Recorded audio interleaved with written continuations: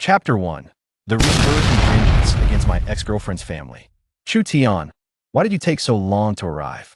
I've been waiting for you forever. Inside a dilapidated and damp steel room, an exquisite woman clad in a seductive lace slip dress reclined languidly on a straw mat.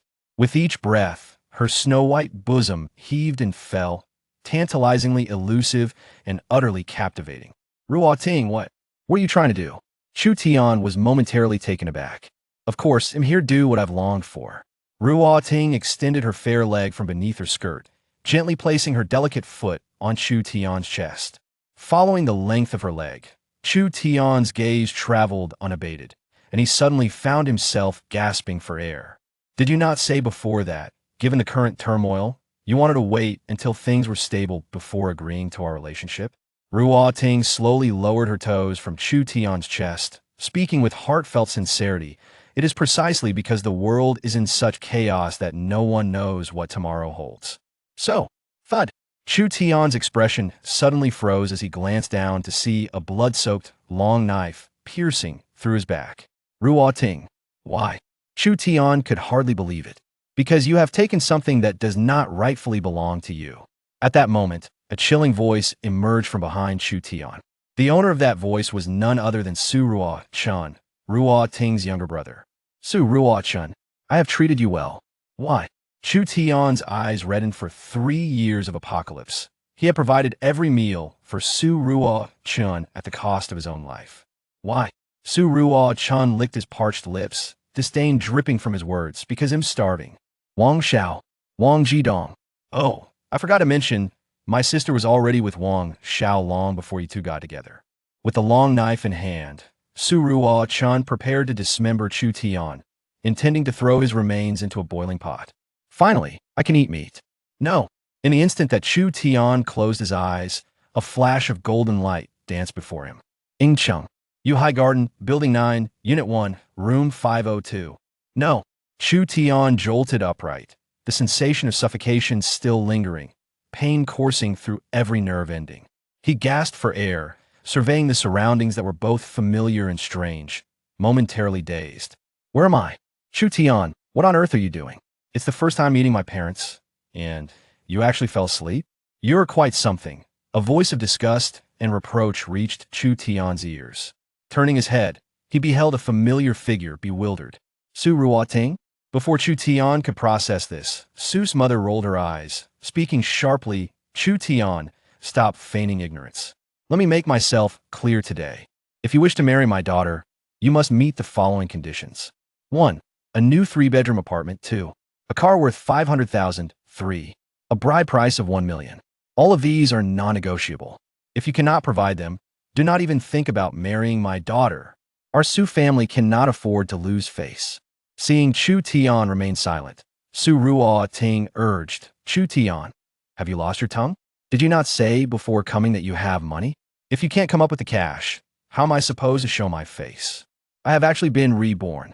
In my previous life, after today, the world would face natural disasters, global torrential rains, rising sea levels, with the water in my city reaching as high as the 10th floor. Resources would dwindle, corpses would fill the streets, and for a morsel of food, people would resort to desperate measures. In just a month, the global population decreased by 1/3.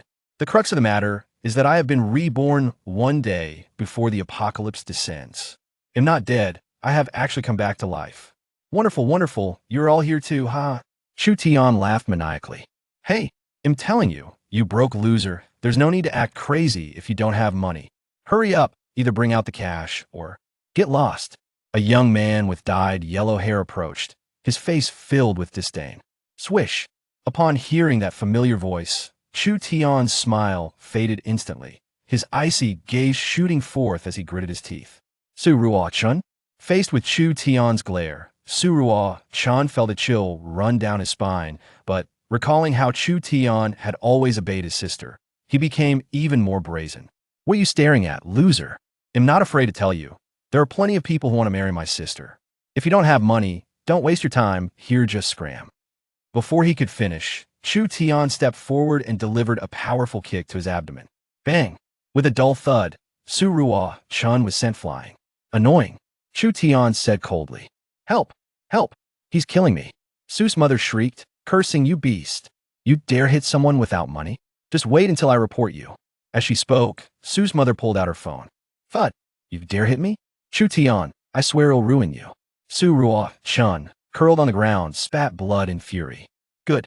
Chu Tian smiled icily, grabbing a nearby stool and slowly advancing towards Su Ruo Chun, a murderous intent emanating from him. Chu Tian, stop. Are you insane? Su Ruo Ting could hardly believe that Chu Tian had the audacity to strike her brother. Chu Tian halted, turning to face her. Su Ruo Ting was oblivious to the change in Chu Tian's demeanor, maintaining her usual stance as she commanded, "Chu Tian, he's my brother. If you still want to marry me, you must apologize to him immediately." Apologize? Chu Tian twisted his neck. In his previous life, he would have complied without hesitation, acting like a submissive dog. But now, Su Ruo Ting confidently declared, "That's right. Not only must you apologize to my brother, but if you still wish to marry me, you also need to give him 200,000 for medical expenses. Otherwise," smack, a crisp sound rang out, clean and decisive. Chu Tian said coldly, "Get lost." "Chu Tian, you dare hit me?" Su Ruo Ting's eyes widened in disbelief, momentarily forgetting her swollen cheeks and the blood at the corner of her mouth. "You've already been hit. What more is there to ask, you fool?" Chu Tian was too tired to engage in further conversation, quickly approaching Su Ruo Chun with the stool in hand. As Chu Tian drew nearer, his murderous intent palpable, Su Ruo Chun began to panic. He not only dared to strike him, but also insulted his sister. Was this the same pushover he had once known? Su Ruo Chun stuttered, "You. What are you going to do? My brother is Wang Xiao from Hongyan Group. If you dare touch me, my brother." "Thank you for the reminder. I will go find him," Chu Tian replied quietly. Bang! Crash! Ah! The sound of the stool crashing and anguished screams intertwined. In the moment that Chu Tian paused to change hands, Sue's mother suddenly positioned herself in front of him, trembling as she held her phone. "You little beast! I've already called the police. They'll be here soon. I will make sure you spend a lifetime in prison." Smack! Chu Tian retaliated, gritting his teeth. "Old hag. A 3-bedroom apartment, right? Smack! And a car worth 500,000. Is that right? Smack! And a bride price of 1 million, correct? Bang! Get lost with your delusions." Chu Tian delivered a powerful kick, sending Sue's mother flying into the dining table, knocking her out cold. After this series of actions, Chu Tian regained his composure. Killing them would be too easy. Furthermore, getting entangled with the police would only waste precious time. The most important task now was to prepare for the impending apocalypse. Everything else was secondary. With just one day, he could not afford to waste a single moment. Exiting the community, Chu Tian hailed a taxi. Chang'an Street, to the Xiao Tai Fong convenience store. He clearly remembered that on this day, in his previous life, a gluttonous fat man had revealed that he purchased a bag of Xiao Dangjia snacks at this location, from which he obtained a spatial ring. Chapter 2. The Spatial Ring. 20 minutes later, Chu Tian arrived at the Xiao Tai Fong convenience store. As soon as he opened the car door, he spotted a rotund man holding a grilled sausage in one hand and a bag of Xiao Dangjia snacks in the other. Exiting the convenience store, Chu Tian dashed forward. "Hey buddy, can you sell me that bag of Xiao Dangjia? 10 yuan for a bag." The fat man, still chewing on the grilled sausage, looked utterly bewildered. "What did you say?" Chu Tian grew anxious, glancing at the number of snacks in the bag, and gritted his teeth. 100 for a bag. Saying this, he pulled out his phone, urging, "Send me the payment QR code, I'll scan it." "Is that really a thing?" The skeptical fat man fished out his phone. That WeChat payment of 1,800 yuan. What the hell? Has this kid lost his mind? The hefty man appeared courteous on the surface, yet inwardly he was cursing Chu Tian. Chu Tian eagerly accepted the instant noodles from a small shopkeeper and, in front of the hefty man, couldn't wait to open them one by one. However, upon opening the 18th bag of noodles, he still did not uncover the superpowers mentioned in his previous life. At that moment, the shopkeeper emerged from the back, balancing several boxes on his shoulder. Approaching the hefty man with a smile, he said, "Hey, brother, they'll be closing up soon to run an errand, so I won't be back today. They'll deliver these 4 boxes of instant noodles to your home since it's on my way." The hefty man gratefully replied, "Thank you so much. Once I finish these, they'll come back for more." This time, it was Chu Tian who was left dumbfounded. for he clearly saw the three large characters Xiao Dang Jia printed on the boxes the shopkeeper was carrying. Seriously, dude, are you out of your mind? Why on earth would you buy so many instant noodles? Chu Tian was utterly speechless. The hefty man was unfazed and chuckled. I love them. What's wrong? Do you want to buy some? I can give you a discount. Discount my foot. Chu Tian felt an overwhelming urge to kick him into oblivion. Had he known this fool would purchase so many, he would have never hesitated to spend 100 yuan on just one bag. However, judging by the shopkeeper's earlier words, the superpower must surely be among those 4 boxes. 4 boxes of instant noodles, with each box containing 48 bags, at 100 yuan per bag. Chu Tian's heart bled. This money was meant for stockpiling supplies. WeChat payment, 19,200 yuan. What the hell? The hefty man was completely dumbfounded. This kid must have lost his mind. Thus, the hefty man offered half of his sausage to Chu Tian and asked, how about 250 for a half sausage? Not buying. Chu Tian snatched the 4 boxes of instant noodles from the shopkeeper's shoulder, hailed a taxi, and headed straight home, which was also in Yuhai Garden, chosen primarily for its proximity to Su Ruoting. At the Su residence. What? While I was out buying groceries, you 3 were beaten up by that scoundrel Chu Tian. What the hell has this kid been eating to gain such audacity? As soon as Su Jianjun entered the house, he was met with the sight of his wife and children, all sporting bruised faces, igniting his fury. Old man, you must stand up for us. We cannot let that little scoundrel Chu Tian off so easily. Su Guiping wailed on the floor, crying uncontrollably. Dad, I should have listened to you and gone on a blind date with Wang Xiao. It wouldn't have ended like this. Su Ruoting, too, regretted her choices and wept like a rain-soaked pear blossom. Not only had they failed to extort money from Chu Tian, but they had also suffered physical pain. What a tremendous loss. Damn it, he dares to touch my wife and children. Just watch me take him down today. Seeing his beloved daughter so heartbroken, Su Jianjun cursed loudly and stormed out. Dad, where are you going? Su Ruoting called after him anxiously. I'm going to find a friend from the underworld to corner that little brat. Dad, I'm coming with you. If I don't break one of his legs today, I don't deserve to be called Su. Su Ruoting, with a bandage on her head and eyes ablaze with fury, followed Su Jianjun out. At Chu Tian's home, in his quest for these boxes of instant noodles, Chu Tian had spent nearly all his remaining money. Yet, the thought of the space ring that could hold an immense amount of supplies hidden among these boxes made it worthwhile. Chu Tian was unaware of how the hefty man had discovered the space ring within those 4 boxes in his previous life, but he meticulously opened them one by one, until he reached the 18th bag of the 4th box. A beam of white light burst forth from the opening, revealing a white ring.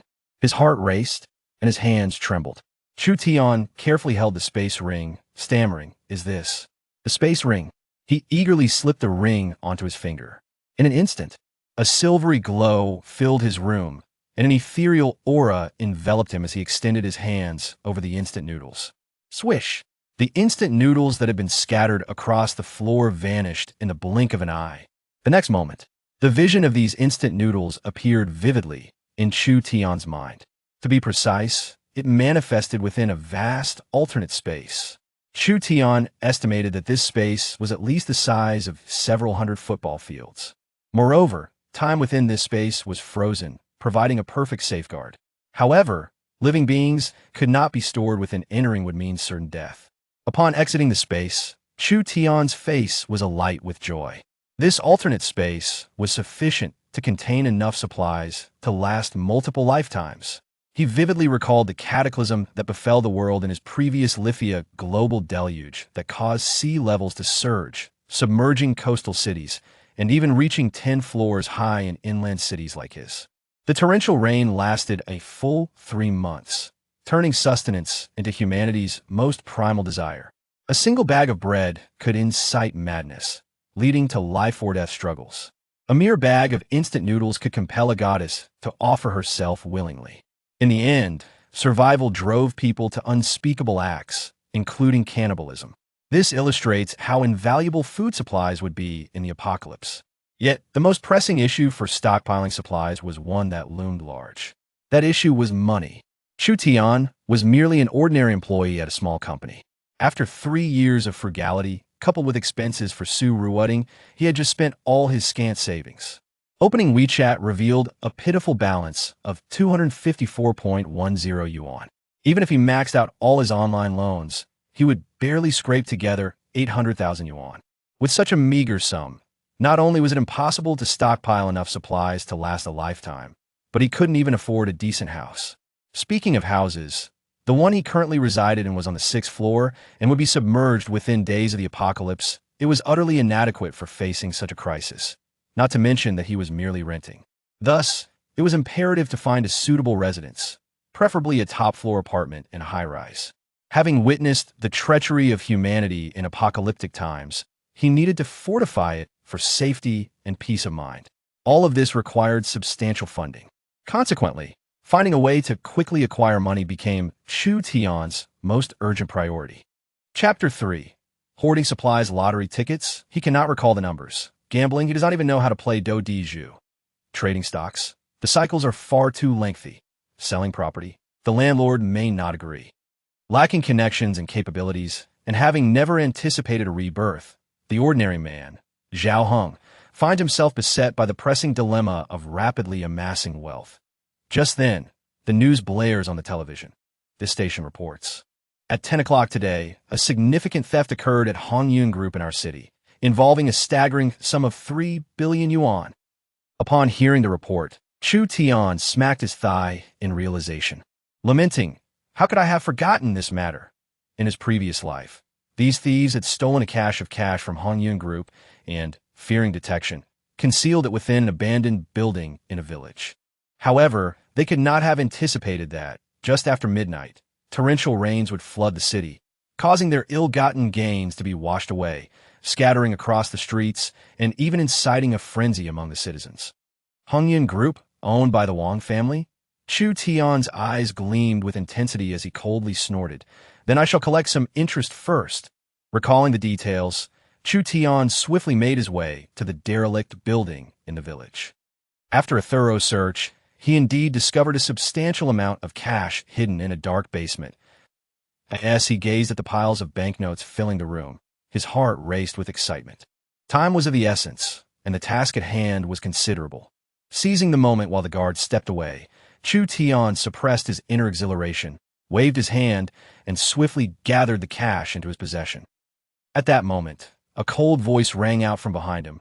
Who goes there? Turning around, he found 2 henchmen guarding the money. Maintaining a facade of calm, Chu Tian smiled and said, Gentlemen, I merely came in to relieve myself. But now I seem to have lost my way. Could you kindly direct me to the exit? One of the henchmen replied tersely, The exit is over there. Hurry along. Very well. Chu Tian's heart leapt with joy as he hastened away. Yet, just as he brushed past the 2, the bald henchman suddenly shouted, Wait! You! Stand right there! W! Is it? Chu Tian feigned ignorance with a smile. The bald man remained silent and headed towards the basement. Realizing the impending danger, Chu Tian thought to himself, if he discovers the cash is missing, trouble will surely ensue. Indeed, the bald man bellowed, Hold this brat down! The money is gone! As the shout echoed from the basement. The henchman beside Chu Tian swung his club at him. Prepared for this, Chu Tian waved his hand, and in an instant, the henchman vanished without a trace. When the bald man emerged from the basement, he found both his companion and Chu Tian had disappeared. Realizing the gravity of the situation, he hastily called his boss to report the theft. Upon hearing the news, the gang erupted into chaos, shaking the city to its core. Meanwhile, Chu Tian, having secured the cash, appeared unfazed as he arrived at a luxury car dealership, purchased a heavy-duty Raptor, and sped towards Yuhai Garden, the residential area where Su Ruoding's family resided. However, this visit was not to seek them out, but rather to acquire property. His aim was to become their neighbor after the apocalypse, facilitating his plans for revenge against them. Upon reaching the sales office, a woman clad in a fitted suit and stockings greeted him with a signature smile. Good day, sir. What type of property are you interested in viewing? Without preamble, Chu Tian pointed to the location of the building's pinnacle and stated, I want the unit on the top floor of Building 18, East Side, 27th floor. The saleswoman, noticing his modest attire, feigned surprise. Sir, this building is the crown jewel of Yuhai Garden. The 27th floor features 2 units per floor. each exceeding 400 square meters, a duplex design, complete with a rooftop sunroom. Most importantly, our property is equipped with a security system valued at $30 million, akin to that of a bank vault. I just calculated for you. The base price is 15 million yuan, plus 8 million for the exquisite renovations, and 30 million for the security system. In total, that amounts to 53 million. Her implication was clear. Could he afford such a sum? Chu Tian understood her intentions, but chose not to engage in the matter. Moreover, the security system was precisely what he required, resolving his need for a safe haven. If paid in full, I can offer you a discount of 200,000, totaling to 53 million. Before the saleswoman could prepare for his reaction, with a clatter, 12 black suitcases landed before her, each overflowing with red banknotes. What is this, sir? The saleswoman was momentarily stunned. In her extensive experience, she had never encountered someone arriving with such a substantial amount of cash for a property purchase. This was a first. Chu Tian gestured dismissively, stating, "This is 60 million. No need for change. Please expedite the paperwork." He glanced at the time and, observing the saleswoman still gaping in astonishment, frowned and urged, "What are you waiting for?" Yes, my apologies, sir. I shall arrange for the Supreme VIP channel immediately, prioritizing all procedures." In that instant, her demeanor underwent a complete transformation. Even her gaze towards Chu Tian became more inviting, and she loosened a button on her blouse, revealing a tantalizing glimpse of her figure, occasionally adjusting her skirt to showcase her alluring legs clad in stockings. It was undeniable. The saleswoman was strikingly beautiful, particularly with her impressive figure. However, Chu Tian had no mind for admiration.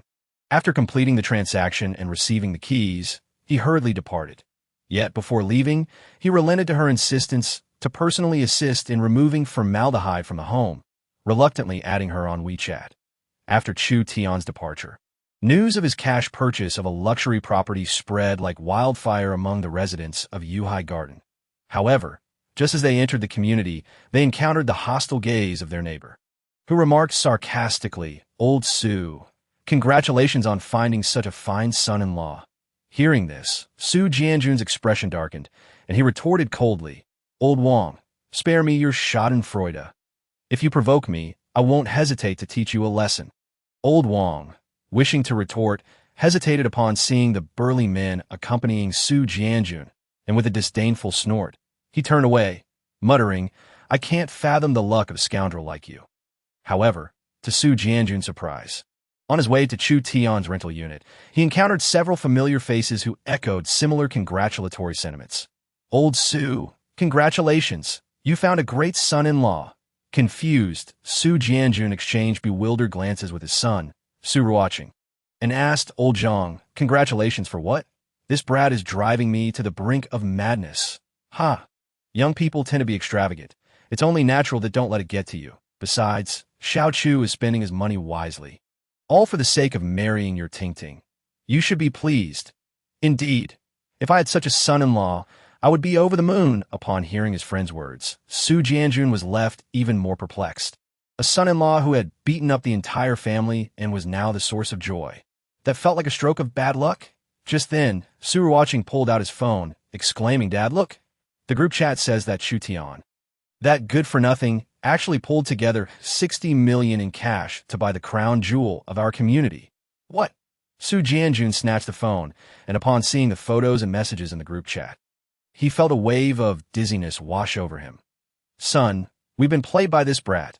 Su Ruoqing also felt a jolt, recalling how Chu Tian had previously bought luxury goods for his sister without batting an eye. If he were truly broke, how could he spend money so freely without a hint of remorse? Yet, why had Chu Tian refused to discuss the dowry and even resorted to violence against them? At that moment, Su Jianjun offered a plausible explanation. "It's all your mother's fault for prattling on. Wealthy individuals despise discussing money.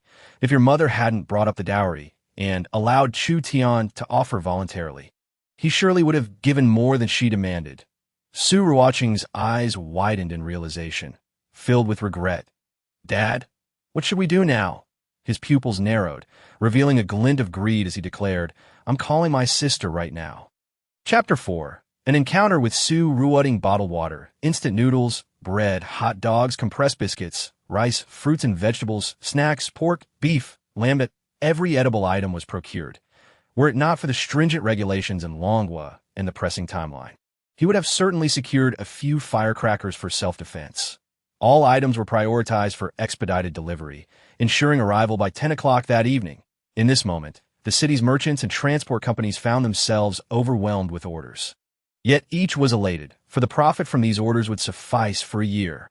Having completed all tasks and double-checked for any overlooked details, Chu Tian's stomach audibly protested, indicating that it was already 1 in the afternoon. After exchanging a few words with the warehouse manager, he set off in his raptor towards the most opulent dining establishment in the city, the Imperial Restaurant. This venue is renowned as the most luxurious and elite dining option in the entire area. Standing at the entrance, Chu Tian scanned for an available table when a server approached him briskly. "Hello? Just one person. Could you kindly assist me in finding a seat?" Chu Tian spoke with utmost politeness. However, the server's demeanor was markedly indifferent, as he coldly replied, "Sir, we do not serve those who are not properly attired." Taken aback, Chu Tian retorted with a sardonic smile, "And what, pray tell, constitutes proper attire?" The server scrutinized Chu Tian's casual outfit with disdain, dismissively stating, "At the very least, one ought to wear a tie-dye." "I have one," Chu Tian replied, reaching into his pocket to produce a stack of red banknotes, which he slapped against the server's chest. Smirking as he inquired, "Is this sufficient to purchase a tie?" The server, momentarily taken aback by the considerable sum in his hands, had no chance to respond before Chu Tian produced another stack of bills. "If that is insufficient, how about this?" At that moment, the manager, who had been observing from a distance, rushed over, pointing an accusatory finger at the server and scolding, "Have you lost your mind?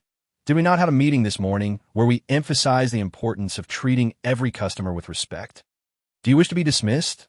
The server stammered, feeling utterly wronged. Yet, the manager paid him no heed, barking once more, "Hurry up and pick up the money to return it to this esteemed guest." Chu Tian, recognizing that the server was merely following orders, chuckled coldly, saying, "You can keep the money. Use it to buy a tie. For now on, place one at the entrance to distribute to anyone like me who comes to dine." "Yes, yes, sir. Please follow me," the manager replied, bowing and leading Chu Tian to his table, casting a warning glance at the server as they departed. Upon receiving the menu, Chu Tian glanced over it briefly before slamming it down on the table. "One of everything," he declared. "Excuse me?" The manager was momentarily dumbfounded. While it was true that the clientele of this establishment was typically affluent, he had never witnessed such an ordering style before. He cautiously confirmed, "Sir, the total cost for these dishes is approximately 500,000." That before he could finish, a backpack stuffed with cash was abruptly thrown onto the table in front of him. "Here is 500,000. Let us start with one order." The manager was stunned, realizing that wealthy patrons had a distinctive way of flaunting their wealth, yet he had no grounds for complaint. However, being a manager of such a prestigious venue, he quickly grasped the key point, urgently asking, "Sir, does starting with one order imply?" With a clattering sound, several black suitcases were thrust onto the table, equally filled with vibrant banknotes. "Here is 50 million that if the food is satisfactory. Consider this a deposit for 1,000 servings. Have them prepared by 11 tonight and delivered to Unit 2701, Building 1, Yuhai Garden. The remaining balance will be settled upon delivery. By the heavens, 1,000 servings?" Even the highly trained manager was taken aback. Chu Tian turned to him, inquiring, "Is that too difficult?" "No, not at all. Absolutely not. Please give me a moment, and I will see to it immediately." The manager was suddenly invigorated, hastily convening an emergency meeting with the higher-ups. Within a mere 10 minutes, the Imperial Restaurant had urgently recruited 100 top-tier chefs from across the province to prepare the dishes for Chu Tian. Moreover, regardless of their status as high-ranking officials or wealthy businessmen, everyone was cleared out of the restaurant. Today, the entire Imperial Restaurant was dedicated solely to serving Chu Tian. Half an hour later, upon witnessing the lavish spread laid before him, Chu Tian dove in with abandon, devouring the food ravenously, entirely unconcerned with appearances, having endured 3 years of hardship in a post-apocalyptic world, where he had drunk contaminated water, gnawed on tree bark, and even fought wild dogs for scraps. He was hardly bothered by the opinions of others. Besides, he was the only patron in the restaurant. The manager had even rushed to the kitchen to lend a hand after delivering the dishes.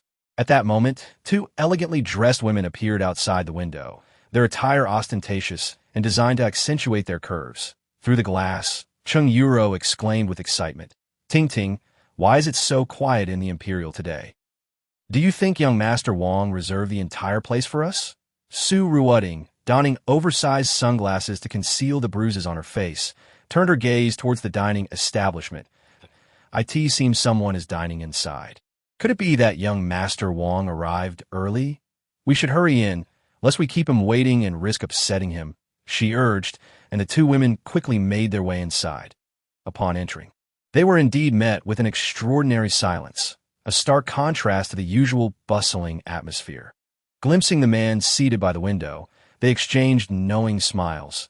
"Ting Ting, I've known young Master Wong for quite some time, but this is the first instance of him going to such lengths, actually reserving the entire restaurant to treat you," Chung Yuro remarked, her envy palpable, though her heart felt a twinge of bitterness. Despite having pursued young Master Wong diligently, including frequenting his bed, she had never received such attention from him. Su Ruoding, with a touch of humility, replied, "Yuro, young Master Wong invited both of us." Yet her heart swelled with joy, her vanity greatly satisfied, though a hint of regret lingered. Had she pursued a relationship with young Master Wong earlier, she might now be a wealthy young lady, free from the burdens imposed by Chu Tian.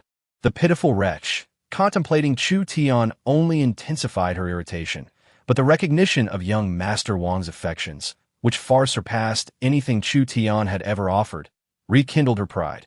She straightened her posture, eager to flaunt her assets before young Master Wong. Warmly greeting him, "Young Master Wong, I sincerely apologize for our tardiness." "Chu Tian?" The exclamation startled the engrossed Chu Tian, who looked up to see the two women, stunned and incredulous. Choosing to ignore them, he took a swig of his drink, letting out a satisfying burp. "Chu Tian, what makes you think you belong in a place like this?" Su Ruoding, recalling earlier events, seethed with indignation, her words dripping with disdain. Chu Tian merely chuckled, "I paid good money to be here. Why shouldn't I? Unlike some individuals who dress like nightclub hostesses just to score a free meal and snap a few photos." As he appraised the women's somewhat revealing outfits, memories of their past antics flooded back to him that on several occasions they had pressured him into taking out loans to fund their extravagant outings. "You impoverished fool! Who are you calling a nightclub hostess?" Chung Yuro shot back, her face hardening. "Believe it or not, when young Master Wong arrives, you'll regret ever showing your face here. Moreover, this venue has been reserved by young Master Wong. Kindly vacate the premises." Scanning the restaurant, Chu Tian was well aware that it had been cleared, and no other patrons would be admitted today. However, he was curious about how the two women had managed to enter, and equally intrigued by how young Master Wong intended to gain access.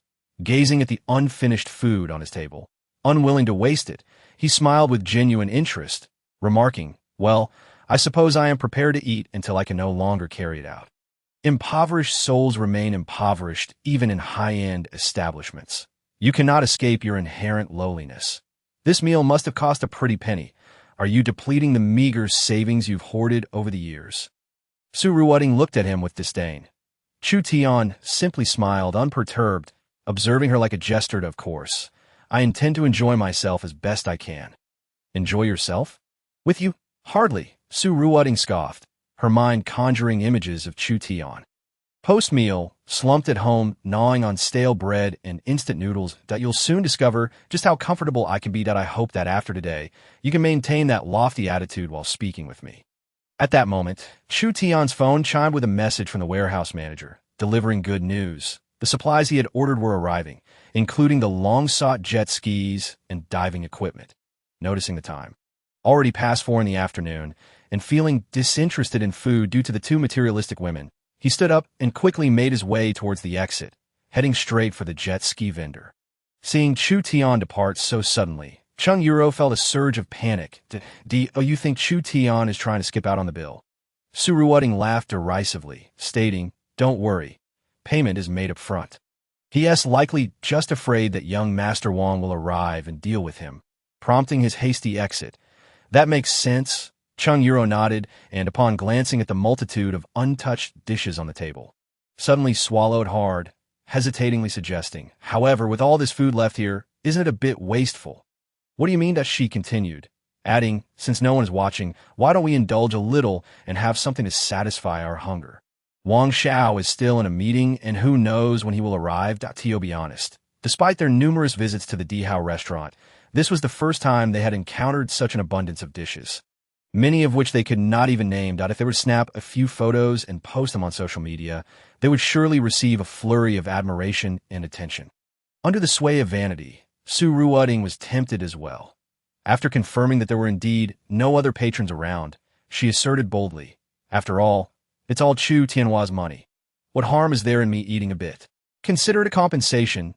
Exactly. With that, the two girls took out their phones, meticulously photographing each dish, initiating their social media feast. However, just as they were about to dig in, the manager approached them abruptly. "I'm sorry, ladies, but you cannot consume the dishes here." Ruoding frowned slightly and explained, "The person who just left was my ex-boyfriend. He felt indebted to me and invited me here. I apologize, but Mr. Chu is called to say he will not be dining here. Therefore, we must package the dishes for him. Furthermore, we're not serving any other guests today, so I kindly ask you to leave." The manager's demeanor was cold, issuing an eviction notice. Ruoding exclaimed in disbelief, "How can it be closed to the public? Chu Tian was just here dining." At this moment, Chung Yuro seemed to realize something, tugging at Su Ruoding's sleeve and whispering, "Ting Ting, Wang Xiao just messaged, saying that the Dihao restaurant has been booked for a private event and is not open to the public. They've rescheduled the meal for tomorrow." "Not open to the public? Then what about Chu Tian?" Su Ruoding trembled, and suddenly came to a realization. Seeing this, the manager smiled and said, "Indeed, the person who booked the venue is Mr. Chu." Even so, she still did not want to accept it. How could this pauper, who could barely afford a dowry, have the means to book the Dihao restaurant for himself? He must have taken out a loan just to provoke her. Yes, that must be it. Just then, Su Ruoding's phone rang, displaying little brother as the caller. Upon answering, she felt as if struck by lightning, frozen in place. This is impossible." Chung Yuro, noticing Su Ruoding's distress, rushed over to inquire, "Ting Ting, is something wrong?" After a long pause, Su Ruoding's face turned ashen as she muttered in disbelief, "My little brother just told me that Chu Tian spent 60 million to buy the penthouse in my neighborhood." Before Chung Yuro could react, the manager scoffed, 60 million is nothing. Mr. Chu just ordered 500 million worth of dishes here." At this, Su Ruoding felt darkness cloud her vision and fainted. Chung Yuro, in a panic, pulled out her phone, but instead of calling for help, she messaged Chu Tian, "Brother Chu Tian, we were just pretending to entertain that little wretch Su Ruoding. You won't be angry, will you?" Chu Tian let out a cold laugh, completely ignoring the insipid message. Finally, he managed to acquire a jet ski and diving gear from fitness influencer, a rare find in inland cities, after stowing the items in his spatial ring. He made his way to a large warehouse in the urban village to gather supplies. Meanwhile, the Dihao restaurant timely delivered 1,000 lavish meals, which he also secured in his spatial ring, then reclined on a comfortable sofa, gazing out the window, awaiting the impending apocalypse. Little did anyone anticipate that in just 5 minutes, the world would be engulfed by 3 months of relentless rain. With rising sea levels submerging 50% of the land, 90% of humanity would perish in this deluge. Overnight, the water levels in the city where Chu Tian resided reached the height of 5 stories. Chaos reigned, order collapsed. Corpses floated throughout the city, and the populace was consumed by despair, with the sole desire for food and drink. Yet, none of this would affect Chu Tian. Just as he felt exhaustion creeping in and prepared to shower, a loud knocking echoed from his door. He pondered how anyone could know his new residence. Peering through the peephole, he was met with a familiar face. Su Ruoding, Chapter 6. Kneeled down at that moment. Su Ruoding appeared devoid of the pretentiousness she had displayed earlier. Instead, she exuded the sweetness and warmth of a neighborly older sister. She knew this was the type Chu Tian favored. What she did not realize was that this was the old Chu Tian. Naturally, Chu Tian surmised why Su Ruoding had come to seek him out so late. She was likely there to plead for reconciliation, or more accurately, to court his financial favor. The news of his extravagant spending on real estate and vehicles had spread like wildfire among the residents of Yuhai Garden. He doubted Su Ruoding was unaware. Even if she were, her family of materialistic snobs would certainly be in the know. Thus, Chu Tian had no intention of entertaining her, opting instead to give her the cold shoulder. A wicked thought crossed his mind. Click. Yes, he opened the door. Su Ruoding's face lit up with joy. Chu Tian, I knew you would see me. You must still. Stop. Chu Tian had grown weary of the charade and impatiently interjected. We are both adults. There is no need for pretense. You want money, don't you? Crash! A suitcase overflowing with red bills appear before her $0.5 million. Complete a task for me. And the money is yours. $0.5 million. Su Ruoding had never seen such a sum in her life. Ate tea that moment. Her breath quickened. Yet, she understood that Chu Tian likely possessed far more than this. However, $5 million cash was enough to render someone from an ordinary background like Su Ruoding defenseless. She no longer wished to pretend, nor could she continue to do so. Taking a deep breath, she wiped the expression of grievance from her face and coldly stated, You are correct. We are both adults. And there is no need for subterfuge. I will be direct. For an additional $5 million, I will do anything you ask, provided it is not illegal and does not violate my principles. After uttering this, Su Ruoding's heart raced uncontrollably. She feared that Chu Tian might change his mind, and she would end up with nothing. Yet, her greed told her that he had more to offer and wouldn't mind this amount. However, what Chu Tian said next was beyond her expectations. He produced 3 more suitcases, each containing $5 million. A smirk playing on his lips as he observed Su Ruoding $20 million. There's no issue with violating principles. Is there? She nodded frantically. Of course. Su Ruoding bit her lip, her anxiety palpable as she asked, What do you need me to do? Seeing her reaction, Chu Tian's lips curled upward slightly as he fixated on the woman he once regarded as his true love. How absurd. After a prolonged silence, Su Ruoding felt uneasy under his gaze and timidly inquired, Chu Tian, could you tell me what you want me to do? With a flourish, Chu Tian opened his bathrobe, revealing a perfectly sculpted body adorned with 8-pack abs, sans undergarments. He then extended his right index finger towards Su Ruoding and forcefully pressed his thumb downwards. Kneel. Suck. Sing conquer. Su Ruoding's body shuddered, her pupils dilating as she stood frozen in shock. Individually, each of these tasks would not be particularly challenging for her. However, when combined, and especially in relation to Chu Tian, this was not merely a violation of principles. It was a profound humiliation. Su Ruoding clenched her fists, glaring at Chu Tian with gritted teeth. Yet, Chu Tian remained unfazed, letting out a derisive laugh. $20 million is enough for your parents to buy a new home, and there's enough left to buy your little brother a wedding apartment, along with a bride price. With the remaining funds, you could secure a house and a car for yourself. If you budget wisely, you could live comfortably for a lifetime.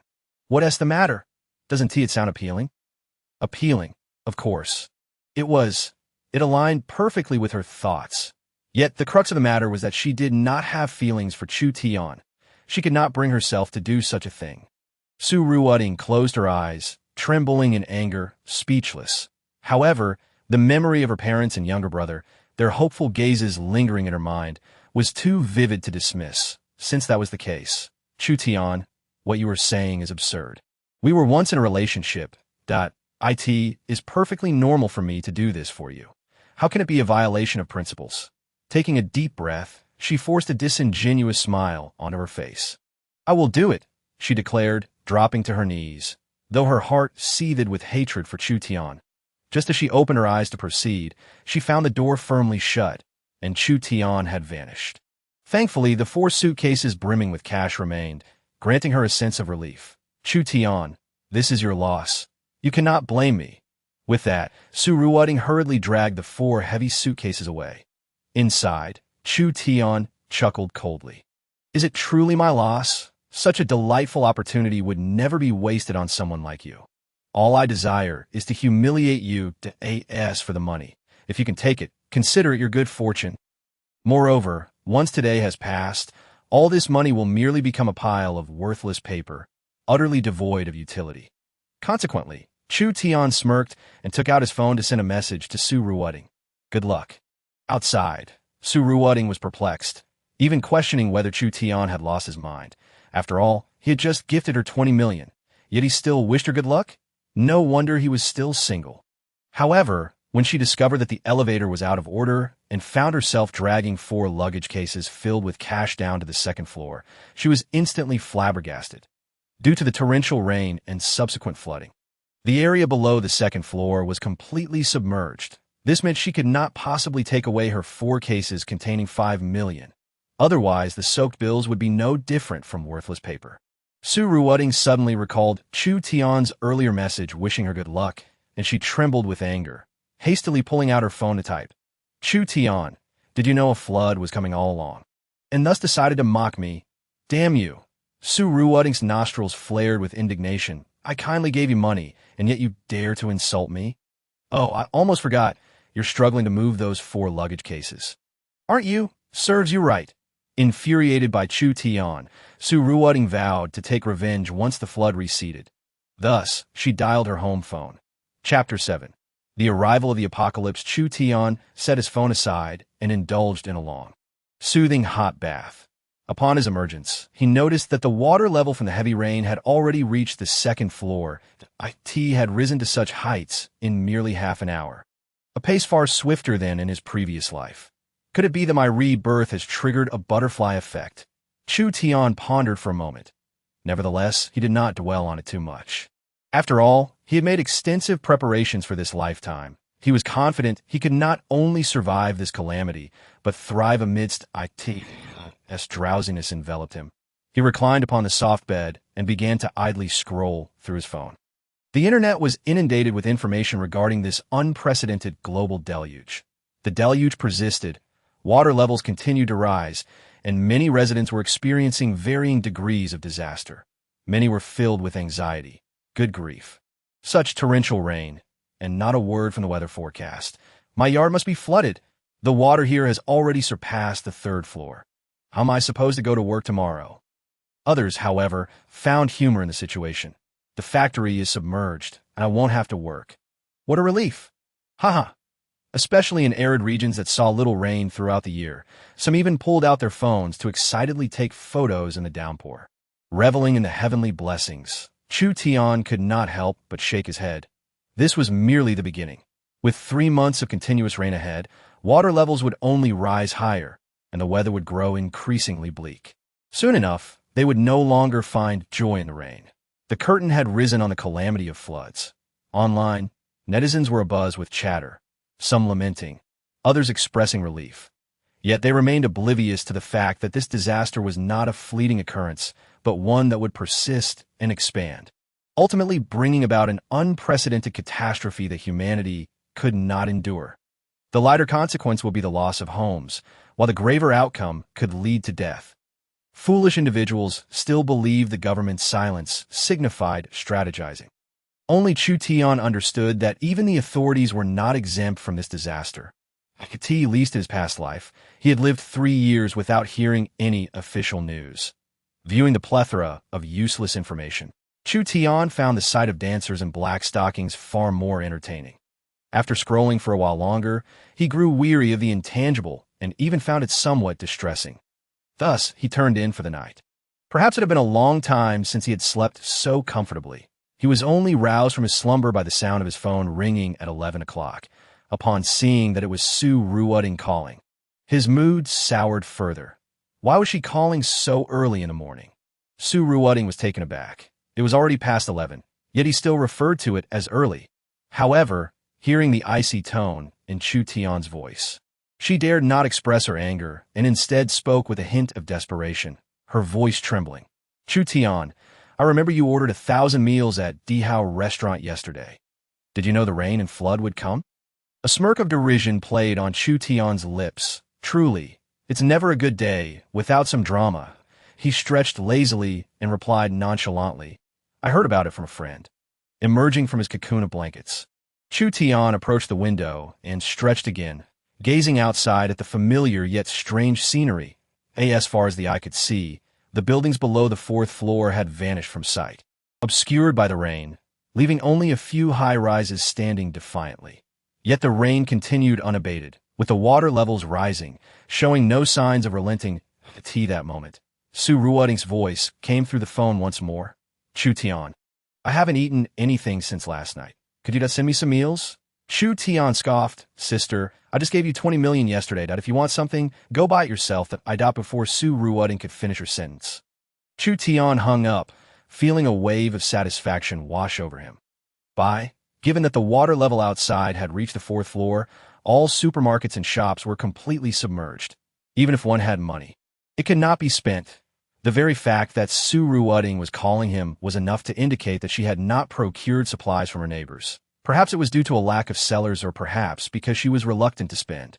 Regardless of which was true, it mattered not. For money was becoming increasingly worthless, and ultimately, it would amount to nothing more than a pile of waste paper. What happened? When Su Ruoting hung up, Su Guiping turned her expectant gaze toward her. However, Su Ruoting's face was sullen as she shook her head.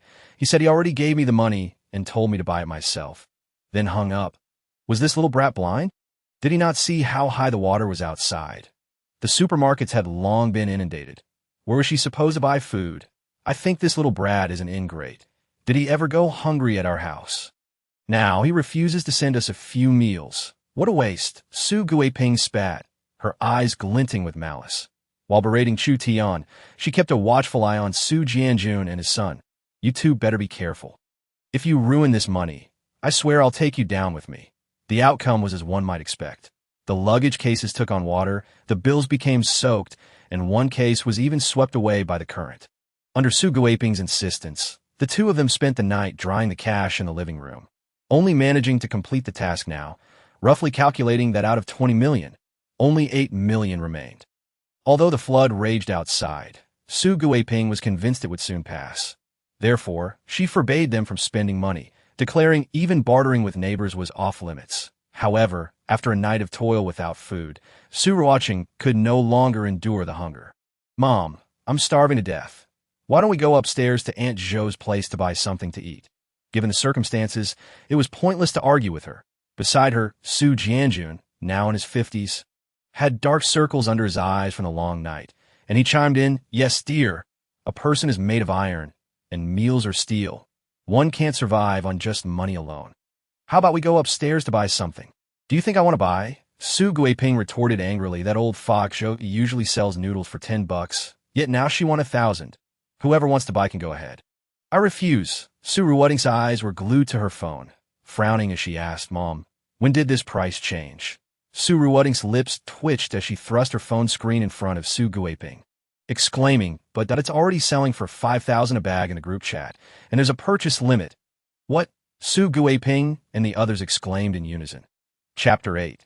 The First Taste of Survival Naturally. Chu Tian was also aware of the news regarding the 5,000 yuan per bag noodles circulating in the owners group. He understood the situation well. The torrential flood arrived so abruptly, coinciding with the summer season, that many families had failed to stock up on food for the coming days. As a result, many residents were left hungry, their lamentations echoing through the air. Damn this flood. When will it end? I'm starving to death. Officials, come out and save us. 5,000 for a bag of noodles? Why don't you go rob a bank? I'll offer 6,000. Don't compete with me. Is there a kind soul upstairs willing to shelter me? Your neighbor from the first floor? I've already spent the night in the hallway, and it's unbearably damp and cold. You might as well stay in the hallway. It's no warmer in your home. The power went out this morning, and it's no better than the hallway. All right, I'll just stay in the hallway. Then, as Chu Tian brushed his teeth, he scrolled through the group chat and nearly spat out his toothpaste upon reading the messages. He then switched off his phone and set it aside, focusing on his morning routine. However, he gleaned a rough understanding of the current situation from the chat. The entire city's power grid had collapsed. The absence of electricity was an absolute nightmare for the other residents.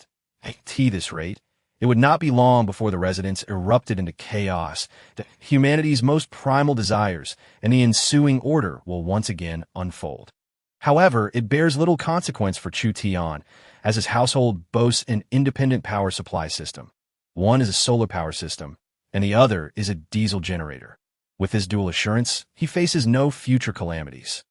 Furthermore, he harbors no fear of being robbed by neighbors, for his home, as secure as a bank vault, is not to be trifled with. After drying his hair with a hairdryer, he gazes out at the relentless downpour outside and decides to indulge in hot pot for lunch. Thus, he retrieves a copper hot pot, sweet garlic, fresh lamb, fatty beef, vegetables, luncheon meat, dipping sauce, soda, and Maudai from his spatial ring, arranging everything on the table. Click! A moment for the social media circle, and no sooner had Chu Tian taken his first bite than his phone erupted with notifications, incessantly ringing like an explosion. However, Chu Tian has a habit of not liking to be disturbed while dining. After a half hour of satisfying his appetite, he finally picks up his phone, which now shows 99 unread messages. After sending a message, he places the phone aside and affectionately pats the head of the dog nestled in his arms, a mischievous smile curling at the corners of his mouth. Hey. Who do you think will message first? The little black dog in his embrace, with its glossy, dark eyes, gazes at Chu Tian with a blank stare and lets out a soft whimper. It is said that such dogs recognize only one master throughout their lives and are remarkably fierce and powerful, capable of leading wolf packs and challenging tigers in this apocalyptic world, humans are undoubtedly unreliable. Hence, having a loyal dog as a companion is quite commendable. Ding! Just then, his phone chimed again, after tossing a few uneaten pieces of raw lamb to air hay on the floor. He picks up his phone. With anticipation, Chu Tian opens the message, only to find the top chat box is from the exclusive owner group of Building 18, tagging him. Chu Tian rolls his eyes, thinking it must be some beauty unable to resist the allure of delicious food, seeking to offer herself in return. Yet curiosity gets the better of him, and he opens the group chat to discern who is calling his name. The subsequent messages are overwhelmingly numerous, and he cannot be bothered to read them all. However, he gathers the general sentiment that a steward named Lao Chung is rallying the residents of Building 18 to form a team for centralized management and distribution of supplies, ensuring every owner has adequate food and clothing during the disaster. Naturally, participation in this team is voluntary. It must be said that this approach is practical and boasts the highest survival rate in the apocalypse. Moreover, over half of the 54 households in Building 18 have already agreed to this initiative. The remainder is essentially divided into two factions. One is the wait-and-see group, uncertain about the reliability of this organization and opting to bide their time, while the other is the self-preservation group, believing they have sufficient supplies to weather the flood without sharing.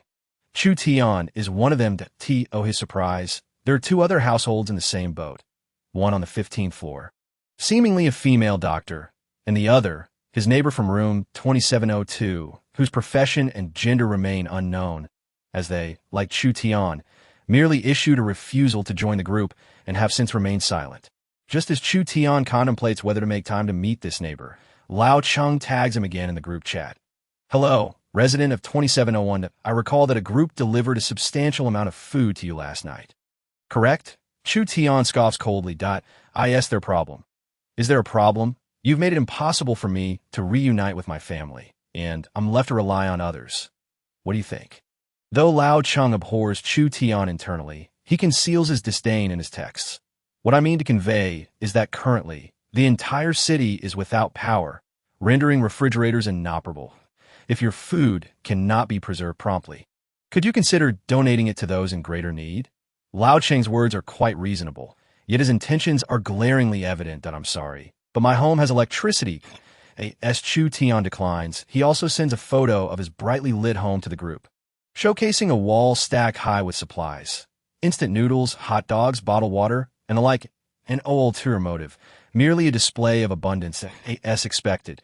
This provokes a flurry of discussion among the homeowners. What is going on? The 27th floor has electricity? Can someone explain? What is there to explain? You know how much the 27th floor costs. Having an independent power supply is quite normal. The highlight is that there's electricity. And that wall of supplies, if those resources were shared, they would undoubtedly suffice for all residents of Building 18 for at least a month. The owners of Building 18 erupted into a frenzy. Meanwhile, Lao Chung, on the 10th floor, slapped his forehead upon witnessing this revelation, realizing he had almost jeopardized the situation by forgetting that the top floor had an independent power supply. Yet, observing the reactions of the other homeowners, A sly glint flickered his eyes as he thought, so brashly flaunting his resources. How youthful. Chapter 9. Then let us play together thus. After sending private messages to several supporting homeowners, Lao Cheng began addressing the group. Resident of 2701. We are indeed in extraordinary times. Perhaps you could share your surplus supplies with everyone, promoting the traditional virtues of our great nation Lao Cheng. Why waste your breath on him? In my opinion, we, the other residents of Building 18, should unite and seize room 2701, then redistribute the supplies equally, so no one goes hungry. Precisely, this fellow is clearly selfish and loves to show off. He wants to share his supplies with us. If he were willing, why would he join our disaster relief team? I support the aggressive approach that I concurred at that moment. A message from a person in a white coat appeared. This isn't right. Supplies are someone's private property. They have the right to decide how to allocate it, and forcibly entering someone's home is illegal. Illegal. The waters have already risen to the 4th floor. Do you really think that if the authorities still existed, they would have remained silent this long? Not even a single announcement to reassure the public. Don't be naive. The authorities are long gone. The person above is correct. We cannot rely on the authorities anymore. We must be self-sufficient, of course. We aren't unreasonable. Unless you agree to join our disaster relief team and relinquish your supplies for centralized management and distribution. Don't blame us for being impolite. You must be that female doctor, right? Upon reading this message, the female doctor's pupils constricted sharply. If they dare to act against Chu Tian today, they might very well target her tomorrow. In a panic, she shoved her sofa against the security door and, after securing everything, she finally gazed at the stacks of glucose solution on the floor. 10 boxes, 400 bottles. This was her assurance for not joining Lao Cheng's team. Moreover, human nature is complex. She did not wish to gamble. Being alone was quite sufficient for her. It must be said, the intimidation tactics employed by this group in the chat were quite effective. In no time, several of the wait-and-see faction joined their disaster relief team and voluntarily contributed supplies. However, Chu Tian remained unmoved. Seeing Chu Tian's indifference, Lao Cheng's eyes flashed with malice as he sent a private message to his subordinates. Since everyone is in agreement, let us assemble now and prepare to seize room 2701. 27th floor, assemble. I'm on my way. A homeowner began rallying in the group, quickly gathering 15 men ready to storm Chu Tian's residence. At this juncture, Steward Lao Cheng felt the moment was ripe. Seeing Chu Tian's silence in the group, he assumed he must be frightened. Everyone, what are you all doing? I merely stepped away to use a restroom without my phone. And you're planning to attack a fellow resident? Where's your sense of organization and discipline? My team does not need individuals like you. Some homeowners, who dared not voice their anger, immediately applauded. Believing Lao Cheng to be an excellent leader, Lao Cheng is right. Only in this manner will the team be worth joining and endure over time. I support you, Lao Cheng. Meanwhile, the few dissenters remained silent, quietly observing Lao Cheng's performance. Sensing the moment was right, Lao Cheng pivoted and began to implore Chu Tian in a tone of false sincerity. Young man, these rough individuals may be under my control today, perhaps due to my slight reputation. However, if this drags on, and everyone finds themselves starving and cold, things could spiral out of control that I believe you wouldn't want to see such a scenario. Would you? In my view, if everyone wishes to weather this disaster unscathed, relinquishing some supplies might be the more prudent choice. What do you think?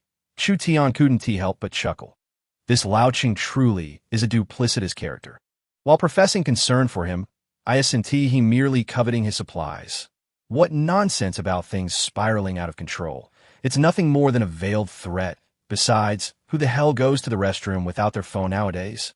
What a ludicrous lie. Nevertheless, since you wish to play, I shall gladly oblige. With a cold smirk, Chu Tian replied in the group. Lao Cheng, why do you always fixate on me? There are others with substantial supplies who haven't joined your team. Why isn't your focus on them? Are you afraid to confront old Juan, thinking he is not to be trifled with? As soon as these words escaped, the young man who had been intimidated by old Cheng instantly echoed in agreement. Yes, if you have the capability, then go and persuade Brother Juan to contribute some supplies. Why do you always target us, the honest folks without any backing? Are you merely preying on the weak? With Chu Tian leading the charge, several young individuals who had been holding back their frustrations suddenly felt a surge of relief. Old Juan, residing on the 18th floor, was notoriously known as a ruthless gang leader in the area. He controlled no fewer than 30 KTVs and bathhouses, with over 100 subordinates. In High Garden, no one dared to cross his path, often taking detours to avoid provoking him, fearing dire consequences. Upon hearing these remarks, Old Cheng's expression darkened, feeling a loss of face. Yet, truth be told, he had deliberately bypassed a few troublesome characters when extending invitations if one did not wish to donate supplies. Then so be it. No one was coercing you, and the collective awareness of others far surpassed that of certain individuals. Moreover, it was not my intention to single anyone out. I was merely inquiring in ascending order based on the floor numbers. Additionally, if anyone deliberately disrupts the order of our team or undermines the harmony of Building 18, they can report to me, and I will hand the matter over to the police, the more Old Chung explained. The more he dug himself into a hole, especially when he mentioned the police. Chu Tian erupted into laughter. Just moments ago, he had declared that the authorities were non-existent and that they must be self-sufficient. Yet now he sought to involve the police in cases of disorder. What difference was that from shooting oneself in the foot? However, far from feeling intimidated, Chu Tian seized the opportunity to mock him. By your reasoning, our esteemed steward Old Chung is indeed a paragon of fairness and justice. In that case, I kindly request you to visit Brother Juan and solicit supplies. Chapter 10. The Thrill of Unleashing Fury. Old Chung, upon reading Chu Tian's message in the group chat, clenched his jaw in frustration, his face contorted with rage. Everyone knew that Old One was not someone to provoke. This undoubtedly placed Old Chung in a precarious position, akin to being caught on a tiger's back, unable to dismount. Nonetheless, having just established his team, if he wished to be a competent leader, he had to put on a show. Otherwise, he would never command respect. Thus, with a steely resolve, Old Chung tagged Old One in the group, stating, "Hello, Mr. Wan Changjiang. Our newly formed disaster relief team is in its nascent stages and urgently requires substantial supplies to ensure our operations run smoothly. I have heard that you possess ample resources. Would you be willing to donate some to our disaster relief team, enabling us to safeguard everyone's safety?" Not long after, Wan Changjiang responded with several question marks in the group. Shortly thereafter, a voice message lasting 60 seconds was sent to the chat. "Donate supplies. Who the hell do you think you are? You want to form whatever ridiculous team you desire, but don't drag me into it. And are you out of your mind? You think you can extort me like others? Do you want me to smash your head open with a shovel to check if anything's inside?" Wan Changjiang unleashed a tirade of curses upon steward Old Chung, with the subsequent remarks being even more vulgar. However, many homeowners found it utterly amusing, secretly thinking that someone like Old Chung deserved to be reprimanded by a thug like Old Wan. Otherwise, he might truly believe he was someone of importance. Old Chung was on the verge of exploding. He dared not voice his anger at Old Wan's insults. Yet he attributed all his frustrations to Chu Tian, whom he believed was the root cause of his difficulties and the humiliation he suffered from Old Wan. He redirected all his fury towards Chu Tian, opening a private chat and angrily typing, "Chu Tian, are you intentionally making my life difficult? Yesterday's midnight ordeal was already a lot to bear. Now you're embarrassing me in the group, making it impossible for me to work. Why am I collecting supplies to form a team? Isn't it to ensure we all pull together to weather this storm and avoid starvation? Are you satisfied now?" Chu Tian raised an eyebrow to, "Oh, is this old man looking for a fight?" He pressed the voice message button and unleashed a barrage of words. "You hypocritical coward, stop pretending to be noble. You claim to care about everyone not starving, but I see you haven't eaten all night and are just about to burst. Let me make this clear. If you think you can swindle supplies, fine, but do not even think about targeting me. Otherwise, I will not hesitate to take you down." Chu Tian had Old Cheng's character pinned perfectly. He was merely a bully who preyed on the weak. Unsurprisingly, upon hearing Chu Tian's warning, Old Cheng visibly flinched. He was not a resident of this community, but merely an employee, unexpectedly trapped here. People gave him face because of his role as a property manager, often seeking convenience in his dealings. However, if he pushed them too far, the residents of Building 18 who were either wealthy or influential, were not people he could afford to provoke.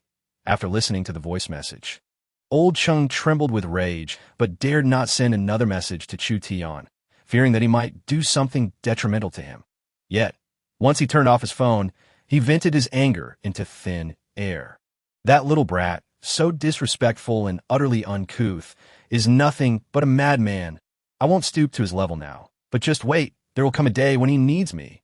He envisioned future scenarios where, taking advantage of his position as a steward, he would deny Chu Tian any conveniences, making him regret his actions, like refusing to open the door without a keycard, tossing out his packages, or even consuming his takeout. Just the thought was exhilarating. Having satisfied his mental cravings, Old Chung returned to the group, rallying homeowners to form a team and collect supplies. After all, he had indeed gone an entire night without eating. Meanwhile, Chu Tian, having just chased Old Chung away, found himself facing yet another troublemaker. He noticed a friend request notification from someone whose profile picture looked familiar. None other than Wan Changjiang, who had just been verbally attacked in the group chat. It seemed this fellow was irked by Chu Tian's earlier remarks and intended to intimidate him as well. Chu Tian smirked. Did he really think he was still the soft target from his past life? Easily manipulated, scenes from his previous life, where Wan Changqing bullied and robbed him of resources, flashed through his mind. Thus, without hesitation, Chu Tian accepted Wan Changjiang's friend request. The moment he agreed, a video call came through.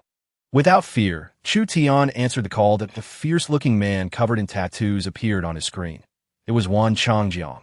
Flanking him were two equally menacing individuals, their arms crossed, glaring at Chu Tian. Wan Changjiang tilted his head, eyes bulging, and pointed at the screen, shouting, "You little brat, who gave you the audacity to speak about me? Are you looking for death?" As one of the major gang leaders in the region, Wan Changjiang was fiercely protective of his reputation. He would not tolerate anyone discussing him, whether in front or behind his back that to him. Chu Tian was no exception. However, Chu Tian did not back down. He retorted, "Wan Changjiang, what the hell are you? Don't think I'll be intimidated just because you flaunt your tattoos and glare at me. Remember this. If you dare to act tough again, I will not let you off lightly." With that, he slammed his hand against the camera, venting all his pent-up anger, and felt immensely relieved, just as he prepared to retaliate. The video call abruptly ended. He tried to call back, only to discover that Wan Changjiang had already blocked him. What the hell? Wan Changjiang was first taken aback, then seething with rage. He slammed his palm on the table and barked at his two lackeys. "Go to the 27th floor. Today, I will make you understand the consequences of crossing me." In stark contrast to Wan Changjiang's fury, Chu Tian was reveling in delight, thoroughly enjoying himself. The thrill of unleashing fury was intoxicating. After his earlier outbursts, he was parched and lay back on the sofa, sipping a drink through a straw. Just as he savored the moment with a satisfying burp, a loud knock echoed through the door, accompanied by an irate shout from outside. "You little brat, if you have the guts, come say it to my face. Where's that bravado from earlier? If I don't take you down today, then I've wasted 20 years in this line of work." Chapter 11. Don't forget the pain after the wound heals. Hearing the roar outside, Chu Tian paid it no mind, continuing to lounge on the sofa, leisurely sipping his drink while watching dance videos of attractive ladies. Life was good. His door was akin to a bank vault, crafted from pure metal and boasting a thickness of 20 centimeters, so he had no fear of Wan Changjiang barging in. Once he finished his drink, he retrieved a crossbow from the drawer of the coffee table. Though it appeared compact, its lethality was formidable. Within 30 meters, it could easily take down an 800-pound tiger, though Chu Tian's skills may leave much to be desired. Executing a living target in a corridor barely a few square meters wide is a relatively straightforward endeavor. After loading the crossbow, outside the door, Wan Changjiang continued his incessant prattle, resembling a madman, which irked Chu Tian immensely. "Since you have chosen the path of self-destruction, do not blame me for being merciless." The glimmer of murderous intent flickered in Chu Tian's eyes as he approached the security door. Above the peephole, there was a shooting aperture that could only be opened from within. Peering through the peephole, Chu Tian confirmed Wan Changjiang's presence outside, a smirk curling at the corners of his mouth. "Wan Changjiang, do you recall what I once said to you? I couldn't care less about your ramblings. If you have the guts, come out and face me one-on-one, instead of hiding like a coward. Go out. Do you think everyone is as foolish as you? Chu Tian scoffed, then opened a shooting hole, extending the crossbow to aim at Wan Changjiang's head, poised to fire. However, in the final second before pulling the trigger, Chu Tian abruptly reconsidered, allowing this individual, who had once tormented him, to perish so easily seemed too lenient. Thus, he slightly adjusted his aim to the left.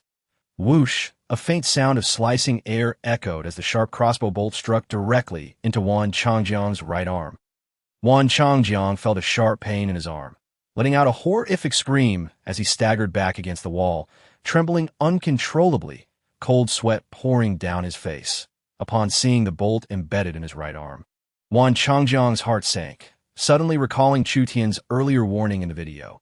Initially thinking Chu Tian was merely a brash youth trying to intimidate him, he now realized that Chu Tian was indeed a formidable opponent. In that moment, Wan Changjiang comprehended that he had kicked a metal plate. He looked up at the crossbow protruding from the shooting hole, his body trembling as he turned and bolted towards the emergency exit. I hope you can survive a little longer.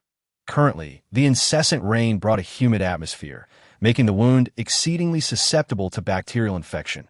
Without medical supplies, Wan Changjiang's injury could very well lead to the loss of his arm, and in severe cases, even cost him his life. However, upon realizing the line was busy, Wan Changjiang understood that the hospital had already been inundated. Therefore, he could only command his underlings to retrieve disinfectants, bandages, and needles from their homes. These items were essential for those who navigated the underbelly of society, so it was hardly surprising.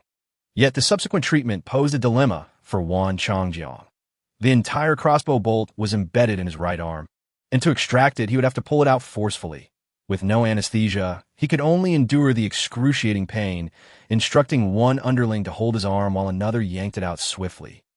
Ah! Wan Changjiang screamed in agony, nearly fainting.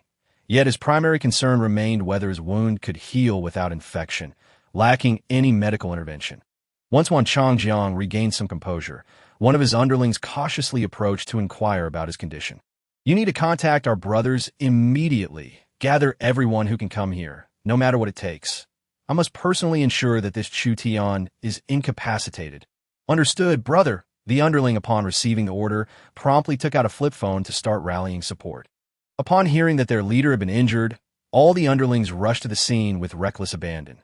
Some used rubber boats, others foam boards, while a few even swam over in just a short afternoon. No fewer than 20 underlings convened at Wan Changjiang's residence. Upon witnessing Wan Changjiang's injuries, each underling felt invigorated, their faces flushed with determination to avenge their leader. Moreover, with the current floods wreaking havoc, the authorities had yet to make an appearance, causing the existing order and civility to collapse instantaneously. This emboldened these desperate individuals, making them increasingly reckless as they prepared to embark on a kidnapping and murder spree. Not a single one felt a hint of fear. Rather, many were in a state of exhilaration and thrill. One underling bellowed with fervor in an effort to display their might. Wan Changjiang seized his phone and tagged Chu Tian in a group chat. Hurling insults, "You little brat, if you dare to scheme against me, today you will pay the bloody price." This group wasn't just a chat for Building 18, but rather the entire community of Yuhai Garden's owner group.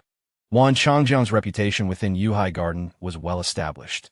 Yet, Chu Tian's name was also gaining prominence, as anyone capable of spending millions on a property was considered a notable figure.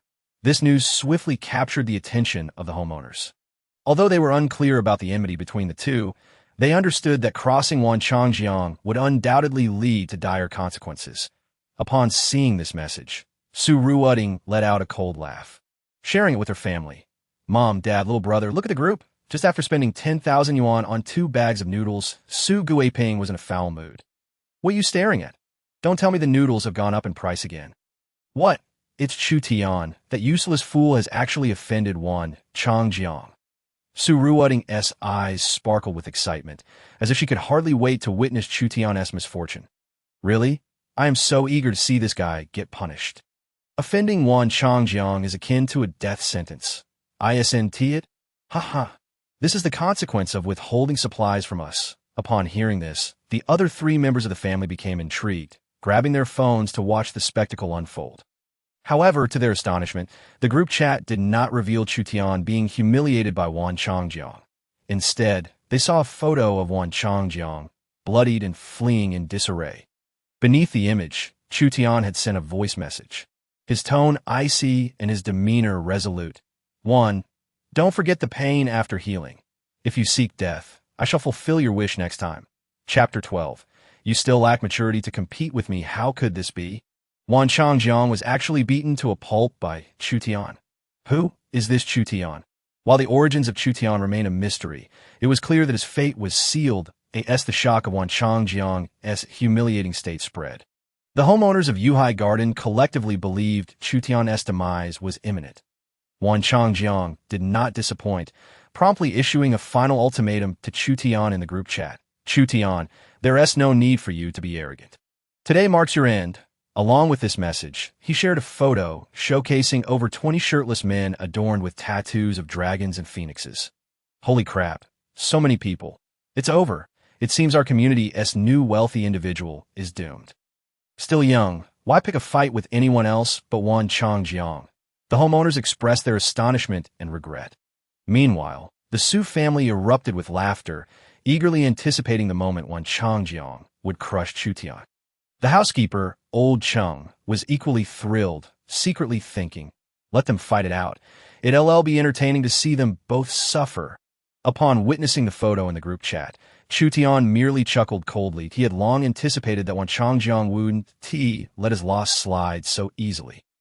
Therefore, he was disinterested in engaging in a war of words within a group, instead focusing on preparing to confront Wan Changjiang's underlings. That kid possesses a crossbow. You all must be cautious. After Wan Changjiang issued his warnings, the underlings nodded and departed. Before long, these 20 men ascended to the 27th floor point. One of the small leaders issued a command. Yes, the well-trained underlings wasted no time and charged forward. You little brat, you dare to hurt our boss. Today, we will make you pay. Charge, bam. A hefty wooden post slammed against Chu Tian's security door, producing a dull thud, yet the door remained unyielding. Monkey brother, this door seems suspicious. One underling remarked with a frown. The small leader, Monkey brother, also noticed that logically, such a robust wooden post should have forced even the best security door to yield. Gritting his teeth, he ordered, hit it again. Bam! Another ferocious impact ensued. Yet Chu Tian's door remained impervious. Just as they wondered, a cracked sound emanated from the security door. Remembering Wan Changjiang's warning, Monkey brother shouted, quickly, grab the shields. At his command, the group hastily produced large wooden shields to protect their bodies. However, to their surprise, after waiting for a while, no crossbow bolt was fired from the shooting hole as they leaned out to investigate. Suddenly, whoosh, a jet of liquid erupted from the shooting hole, drenching them all, even soaking the wooden shields. What the hell? This little brat is using a water gun to humiliate us. Monkey brother's brow furrowed, realizing they had been tricked, and he waved his hand, shouting, brothers, keep charging. Yet at that moment, one underling, soaked and with a face full of liquid, sniffed and exclaimed, this doesn't seem like water. It's not water. That is, Monkey brother's brow tightened as he shouted. Oh no, it's gasoline. Run. At that moment, Chu Tian's cold laughter echoed from within. Now you know, but it's too late. Whoosh, a rocket struck their wooden shield, and flames erupted in the narrow corridor. Ah, help! What the hell? My hair! The wails of agony resonated throughout the corridor. 20 little brothers adorned with dragon and tiger tattoos were suddenly thrown into chaos, scurrying in all directions, with some even dashing into the emergency exit and leaping through broken windows. Chu Tian reclined on the sofa, observing this scene unfold through the surveillance cameras. You dare to challenge me? You still have a long way to go. Glancing at the sky, Chu Tian mused that he was somewhat fatigued by the hot pot he had for lunch. Perhaps a lighter meal for dinner would suffice? Feeling a lack of hunger, he couldn't come up with anything, so he decided to take a bath instead. The life of a resourceful person is indeed so unadorned. However, at this moment, Wan Changjiang, having checked the time at home, could no longer sit still. An hour had already passed. Just then, a little brother at the door suddenly shouted, This brought immense joy to Wan Changjiang, who burst into laughter at "Ha, truly my capable subordinate. Monkey, quickly bring that Chu Tian fellow to me." No sooner had he spoken than a group of dark figures rushed in, startling Wan Changjiang. "What the hell is this?" "Big brother, it's me, Monkey." At that moment, one person stepped forward from the crowd, his tone dismal. "Monkey." Wan Changjiang was taken aback and upon closer inspection realized it was indeed Monkey and the others, but they were all covered in soot, looking utterly unrecognizable. Wan Changjiang was even more puzzled. "I sent you to capture Chu Tian, not to dig for coal. What sort of appearance is this?" "Big brother, we suspected that this guy would use a crossbow, but we never anticipated that he would resort to burning us with gasoline. Moreover, I reckon the door of his house is problematic. It's significantly thicker than a standard security door."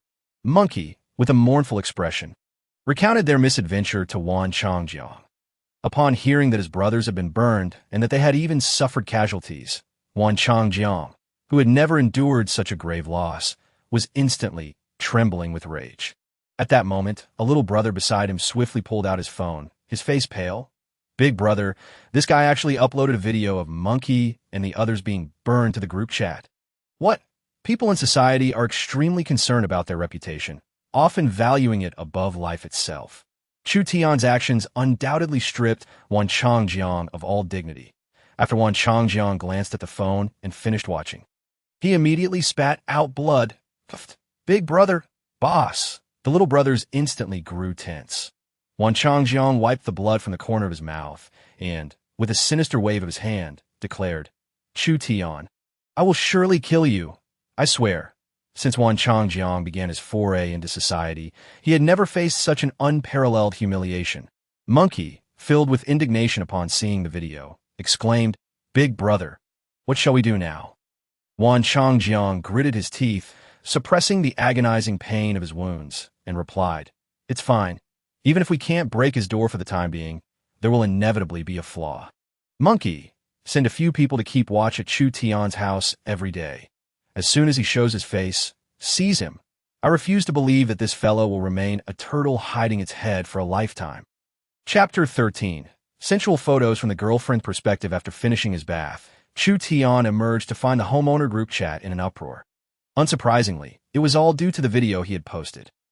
Wan Changjiang was notorious for bullying others, instilling fear in many homeowners who dared not voice their grievances. Although Chu Tian had performed a deed that delighted the masses, the homeowners were not foolish enough to openly revel in it within the group. However, it did serve as a deterrent. To the very least, no one would dare to target Chu Tian without weighing their own strength against Wan Changjiang's. Otherwise, they would only be asking for trouble. This was also Chu Tian's intention in sharing the video, to mitigate any unnecessary troubles for himself. Among those deterred was the housekeeper, Old Chung. Initially, upon witnessing the fierce contention between Chu Tian and Wan Changjiang, he felt quite fortunate, hoping for them to mutually destroy one another, allowing him to profit from the situation. However, the outcome was not what he desired. Chu Tian's overwhelming victory had caused Wan Changjiang to suffer a significant loss. Though reluctant, Old Chung had now set aside his thoughts of Chu Tian. Yet, given Old Cheng's nature, although he could not afford to offend Chu Tian, it did not mean that others were beyond reproach. Consequently, after abandoning his thoughts of Chu Tian, he turned his attention to the female doctor on the 15th floor. "If I can't handle a mere woman, I might as well not live." A glint of malice flashed in Old Cheng's eyes as he began to conspire with a few of his loyal associates. In stark contrast to Old Cheng's capitulation, the Su family of four remained unconvinced. "Damn Chu Tian, why is he always so fortunate?" Su Ruoding seethed upon viewing the video. "Sister, don't fret. Based on my understanding of Wan Changjiang, this matter is far from over, and Chu Tian will undoubtedly suffer a dire fate." Su Ruoding coldly chuckled from the side. "That's right." Su Ruoding nodded, but felt a surge of anger at the thought of Chu Tian's mocking expression. Gritting her teeth, "I wish he would die right now." Su Guiping cast an exasperated glance at Su Ruoding and then turned her attention to Su Ruoding, appearing quite anxious. "By the way, son, did you manage to contact young Master Wang?" The Su family resided in Building 9, Room 502. Currently, the water level continued to rise, and it wouldn't be long before it flooded their home. Their situation with their neighbors in the building was far from favorable. No one above them was willing to take in the family of 4, even for money. Thus, they had asked Su Ruoqing to reach out to young Master Wang, who had a place in Building 18, to see if he could assist them. After hanging up the phone, Su Ruoqing solemnly stated, "I've made contact." "How did it go?" Su Guiping inquired eagerly. Su Ruoqing glanced at Su Ruoqing, hesitating before saying, "Young Master Wang agreed, but the condition is that don't dawdle." "What condition?" Su Guiping exclaimed impatiently. Seeing this, Su Ruoqing gritted his teeth and said, "Young Master Wang said that if my sister agrees to spend a night with him and attends to him well, he will send a yacht tomorrow to take our family to Building 18 for refuge." "A yacht?" Su Guiping was taken aback. Yes, before the torrential rain hit, young Master Wang spent the night on his yacht at Moon Lake. Su Ruoqing explained, "Truly the heir of Hong Yun Group." Su Guiping's eyes lit up with delight, but her expression soon turned grave as she asked, "What about money? Did he mention anything about payment?" Su Ruoqing shook his head, smiling. "He did, but young Master Wang implied that as long as my sister makes him comfortable, he can let us stay in his spacious apartment for free." Free? Upon hearing that they wouldn't have to spend any money, Su Guiping's eyes brightened, and she swiftly declared, "Don't mention just letting your sister accompany him for one night. Even 10 nights would be acceptable." "Exactly, son. Quickly call young Master Wang and tell him that as long as he takes our family to safety, we are willing to do whatever he asks." At this moment, Su Jianjun, standing nearby, also excitedly chimed in. Only Su Ruoqing's expression was less than favorable, frowning. "Mom? What do you mean, Mom? At a time like this, sacrificing just one person to save our whole family is an incredibly worthwhile deal. Besides, don't you also have feelings for young Master Wang?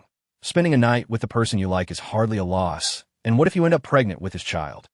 Wouldn't that make you a favored mother?" It's true that she liked young Master Wang, but that was before the flood. Moreover, her affection was directed more towards his wealth than his person. Having just gleaned 2 million from Chu Tian, although not much remained, it was sufficient for her family to live comfortably. Therefore, she no longer wished to sacrifice anything for money. Hearing her mother's words, Su Ruoqing's face turned pale, but when she sought support from Su Jianjun, he merely nodded in agreement. "Your mother speaks the truth. This." Su Ruoqing's heart sank, and she ultimately lowered her head. "I understand. Little brother, please call young Master Wang." Su Ruoqing hesitated for a moment, but eventually dialed young Master Wang's number. In contrast to the Su family's urgent struggle for survival, Chu Tian languidly reclined on the sofa, scrolling through videos of alluring ladies dancing. At this rate, he would surely drive himself to madness. Reflecting on the 2 cryptic posts he had shared earlier, he realized that while they were somewhat subtle, anyone who understood would certainly catch on. Yet, why hadn't any beautiful women taken the bait? After a moment of contemplation, Chu Tian resolved to be more overt. Thus, he posted a message in the group, "Supplies for sale. Interested parties please contact, female only." With such a message, even a fool would grasp the meaning. Wouldn't they? Chu Tian nodded, and shortly after sending the message, several women in the group tagged him, inquiring about prices. After all, such matters were best discussed privately. Before anyone could add him as a friend, a message notification popped up. Chu Tian focused his gaze and recognized a familiar avatar. It was that alluring saleswoman in black stockings from the sales office. "Boss, do you remember me?" Chu Tian smirked, teasing. "Do you mean where?" "That depends on where the boss remembers." The black stocking saleswoman playfully sent a voice message, deliberately breathing heavily. "I'm a bit unclear." Chu Tian didn't lie. He had been quite rushed that day and hadn't paid much attention. The next moment, a photograph arrived, featuring a woman clad in a black lace nightgown, her 2 fair legs exposed. The angle of the image, commonly referred to online as the girlfriend perspective, captures her perfect figure from above, presenting it in all its glory. I was taken aback. Chu Tian's eyes widened. That day, the female salesperson had been dressed in a suit and shirt, and in my haste, I had not noticed how striking her figure and appearance truly were. Yet from the photograph alone, I could not ascertain the exact dimensions of her alluring bosom. I could only estimate that it was substantial. She was quite adept at this. Each time she sent a voice message that skirted the edges of propriety, never resorting to text. Even a man would find it irresistible. and Chu Tian felt a tingle of excitement, relishing the moment. However, he did not allow himself to be blinded by her beauty. Late at night, could she merely intend to send me a photo? If there was something to discuss, she should state it directly. As you know, I prefer straightforwardness. His tone was calm and devoid of emotion. Chapter 14. This woman is quite skilled on the other end of the line. The female salesperson rolled her eyes at Chu Tian's lack of charm. Yet, she dared not offend him, having witnessed the unfortunate fates of many in their group, including Wan Chongjiang. Nevertheless, she firmly believed that no man could resist temptation, and continued in a sweet, playful tone. Boss Chu, I just saw your moments. You posted so many delectable dishes and supplies. How astute of you. You're quite impressive. And your dog is adorable too. She made no mention of the supply she wished to obtain. Chu Tian discerned her intentions to exploit his generosity and scoffed lightly, replying indifferently, I know. You needn't mention it. Furthermore, can I assume that your late-night chat with me is merely to flatter me? If that is the case, I believe there is no need to continue this unproductive conversation. With that, he promptly deleted the female salesperson from his contacts. You think you can play with me? Let us see the consequences.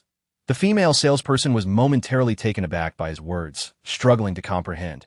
She had previously employed such tactics, pretending to be innocent, playing coy, and exuding sensuality, to charm numerous men into willingly spending on her. Yet, how was it that Chu Tian was impervious to her allure? Chu Tian, you've ignited my competitive spirit, she thought, clenching her small fist, ready to deploy her ultimate strategy. With her delicate fingers, she pressed the voice message button and said, Oh, Chu Tian, I merely wanted to get to know you better before discussing Life-Fest intricacies. Why are you so unromantic? I won't pay you any mind.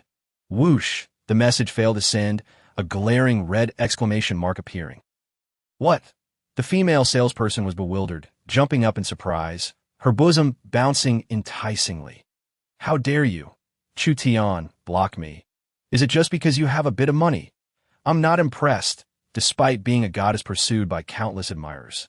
Her pride surged. However, once she calmed down, her stomach grumbled shamefully. Unwilling to compromise her skin against greasy cooking, she had no habit of stockpiling food, and her home was devoid of even a grain of rice. Thus, she reluctantly glanced at Chu Tian's chat window, hesitating momentarily before deciding to test whether he had truly blocked or merely deleted her. Chu Tian, it's Mei Yurong, the female salesperson you were just chatting with. Why did you suddenly delete me? With a trembling finger, Mei Yurong pressed send. Whoosh, upon seeing the message sent successfully, she patted her bosom, inexplicably relieved. Thankfully, it was merely a deletion, not a block. Meanwhile, Chu Tian, cradling his phone, had simultaneously added several women eager to buy supplies, engaging in lively conversations. Noticing the female salesperson, he smirked, choosing to leave her waiting, allowing her to experience the flavor of anticipation. About 20 minutes later, upon viewing the unadorned faces of the women seeking supplies, he felt overwhelmed and swiftly blacklisted them all, redirecting his focus to Merong's profile that, I must say, as a salesperson, Mei Yurong possesses both beauty and figure, scoring a commendable 89 out of 100 for her looks. As for her physique, I had yet to see it, so I could not comment. It appeared that tonight would unfold in this manner. After waiting a little longer, seeing no woman with a score above 90, he accepted Merong's friend request. It seemed she had been vigilantly awaiting this moment, as she immediately initiated a video call upon approval. Anticipating her little scheme, Chu Tian chose not to decline and accepted the video call with interest. Chu Tian, where have you been? You left me hanging for so long. You nearly scared me to death. On the screen, Mei Yurong bit her lip, exuding vulnerability. While speaking, she instinctively crossed her arms in front of her, pressing her softness together, creating an enticing cleavage that was hard to resist. Even swaying her body slightly while pouting, she nearly revealed her two little treasures. Seeing this, if Chu Tian claimed he was unaffected, he would only be pretending to be aloof. He marveled internally at how adept this woman was. Observing her from such proximity allowed him to estimate her size. Roughly speaking, she appeared to be a CD cup. With a slight smile playing on his lips, he murmured, "That is because you lack sincerity. I have no fondness for dishonest individuals. I'll give you one last chance. If you seize it, I believe you will attain what you desire. Otherwise, it will not merely be a matter of deletion. Mei Rong, fixated on the screen, shivered slightly. She could discern the weight of his words and knew he was not jesting. However, following her usual practices, she never gave herself away without substantial return. Typically, she would only agree after thoroughly extracting benefits from a man. Yet now, to barter her body for a meal or some supplies felt distinctly unfair. Sensing her dissatisfaction, Chu Tian coldly remarked, "If that's the case, seek assistance elsewhere."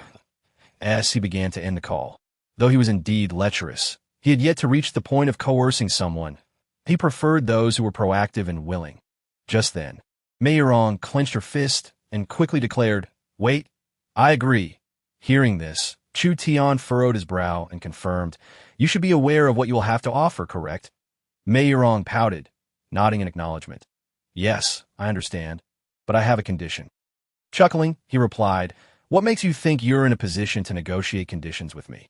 Mei Rong suddenly interjected, "Wait, my condition is that I want 10 boxes of instant noodles and 10 boxes of bottled water.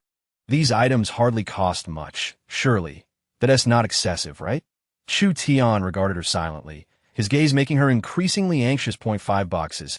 Each," she suggested tentatively, but still he remained silent, making her heart uneasy. "1 box. Just 1 box. This is my final offer." At that moment, Chu Tian chuckled and shook his head. "If you truly desire supplies, I suggest you come over and take a look first. Then you can decide. Who knows, perhaps after you arrive, your perspective might change. What do you think?" Upon hearing this, Mei Rong bit her lip. Although Chu Tian had not acquiesced to her request, after pondering for a moment, she nodded solemnly. "All right, I'll come over now." Chapter 15, Made outfit before long. A knock echoed at Chu Tian's door, but he did not rush to open it, instead carefully inspecting through the surveillance camera. There stood Mei Rong, wrapped tightly in a large overcoat, her arms crossed against the chilly air. Waiting at the entrance, confirming she had come alone, he finally opened the door with ease. Initially frowning, Mei Rong exclaimed upon entering, "Wow, your room is so dry and warm." Due to the incessant heavy rains, the air had become exceedingly humid. And in the absence of electricity, every household was shrouded in dampness that, in stark contrast, Chu Tian's space maintained a comfortable 25 degrees Celsius, dry and warm, with moderate humidity, creating an ideal living environment. As he closed the door, a smile crept across his lips. "Who would have thought you lived in this building, too?" "Yes, after starting work here, I bought a unit. It's quite convenient for commuting." Mei Rong nodded, promptly shedding her large coat to reveal a lace nightgown beneath. Her fair skin glistened under the soft light, exuding an irresistible allure. Coupled with her enchanting expressions, she was nothing short of a stunning beauty. Mei Rong deliberately accentuated her bosom as she leaned closer to Chu Tian, playfully stating, "Boss Chu, look at how sincere I am in coming to see you. That I'm sorry, but I can't assist with that." Moreover, during the time when Chu Tian was still in a state of mediocrity, he often found himself fantasizing about the alluring figure of Bai Jie as a means of self-reward. With great anticipation, he sent a message to Bai Jie, inquiring, "Sister Bai, I fell asleep last night and missed your message. There's something on your mind? That it's nothing significant, just a little accidental encounter last night." She replied. Upon reading her words, Chu Tian couldn't help but smile. The lie seemed rather transparent. Nevertheless, he was not inclined to concede just yet and pressed on with another question. "If I recall correctly, you have relatives residing in Yuhai Garden, don't you? Would you like me to deliver some supplies to them? As the saying goes, offering kindness without reason is either deceitful or malicious." Chu Tian chuckled shamelessly to himself. He simply held a fondness for Bai Jie. If circumstances allowed, he would certainly not mind indulging in a passionate encounter with her. That might not be appropriate. However, I am indeed trapped here with my sister. She responded that, this. Chu Tian's eyes brightened, and he promptly sent a video request, eager to see what Bai Jie currently looked like. Ding! Just as the video connected, he was met with a refusal from the other end. Soon after, Bai Jie sent another message. "Okay." At that moment, a sudden knock echoed at Chu Tian's door. He slapped his forehead, nearly forgetting about the girl. However, the timing was fortuitous. With a smile, he opened the door, only to be greeted by Yumeirong, who leaped into his arms as if she had not seen a loved one in ages. "Boss Chu, I missed you dearly." Yumeirong playfully rubbed her bosom against Chu Tian's arm, indulging in a flirtatious display. "Slave?" Chu Tian found this term intriguing. "Indeed, last time you had me dress as a maid, so you must be my master." Yumeirong winked mischievously. "Ha, you certainly have your way. Now, go take a shower." Chu Tian was rather indifferent to the title of master and urged her to hurry. While Yumeirong nodded, and as she passed the dining room, she caught sight of a steaming hot pot on the table, unable to resist swallowing hard before quickly disappearing into the bathroom. Half an hour later, Yumeirong emerged, donning the maid outfit once more, and entered the bedroom on the first floor. Chapter 17. The Inability to Conceive Who Sent You That Video Just Now.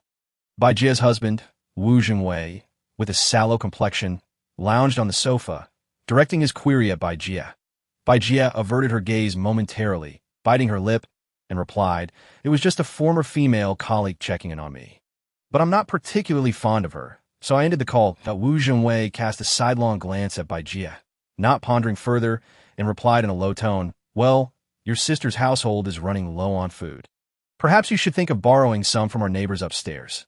After all, it's not right for us to stay at your sister's place without contributing this." Bai Jie merely lowered her head and murmured in agreement, not outright refusing.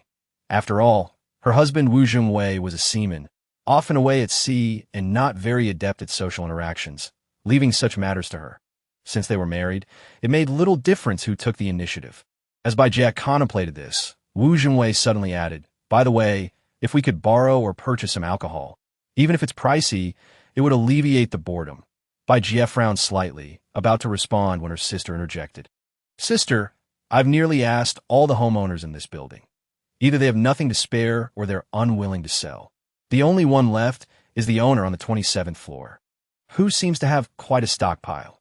Should we consider purchasing some from him?" She continued, "However, he doesn't seem very approachable, and his prices might be steeped up. Or, do you have any acquaintances who could help us find something cheaper?" Wu Zhenwei turned his head away, exasperated. "All my friends are out at sea. You should consult your sister."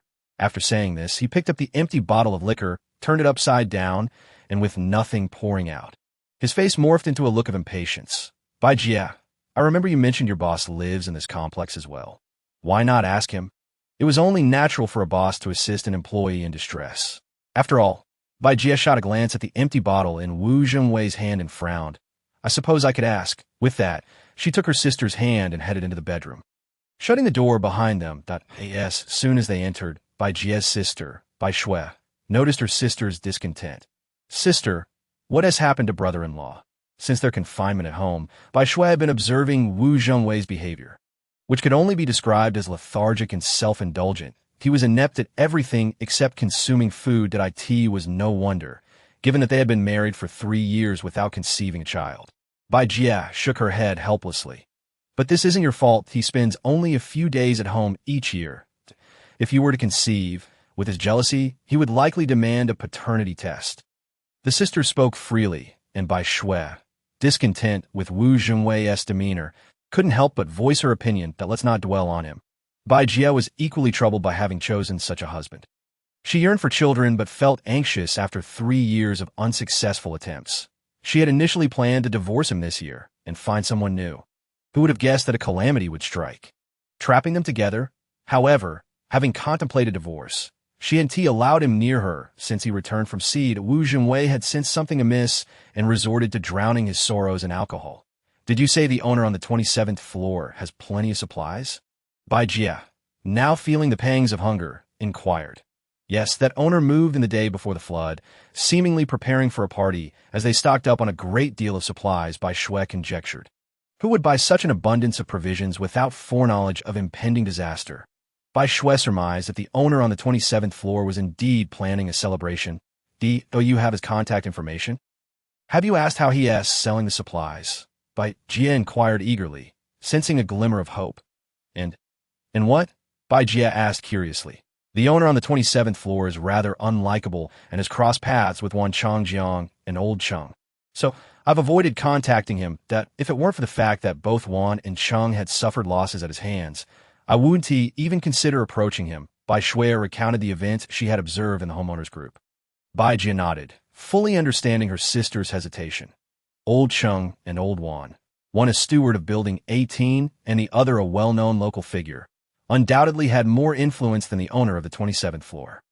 However, the situation had changed. Given the owner's conduct, he now appeared to possess the strength to contend with both. Thus, purchasing supplies from him would undoubtedly position them as his customers, which could provide a shield of protection. At the very least, Old Juan and Old Chung would likely think twice before targeting those who had purchased from him. You know the name of the owner on the 27th floor? Bai Jia asked with curiosity. Bai Shui shook her head. He just moved in, and I haven't seen him. I only know he is a young man. After a moment's contemplation, Bai Jia suggested softly. What if we go up to ask him together? Bai Shui furrowed her brow with concern. I saw in the homeowners group that many residents below the 8th floor have moved into the hallways. As two women, would it be safe for us? She recalled a distressing incident shared in the group about a girl from another building being forcibly handled by a group of rough men. Sending a chill down her spine, our Building 18 affected too. Bai Jia was aware of that incident, but felt a flicker of hope since it had happened elsewhere. Let me check. It's better to be cautious, Bai Shui said, her vigilance heightened as she retrieved her phone. Chapter 18. Please, Master, command your servant as you wish. Room 2701. Building 18. After indulging in a passionate encounter with Yumeirong, both Chu Tian and she felt a pang of hunger. They made their way to the dining table, ready to partake in a meal. However, before they began, Chu Tian, with a mischievous intent, requested Yumeirong to take a photograph. The photo captured him cradling Hay while Yumeirong, clad in her maid outfit, knelt at his feet, with a sumptuous spread of dishes laid out before them. After their meal, they replicated the pose and angle for another photo, which he promptly shared on his social media. Through their many intimate exchanges, a bond had formed between them. Chu Tian sipped on a soda and looked at the rosy-cheeked Yumeirong, posing a question. Did you notice anything unusual in the emergency exit on your way here? Based on his previous experiences, he understood that most residents below the 8th floor had likely taken refuge in the hallways, as no one would willingly allow outsiders into their homes. Thus, he was curious how a woman of Yumeirong's beauty and stature had safely traversed from the 13th floor to his abode. Yumeirong, without overthinking, candidly recounted the situation in the corridor. I came up normally and did not notice anything unusual, as she spoke. Yumeirong seemed to intuit something, adding, Are you worried that Wan Changjiang might set a trap for you? Chu Tian chuckled. Do you think I would fear him? Yumeirong nodded in agreement with Chu Tian's assertion. Through their recent in-depth discussions, she had profoundly realized that Chu Tian was far from an ordinary individual. At the very least, Wan Changjiang would not be his match. Then why did you ask if there were any anomalies in the safe corridor? Yumeirong inquired, puzzled that to this, Chu Tian did not conceal his thoughts, stating, based on the current water levels, there are at least 16 households below the 8th floor, and they should have quite a number residing in the corridors. Upon hearing this, Yumeirong let out a giggle, dressed in a playful maid outfit. Her laughter caused her bosom to quiver enticingly. Just as Chu Tian was taken aback, Yumeirong shook her head, saying, My dear boss Chu Tian, you truly are oblivious to the world outside, wholly absorbed in your own affairs. Have you forgotten about Old Chung? Chu Tian was momentarily stunned, but soon grasped her meaning. Are you implying that the families below the 8th floor have been arranged by Old Chung to stay with each household? Indeed, they are currently promoting a collective ownership system, Yumeirong replied, caressing her slightly rounded belly with satisfaction. My team made sense. Chu Tian rarely paid attention to the messages in the group. However, this explanation was indeed reasonable. It seemed that Old Chung's presence was not without merit. What surprised him was that ever since he had dealt with Wan Changjiang twice, the latter had fallen silent, vanishing without a trace. Nevertheless, Chu Tian would not naively believe that this fellow would simply give up. Surely, he was plotting something in the shadows. Therefore, one must remain vigilant. That moment, Yumeirong suddenly remarked, Speaking of anomalies, while our building has none, there is something intriguing. What is it? Chu Tian asked, now intrigued. Yumeirong sweetly smiled, extending her delicate hand to lead Chu Tian to the window, standing on tiptoe to peer down. Look, beneath our building, there's a yacht docked. Chu Tian leaned against the glass, barely catching a glimpse of a corner of the yacht below. He promptly opened the window, allowing the torrential rain to pour in. In an instant, Yamirong's maid outfit was soaked through, sending a chill through her, causing her to step back. However, Chu Tian braved the downpour, leaning out to sea. Indeed, at the waterline below, the yacht was visible. At that moment, Chu Tian felt an inexplicable tightness in his chest. How could anyone have arrived here by yacht at such a time? After closing the window, he swiftly removed his shirt, revealing his muscular physique.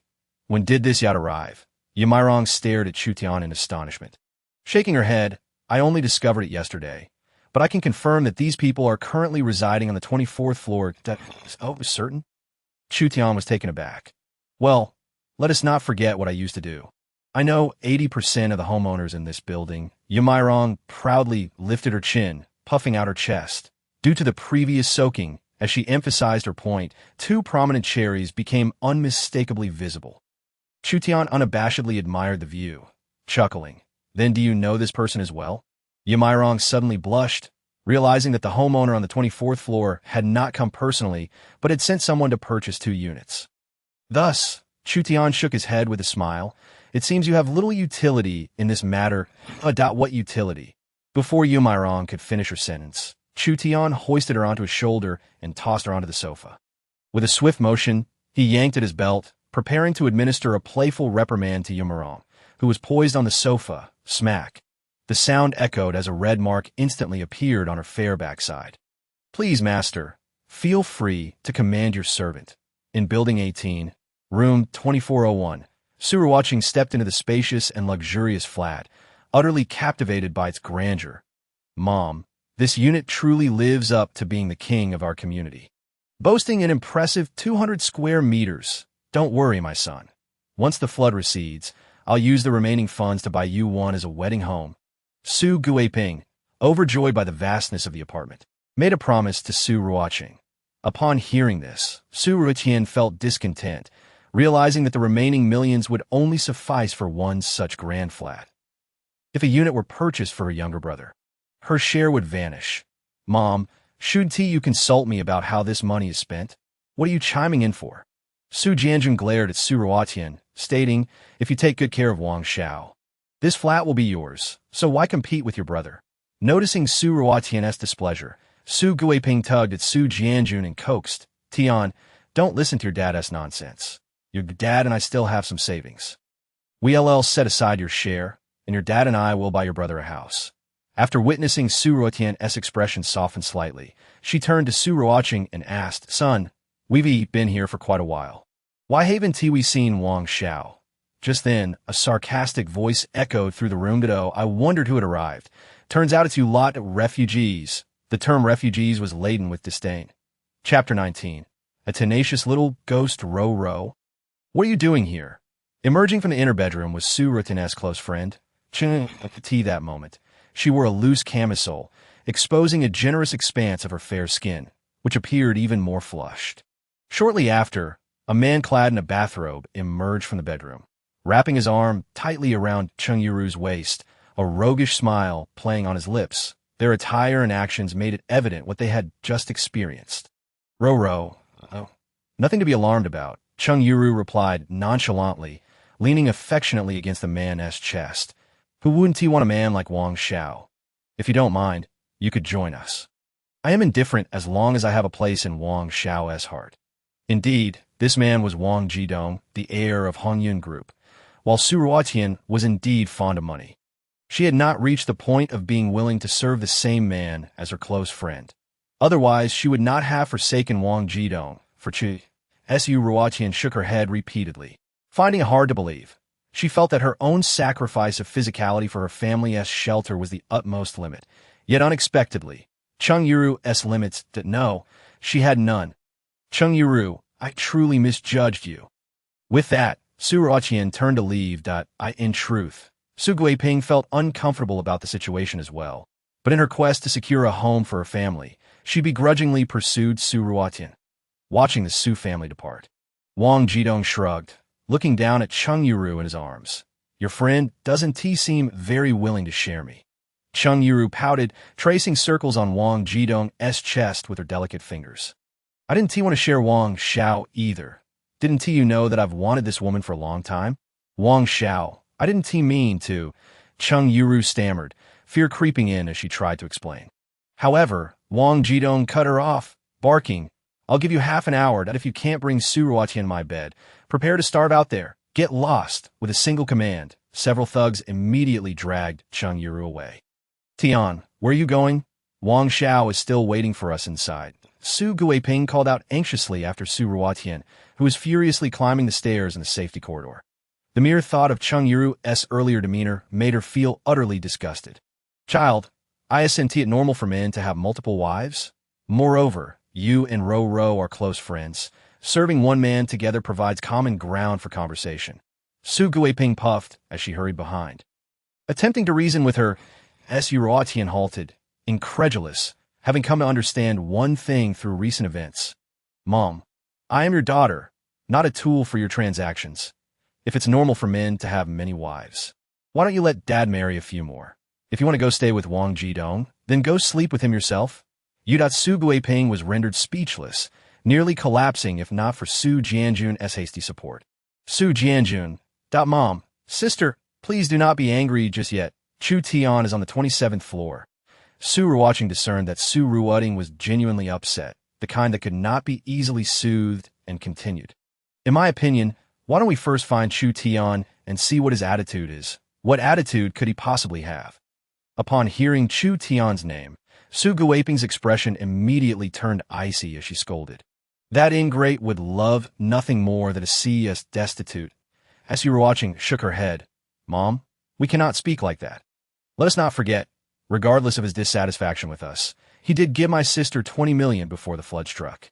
If Chu Tian had no feelings for her, why would he have given her money? He could have simply left her empty-handed and let us starve.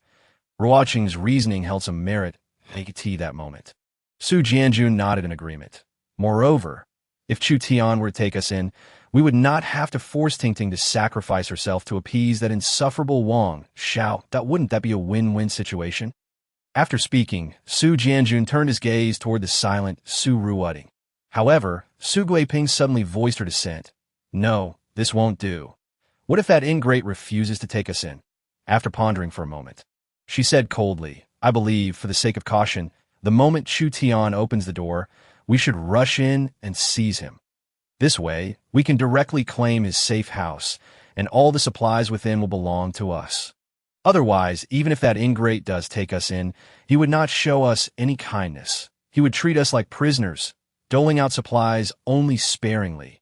Once these words were spoken, they were immediately met with Su Ruoting's endorsement, who hurriedly chimed in, Exactly, we cannot afford to think too highly of this fellow. Your mother is indeed quite perceptive. Afterward, all three turned their eyes towards Su Ruoting. This was because the last time Su Ruoting had successfully gotten Chu Tian to open the door, Su Ruoting contemplated for a moment, as long as it did not require her to sell her body to please Wang Jidong. It would be acceptable today as, for Chu Tian, it was high time he revealed his safe house and let them enjoy it. Thus, Su Ruoting spoke in a firm tone. We shall go up, I will lure him to open the door. And you all can wait for the opportune moment to act. All right, Su Guiping and the others immediately agreed and made their way to the 27th floor. Room 2701. Chu Tian and Yu Meirong, drenched in sweat, were reclining on the sofa to rest. Suddenly, a knock resounded at the door. Master, are you sneaking off to meet other sisters behind my back? Yu Meirong's delicate hand was incessantly gliding over Chu Tian's thigh, sending a tingle through him. Chu Tian chuckled, seizing Yu Meirong's mischievous hand, and picked up the phone from the coffee table. A graceful figure appeared on the screen. However, two shadowy figures were concealed on either side of the door. He was taken aback for a moment, but then a cold smile crept onto his lips. What a troublesome little ghost. Chapter 20. Grasping twin ponytails as Su Ruoting was about to knock. The door swung open unexpectedly. Chu Tian smirked as he looked at the pale-faced Su Ruoting and asked playfully, What brings you here? Peering through the crack of the door into the brightly lit room, Su Ruoting's eyes brightened. Chu Tian, my phone is out of battery. May I charge it at your place? Chu Tian replied with a cold smile, sure, but you can only come in alone. Su Ruoting's body trembled. Feigning calmness as she replied, what do you mean, Chu Tian? Am I not allowed to bring anyone else? Chu Tian let out a scoff and slowly opened the heavy door. Just as the door fully opened, Su Guiping was the first to lose her composure and charged at Chu Tian. Grab him! This safe house is ours. Su Jianjun and Su Ruoting swiftly followed suit, lunging at Chu Tian in an attempt to subdue him. However, they were caught off guard as Chu Tian, seemingly having anticipated their actions, swiftly retreated and produced a baseball bat from thin air. Bang! Bang! Bang! 3 strikes landed. The 3 of them screamed, clutching their heads as they rolled on the floor. Chu Tian, Su Ruoting exclaimed in shock, why are you hitting my family? For your mother. Upon hearing such an outrageous statement from Su Ruoting, Chu Tian's fury became uncontrollable. They had banded together to conspire against him. Yet they had the audacity to question why he was striking them.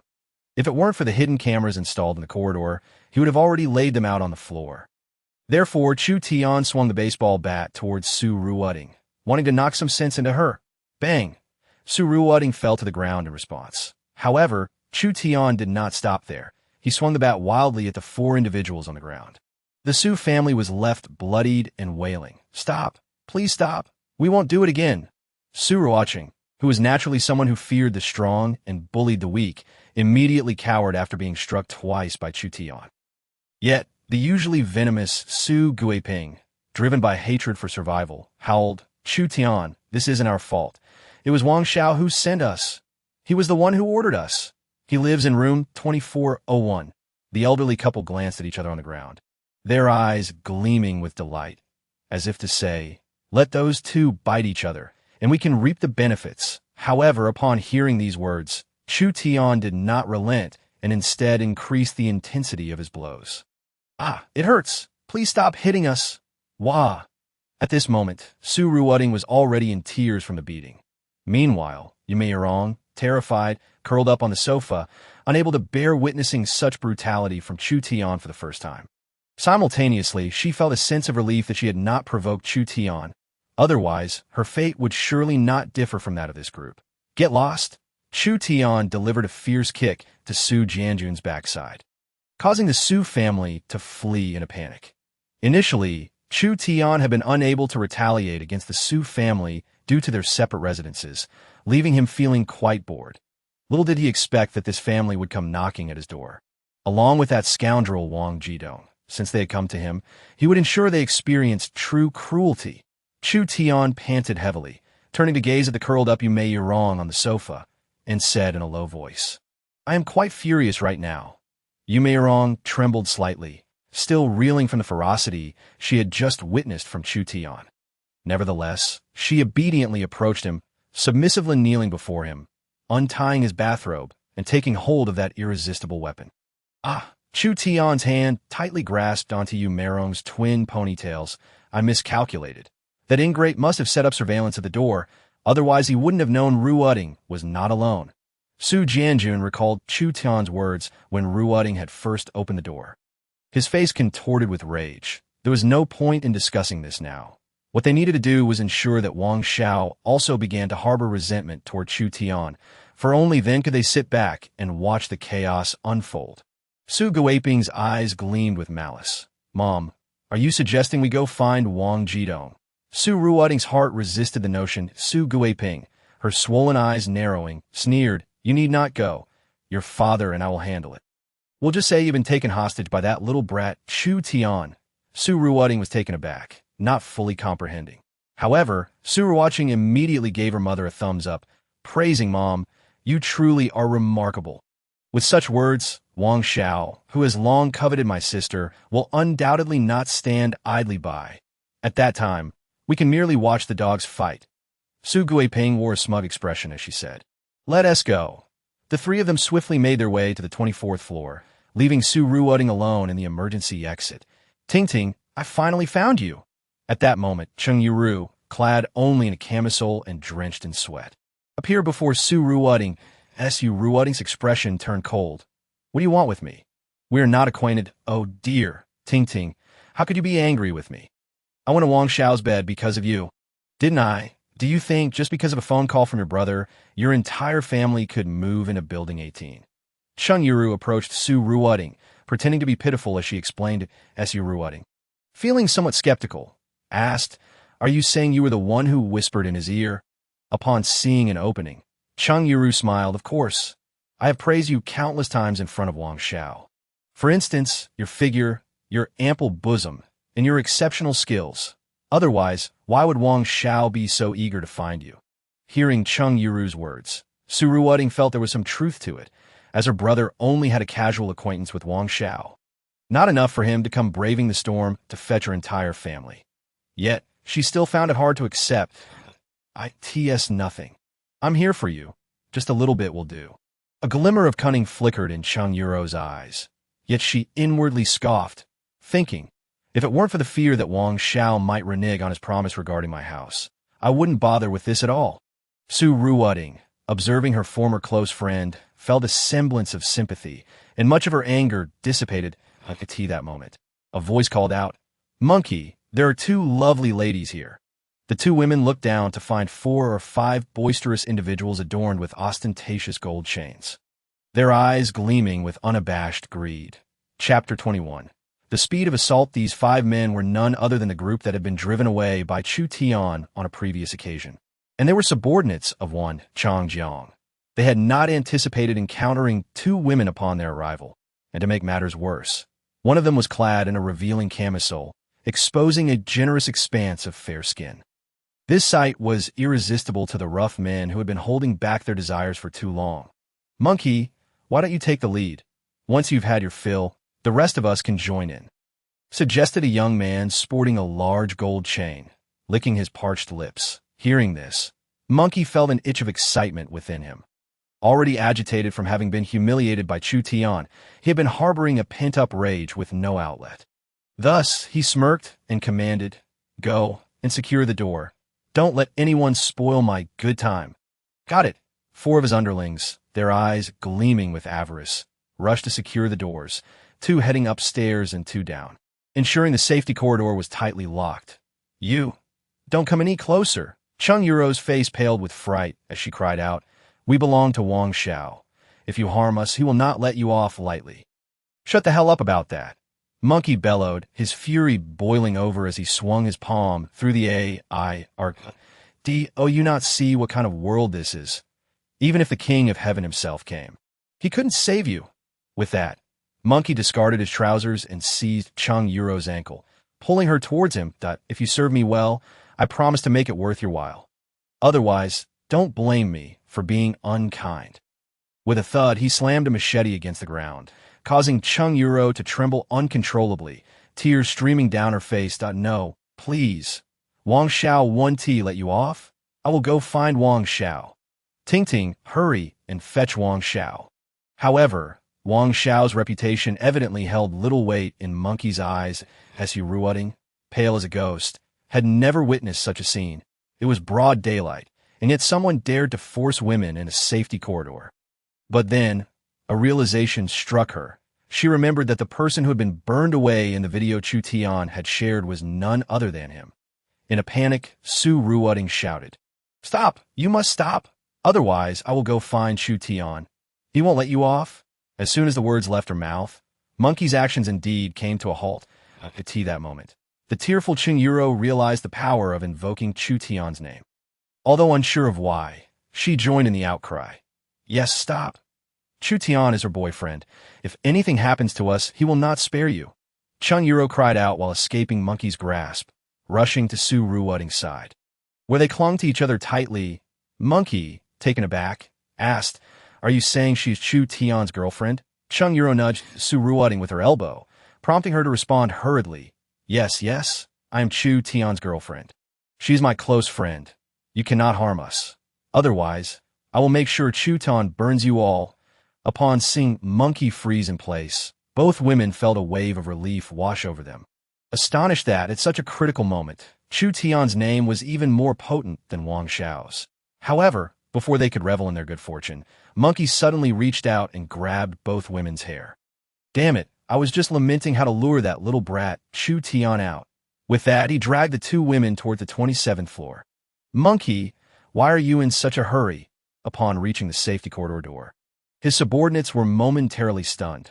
Get the boss to bring the brothers up here, quickly. Monkey bellowed, exhilaration evident on his face. Yes, the moment they heard they could exact revenge, the underlings were filled with fervor. In no time, Wan Changjiang stormed up with more than 10 underlings in tow. Monkey, you say you've captured Chu Tian's girlfriend? Wan Changjiang, pale from infected wound, appeared in poor condition but was nonetheless thrilled. He had long desired to eliminate Chu Tian. Monkey, brimming with pride, tossed Su Ruoding and Cheng Yuro before Wan Changjiang.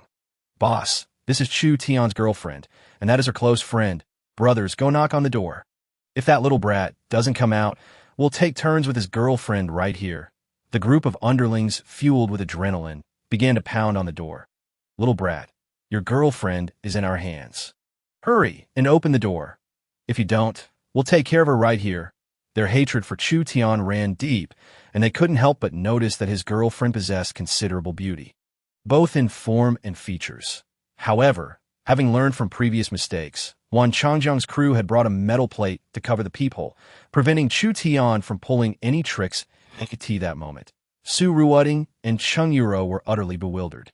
They had thought invoking Chu Tian's name would save them, but now it seemed they were sealing their own fate. Surrounded by these boisterous individuals, they dared not utter a word, fearing that a single misstep could lead to dire consequences. All they could do was weep. Meanwhile, inside, Chu Tian was leisurely enjoying a bath with Yume Yurong, oblivious to the chaos outside. Yume Yurong sat in the bathtub, playfully blowing bubbles toward Chu Tian, her skin flushed and eyes filled with seduction. Her expression one of utter satisfaction. Master, I am completely at your mercy. Chu Tian reclined in the tub and remarked, this new steering wheel is quite impressive. The attack speed has significantly increased. Yume Yurong flicked her twin ponytails and teased. How naughty. Will you come again later? Chu Tian smirked. It depends on your performance. Outside, Wan Changjiang and his men were hoarse from shouting, yet there was not a hint of response from within. Boss, could it be that this little brat is too scared to come out seeing so many of us? Monkey's voice was hoarse. Wan Changjiang, his throat strained, seethed. Has he become so cowardly that he would abandon his own girlfriend? Damn it, I can't let this go on any longer, Monkey declared, his eyes narrowing. Arrange for a few brothers. We will take care of them right now. The two women, terrified, clung to each other tightly, refusing to let go no matter how Monkey tugged at them. Just then, a voice echoed from the hallway behind them. Old Wan Changjiang recognized the voice and turned to see none other than Wang Jidong, the young master they had been seeking. Both men greeted each other warmly, their faces lighting up with smiles. It turned out that Wan Changjiang's superior was Wang Jianghai, chairman of the Hongyun Group, and Wang Jidong was his son. Given the magnitude of such a corporation, certain unsavory dealings were inevitable, and Wan Changjiang was the one tasked with handling those matters. The conduit between Wang Jianghai and Wan Changjiang was none other than the idle Wang Jidong. After a brief exchange, Wan Changjiang chuckled. Young master, this situation has escalated. The floodwaters nearly engulfed the Dragon King Temple. Monkey, what the hell are you waiting for? Hurry and apologize to young master. Hearing this, Monkey approached Wang Jidong. Young master, I'm sorry. I had no idea they were. Slap. A resounding slap echoed through the air. Wang Jidong's face darkened as he coldly retorted, Didn't they tell you they belong to me? Young master, it's normal for the underlings to be unaware. Besides, these two women aren't harmed, right? Let us forget about this.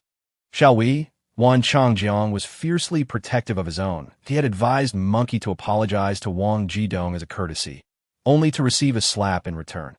However, considering his superior's reputation, he suppressed his anger and forced a smile. Wang Jidong shook his hand dismissively and shot Monkey a glare. Old Wan, I'm giving you face today. If any of your men don't recognize me next time, I'll hold you accountable. Also, since you're here, handle the matter with Chu Tian. Tomorrow, either bring me his head or come with your own. With that, Wang Jidong led Su Ruoding and the others downstairs, leaving Wan Changjiang and his men in stunned silence. The smile on Wan Changjiang's face faded, replaced by a sinister expression. Monkey was displeased with Wang Jidong's demeanor and leaned closer to Wan Changjiang. Boss, This Wang Jidong. Bang! Wang Changjiang delivered a powerful kick that sent the monkey sprawling to the ground. Damn it, have I not told you to manage that thing in your pants? He exclaimed. Brother, we can't entirely blame the Monkey King for this, that we've been here for several days, and it's been quite suffocating. One of the Monkey King's subordinates bravely interjected.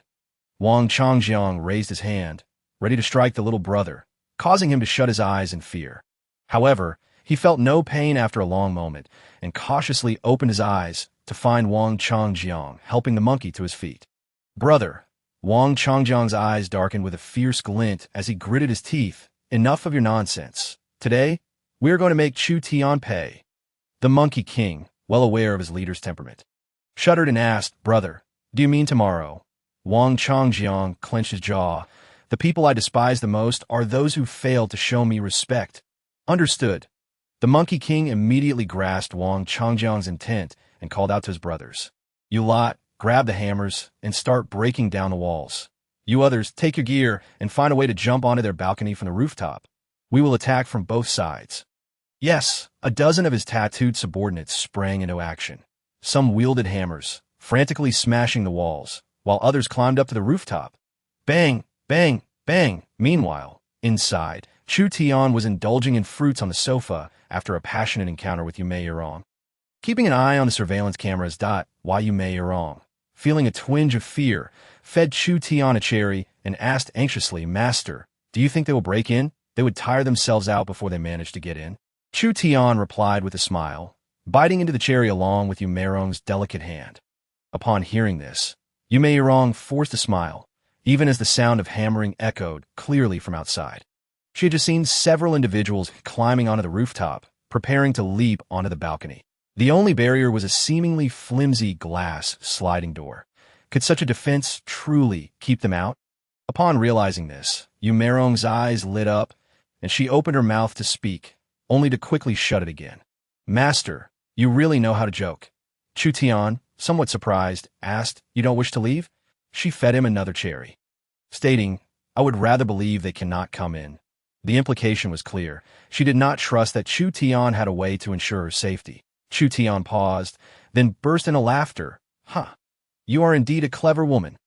Yume Yurong blushed and shot him a playful glare, while Chu Tian was indeed testing her. Had she agreed to let him escort her away, her fate would have been sealed in Wang Changjiang's hands. A woman emerging from Chu Tian's residence would undoubtedly meet a grim end. Conversely, should she choose to serve Chu Tian wholeheartedly, the worst outcome would still be similar, but with a greater chance of safety. Just then, a metallic clanging sounded from outside, startling Yume Yurong, who rushed into Chu Tian's embrace. Master, what is that sound? Chu Tian grinned and pointed towards the wall. They've broken through the outer cement bricks, revealing the steel wall inside. The steel wall? Yume Yurong was momentarily taken aback before recalling the advantages of this property. Indeed, this house was comparable to a bank vault. At that moment, she finally felt reassured. Previously, when selling the property, she had only grasped the basics, unaware of its specific capabilities. Now that she had witnessed it, she was utterly astonished. Her gaze shifted towards the glass sliding door. So this glass door is bulletproof. It cannot be shattered by human means, Chu Tian stated. Just as he finished speaking, a series of loud bangs echoed, and several figures, ropes tied around their waists, leaped onto his balcony.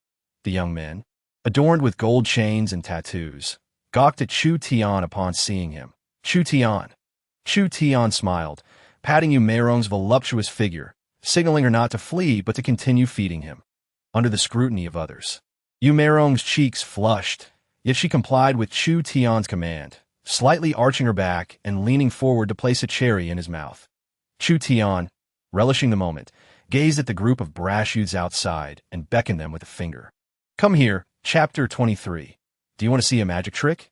Not only was Chu Tian audacious, but he also had a beautiful companion by his side. The young men were instantly incensed. Brothers, capture Chu Tian, and that woman will be ours. Damn it, I'm going all out. Bang, bang, bang. The young men wielded hammers and steel pipes, relentlessly striking the glass door. Yet the door remained unscathed, showing not even a scratch. Damn it, what kind of glass is this that it won't shatter? Stand back. I refuse to believe this. One young man, hammer in hand, leaned against the balcony railing, preparing for a forceful blow. Da-da, he shouted, swinging the hammer with all his might. Clang! The hammer struck the glass, producing a tremendous rebound that nearly sent him tumbling off the edge. Meanwhile, inside, Chu Tian roared with laughter, squeezing Yumerong's exquisite behind and asking, "Do you want to see a magic trick?" Feeling his strength, Yumerong's face turned crimson. A magic trick? Chu Tian picked up a crossbow from beneath the coffee table and held a remote control in the other hand, pressing it with a beep. The glass doors slowly opened. "Master, what are you doing?" Yumerong gasped, her legs weakening as she instinctively hid behind the sofa. Chu Tian commanded, "Watch and don't speak," on the balcony. The young men felt a surge of excitement. "Haha, kid, you really are asking for it. Brothers, this kid is seeking his own demise. Let's go." The group rushed towards Chu Tian, who calmly closed one eye, raising the crossbow to aim at one of them. Whoosh! An arrow pierced through the young man's throat, and he collapsed instantly. Whoosh! Whoosh! Whoosh! 3 more arrows were loosed in rapid succession, and 3 more young men fell, lying in pools of blood. Of the 5, only 1 remained. Standing frozen on the balcony, a stream of yellow liquid trickling down his pants. Don't come any closer," Chu Tian sneered, putting away the crossbow. "If I wanted you dead, you would have been long gone." The young man trembled. "Then that you won't kill me. Otherwise," Chu Tian glanced at the lifeless bodies on the ground. "This will be your fate. Get lost." Chu Tian's booming voice sent the young man sprawling to the ground in fear. "Mother!" But soon he scrambled up, climbing the rope. Once at the top, he waved a hand towards the bodies. Whoosh! In an instant, the 4 corpses vanished without a trace. Yumerong, witnessing the spectacle, was left speechless, unable to process what had just occurred. Summoning her courage, she approached the blood-stained floor. "Master, where did they go?" Yet, Chu Tian merely smiled in silence. Yumerong suddenly realized something was amiss, her body quaking with dread. She fell to her knees before Chu Tian. "Master, I saw nothing. Please spare my life." Yumerong understood that this was undoubtedly one of Chu Tian's secrets, the kind that must remain concealed. Now that she had stumbled upon it, given Chu Tian's ruthless nature, her fate would surely be death. Chu Tian was pleased with Yumerong's awareness. "You are indeed clever. However, are you prepared for the role of a maid?" Yumerong nodded fervently, pleading, I am. Master, I wish to be your maid for life." As soon as she finished speaking, whoosh, an arrow struck the ground right in front of Yumerong, causing her to pale in fright and scream, "Ah!" Terrified, she looked at Chu Tian, bewildered. Mastered why? She knew she had served him well today, and he had expressed satisfaction, even instructing her to continue with new tricks next time. Why was he suddenly aiming a crossbow at her? This inconsistency left her bewildered. Chu Tian did not conceal his intentions. Speaking coldly, fleeing at the first sign of danger, is that your resolve as a maid? Do not forget, without me, you would have starved to death by now. Yumerong's body shook, and she understood immediately, not daring to breathe. Chu Tian's voice was icy. "If there's a next time, the arrow will not miss." Yumerong's tense body relaxed, and she repeatedly bowed her head. "Thank you, master. Thank you, master. There will be no next time." Chu Tian nodded. "Go clean up the bloodstains. You can stay tonight."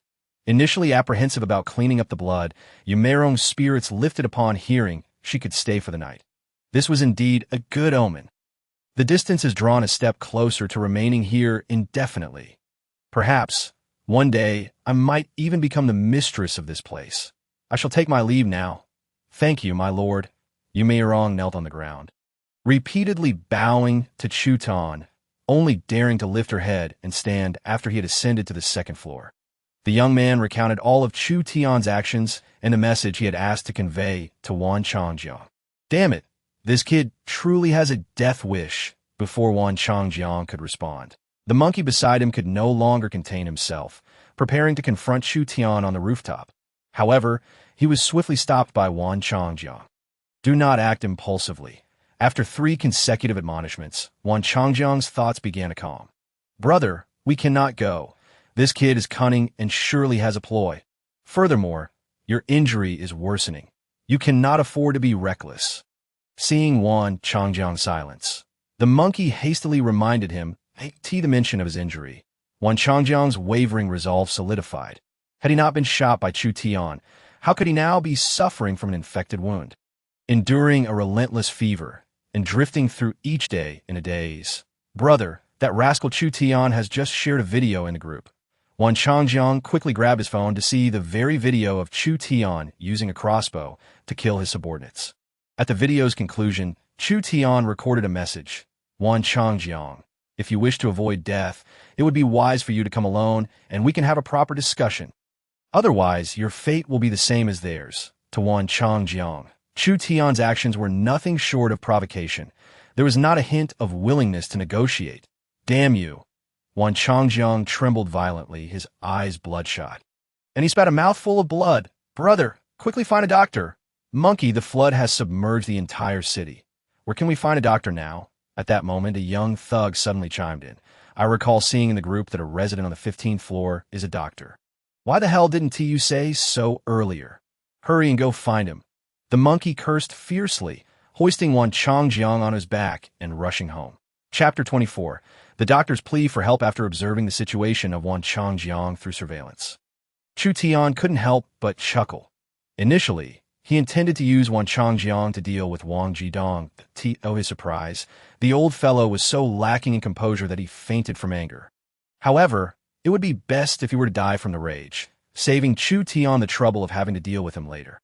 After perusing some fruitless group chats, he turned off his phone and lay down in bed. Just as he was about to drift off to sleep, he suddenly sensed something unusual emanating from his spatial ring. This ring was as vital to him as life itself. Instantly, all drowsiness vanished, and he hurriedly entered the ring to investigate. Upon entering, he was greeted by the sight of several corpses he had carelessly discarded, and feeling a bit superstitious, he decided to toss them off the balcony later. However, to his astonishment, beside these corpses, a golden door had inexplicably materialized. This was something that had never appeared since he acquired the spatial ring. Driven by curiosity, Chu Tian cautiously approached the door and slowly opened it. Creak! The sound of the door's hinge sent a jolt of apprehension through him.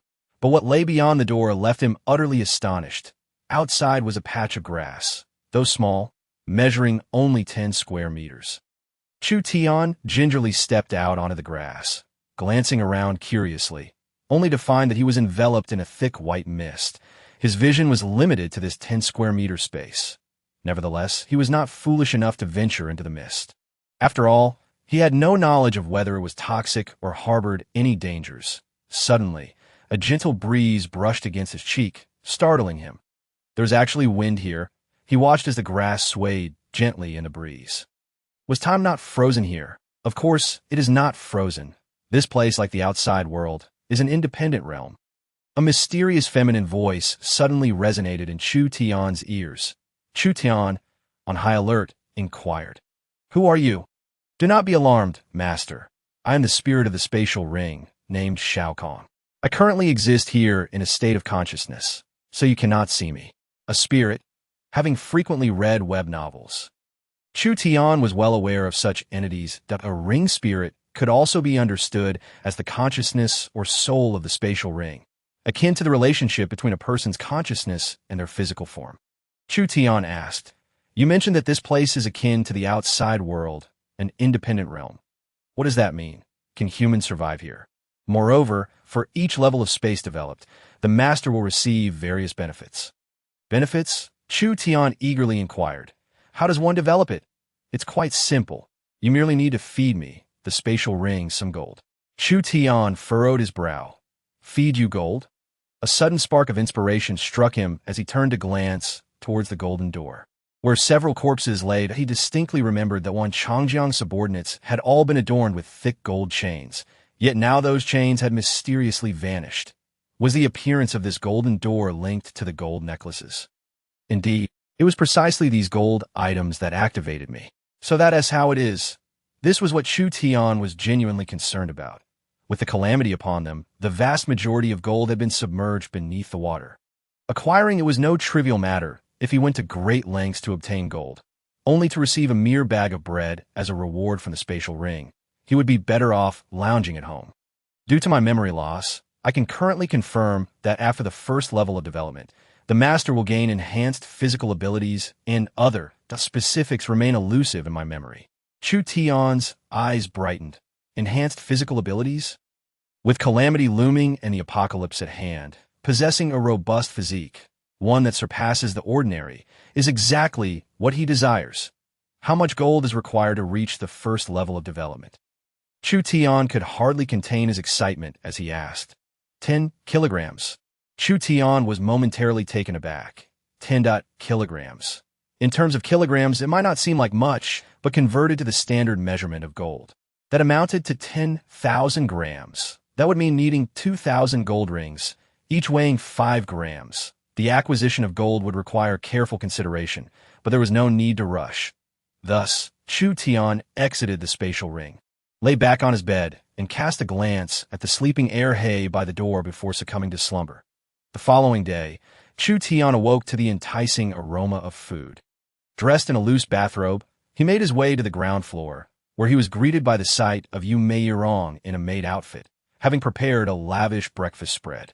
Soy milk, fried dough sticks, soup dumplings, fried eggs, everything one could desire for a Chinese breakfast. Upon seeing Chu Tian descend the stairs, Yumeirong instinctively knelt at the stairway, sweetly saying, "Master, please enjoy your meal."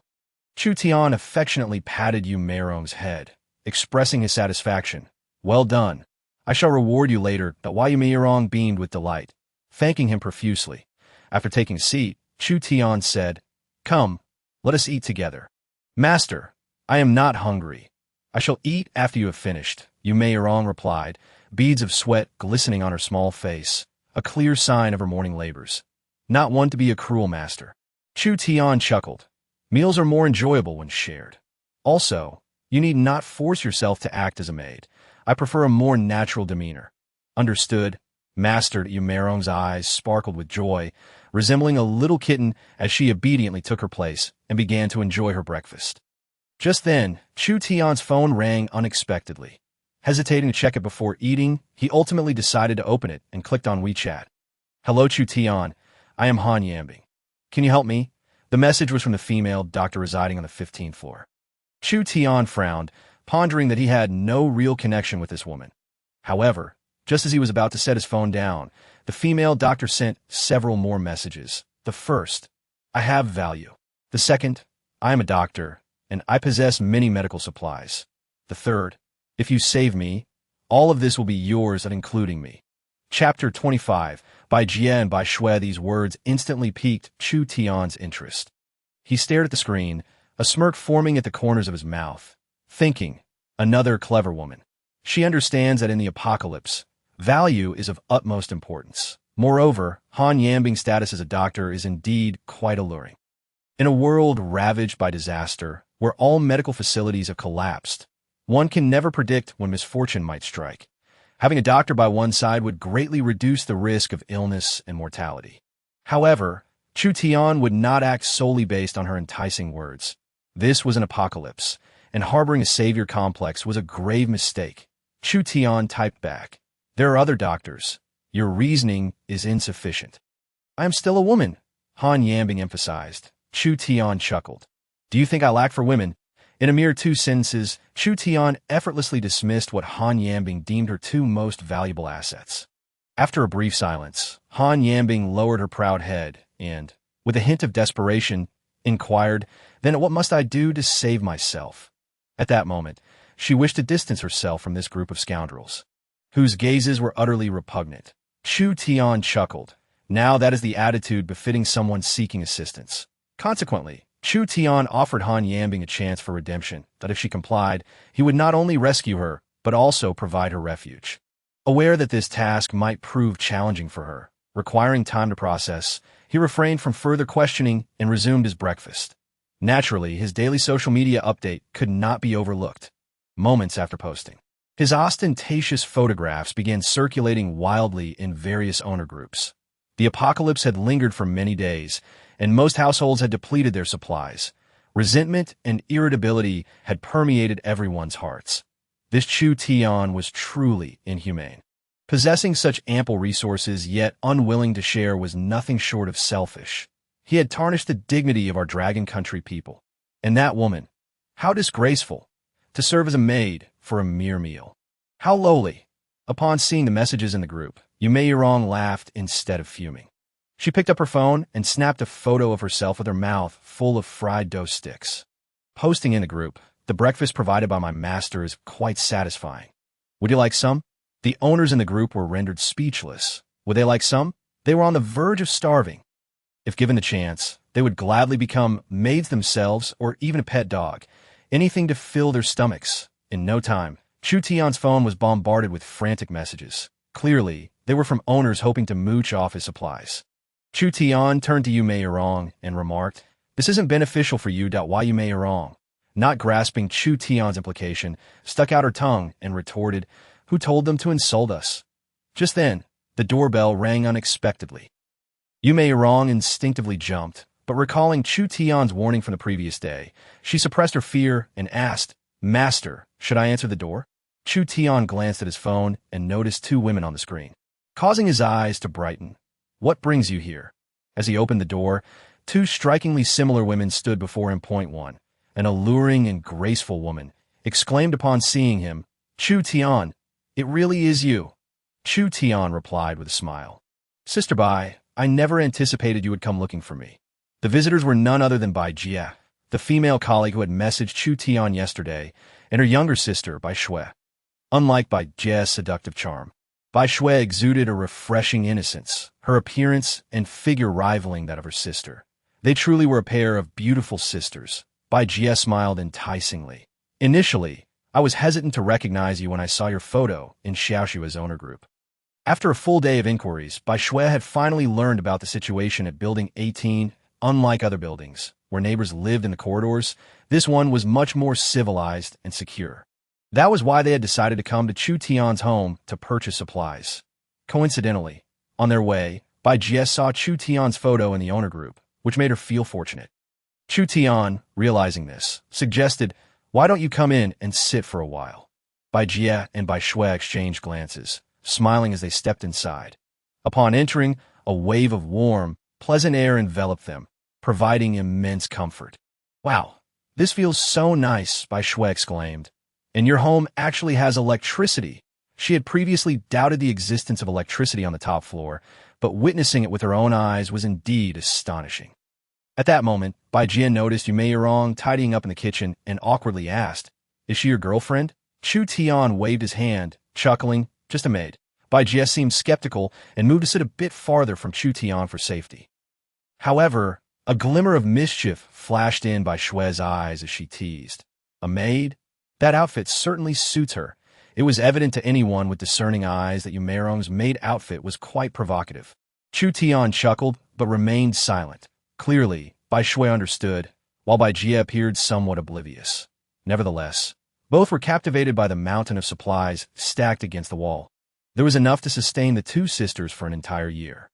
Yet, they were unaware that these supplies were merely the tip of the iceberg for Chu Tian. Noticing the sisters' gazes, Chu Tian feigned ignorance and asked, "What brings you here?" The two exchanged looks. Bai Jie, feeling a bit shy, hesitated, and finally, Bai Shui spoke up.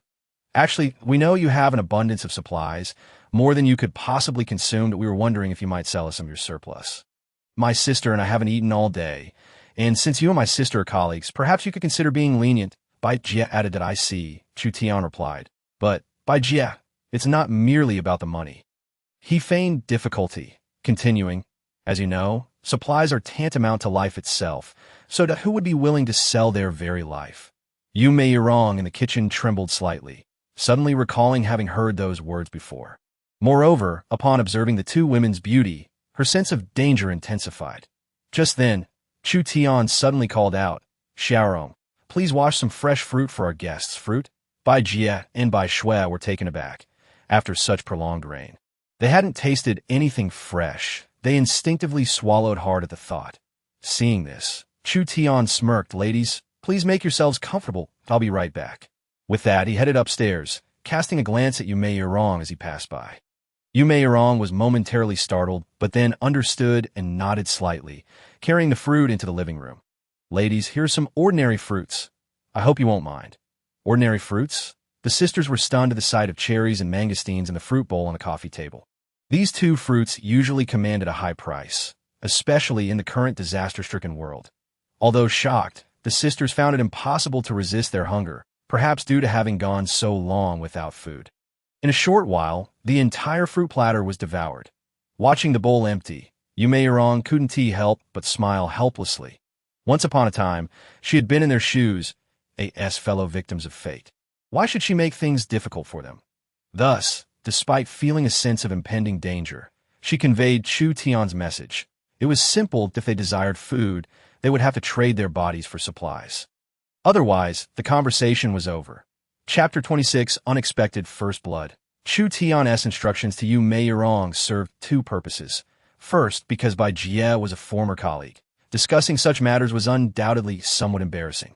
Second, to further test Yumeirong's obedience. After about 10 minutes, Chu Tian descended the stairs with Erhe in his arms. Upon noticing the empty sofa, he couldn't help but shake his head and ask, "Did they refuse?" Yumeirong pondered for a moment. Bai Jie seemed quite resistant, outright refusing. However, Bai Shui didn't directly decline, but neither did she agree. In truth, Chu Tian had already heard their conversation through the surveillance. Hearing Yumeirong's words, he nodded in satisfaction. Her account aligned with the facts. He then handed Yumeirong 5 bags of bread and 5 bottles of mineral water. While Yumeirong looked at the supplies in her hands, opened her mouth as if to say something, but ultimately kept silent. She understood that if Chu Tian truly wanted her to stay, he would not have given her these supplies, so she chose to leave quietly.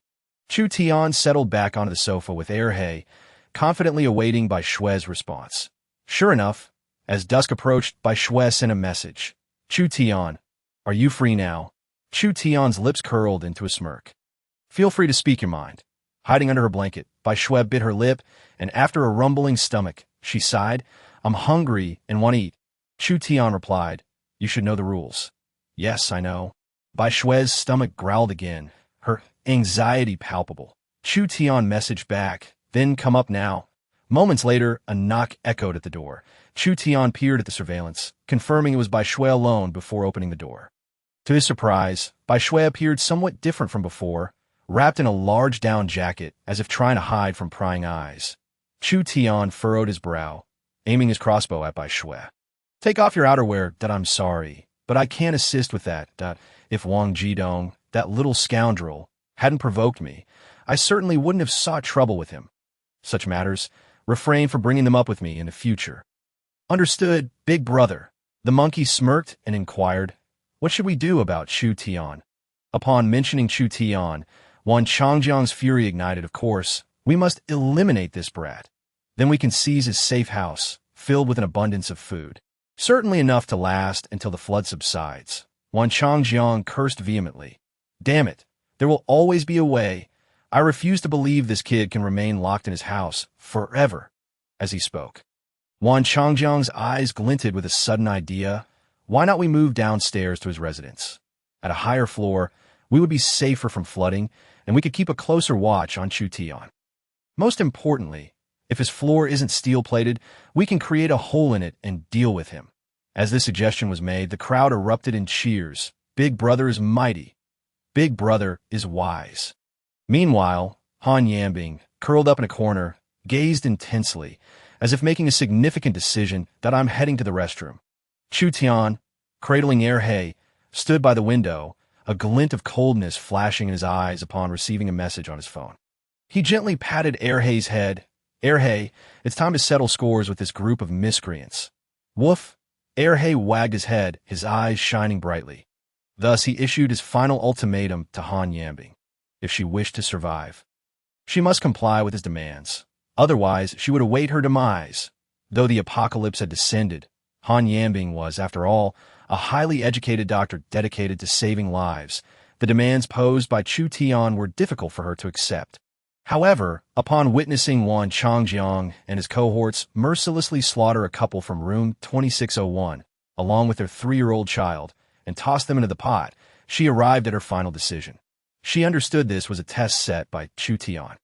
Despite the peril, she had to take a chance. That very night, As one Changjiang seized room 2601, they sat in the living room playing cards and sent a minion to stew meat. Han Yambing's complexion turned pale. Her lips cracked, but she followed suit. I'll help you. The minion paused, wordlessly glancing at Wan Changjiang. Observing this, Wan Changjiang's lips curled into a cruel smile. Haha, has Dr. Han finally lost her composure? Ha ha! Such spirit. Today, let's savor Dr. Han's culinary skills. The minions cheered and laughed, as if killing and consuming flesh were the most ordinary of affairs. Taking a deep breath, Han Yambing entered the kitchen.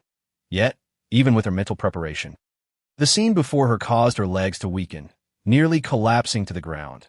Bloodstains adorned the room, dismembered limbs scattered about, compounded by the stench emanating from the damp air.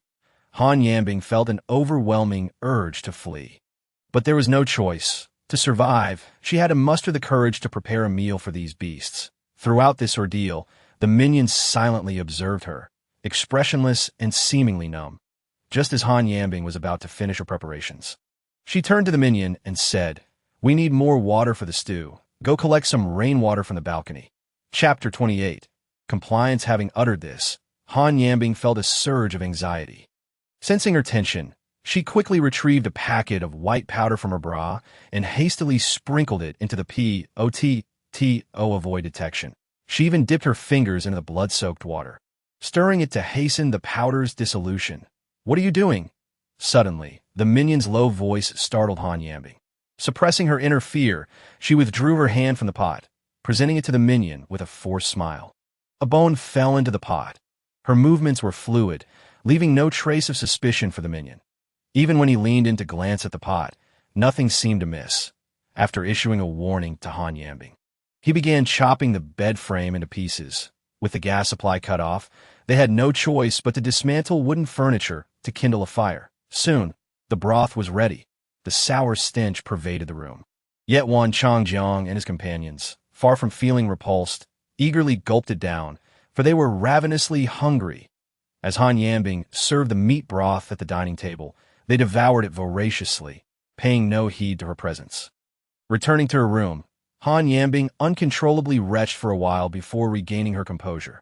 Setting aside her bowl, she began to silently calculate the time. She had added an entire bottle of sleeping powder to the pot. This dosage would certainly incapacitate not just a few individuals, but even a blue whale. Half an hour later, estimating that enough time had passed, Han Yambing leaned against the door, listening intently.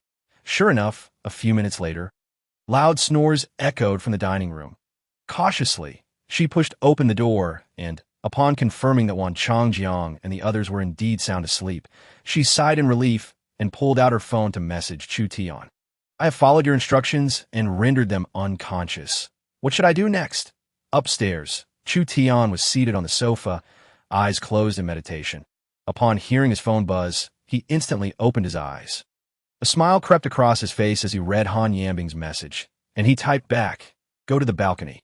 Han Yambing was momentarily taken aback by this message, but gritting her teeth, she navigated through the sprawled bodies and made her way to the balcony.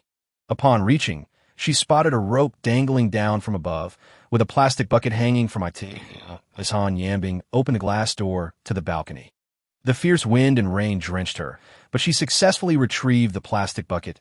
That moment, Chu Tian sent another message. "Tie them all up and drag them to the balcony."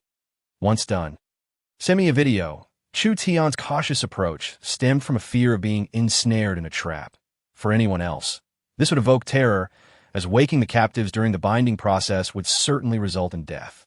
However, Han Yambing was different, the doctor. She understood the effects of the dosage she had administered and knew they would remain in a deep slumber.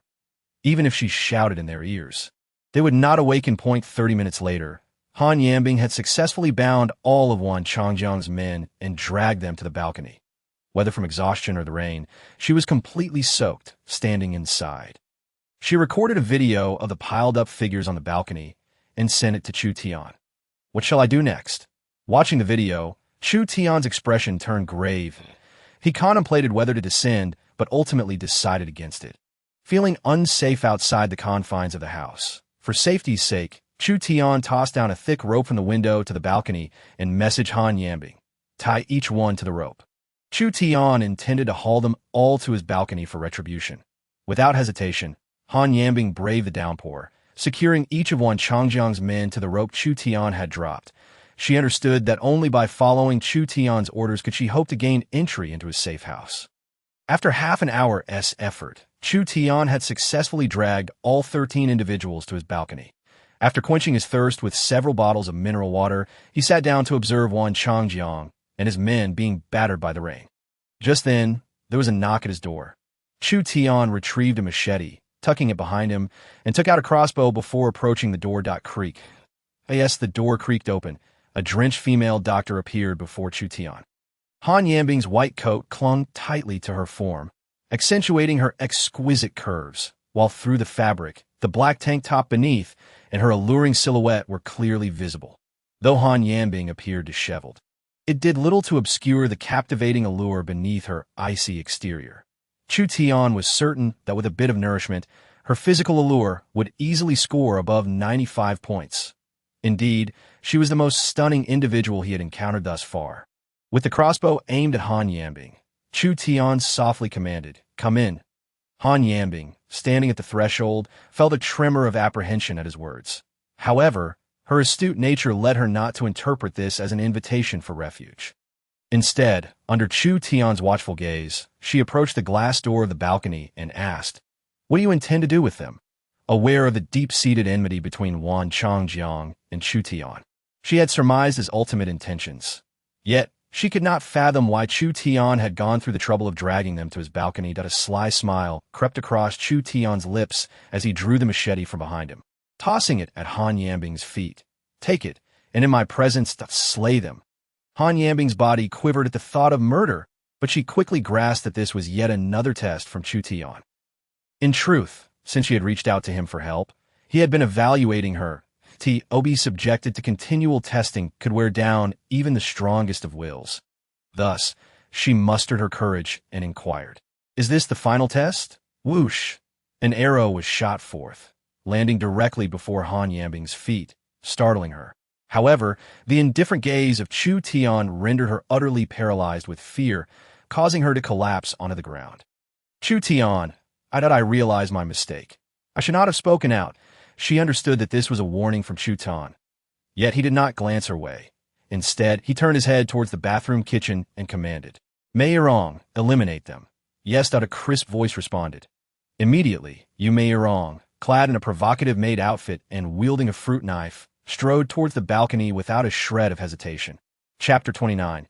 The curtain falls on Wan Changjiang. Yu Meirong had been summoned by Chu Tian to demonstrate to the newly arrived Han Yambing what true obedience entailed.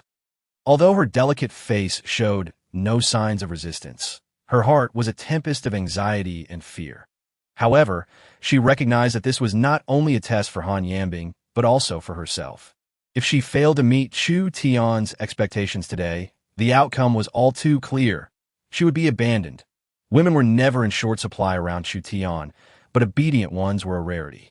To continue enjoying the sanctuary he provided, what was the life of a few individuals worth? With resolve, Yu Meirong flung open the glass window with a resounding crash, the torrential rain instantly soaking her. Yet, having been warned by Chu Tian, she knew there was no turning back. Braving the downpour, she forced her eyes open, grasped the fruit knife tightly, and without hesitation, lunged at one of the slumbering henchmen.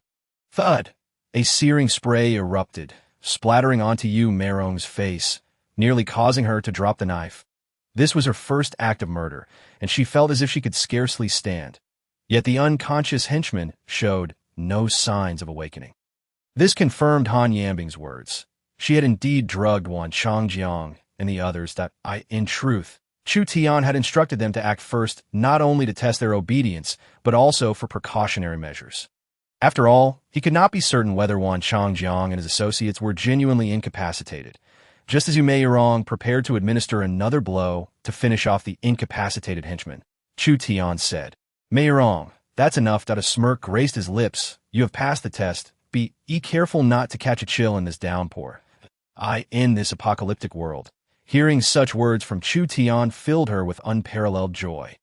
Tears welled up in the corners of Yu Meirong's eyes as she sobbed uncontrollably in the rain, as if to convey that everything she had done was worth it. Chu Tian reached out and gently wiped away her tears, softly saying, "Go take a hot shower." Yu Meirong nodded vigorously. As she passed by the crumpled Han Yambing, she paused, glanced at her, and then proceeded towards the bathroom. Being a woman herself, Han Yambing gleaned much from Yu Meirong's gaze: relief, sympathy, and even a hint of animosity. In that moment, she comprehended fully. To remain by Chu Tian's side, absolute obedience was imperative. Han Yambing overcame the final barrier in her heart, picked up the machete lying on the ground, and charged toward the balcony. Fueled by impulse, she intended to eliminate this group in one swift motion. However, at that moment, Chu Tian obstructed her path. Han Yambing looked at Chu Tian in confusion, feeling a flicker of fear. Did he intend to abandon her? While she was lost in her thoughts, Chu Tian retrieved a barrel of gasoline from his spatial ring and presented it to Han Yambing. "This is your final opportunity." You. Han Yambing gasped, her body trembling. Just as she was about to voice her protest, she quickly realized and accepted the gasoline barrel, her face paling. "All right, I'll go now, having not eaten for 2 days." The earlier endeavor of moving Wan Changjiang and the others had nearly exhausted her strength. Now, hefting the heavy gasoline barrel was evidently challenging. Nevertheless, she dared not ask Chu Tian for assistance. Upon reaching the balcony, although the rain continued to pour, gasoline and rainwater did not mix, allowing Han Yambing to pour the entire barrel over Wan Changjiang and his comrades. Faced with the vivid reality of 10 lives before her, Han Yambing wrestled with her final hesitations. As time ticked away and Chu Tian began to lose his patience, she suddenly screamed, tossing the ignited lighter onto the balcony while swiftly shutting the glass door. Boom! The flames erupted upon contact with the gasoline, producing a deafening roar. Han Yambing instinctively curled up, burying her head between her legs. Meanwhile, Chu Tian's face was illuminated by the fiery glow, his gaze fixated on the balcony. At that moment, a henchman engulfed in flames let out a blood-curdling scream, his eyes wide with terror. He attempted to rise, but found himself ensnared. Even the torrential rain could not quell the raging inferno. This was a clash of water and fire. Wan Changjiang, lying nearby, felt the intense, searing pain.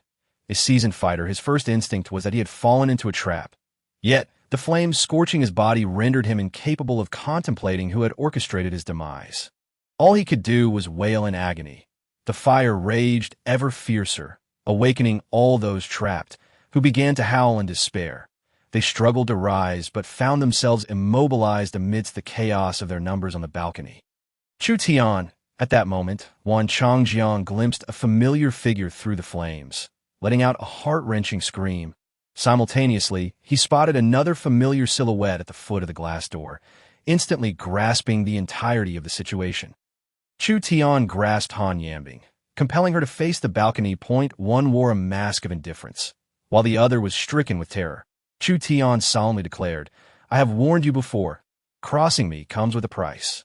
It was uncertain whether Wan Changjiang could hear, but the sight of Han Yambing trembling at Chu Tian's words sent shivers through her. Minutes later, the 10 living souls were reduced to charred remains. Observing the once struggling Wan Changjiang, now lying unrecognizable, Han Yambing collapsed onto the ground. Although a doctor accustomed to death, this was her first experience witnessing a living person perish before her eyes in such a horrific manner. It was utterly horrifying. In that moment, she realized that Chu Tian was no mere man. He was a devil. However, what took Han Yambing by even greater surprise was to go outside and clean the balcony. Chu Tian said expressionlessly before turning to leave. Yet, this time, though Han Yambing was taken aback, she hesitated not a moment longer. She swung open the glass door, allowing the storm to batter against her, and resolutely began to discard the charred corpses from the balcony. However, as she worked, she wept inconsolably in the rain, unable to distinguish whether it was rainwater or her own tears, just as she believed she had passed the test and could remain here.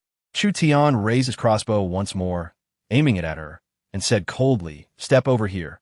Han Yambing opened her mouth but ultimately complied, walking to stand directly before Chu Tian. That moment, he reclined on the sofa, while Yu Meirong, freshly refreshed, fed him cherries in a manner that was decidedly intimate, seeming to relish it even more than he did.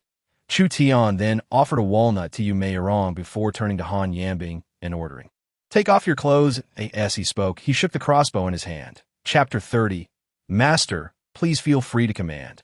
Upon hearing this, Han Yambing exhibited clear resistance, struggling to muster a smile. "You are being overly cautious. I've already dealt with your enemies as instructed. Surely, that should earn your trust." Chu Tian scoffed. "Those individuals were a significant nuisance to you as well. Your assistance in eliminating them proves merely that you can be of help to me. Trust, that is far from sufficient." In his previous life, Chu Tian had been betrayed due to misplaced trust, leading to his demise. Thus, in this life, he was unwilling to trust anyone lightly, nor did he wish to harbor any potential threats. Han Yambing felt a pang of helplessness. She had diligently adhered to Chu Tian's demands, yet remained unsatisfactory in his eyes. Yet, she did not wish to leave this haven of sustenance, warmth, and comfort. "Then, what must I do to earn your trust?" Her tone was filled with an almost abject plea, tears welling in her eyes. Chu Tian waved the crossbow before her. "I just stated it." Han Yambing's body quivered, her teeth biting down on her crimson lip. Although reluctant, reason dictated that she must comply with Chu Tian's wishes. Otherwise, she would be cast out, which was not her desire. With a flush of embarrassment, she bashfully removed her white lab coat, revealing a black tank top and black jeans beneath. She raised her hands and spun in place. "See, I'm not concealing any weapons." However, Chu Tian remained silent, not lowering the crossbow aimed at her, continuing to shake it. "I'm sorry, but I can't assist with that." Simultaneously, an unfamiliar crossbow was drawn, aimed directly at Han Yambing. "Meirong, please fetch some fruit for our doctor." Han to taste. Upon hearing the word fruit, Han Yambing's beautiful eyes instantly sparkled, and she unconsciously swallowed. It had been ages since she had enjoyed a proper meal. At home, she had subsisted solely on glucose. Chu Tian noticed the expression on Han Yambing's face, a smirk forming at the corner of his mouth as he got straight to the point. "You should be well aware that my invitation for you to stay here stems from your perceived value to me. However, you must always remember that this is my domain, and why allowing you to enter is a privilege, not an entitlement. Therefore, from this moment on, you are to obey me unconditionally, or you shall find yourself wholly unwelcome here. Naturally, should you harbor any ill intentions toward me, and I discover them, I will ensure your demise is far more brutal than that of Wan Changjiang and his ilk." Han Yambing nodded gently. Absorbing Chu Tian's warning, he then gestured towards the room adjacent to Meirong's, stating, "That will be your room from now on. However, you must understand that every corner of this house is under surveillance, including your bedroom. This means that living here, you will have no privacy whatsoever. Furthermore, your movements are restricted to the ground floor. Without my permission, you are not to ascend to the second floor, or I will not hesitate to end your life. If you have any objections, now is your chance to leave." With that, Chu Tian pointed towards the door. Having gone to such lengths to secure this safe house, Han Yambing had no intention of leaving. Compared to the hellish outside world, this was akin to paradise. Moreover, Chu Tian's demands were not excessively harsh and were entirely acceptable. Like a compliant kitten, Han Yambing nodded, saying, "I will heed your commands, master." Chu Tian nodded in satisfaction, replying, "In that case, you will follow Meirong and begin with the daily duties of a maid." This moment, Meirong flashed a signature smile at Han Yambing, placing a platter of fruit before her and gently saying, "Dr. Han, please enjoy the fruit that the master has bestowed upon you." Han Yambing swallowed hard, her desire to reach for the fruit momentarily halted by a thought as she turned to Chu Tian and cautiously asked, "Master, may I eat?" Chu Tian smiled contentedly, saying, "I recall you mentioning that you had an extensive stock of medicinal supplies. Where are they now?" Chapter 32. Adding fuel to the fire and fostering hatred, Han Yambing cradled a peach in her delicate hands. Taking a gentle bite and savoring the sweet juice that flowed forth, her rosy cheeks glowing with satisfaction, she glanced up at Chu Tian and softly replied, "Because Wan Changjiang and the others barged in my home so unexpectedly, I managed to hide 300 bottles of glucose solution in my safe beforehand. As for the other medications, they were seized and consumed by Wan Changjiang and his gang. Chu Tian's body trembled at her words, exclaiming, 300 bottles of glucose. That is an astonishing quantity. It is well known that in the apocalyptic world, glucose holds value far exceeding that of mere supplies. Not only does glucose provide energy to the body, but it is also the best carrier for medications. The fact that Han Yambing's family had stockpiled 300 bottles was a windfall, due to the stringent regulations surrounding pharmaceuticals within the Dragon Kingdom. Chu Tian had been unable to amass a significant supply of medicines. Now, with Han Yambing's 300 bottles of glucose, he could fill some of the gaps in his own stock, as for the other medications. He would have to wait for the storm to pass before seeking them out. While elated by this revelation, Chu Tian suddenly inquired, wasn't your house overrun by Wan Changjiang? Is it safe to leave the glucose there? Han Yambing quickly finished her large peach and nodded, assuring him, it should be quite safe, as I stored the glucose in my safe, which cannot be opened without the password. Chu Tian nodded, feeling considerably reassured, reflecting that he must find an opportunity to relocate the glucose as soon as possible. Otherwise, it could attract unwanted attention, and everyone understood the value of glucose. However, even so, Chu Tian had no intention of risking his safety by venturing out of the safe house to retrieve it himself. He looked at the two lovely women before him and spoke in a low voice. Tonight, under the cover of darkness, you will go and bring back those 300 bottles of glucose. After saying this, he produced 2 daggers and 2 sets of form-fitting combat gear from his spatial ring and placed them on the coffee table.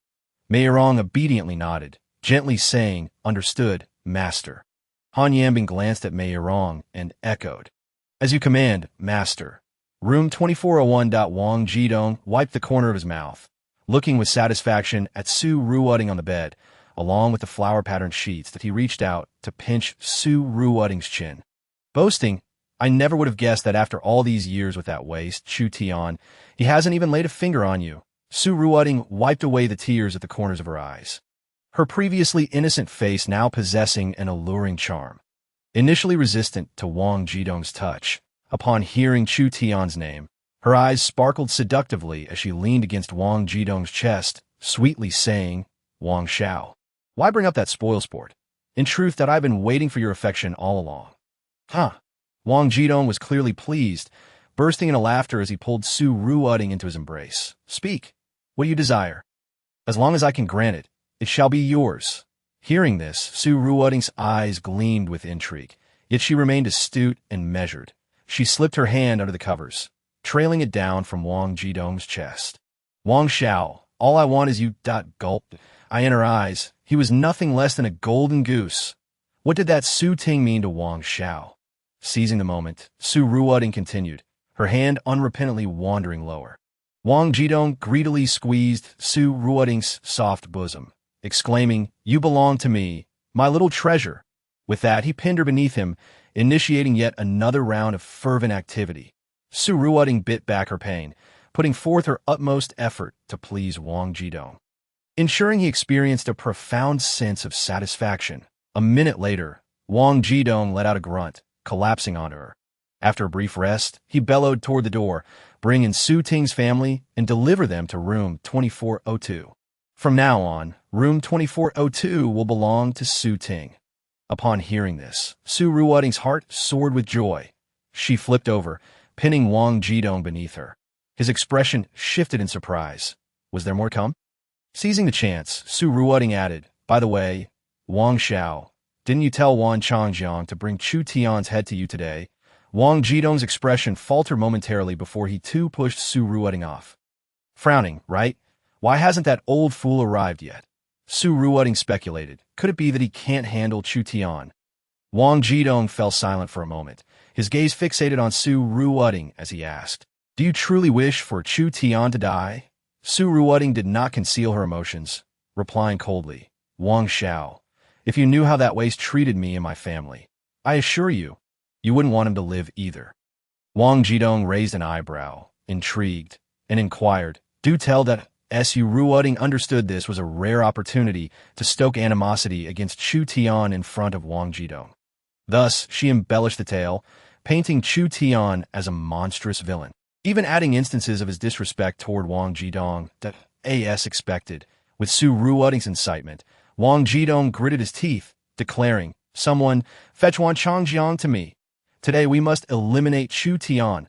A subordinate promptly exited in response. However, the door suddenly swung open, and a furious figure barged in. "Wang Xiao, didn't you promise to give room 2402 to me? Why have you suddenly moved the Su family in?" Cheng Yuru, deliberately clad in revealing sleepwear, stood at the doorway, appearing pitiful. Wang Jidong's expression remained impassive as he replied, "Because I've lost interest in you." A stark and direct statement, devoid of any euphemism. Cheng Yuru's face fell dramatically. "Someone, throw this woman out." With that, Wang Jidong fiercely embraced Su Ruoting. Hearing this, Cheng Yuru gazed at the inseparable pair, panicking as she pleaded, "Wang Xiao, please, don't throw me out. Wang Xiao, I still have many tricks to show you." Attempting to break free from the grip of a subordinate proved futile, and she could only allow herself to be dragged away. In the end, she had no choice but to turn to Su Ruoting for help, lamenting, "Ting Ting, please say something on my behalf, will you?" Su Ruoting, shedding her previous softness, coldly retorted, "Cheng Yuru, I asked Wang Xiao, and you never spoke a good word for me." Cheng Yuru, as if struck by lightning, did not wait for the words to finish before Su Ruoting coldly admonished, "Aren't you going to toss her out quickly?" "Yes." The henchman exerted force, dragging Cheng Yuru along the ground and unceremoniously casting her into the corridor. Meanwhile, Wang Jidong gazed at Su Ruoting with interest. Chuckling, "This icy demeanor of yours bears no resemblance to the flirtatious side you displayed earlier. How annoying." Su Ruoting's cheeks flushed crimson as she buried her face against Wang Jidong's chest, shyly murmuring, "Isn't this just me trying my best to learn how to be Wang Xiao's woman?" Huh. The more Wang Jidong looked at Su Ruoting, the more he liked her. However, Su Ruoting's heart grew increasingly unsettled, for she feared she might become the next Cheng Yuru. Thus, she resolved to take advantage of Wang Jidong's affections while they lasted, to eliminate Chu Tian. At that moment, a henchman suddenly reported, "Wang Xiao, Wan Changjiang, and his subordinates have all vanished." "What?" Wang Jidong sprang to his feet. Chapter 33. Master does not accept useless individuals. "Boss Chung, it seems the female doctor on the 15th floor has been robbed. Nothing remains." On the 10th floor, in the stronghold of Butler Chung, a young man was reporting to the elder seated on the sofa. Upon hearing this, the elder straightened, frowning as he said, "Robbed? How could that be possible?" Elder Chung had initially contemplated targeting the female doctor after finding himself at a loss with Chu Tian. She was one of the three who had refused to join his team. And surely, she possessed valuable resources.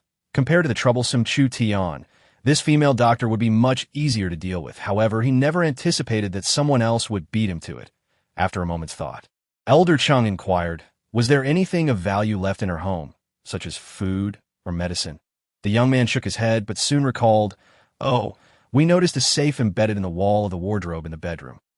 It's quite large. However, I tried many times to open or move it, but to no avail. That a large safe?" Elder Cheng's spirits lifted instantly. His instincts told him that this safe might contain what he desired. Yet he was not reckless enough to rush to the 15th floor. The female doctor's home being ransacked was no coincidence. Currently, it was impossible to go to the hospital for treatment.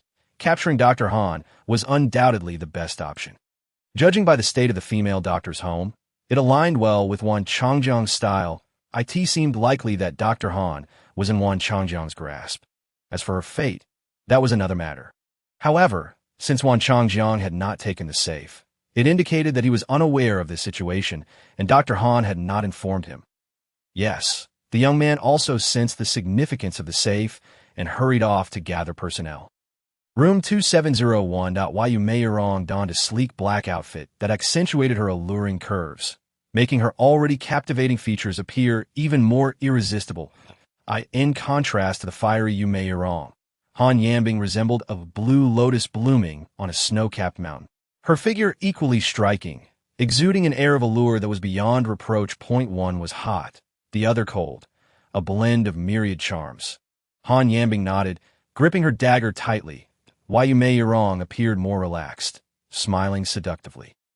"Master, I will miss you." Chu Tian grinned, stepping forward to plant a kiss on each of the women's cheeks. "Be cautious. The two women blushed, exchanging glances before departing. As they left, Chu Tian's heart grew tense. Though he regarded the two women merely as maids, they had undergone rigorous selection to be by his side. Losing them would undoubtedly cause him pain and reluctance. Zizi, Master, we have now descended to the 26th floor. Can you hear me? Yu Meirong's voice came through the intercom. I can. Master, can you hear me? We are now heading down to the 25th floor. The cool voice of Han Yanbing resonated through the intercom. No problem. After confirming, Chu Tian reminded them, maintain communication at all times. Understood. Mastered as you command. Master Yu Meirong and Han Yanbing secured the intercoms to their chests, sharing a brief glance before gripping their daggers tightly and proceeding cautiously downstairs. The two women moved with great care, and upon reaching the 24th floor, they suddenly spotted a young woman being dragged from a room by two suited men, discarded in the corridor. The woman on the ground wept, appearing deeply distressed. Yet, both women were acutely aware that in today's world, merely surviving was a luxury.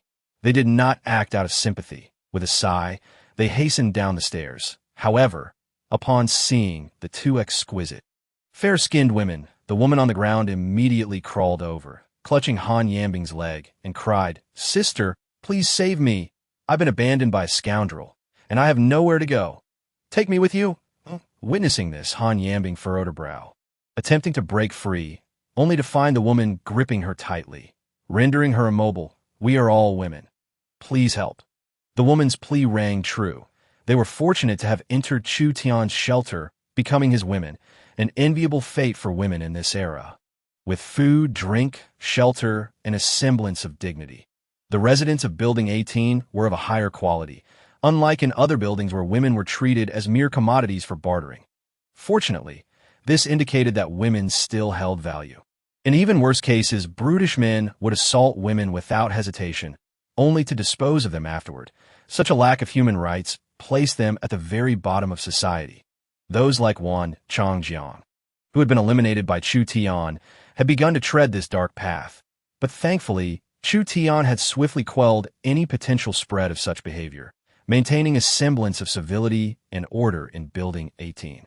Just as Han Yanbing grappled with her dilemma, Yu Meirong suddenly drew her dagger, pressing it against the woman's neck, warning, release her, or I won't hold back.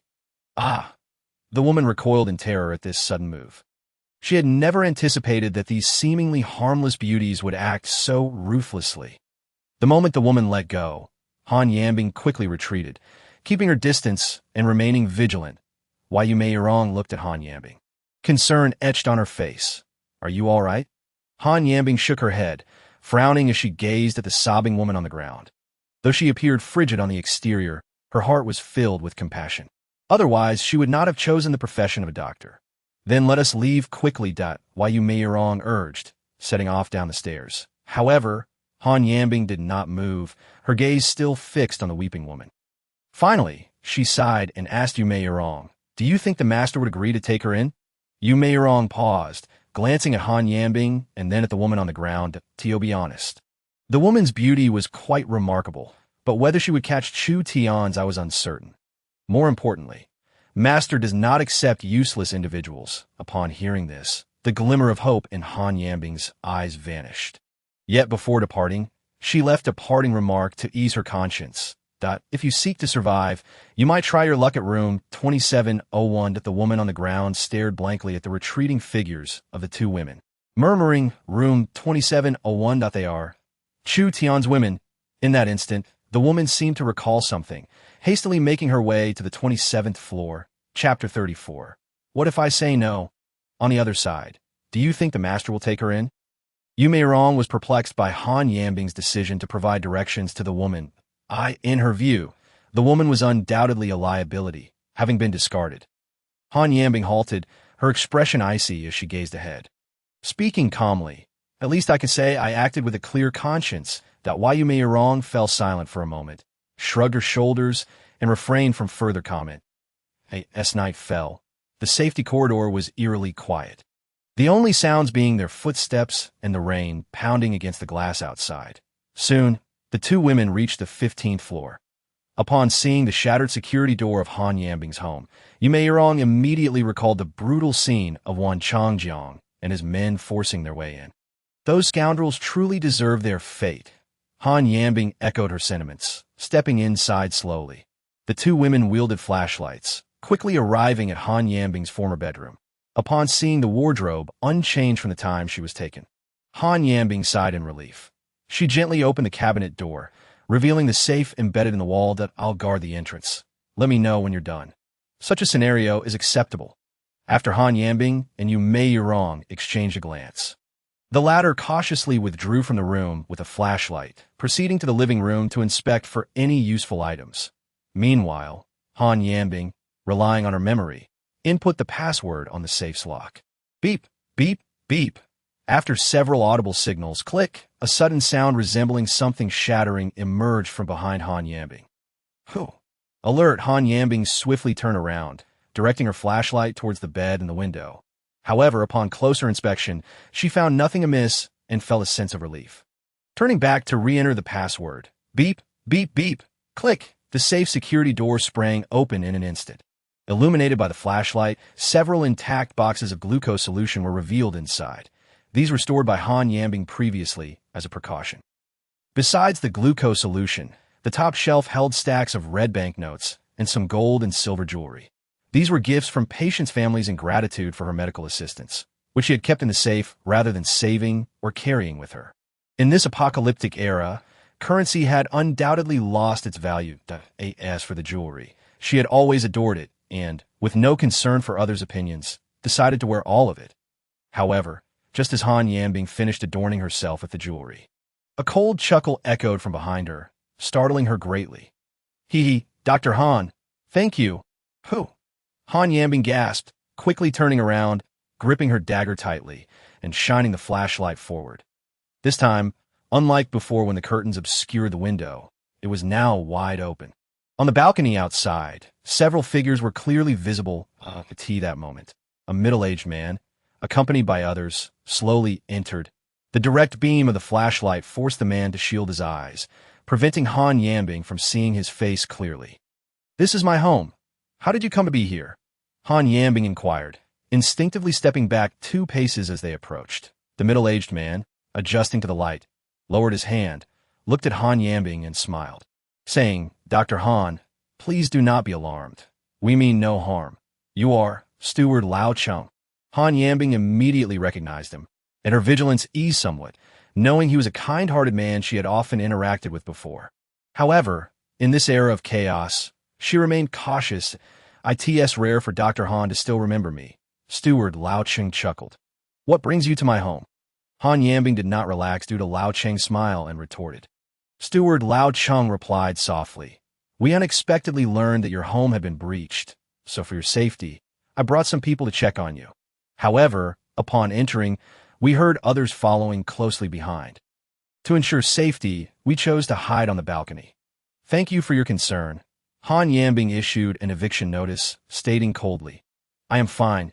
Please leave my home. She instinctively glanced at the glucose behind her, fearful that they might harbor greedy intentions that could endanger her.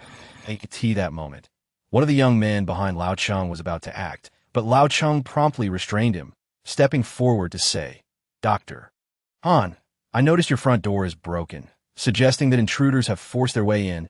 However, what puzzles me is that you appear to be unharmed. Han Yambing recognized that this old man was fishing for information, yet she retorted with a cold smile. If even you refer to me as Dr. Han, I need not elaborate on my worth, do I? If there is nothing further, please leave. Han Yambing reiterated her eviction. This time, Lao Cheng's brow furrowed. His earlier inquiry aimed to uncover who was behind Han Yambing, that if, as he suspected, it was one Chang Jiang or Chu Tian, such figures were not to be trifled with. He would certainly turn and leave, for he understood that a doctor held significant value to anyone. Likewise, she would be regarded with importance. Yet, Han Yambing remained unwilling to disclose who stood behind her, which vexed him greatly. However, his subordinates lacked such discernment. As he pondered, one young man suddenly jumped out, shouting, You can leave, but hand over what's behind you, and we'll be on our way. Both Han Yambing and Steward Lao Chung were taken aback. Yet compared to Han Yambing's shock, Lao Chung gritted his teeth, resolutely thinking, If I hadn't seen it was glucose, it would be one thing. But having seen it, if I don't take it, I might regret it for a lifetime. Thus, Lao Cheng did not stop him but instead cast a cold glare at Han Yambing. Han Yambing, anxious, replied, "What nonsense are you talking? Everything here is mine. Why should I hand it over to you?" The young man beside him, seeing Lao Cheng remain silent, hastily urged. Lao Cheng's team now comprises 30 members.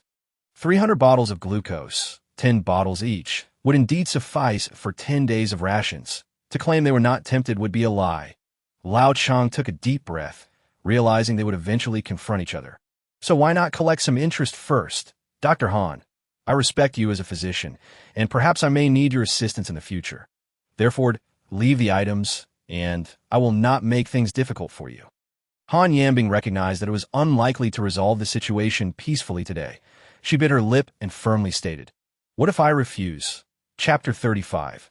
All because of Chu Tian. Lao Cheng's expression darkened as he gritted his teeth. "Dr.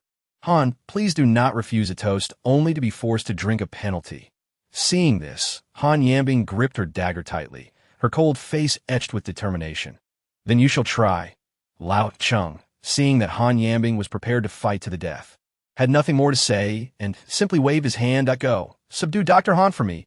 Yes, for young men rolled up their sleeves and charged towards Han Yambing. At that moment, a shadow suddenly flashed outside the door. Thud! Ah, my leg. One of the young men let out a pained scream, clutching his thigh and collapsing to the ground, rolling in agony. Who? Who attacked from the shadows? Lao Cheng's expression tightened as he quickly stepped back. Fixing his gaze on the front, the other 3 young men were startled as well, halting in their tracks. Even Han Yambing was taken aback. However, upon seeing the person before her, she instantly felt relieved. "Mei Rong, you shouldn't have come in." Han Yambing felt a surge of emotion. She knew that had Mei Rong heard the sound from inside, she could have easily fled to avoid the crisis. Although Mei Rong had injured one of them with her surprise attack, they still faced 4 men, including Lao Cheng. Even with daggers in hand, they could not possibly overpower 4 men.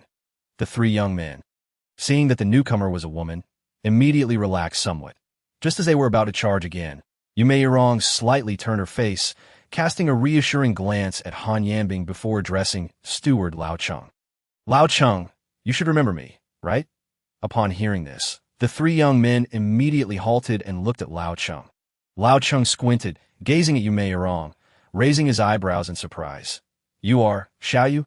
Both were employees of the Yu Hai garden developer and former colleagues. So they naturally recognized each other. "You're still alive?" Before Mei Rong could respond, Lao Cheng continued, "Have you also visited my home?" Mei Rong smiled slightly. "Clearly you have visited my home as well."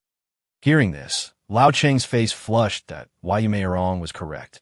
He had indeed gone to loot her home, but found nothing. I know that Mei Rong chuckled lightly.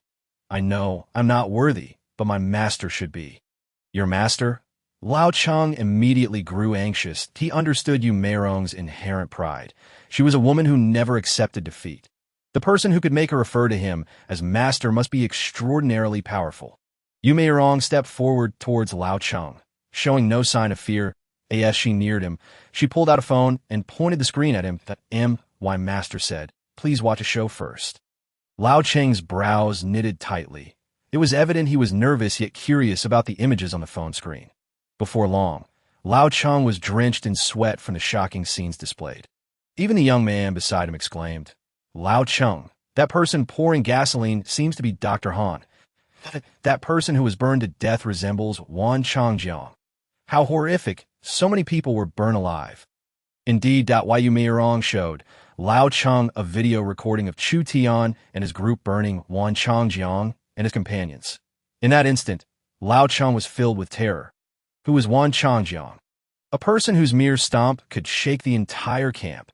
To think he was burned to death. What kind of terror must the one who killed him possess? Lao Cheng trembled. "Shall you? Who is your master?" Upon hearing this, possibly influenced by Chu Tian, a slight smile graced Mei Rong's delicate lips. Suddenly, a chilling voice suddenly emanated from the walkie-talkie nestled against the chest of Mei Rong and Han Yambing. At that moment, Lao Cheng's body trembled, and he stammered, Chu Tian, crackling, indeed, boom." In that instant, Lao Cheng's mind felt as if it had been struck by lightning. Yu Meirong's master. A massacre spanning the Yangtze River. It was all. Chu Tian, don't be ridiculous. Upon uttering these words, Lao Cheng was instantly frozen in place. Although he feared Chu Tian, as his subordinates had pointed out, how could he, Lao Cheng, continue to lead his team henceforth? Moreover, the two women of Chu Tian were currently in his grasp. The one who should feel threatened was certainly not him. The room fell into a brief silence. Han Yambing and Yume Yurong gradually realized that events were spiraling out of control. Chu Tian felt it too, sensing that with the advent of the apocalypse, Lao Cheng's mindset seemed to have shifted. Yet, Chu Tian had not given up. He continued, crackling. Lao Cheng, are you certain you wish to make me your enemy? Upon hearing these words, everyone present felt their hearts leap into their throats. The fate of the entire building 18 hung in the balance. It was evident to all that Lao Cheng's expression was fraught with conflict, beads of sweat dotting his forehead. Everyone knew that Lao Cheng was grappling with an internal decision. Brother Cheng, Chu Tian is but one man. We need not fear him. Indeed, he is merely a turtle hiding in his shell. Brother Cheng, as long as you give the order, not only will the glucose be ours, but those two women will be ours as well. Several young men fanned the flames, inciting Lao Cheng. The words stirred something within him. The beauty of Yume Yurong and Han Yambing was undeniably divine. What man would not desire such women? Most importantly, Han Yambing was a doctor. As time passed, Yume Yurong discerned the increasingly ruthless demeanor in Lao Cheng's gaze. Revealing the trajectory of his thoughts, she slowly retreated to Han Yambing's side, their eyes meeting in understanding. They both comprehended each other's intentions, wishing to seize the opportunity to escape. Lao Cheng, you must understand the calamity your choice will bring upon you. Should Lao Cheng take action, she and Han Yambing would surely become lambs to the slaughter. For based on her understanding of Chu Tian, he would not come to their rescue. Han Yambing shared the same sentiment, asserting, Lao Cheng, Chu Tian is not someone you can provoke. I urge you to remain calm. However, at that moment, Lao Cheng's eyes blazed with fury as he abruptly lifted his head, fixating intently on the two women. Dismissing their words entirely, I am perfectly calm. The reason I am trapped here, unable to reunite with my family, is because of Chu Tian. The reason I go hungry is also due to Chu Tian. The humiliation I endure in the owner's group is all because of Chu Tian. Everything is because of him. So from now on, Chu Tian, you and I shall be irreconcilable. Your people are mine. Your resources are mine. Yume Yurong and Han Yanbing trembled at his fervor. Chapter 36. If you don't want to die, get lost. Lao Cheng's madness resembled a wild beast. His eyes bloodshot, veins bulging, he bellowed at his three subordinates. What the hell are you waiting for? Attack. Yes, they were momentarily taken aback by Lao Cheng's transformation. This time, the three did not recklessly charge forward, for they understood that both Han Yambing and Yume Yurong wielded daggers. A moment's carelessness could lead to injury. Stay back. Yume Yurong and Han Yanbing remained vigilant against the three imposing men. Yet, without the element of surprise, the two weak women were no match for the three muscular men. After several tentative exchanges, the trio swiftly subdued Yume Yurong and Han Yambing, pinning them to the ground. And no matter how they struggled, it was futile. With the situation firmly in his grasp, Lao Cheng approached leisurely. Squatting down to extract the walkie-talkie from Yume Yurong's chest, coldly stating, Chu Tian, your two women are in my hands that if you wish to see them unharmed, you will relinquish your house and all your supplies. Otherwise, I have no qualms about providing you with a live broadcast. My brothers here have been itching for quite some time. With these words, the young men around him erupted into sinister laughter, their gazes towards the two women brimming with avarice. Yume Yurong and Han Yambing trembled at his remarks, filled with dread. Yet, they did not call out for Chu Tian, for they understood all too well that, in his eyes, they held far less value than resources and a safe house. They firmly believed Chu Tian would not surrender his house and supplies for their sake, nor would he come to their rescue. Just then, Lao Cheng, I offered you a chance at a familiar, icy voice suddenly resonated in the room. However, to Lao Cheng's astonishment, the voice did not emanate from the walkie-talkie in that moment. His previously relaxed demeanor snapped back into tension. Yet upon scanning the room, he found no source for the voice, prompting him to pick up the walkie-talkie once more, coldly demanding, "Chu Tian, stop playing your tricks. I will give you 10 seconds to consider. If you do not hand over the supplies and house, I will deal with these two women right now." With that, Lao Cheng slapped each of you Mei Wrong and Han Yambing. He then placed the walkie-talkie before them, instructing, "Let your master come and barter for you." But just then, another voice filled the room. "It is your own failure to seize the opportunity. Do not blame others." This time, Lao Cheng discerned the origin of the voice and quickly turned to look. There, hanging from the balcony outside the window, was a shadowy figure. Lao Cheng shone his flashlight towards the figure.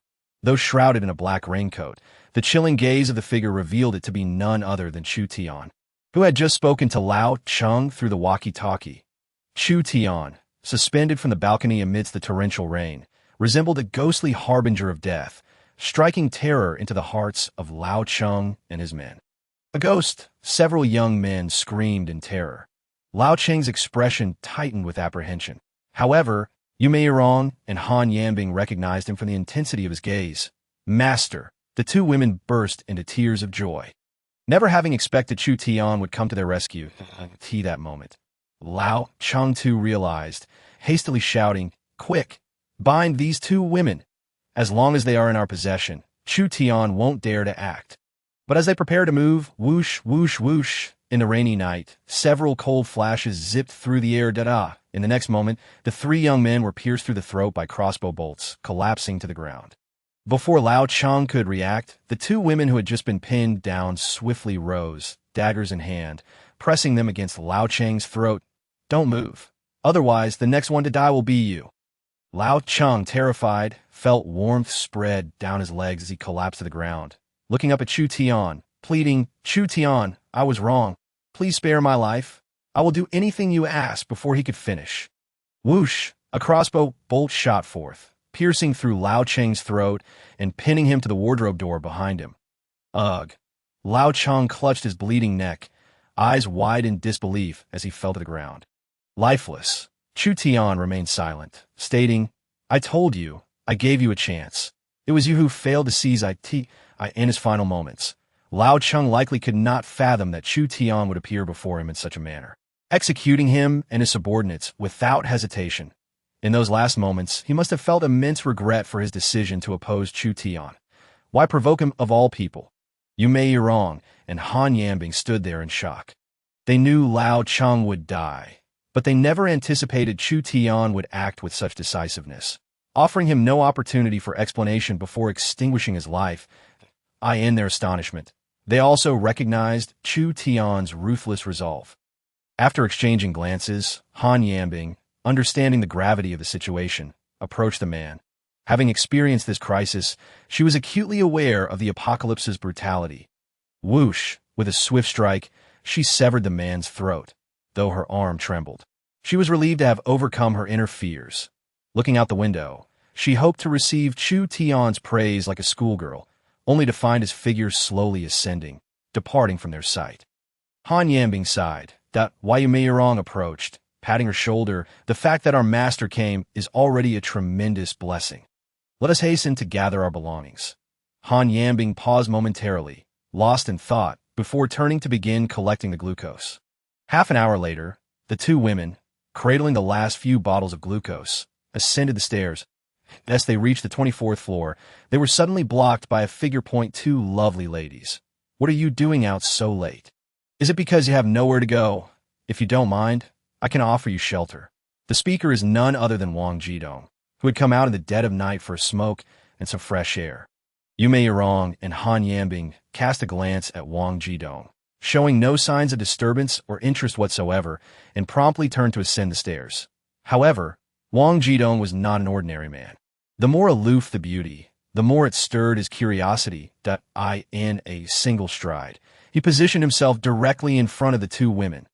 "Ladies," he began, but just as he was about to persist in his unwelcome advances, he suddenly realized that a dagger was pressed against both his neck and lower body.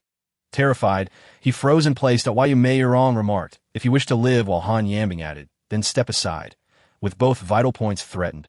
Even Wang Jidong, despite his bravado, dared not make a move and reluctantly stepped aside from the staircase. Observing this, Yu Meirong and Han Yanbing continued their elegant stride upstairs, never once sparing a glance back at Wang Jidong. Yet, it was precisely this indifference that left a profound impression on him, igniting a silent vow to have these two women in his bed, submissively at his mercy. At that moment, Su Ruoding emerged, her eyes still heavy with sleep, and looked at Wang Jidong with surprise. Noticing her, Wang Jidong seized her by the hair, forcefully pressing her down as he gritted his teeth. "I'm furious. You need to help me relieve this." Su Ruoding, though reluctant, soon began to emit muffled sounds of compliance. In room 2701. Wang Jidong's impulsive venture to rescue the two women had stemmed from a sudden whim. He had ingeniously fashioned an elevator using ropes and a motor. Otherwise, the predicament of the two women would have posed a significant headache for Chu Tian. Yet compared to the peril of the corridor, the risk of hanging outside was considerably lower. This was the greatest danger that Chu Tian could currently tolerate. Fortunately, throughout this entire endeavor, no one had noticed Chu Tian dangling from the balcony, which would have resulted in dire consequences for him. This incident also instilled a sense of urgency within him. Had his abilities been more formidable, he would have been unconcerned about threats from other survivors. At that moment, he recalled the words of the ring spirit within his spatial ring that if he could upgrade the ring, he would gain enhancements to his physical capabilities. Had he possessed extraordinary strength or abilities earlier, he could have confronted them head-on without risking himself by hanging outside. Pondering this, Chu Tian took a deep breath and murmured, "It seems that gathering gold must be prioritized." Just then, a knock resonated at the door. Chu Tian instinctively glanced at the surveillance monitor, confirming it was the two women before opening the door. However, he could sense they bore some unspoken concerns. "Is something the matter?" he inquired. After exchanging glances, Han Yanbing finally bit her lip and said, "Master, that girl outside." Chu Tian immediately knew whom she referred to and coldly replied, "She's nothing but a manipulative vixen. Ignore her." The girl outside was none other than Cheng Yuru, who had been rejected by Wang Jidong and had clung to Han Yanbing's leg, pleading for asylum. While others may not recognize her true nature, Chu Tian was all too aware. When he was with Su Ruoding, this insufferable vixen had not ceased to malign him, sowing discord. Upon hearing Chu Tian's dismissal, the two women felt it unnecessary to plead on her behalf. "Master, we shall take our bath first," Yu Meirong said, and upon receiving Chu Tian's consent, she took Han Yanbing's hand and dashed into the bathroom. The ordeal had brought the two women closer, a development that pleased Chu Tian immensely. He also recognized a pressing need. In the future, it would be essential to have a capable man or a woman skilled in combat by his side, someone who could at least ensure their own safety, if not protect him as well. Otherwise, facing situations like today would necessitate him intervening alone, which could be perilous. However, such matters could not be rushed. He could only allow them to unfold naturally. Rushing to recruit individuals might lead to unforeseen complications. After a moment of contemplation, Chu Tian concluded that collecting gold was of utmost importance. Once he amassed sufficient gold, his strength would increase, alleviating many of his current concerns. "Master, we are done bathing." After a thorough wash and soak, the already fair-skinned women appeared even more radiant and alluring, their skin smooth and slightly flushed. The dazed look in Chu Tian's eyes filled them with a sense of pride. Having spent ample time discussing matters with Chu Tian, Yu Meirong's demeanor had become more liberated, and teasingly she asked, "Master, shall we indulge in that first?"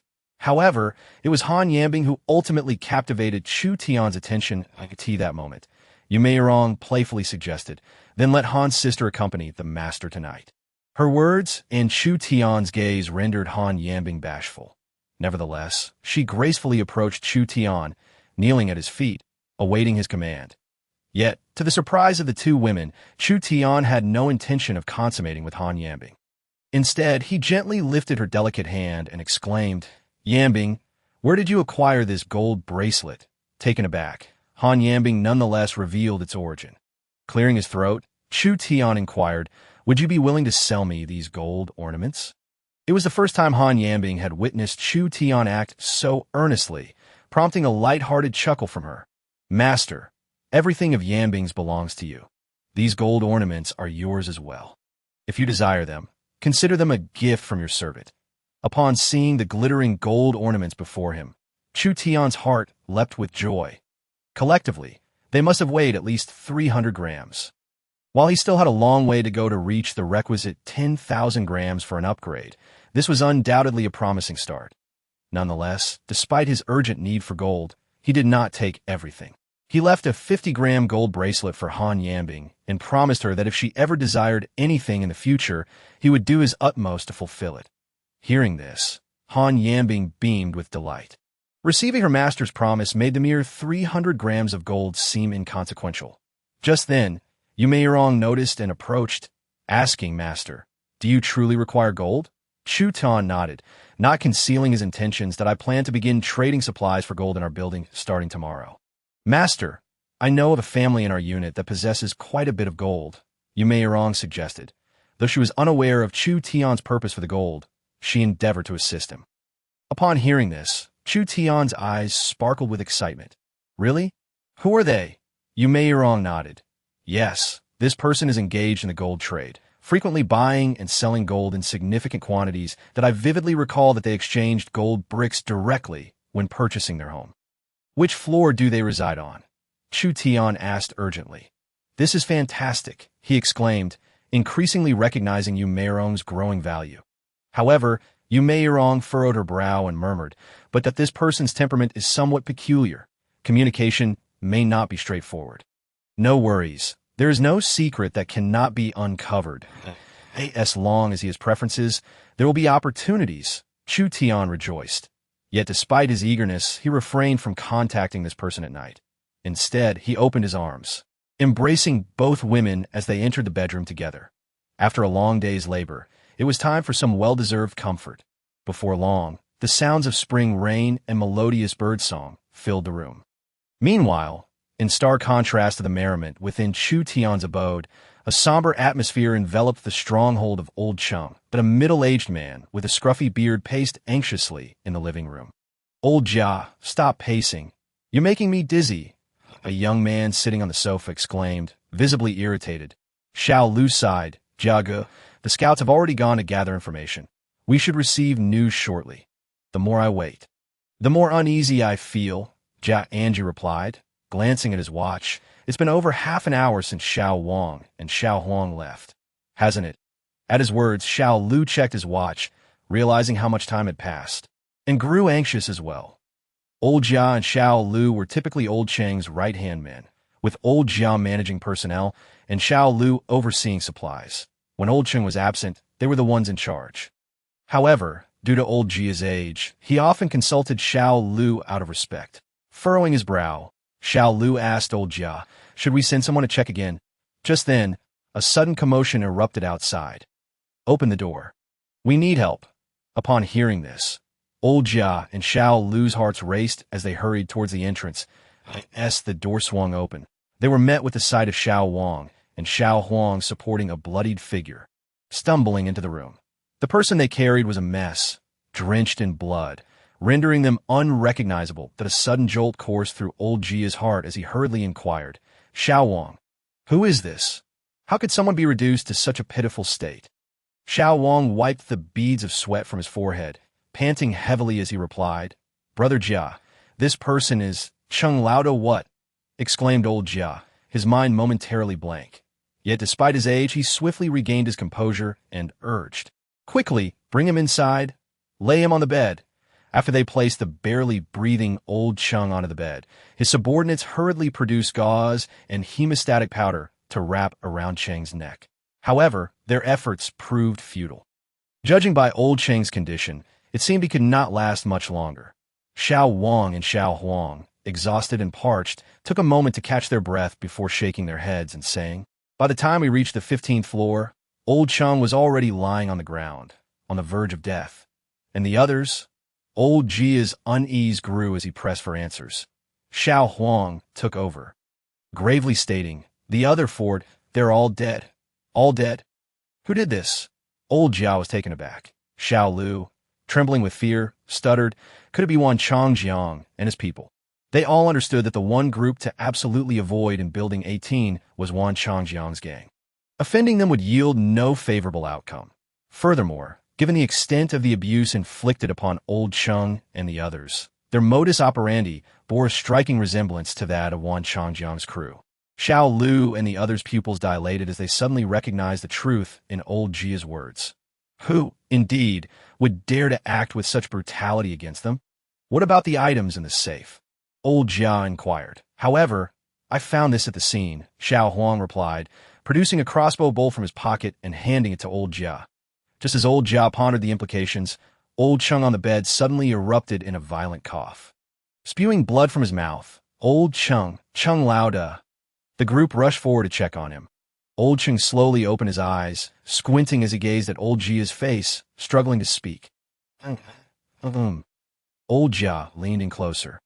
Asking urgently, Old Cheng, what do you want to say? Don't offend. Don't offend what? I'm not heaven.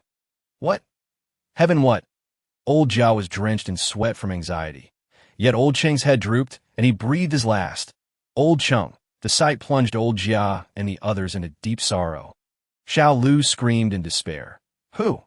Who did this? It was evident that the perpetrator who had slain Old Cheng and the others had instilled profound terror in him. Nevertheless, Old Jia maintained his composure, asserting, regardless of who it is, they are not someone we can afford to offend. Xiao Wang concurred. Brother Jia is right. Now that Old Cheng is gone, we must tread carefully. Otherwise, the one who killed Old Cheng will not spare us. After all, we are his subordinates. Xiao Huang, quaking with fear, suggested, for safety's sake, why don't we disband? That person doesn't know us. If we disperse quickly, even if he finds us, he may not realize we were once under Old Cheng. As soon as these words were spoken, the room fell eerily silent, with even the sound of breathing becoming audible. Ironically, not a single person stepped forward to refute the idea. This silence was a testament to the profound impact Old Cheng's death had on this makeshift team. In that moment, each individual harbored their own thoughts, contemplating their escape routes. At that juncture, a tall woman, her face smeared with dirt, stepped forward with a gasp. Everyone, look at the owner group. Someone posted 2 videos. One of them appears to be the scene of Old Cheng and the others being murdered. Upon hearing this, those with phones immediately retrieved them, while those without craned their necks to catch a glimpse. 2 women killed Old Cheng and his crew. How is that possible? No. Wait, it's clear from the footage that those 2 women were already under the control of Old Cheng and the others. The ones who killed them, the ones in the video. The crowd erupted into a cacophony of speculation. Suddenly, someone recognized one of the women and exclaimed, "Isn't that the maid from the owner on the 27th floor?" Indeed, she's the one who sold her body for a meal. So, you mean to say the killer is the owner on the 27th floor? Several people gathered around a phone to voice their questions. Look at the second video. This is the footage of Wan Changjiang being killed. Good heavens, so many people burned to death. Who could be so cruel? Have you noticed that both videos were posted by the same person? Are you suggesting that the person who sent the videos not only killed Old Cheng, but also took down the underworld boss Wan Changjiang? The group collectively gasped in horror. For Wan Changjiang and Old Cheng were undoubtedly the 2 most formidable factions in Building 18. Yet, the leaders of these 2 powerful groups had been eliminated by the same individual. The implications of this were staggering. At that moment, the dirt-smeared woman exclaimed again, "Everyone, look! The person who posted the videos is actually Chu Tian." The crowd gasped, their attention shifting to the individual behind the videos. Chu Tian, the owner on the 27th floor? No, this is impossible. He's just a selfish coward. How could he possibly have the ability to take down these 2 bosses? Exactly. He is nothing but a turtle hiding in its shell. I don't believe it. He must have stolen the videos from some mysterious big shot, given that Chu Tian had initially refused to join their team and had been unwilling to share supplies. The group had always held a poor impression of him. As a result, even with the videos coming directly from him, most of Old Cheng's subordinates found it hard to believe he possessed such capabilities. Some even hurled insults at him. Conversely, a small faction felt relieved. With Wan Changjiang's gang annihilated, they no longer had to fear them. That's right. This means we don't have to disband, and our disaster relief team will be the new rulers of Building 18. In that instant, the negative emotions stemming from Old Cheng's death dissipated. replaced by a sense of triumph among many, as they fantasized about becoming the new leaders of Building 18. However, a minority of individuals, including the dirt-smeared woman, engaged in deeper contemplation regarding the two videos. She gradually stepped back from the crowd, retreating to a corner where she meticulously examined each message posted by Chu Tian. Finally, a glint of intrigue flickered in her bright eyes as she smirked subtly, muttering to herself, could it be that these two videos were indeed stolen? Furthermore, the deaths of Wan Changjiang and Old Cheng sent shockwaves through the other owners. Unlike Old Cheng's subordinates, the majority of other owners recognized Chu Tian's formidable prowess. This man possessed not only extraordinary resources, but also unmatched capabilities. In no time, a sense of reverence began to blossom among many, particularly among the starving women, who nurtured a desire to entice Chu Tian with their bodies in hopes of remaining by his side. Bai Shui, who had previously exchanged supplies with Chu Tian, was one such woman. The following morning, Chu Tian rose early. From this day forward, he aimed to start accumulating gold. Thus, he refrained from lingering in the comforts of sleep. After thorough calculations, he announced in the group that he would exchange supplies for gold. Effective immediately, anyone possessing gold may exchange it with me for supplies. The exchange rate is 10 grams of gold for 1 bag of instant noodles and 20 grams of gold for 1 bottle of mineral water. For larger quantities, we can discuss further. With a click of a button, the news sent shockwaves through the group. What the hell? This is outrageous. 10 grams of gold is worth several thousand. You expect me to trade it for just 1 bag of instant noodles? No way. I'm better off starving. Suit yourself. Gold holds no value for me right now. Survival is what matters. When I married my wife, I bought 3 pieces of gold jewelry, totaling nearly 100 grams. That should last for several days. Opinions on Chu Tian's actions were mixed, but he paid them no mind. His ultimate goal was to draw Nye Danding out. According to Yu Meirong's insights, this individual likely possessed several kilograms of gold at home.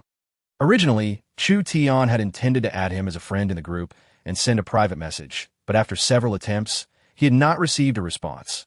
Thus, Chu Tian had no choice but to announce in the group that he was collecting gold in exchange for supplies.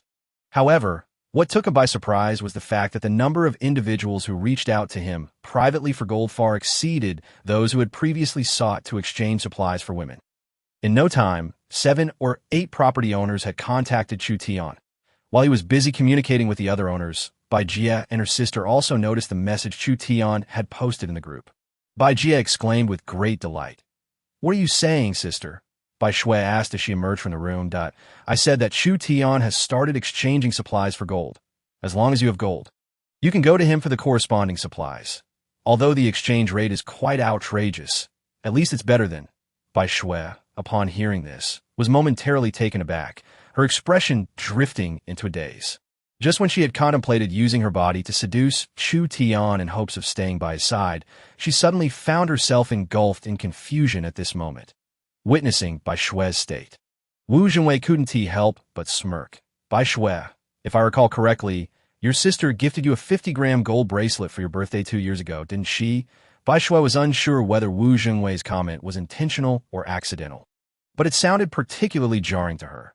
Not long ago, she had traded her virginity for some food, and now Chu Tian only required gold for supplies.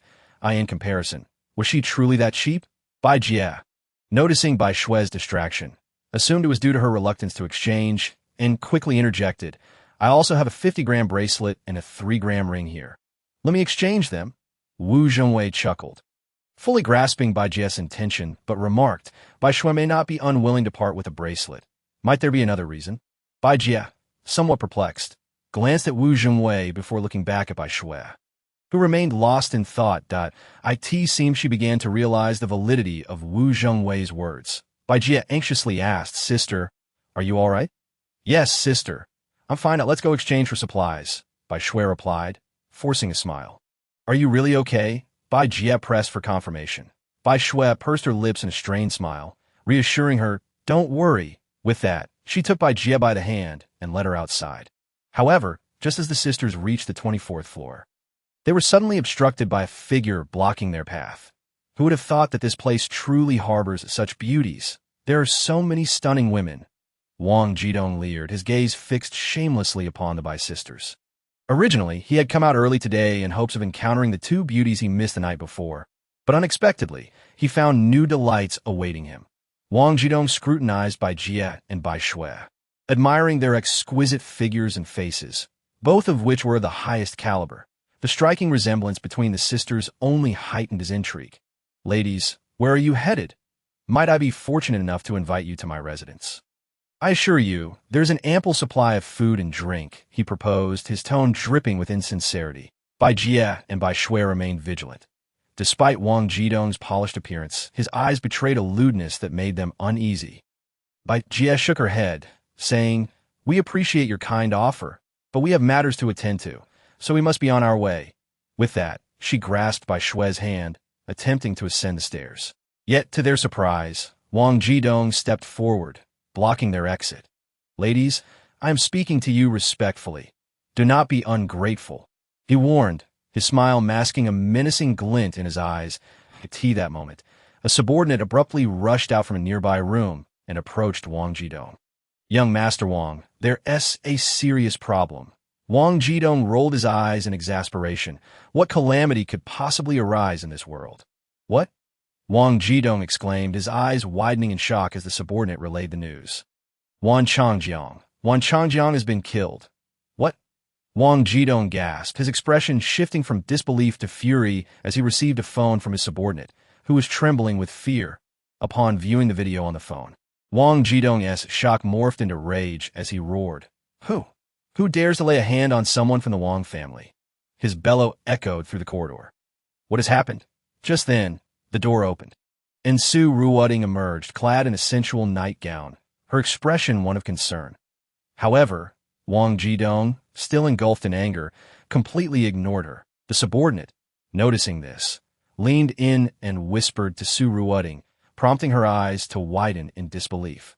"Is it true Wan Changjiang was actually killed?" The subordinate, equally disbelieving, replied, "It's absolutely true. I just visited old Wan's residence, and it was a complete wreck. That I searched the entire place, and there wasn't a single soul to be found." Su Ruoding's heart sank. She was all too aware of Wan Changjiang's formidable reputation.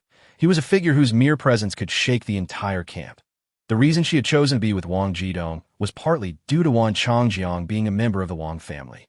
Having someone like Wan Changjiang at their disposal made dealing with Chu Tian much easier. But now, with Wan Changjiang dead, Wang Jidong had effectively lost a crucial ally, and their plans against Chu Tian were now in jeopardy. Su Ruoding furrowed her brow and inquired, "Do you know who killed Wan Changjiang?"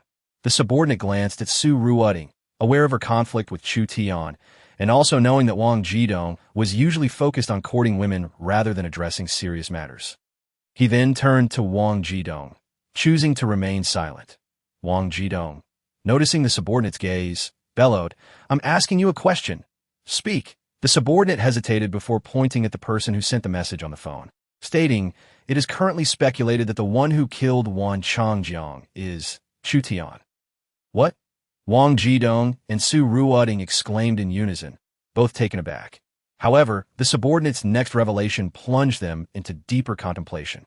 Moreover, even the leader of the disaster relief team, Chung, was also killed by him. Wang Jidong and Su Ruoding's pupils dilated in shock, exchanging glances. Su Ruoding understood that if she did not incite Wang Jidong to take action against Chu Tian now, they would lose a prime opportunity. Thus, she entwined her arm with Wang Jidong's and expressed her concern, "Young Master Wang, Chu Tian is audacious enough to kill not only old Chung, but even a member of the Wang family. If we do not eliminate him, he will surely become a threat to you in the future." Wang Jidong fixed his gaze on Su Ruoding, fully aware of her intentions. He had known from the beginning that her willingness to be with him was merely a strategy to use him against Chu Tian. However, the outcome had taken him by surprise. This seemingly inconspicuous Chu Tian had managed to eliminate the Wang family's top enforcer. As a wealthy heir, he was arrogant but not reckless, given Chu Tian's formidable strength and lack of allies. Confronting him head-on would be tantamount to handing over his life. In that moment, Wang Jidong began to reconsider his approach, even contemplating a hasty retreat from this predicament. He would not risk himself for a woman. especially one he had already been intimate with. You're right. Ruwutting.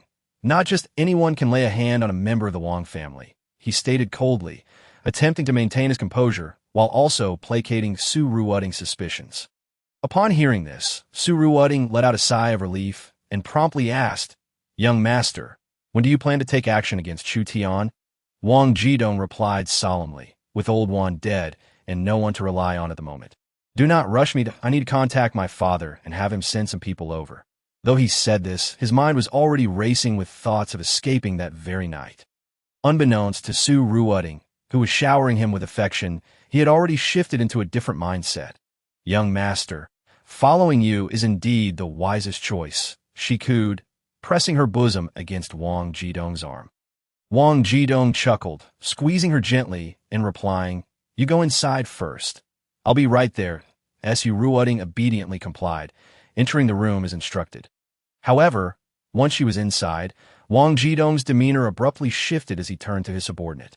"Find out where that pair of beauties who just left went." "Yes, sir."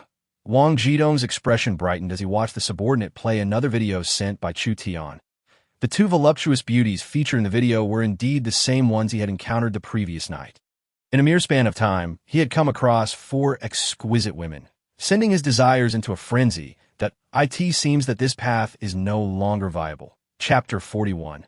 2,000 grams. Room 2701. The unexpected arrival of the Bai sisters took Chu Tian by surprise. He recalled that during Bai Shue's last departure, she had clearly taken away 10 portions of food. However, the pallor on the sisters' faces indicated that they had not been adequately nourished. Before Chu Tian could ponder this further, Bai Jie spoke first. "Chu Tian, my sister and I possess a total of 200 grams of gold. How much supplies can we exchange for this?"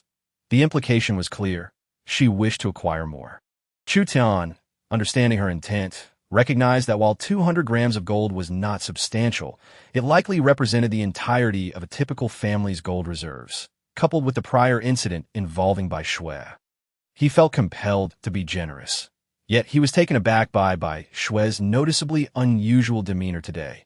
However, the incessantly ringing phone distracted him from his thoughts.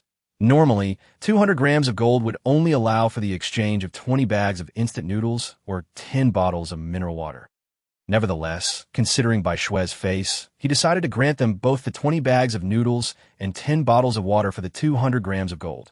With that, Chu Tian signaled to Yu Meirong, who understood immediately and approached the supply wall to retrieve the items for the Bai sisters. However, the speaker was oblivious to the listener's perception. He had assumed that, due to their past camaraderie, he could afford to give them a bit more. To his astonishment, the extra 10 bottles of mineral water were actually a concession made for the sister Bai Shui, whom he had only met briefly. Bai Jie was momentarily taken aback. Yet, upon hearing this, Bai Shui inexplicably felt a flicker of joy within her, causing some of her earlier gloom to dissipate. However, upon seeing the supplies exchanged for gold, her mood darkened once more. Like a petulant child, she spoke with palpable resentment. "Who said you could do this because of me? 200 grams can only yield what it yields. No need for your charity." Her words stunned everyone in the room. Their expressions varied, that Yu Meirong and Han Yambing were astonished that someone would dare speak to Chu Tian in such a manner. In contrast, Bai Jie sensed something amiss. Her sister's tone resembled that of a couple quarreling. Chu Tian, taken aback, had not anticipated such a direct rebuff to him. It seemed merely a manifestation of Bai Shue's absurd pride. "Yes, master," Yu Meirong replied, complying with his instructions. Observing this, Bai Jie grew anxious. Chu Tian. However, just as she was about to speak, Bai Shui pulled her up, her little face taut, urging, "Sister, the exchange is complete. Let us go." Bai Jie, abruptly lifted, found herself at a loss. After exchanging a farewell with Chu Tian, she took the supplies from the table and, under Bai Shue's insistence, departed from Chu Tian's residence. Chu Tian cast a glance at the two women, murmuring in confusion. How perplexing. Yet, after a shared glance, Yu Meirong and Han Yambing seemed to comprehend something. Perhaps Bai Shui was experiencing her monthly cycle. Han Yambing shrugged, placing the fruit platter before Chu Tian. "Should I have given her 2 packs of sanitary pads instead of 10 bottles of water?" Chu Tian, taken aback, replied with a hint of sarcasm that he was still considerate towards the woman who had previously suffered. Initially, he had contemplated asking Bai Shui if she wished to remain, understanding that the profession of a pilot was a rare opportunity. However, he realized he had not been granted the chance to inquire. In light of this, he decided to let fate take its course. Sensing Chu Tian's displeasure, Han Yambing wisely chose silence, retreating to the side. To demonstrate authenticity to the other residents, Chu Tian promptly shared the video of the exchange with the Bai sisters in the group chat. As anticipated, the video attracted even more friend requests for Chu Tian. Some individuals even knocked on his door. Through the surveillance, he recognized the visitors as a couple, with no one else in sight. Nonetheless, for safety reasons, he refrained from opening the door, opting instead to conduct the gold exchange through the small window of the security door. Although the price was steep, the transactions with the Bai sisters and the couple spurred other residents to seek him out eagerly. In a short span, Chu Tian exchanged nearly 2,000 grams of gold. While he still had a considerable distance to reach 10,000 grams, it was nonetheless a promising sign. Moreover, numerous residents from Building 18 had contacted him but had yet to arrive. Most importantly, the individual named Niet Dandong had not yet appeared. "Sister, are you hiding something from me?" As an elder sister, Bai Jie was acutely aware of Bai Shui's behavior. Today's actions were quite uncharacteristic, suggesting that something was amiss. Bai Shui, linking arms with Bai Jie, feigned calmness, insisting, "Sister, I truly am fine." Yet Bai Jie remained unconvinced, speculating based on Bai Shui's conduct at Chu Tian's home. "Little Shui, where did you acquire the food last time?" Just as Bai Shui was about to evade the question, Bai Jie unexpectedly lifted the supplies in her hand, placing them before Bai Shui, frowning.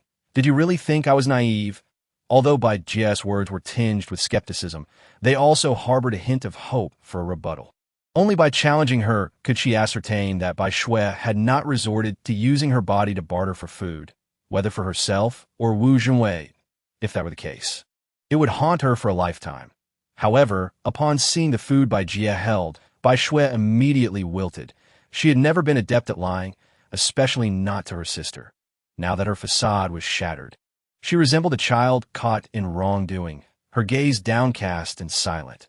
Witnessing this, Bai Jie's eyes reddened in an instant. "Sister, how could you?" Wanting to admonish her, she found herself at a loss for words.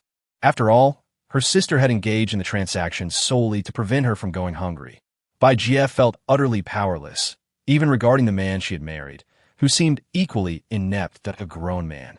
Idly lounging at home, living off her sister's sacrifices, and demanding sustenance while being excessively voracious, in that moment, Bai Jie loathed herself and despised Wu Zhenwei. Gazing at the food in her hands, she resolved that upon returning home, she would not grant Wu Zhenwei a single morsel. The dining table was lavishly adorned with an array of delicacies, while Wu Zhenwei indulged heartily. Yet the sisters had sought Chu Tian's assistance precisely because the household was devoid of food. "Wu Zhenwei, where did you acquire this food?"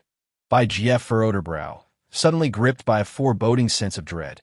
Chapter 42. Betrayed Wu Zhenwei paid no heed to Bai Jie's inquiry, continuing to savor his meal. This response only fueled Bai Jie's indignation. Just as she prepared to confront him again, a man emerged from the bedroom, holding a cigar, his demeanor lewd as he chuckled. In these apocalyptic times, who else in this building could possess such an abundance of food, if not me? Wang Jidong. The unexpected voice startled the Bai sisters. They had not anticipated the sudden presence of a stranger in their home. However, upon scrutinizing the newcomer, their spirits sank. For this man was none other than the one who had previously obstructed their ascent to find Chu Tian. From Wang Jidong's demeanor, Bai Jie and Bai Shui discerned that he was not a man of good character. Thus, Bai Jie warily inquired, "What are you doing in our home? You're not welcome here. Please leave." In response to Bai Jie's warning, Wang Jidong sneered, striding towards them. TSK, what a pair of exquisite sisters. "My friend, how could you bear to sell them to me?" Wu Zhenwei, engrossed in his meal, paused momentarily, mockingly adjusting himself, and replied, "If I were of any worth, do you think it would have come to this? It's better for them to serve their final purpose than for me to start." Ha.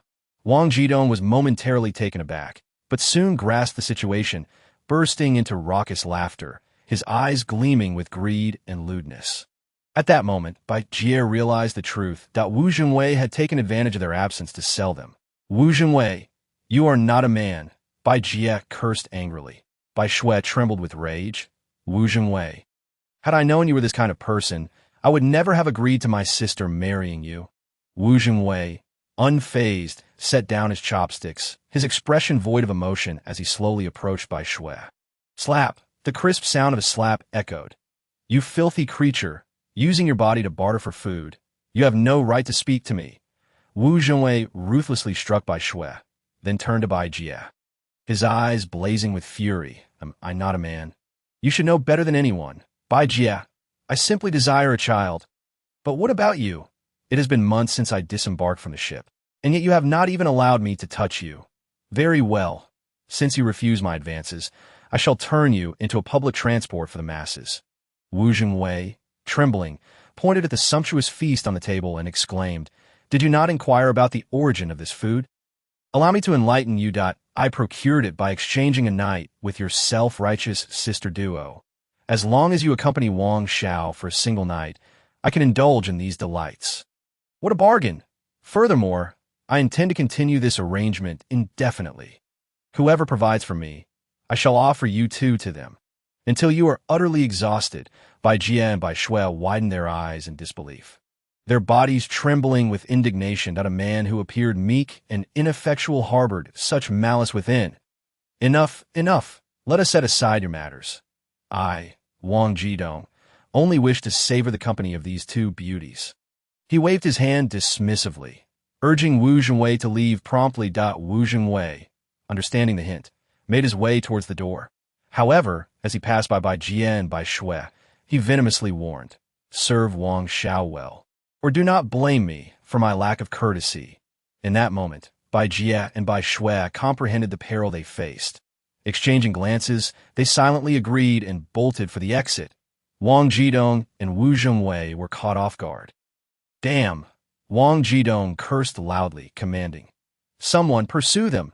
At that moment, two henchmen, who had been hiding in another room, hurriedly rushed out, sprinting towards the door. Just as Wu Zhenwei was momentarily bewildered, Wang Jidong kicked him forcefully, shouting, Are you daft? Go after them. If those two escape, I will make you pay for this meal with your life. Wu Zhenwei stumbled slightly and quickly replied, All right, I will pursue them now.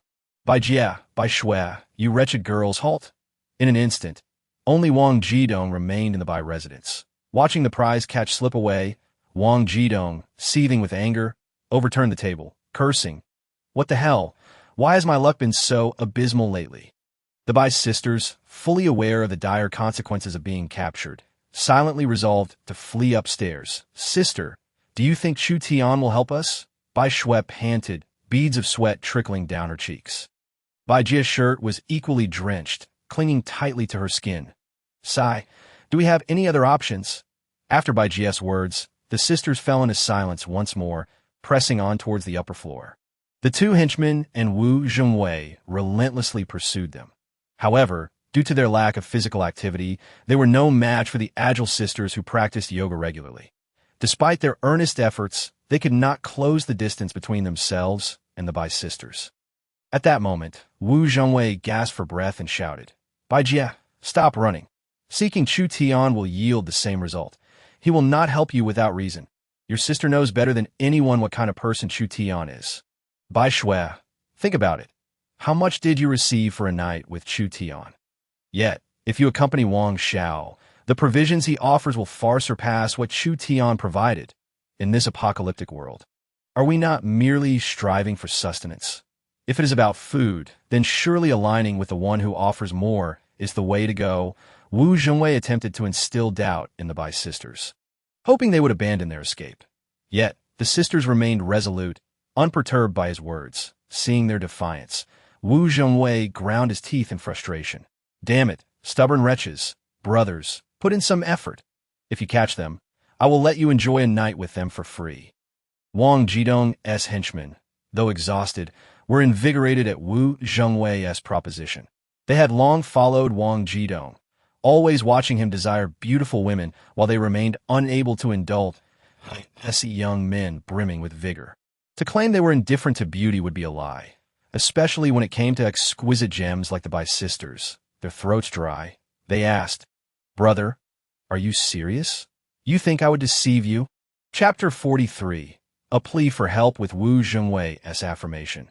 The two henchmen seemed electrified, shifting into high gear. "Stop. Don't run." With rapid strides, they ascended the stairs in pursuit. It must be said that women are forever the catalyst for men's endeavors. In a matter of moments, the two henchmen caught sight of the Bai sisters, steadily closing the gap.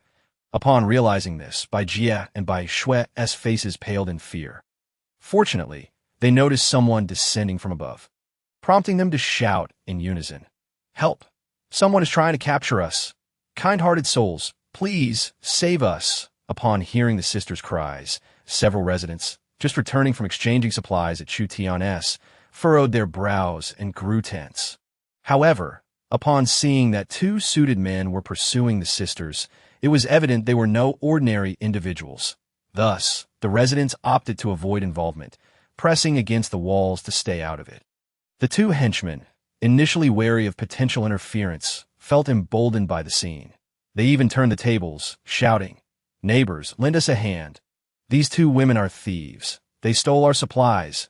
As expected, upon hearing this, the previously uninvolved residents displayed expressions of disdain. Yet, remaining cautious, they refrained from taking action. At that moment, Wu Zhengwei arrived, his beady eyes darting, and shouted, "Neighbors, assist me. If you help me stop these two women, I will share half of the supplies they stole." As the saying goes, a generous reward will attract brave souls. In this era of scarcity, killing for a morsel of food has become commonplace. Just then, a young man, having just ascended the stairs from Chu Tian's, heard Wu Zhengwei's words and immediately entertained ulterior motives. Bai Jie and Bai Shui brushed past him, nearing Chu Tian's door. The young man suddenly extended his left foot, aiming to trip Bai Jie. In the next moment, with a thud, Bai Jie, pulling Bai Shui along, found themselves flying forward, sliding over 2 meters before crashing against Chu Tian's door, finally managing to steady themselves. The homeowners engaged in transactions with Chu Tian were taken aback by the sudden appearance of the two disheveled women. It was during this distraction that the young man who had tripped them swiftly approached, gripping their wrists tightly, preventing any movement. The force of the impact had left the sisters dazed, compounded by their sprint up the stairs, rendering them temporarily incapacitated and powerless against his grip. That moment, the young man spotted 3 individuals ascending the stairs, namely Wu Zhengwei and Wang Jidong's 2 henchmen. "Brother, I have captured them for you." Before he could finish, the 2 henchmen rushed forward, snatching Bai Jie and Bai Shui from the young man, not allowing him a chance to speak. Seeing this, the young man's expression soured, and he turned to Wu Zhengwei. Frowning, "Brother, you mentioned that if we helped capture them, we would receive half of the supplies they stole from you." Wu Zhengwei, picking up the supplies from the ground, cast a scornful glance at the young man, dismissively replying, "I clearly saw that my 2 brothers apprehended them. What does that have to do with you?" The young man, thwarted, attempted to retort, but faltered under the watchful, menacing gazes of the 2 suited men. Ultimately choosing silence, the 2 henchmen exchanged smirks and turned to lead Bai Jie and Bai Shui away. However, at that moment, Chu Tian, "It is Bai Shui. Can you save us? If you rescue us, I will agree to anything you ask." Bai Shui called towards the window of Chu Tian's door, where he was peering out, his expression unreadable as he observed the scene. Upon hearing her words, Chu Tian's previously neutral demeanor shifted, his gaze sharpening. "The Wang Xiao you mentioned, is it Wang Jidong?" His tone was icy, like the chill of an ice cavern, with the enmity between Building 18 and Chu Tian nearly resolved. The only remaining adversaries were the Su family and those closely associated with them, including Wang Jidong. Having been preoccupied with dealing with Lao Cheng and Wan Changyang, and now gathering gold, he had yet to address the Su family and Wang Jidong. The sisters exchanged knowing glances, then turned to Chu Tian, eagerly nodding in affirmation. From Chu Tian's tone, they sensed his familiarity with Wang Jidong, that if that were the case, their chances of salvation seemed promising. At that moment, Wu Zhengwei warily cast a glance at Chu Tian, cautioning, "Young man, I advise you to refrain from meddling in matters that do not concern you. You should stick to your own path. While I tread my own bridge, let us not disturb one another. Not disturb one another, you say? Chu Tian narrowed his eyes slightly. If it were someone else, he would naturally choose not to intervene. However, given that Bai Shue's blood had been drawn by him, it implied she was under his protection. Furthermore, Bai Jie had long been the object of his affections. Chu Tian could not simply stand by. More importantly, the troublemaker was none other than his adversary, Wang Jidong. Chu Tian turned to the nearby owners who had yet to exchange their goods for gold, apologizing. Esteemed neighbors, I sincerely regret the inconvenience. But I have a personal matter to attend to. Perhaps you could return tomorrow for the exchange. Several owners, wishing to avoid trouble, nodded in agreement and discreetly departed. However, a number of onlookers remained, eager to witness the unfolding drama. Noticing this, Chu Tian refrained from further commentary and fixed his gaze on Wu Zhenwei and his two companions, coldly asserting, "Release them, and I shall spare you to—" The three seemed to find his words utterly ludicrous. Do not think that just because you have eliminated Lao Cheng and Lao Wan, you are anything remarkable. Let me inform you, we are not the likes of those country bumpkins. Indeed, we have Wang Xiao backing us. And he is the young master of Hongyun Group.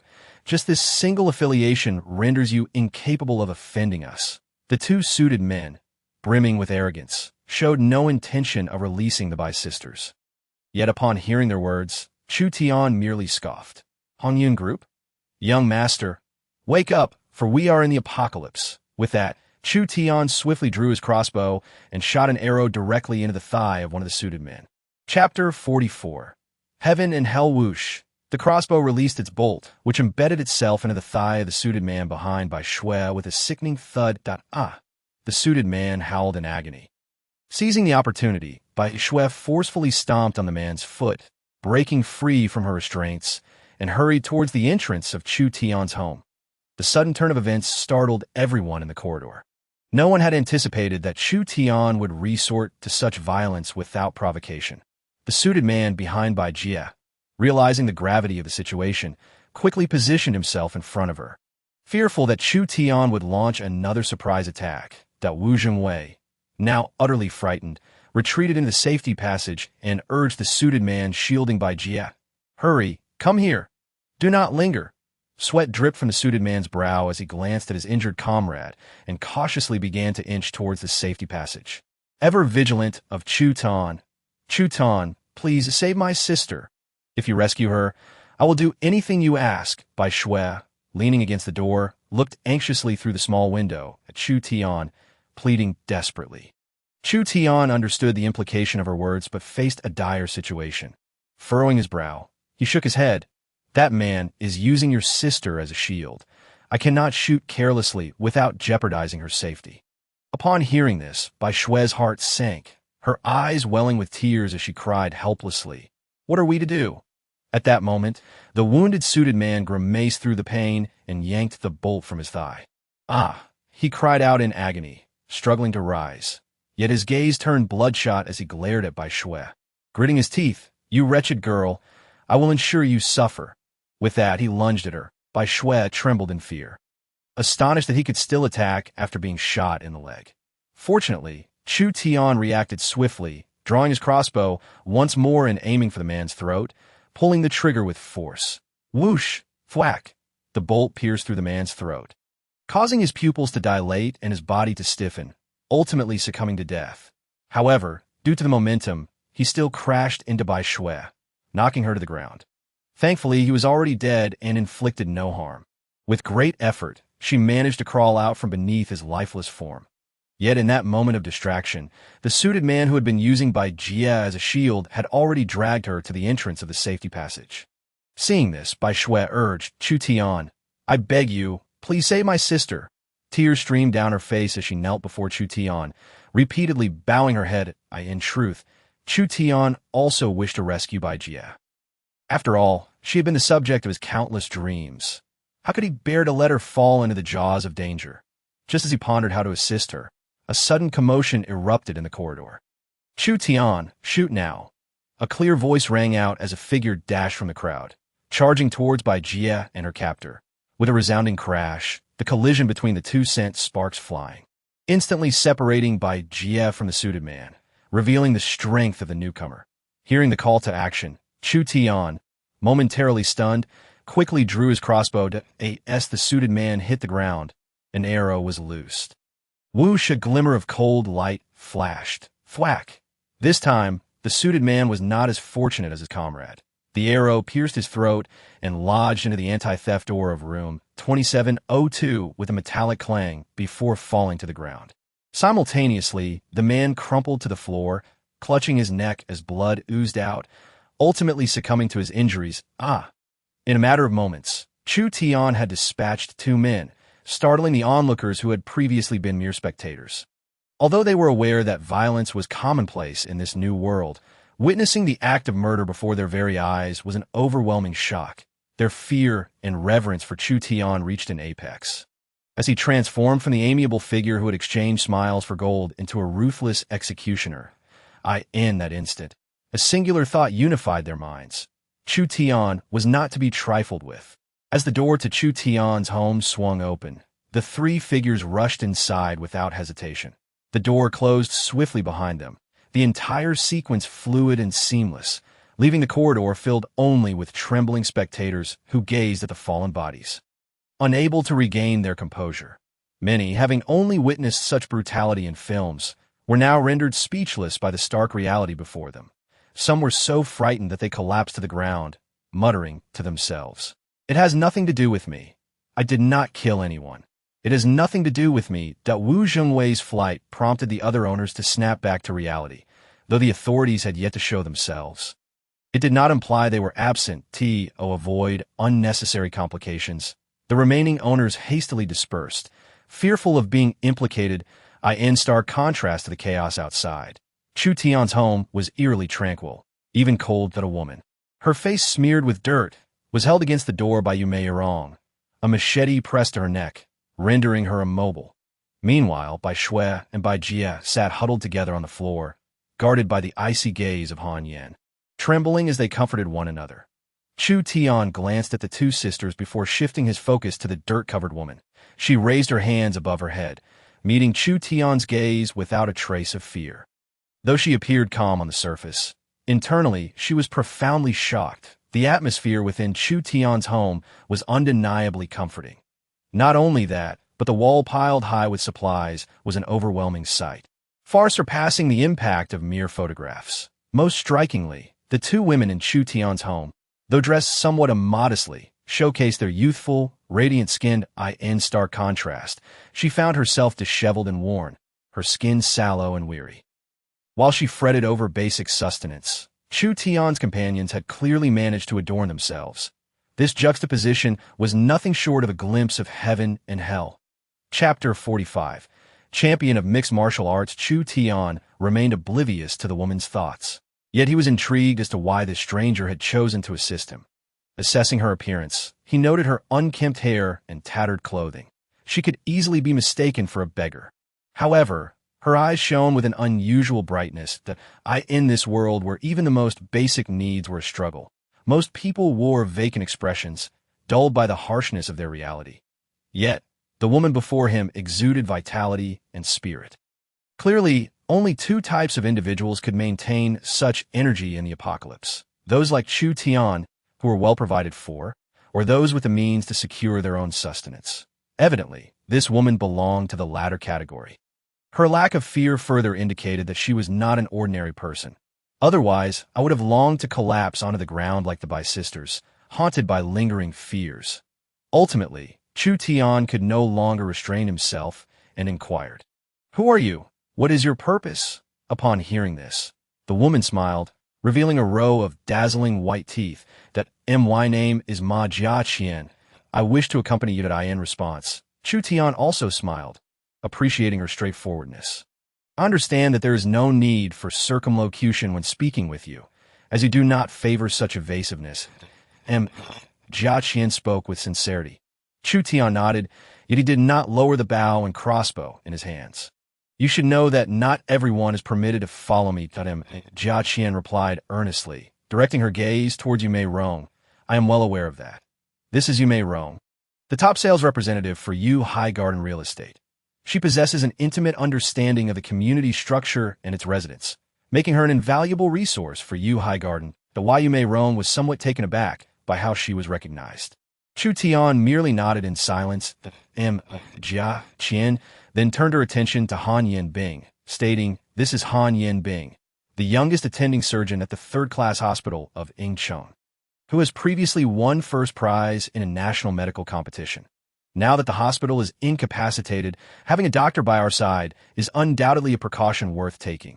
Han Yin Bing, with a serene expression, nodded slightly to Jia Qian, then regarded the Bai sisters seated on the ground, ultimately fixing her gaze on Bai Shui, and smiled. Bai Shui, a graduate of Dongfang Aviation and Aerospace, is the first female pilot to graduate since the school's inception. She is truly exceptional. Bai Shui met her gaze with gratitude, saying, "Thank you for saving my sister." Jia Qian chuckled lightly before turning to Bai Jia, praising her. "Bai Jia, once your colleague whom you hold in high regard." Chu Tian interjected. Bai Jia was initially taken aback, but soon felt her cheeks flush. She was unaware of this matter, yet seeing that Chu Tian did not refute it, her traditional nature rendered her shy. It must be said that Ma Jia Qian's words were entirely accurate, even more detailed than what Chu Tian had known. Chu Tian glanced at Bai Jia, cleared his throat, and addressed Ma Jia Qian coldly. "You have done your homework thoroughly, but that is insufficient for you to accompany me." Jia Qian appeared to anticipate Chu Tian's response. Unperturbed as she stated, "Of course, since I wish to seek refuge with you, I would not come empty-handed." Intrigued, Chu Tian asked, "Then I am quite eager to see your credentials." Jia Qian smiled briefly, then spoke in a serious tone. "The remnants of Old Cheng are plotting against you, seeking to seize control of Building 18 entirely. You truly think the master would fear them?" Yu Mei Rong scoffed in response. Han Yin Bing echoed, "Indeed, both Old Wan and Old Cheng perished at the master's hands. Can these feeble survivors truly threaten us?" Following the previous incident, Yu Mei Rong and Han Yin Bing's loyalty to Chu Tian had only intensified. Jia Qian was momentarily taken aback upon hearing them refer to Chu Tian as master, but quickly regained her composure and continued, "They're certainly not your match, but that does not mean they will not attempt to undermine you in the shadows, causing you trouble." "Undermine us in the shadows?" Chu Tian furrowed his brow, contemplating for a moment before murmuring, "Are you suggesting they intend to sabotage our dealings with gold?"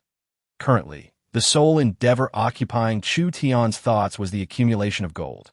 Any attempt to impede him would undoubtedly revolve around this matter. It was not difficult to deduce.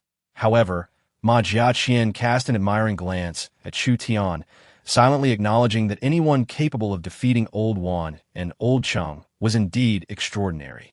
"Correct. After learning of your victory over Old Cheng, Old Jia and his associates have set their sights on collecting gold to avenge him. What are they planning to do?" "They intend to intercept the residents coming to exchange gold with you, thereby gaining the leverage to negotiate with you. Ultimately, they are still coveting my resources and safe haven." Chu Tian scoffed at Jia Qian nodded and added, "Indeed, moreover, before I left, I learned they are currently in contact with someone named Dan Dong, who is rumored to possess a substantial quantity of gold. They even plan to use him as leverage against you." "Dan Dong?" Chu Tian and the others exclaimed in unison upon hearing the name. Ma Jia Qian, witnessing their reaction, further confirmed the significance of this individual to Chu Tian. "Indeed, he resides on the 20th floor, and by the time I arrived here, Old Jia had already dispatched someone to make contact with him." A sense of foreboding washed over Chu Tian. He had only managed to acquire 2,000 grams of gold thus far, which amounted to 2/3 of the total holdings of the current residents of Building 18. Even if he were to gather all the gold from the other residents, it would likely only reach 3,000 to 4,000 grams. To amass the requisite 10,000 grams of gold to upgrade the space within the Golden Gate. Dan Dong was undoubtedly the largest stakeholder at present. After a moment of contemplation, Chu Tian turned to Ma Jia Qian, his voice cold as he queried, "How can I be certain of your intentions?" Ma Jia Qian pondered briefly, then replied earnestly, "I can assist you in capturing Old Jia." Chu Tian raised an eyebrow, clearly skeptical. The woman before him was noticeably the smallest among the five, standing an estimated height of only 160 centimeters. Moreover, her build was quite slender. Were it not for the two prominent features on her chest, one might hardly discern her femininity. To suggest she could capture the leader of a current team seemed far-fetched. Akin to believing old Chung would resurrect that very night at that moment. Yumei Rong appeared to have an epiphany and suddenly spoke up, asking, "What did you say your name was?" Ma Jiaqian. Ma Jiaqian. Why Yumei Rong's brow furrowed as she repeatedly murmured the name, her eyes suddenly lighting up as she exclaimed, "You are the Sonda champion who came to buy the first floor from me." Ma Jiaqian, you finally remember me. Ma Jiaqian smiled. Initially, she had assumed Yumei Rong would recognize her as soon as she introduced herself, but it was better late than never. Is it really you? Yumei Rong exclaimed, her face brimming with delight before frowning. But with your abilities, you shouldn't be in such a dire predicament. Chapter 46. Remarkable. Ma Jiaqian chuckled helplessly. Life is unpredictable. On the night of the flood, I was struck by the deluge, injuring my left leg and left arm, and I only recovered yesterday. Yumei Rong nodded before turning to Chu Tian, her voice sweetening. Master. Chu Tian interrupted with a laugh. I understand. If I had not heard of the illustrious Ma Jiaqian, I would be unworthy of being called a citizen of Dragon Country. That battle against the little sun was truly thrilling and immensely satisfying. With that, Chu Tian gathered his bow and crossbow, signaling for Yumei Rong to lower the blade she had at Ma Jiaqian's throat. Jiaqian, a remarkable heroine, had undoubtedly brought glory to Dragon Country in the arena, especially when facing off against Little Sun's opponents, securing victories with decisive punches. Additionally, she was celebrated as the Guanajia, possessing an exotic beauty that captivated many. She had garnered a substantial fan base both domestically and abroad. And Chu Tian was among them, a citizen of Dragon Country. He had blood that boiled with animosity towards Little Sun since birth. Thus, he held great admiration for individuals like Ma Jiaqian. Most importantly, Chu Tian was in dire need of a formidable ally, and Ma Jiaqian's presence undoubtedly filled that void. However, he was not naive enough to trust her solely based on that. Are you planning to use force to bring old Jia here? If Ma Jiaqian could manage to capture old Jia, it would indeed provide a viable solution to deal with the remnants of the disaster relief team.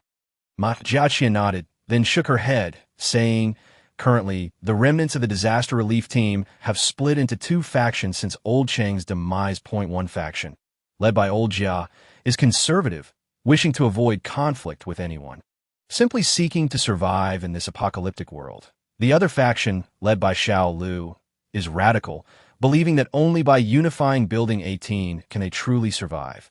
Upon hearing this, Chu Tian immediately grasped Ma Jiaqian's intent.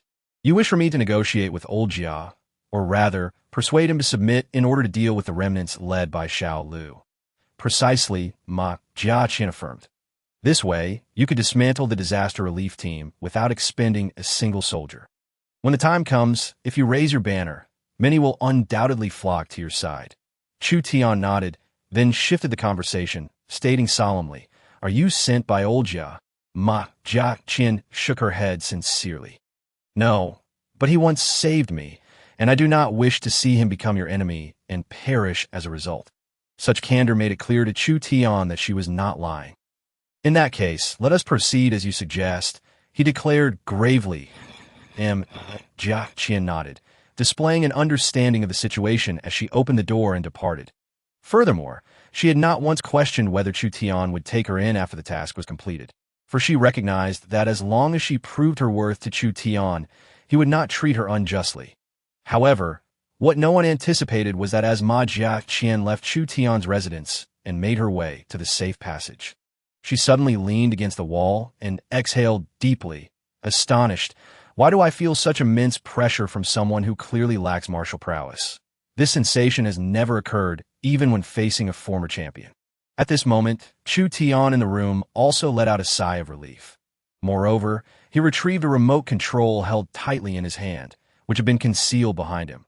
Although he had just put away his crossbow, he had never relaxed his vigilance. This remote control was far more formidable than the crossbow in his possession. With a mere press of a button, Dozens of concealed arrow slits in the ceiling would unleash a barrage of hundreds of crossbow bolts in an instant, all aimed precisely at the location where Ma Jiaqian had been moments ago. Had she shown even the slightest hint of movement that posed a threat to Chu Tian, he could guarantee that she would have been turned into a pincushion in the blink of an eye. Master, can Ma Jiaqian's words be trusted? Han Yinbing, though aware of Ma Jiaqian's existence, felt a twinge of apprehension as it was their first encounter. Chu Tian pondered before responding. Whether or not she is trustworthy is of little consequence. What matters is that someone is attempting to sabotage my efforts to gather gold. Sooner or later, we will inevitably cross paths. That it is better to take the initiative and eliminate any future threats. Upon hearing Chu Tian's words, Han Yinbing refrained from further discussion and turned her gaze towards the Bai sisters seated on the floor. What about them? The Bai sisters appeared like lambs awaiting slaughter, their eyes fixed on Chu Tian. They longed for his protection, yet felt a lingering resistance, fully aware that to remain with him, they would have to become his women, a prerequisite that loomed large. Bai Shui held a more favorable view of Chu Tian, having lost her virginity to him, and in her heart, she had begun to regard him as her man. In contrast, Bai Jie felt more repulsion. For they had been colleagues, and the thought of turning around to serve Chu Tian felt somewhat mortifying. Chu Tian seemed to have guessed the sister's thoughts and did not hide his intentions. Stating plainly, "You should understand what it takes to remain here, correct?" They nodded in agreement. "Then go take a shower and wait for me in the room." Chu Tian wasted no time on superfluous words. Knowing full well that the quickest path to a woman's heart often lay through the bedchamber, that a single encounter would dissolve their resistance. And if they still held back, then a few more encounters would ensure their complete submission. The Bai sisters, upon hearing this, exhibited a hint of shyness but followed Mei Rong towards the bathroom. At Chu Tian's request, they were given an air hostess uniform and an office lady outfit to wear after their bath. Bai Shui took the prospect of bathing in stride, while Bai Jie felt an extraordinary thrill, having gone far too long without a wash. The warm cascade of water from the shower made her forget the impending embarrassment of serving Chu Tian. Soon, enveloped in the mist of the bathroom, the two emerged, their skin radiant and flushed from the hot water, appearing irresistibly alluring. Chu Tian, observing this, rose without pretense, wrapping an arm around each sister as he led them into the bedroom. Before long, the sounds of Bai Shui's passionate cries echoed from within. Unlike her first painful experience, this time she fully savored the pleasures of being a woman. After a short while, she lay trembling and utterly spent upon the bed. However, Chu Tian was far from satisfied. He turned his gaze towards Bai Jie, who remained frozen in place. Having witnessed the fervent encounter, Bai Jie was breathless yet struggled to suppress her urges, unable to take that final step forward. Otherwise, she would not have remained seated in a daze for over half an hour. Yet upon seeing Chu Tian turn towards her, his imposing figure and striking eyes lit up with intensity, she gasped. So big. Chapter 47. Such delight Bai Jie was completely taken aback by Chu Tian's virility. What she did not anticipate was that what followed would astonish her even more. With a swift motion, Chu Tian stepped forward, tearing the stockings from her legs and lifting her short skirt. Half an hour later, Bai Jie lay like a limp doll on the bed, utterly spent, in contrast to Bai Shui's first taste of feminine pleasure. Bai Jie realized, so this is what true pleasure feels like. She even forgot the shame that came with sharing a man with her sister. Previously, her encounters with Wu Zhongwei were brief and unsatisfactory, leaving her bewildered by her colleagues' claims of joy.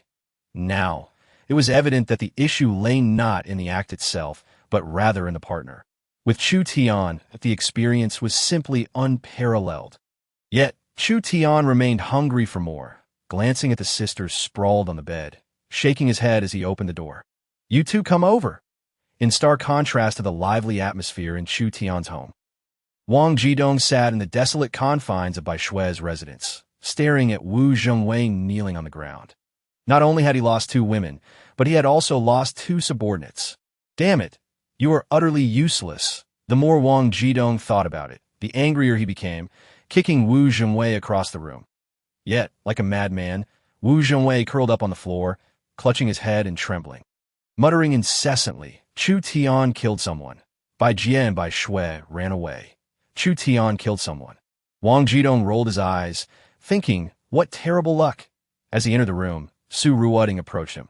Noticing Wang Jidong's fuming temper, she immediately knelt before him, bypassing any unnecessary words and getting to work. A few minutes later, Su Ruoding stood up, her expression filled with concern as she gazed at Wang Jidong, asking, young Master Wang, where did you go? You seem quite upset. Wang Jidong pulled Su Ruoding into his embrace, gripping her tightly as he gritted his teeth. This Chu Tian, I intended to let him be, but he has repeatedly proved to be ungrateful. Seeing Wang Jidong harbor such resentment towards Chu Tian delighted Su Ruoding. However, she maintained an air of concern, inquiring, what happened, young Master Wang? While I can't help you confront him, I can still offer some suggestions. What happened? Wang Jidong replied. The 4 women I had my eye on have all gone to Chu Tian's house. In this day and age, it doesn't take a genius to imagine what will unfold between them. Wang Jidong was seething, wishing he could confront him at that very moment. He had no qualms about being honest, knowing that Su Ruoding would not dare to express anger. Moreover, should she dare to do so, he would not hesitate to cast her and her family aside. He had her firmly in his grasp, and Su Ruoding understood that well. Although she felt anger, she did not dare to show it. Instead, she paused briefly before adopting Wang Jidong's perspective, saying, young master, after all this, it's evident that Chu Tian is not one to be trifled with. Therefore, I believe it's time for you to bring out your true resources to deal with him. True resources? Wang Jidong raised an eyebrow, puzzled. However, upon witnessing the gesture Su Ruoding made, his pupils dilated in realization. You mean, did you not mention that you have been hiding a gun? Su Ruoding's gaze was fervent, as if she wished to take the gun and shoot Chu Tian right then and there.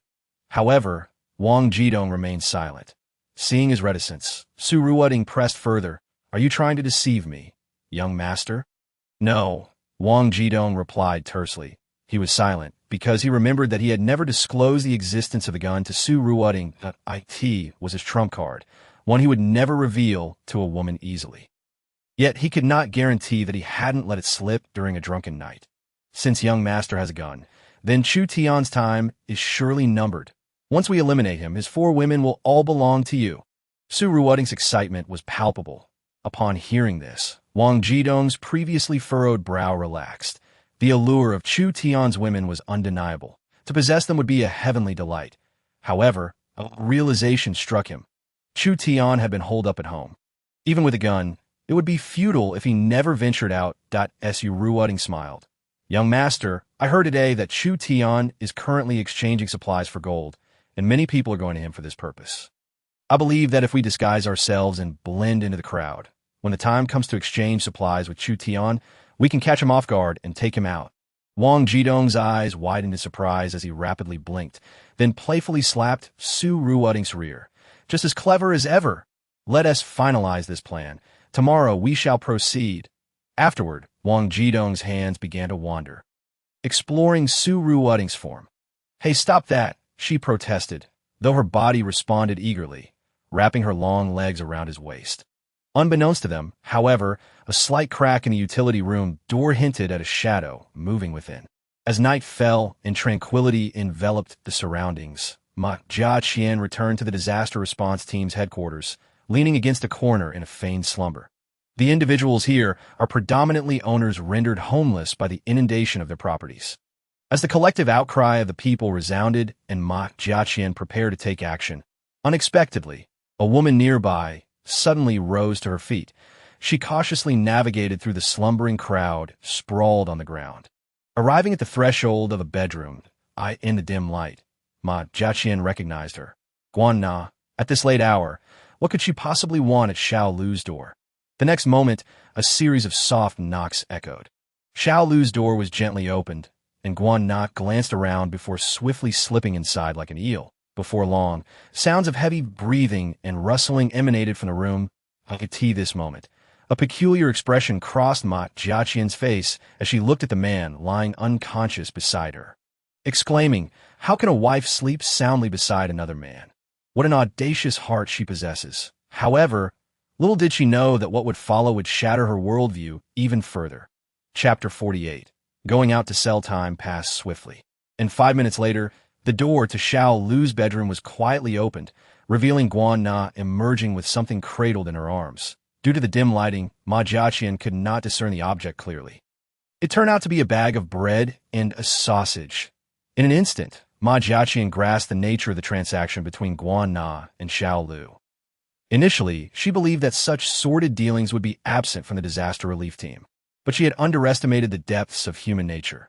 Moreover, the supplies in Xiao Lu's room were collective resources contributed by everyone. Xiao Lu's actions were undoubtedly a betrayal of public trust for personal gain. At that moment, though the sounds were faint, Ma Jiaqian heard them distinctly, and her heart was filled with shock. Guan Na was using her body to barter for supplies for her husband. Was this not akin to sending one's wife out to sell herself to sustain the family? Soon, the man who had been sleeping soundly began to stir, accepting the bread and sausage from Guan Na's hands without a hint of hesitation, devouring them greedily. In no time, the bread was gone. And just as he hesitated over whether to consume the sausage as well, Guan Na said, "Go ahead, dear, I've already eaten inside." Upon hearing this, the man no longer hesitated and swiftly swallowed the sausage. Even more infuriatingly, after finishing, he collapsed back into bed, casually remarking, "Don't forget to bring back an extra bottle of mineral water tomorrow." Guan Na nodded silently and lay down beside him, drifting off to sleep. It was only when their breathing grew heavy and even that Ma Jiaqian finally opened her astonished eyes. Unable to comprehend the couple's dynamics, she quietly made her way towards Lao Jia's room. However, she had not anticipated that just as she departed, Guan Na's eyes would snap open, and she would whisper to the man beside her, "Dear, it seems our affair has been discovered." The man, who had been roused from his slumber, opened his eyes and spoke in a low voice, "Then let her die." Upon hearing this, a sinister expression replaced the softness on Guan Na's face. Meanwhile, as Ma Jiaqian entered Lao Jia's room, Lao Jia, sensing danger, swiftly covered her mouth. "Shoo, Lao Jia, it's me, Xiao Ma." With the faint light illuminating her face, Lao Jia ceased his struggles upon recognizing Ma Jiaqian. She released her grip and whispered, "Lao Jia, I'm here to offer you a chance at survival. Will you come?" Upon hearing her words, Lao Jia's pupils constricted sharply. He understood that Ma Jiaqian's late-night visit must pertain to something of great importance. However, he had not imagined it would involve matters of life and death. Minutes later, Ma Jiaqian and Lao Jia emerged from the room. Yet, just as they stepped outside, closing the door behind them and entering the safety corridor, a cold voice pierced the night. "Where are you two off to in the middle of the night?"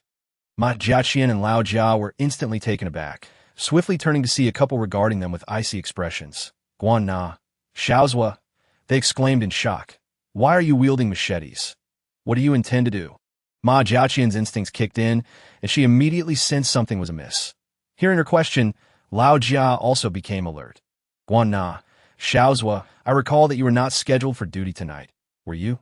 Lao Jia frowned, fully aware that the individuals on guard duty should have been two young men, a schedule he had arranged himself. Guan Na scoffed, stepping forward with a machete in hand. "You mean Xiao Wu and his crew? We noticed they were too tired, so we let them sleep. Tonight, it's our turn to stand guard." "Stop right there." Ma Jiaqian sensed the danger and immediately interjected. "Guan Na, we have no enmity between us." "Do we?" Unbeknownst to her, Guan Na was already aware of the events Ma Jiaqian had witnessed. Xiaozhua sneered, weighing the machete in his hand. There's no animosity, but he took a step closer, encroaching on them. "But what?" Ma Jiaqian remained vigilant, maintaining a safe distance. "You saw something you shouldn't have." Ma Jiaqian froze for a moment before comprehending, exclaiming in disbelief, "You weren't asleep?" Lao Jia, hearing their exchange, was momentarily dumbfounded. What had Xiao Ma seen that would provoke such hostility from a couple? Guan Na retorted with a cold laugh. "If we were truly asleep, wouldn't the entire team know our secret by tomorrow? I'll pretend I saw nothing." Guan Na's response was met with a mocking laugh. "You really are naive. Do you think saying you didn't see anything will make it so?" Xiaozhua snorted impatiently. "We only trust the dead to keep secrets." Upon hearing this, Lao Jia was taken aback, but as the temporary leader of the group, he stepped forward. "This is absurd. We're all on the same side." What are you trying to accomplish? If it weren't for Lu Gu saying you still have some value, do you think you'd still be alive? Guan Na echoed. Don't waste your breath with him. This is the perfect opportunity to dispose of this old man. Then, the entire team will follow Lu Gu's lead. Our statuses will rise accordingly. Xiao's will grin maliciously. Then let us eliminate them and claim the credit from Lu Gu. No sooner had he spoken than he swung the machete toward Ma Jiaqian's neck. Yet, as a champion in Sanda, Ma Jiaqian would not allow anyone to approach her easily. With a swift step back, she evaded Xiao's attack with ease. Seeing this, Guan Na lunged forward, swinging her machete toward Ma Jiaqian without a hint of hesitation. Jiaqian's eyes narrowed, and with a sudden burst of strength, she pivoted aside, pressing against the wall to avoid Guan Na's strike. Guan Na, are you sure you want to go this far? Though Ma Jiaqian was reluctant to harm a fellow woman, she would not hesitate to teach a lesson to those who remained obstinate. Chapter 49. Betrayal in the face of danger having failed to land her blow. Guan Na's demeanor turned vicious as she hissed, "From the moment you discovered our secret, you should have been a corpse." With that, she swung her machete once more toward Ma Jiaqian. Observing this, Ma Jiaqian let out a deep sigh and fixed her gaze on Guan Na, her expression shifting from resignation to icy resolve. Just as Guan Na's blade was about to strike Ma Jiaqian's shoulder, Lao Jia's heart raced with trepidation. "Xiao Ma, be careful. Get out of the way," trapped in the corner by Xiao Zhuo. All Lao Jia could do was warn Ma Jiaqian. "Mind your own business, old man," Xiao Zhuo retorted, advancing toward Lao Jia. But just as Xiao Zhuo closed in on him, a sudden scream pierced the air. A figure collided violently with the wall, producing a thunderous sound. The unexpected turn of events drew Xiao Zhuo's attention. "Wife, I didn't expect you to strike so fiercely." Xiao Zhuo instinctively believed that Ma Jiaqian had been struck by Guan Na. But when he turned to look at the figure on the ground, his expression froze in horror. The woman, spewing blood and her eyes rolling back, was none other than his wife, Guan Na. Lao Jia, witnessing this, stared in disbelief at Ma Jiaqian. "Xiao Ma, was this you?" Ma Jiaqian had always been an inconspicuous presence within the team. Many had regarded her as a burden, dismissing her entirely. Yet now, she had not only sent a physically capable woman flying, but had also rendered her unconscious. The disparity in her actions was astonishing. However, while Lao Jia was shocked, Xiao Zhuo was consumed by rage. The woman who lay unconscious was not only his wife, but also the means by which he sustained himself. If Guan Na were incapacitated, it would be akin to cutting off his lifeline. "That wretched Ma, I will make you pay." Xiao Zhuo's eyes were bloodshot as he brandished a machete, charging towards Ma Jiaqian. Regardless of his strength or weight, which far surpassed that of Guan Na, Xiao Zhuo regarded Ma Jiaqian with utter disdain. He even deemed his previous defeat of Guan Na as nothing more than a stroke of luck. With vigorous swings of his machete, the air sliced with a whistling sound as he aimed for Ma Jiaqian. Upon witnessing this, Ma Jiaqian's expression sharpened, drawing upon years of combat experience and muscle memory. She remained utterly composed in the face of Xiao Zhuo's strike. In fact, to her, his lightning-fast movements seemed to slow down. With a steely gaze, she positioned her fists in front of her and shifted her feet from side to side. Just as the machete was about to cleave her head, she swiftly propelled herself to the right, narrowly evading the attack's trajectory. However, that was not the end.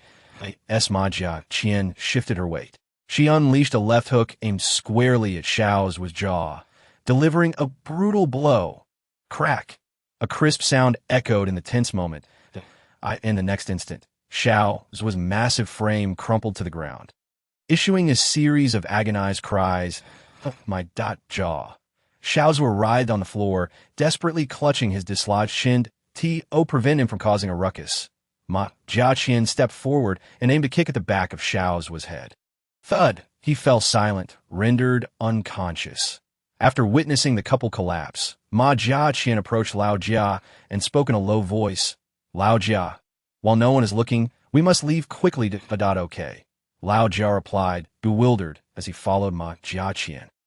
He could hardly believe that the usually unassuming Ma Jiaqian could strike with such ferocity. Soon, under Ma Jiaqian's guidance, they arrived at Chu Tian's residence. Chu Tian, having remained awake in anticipation of their arrival, was well aware of the significance of this matter.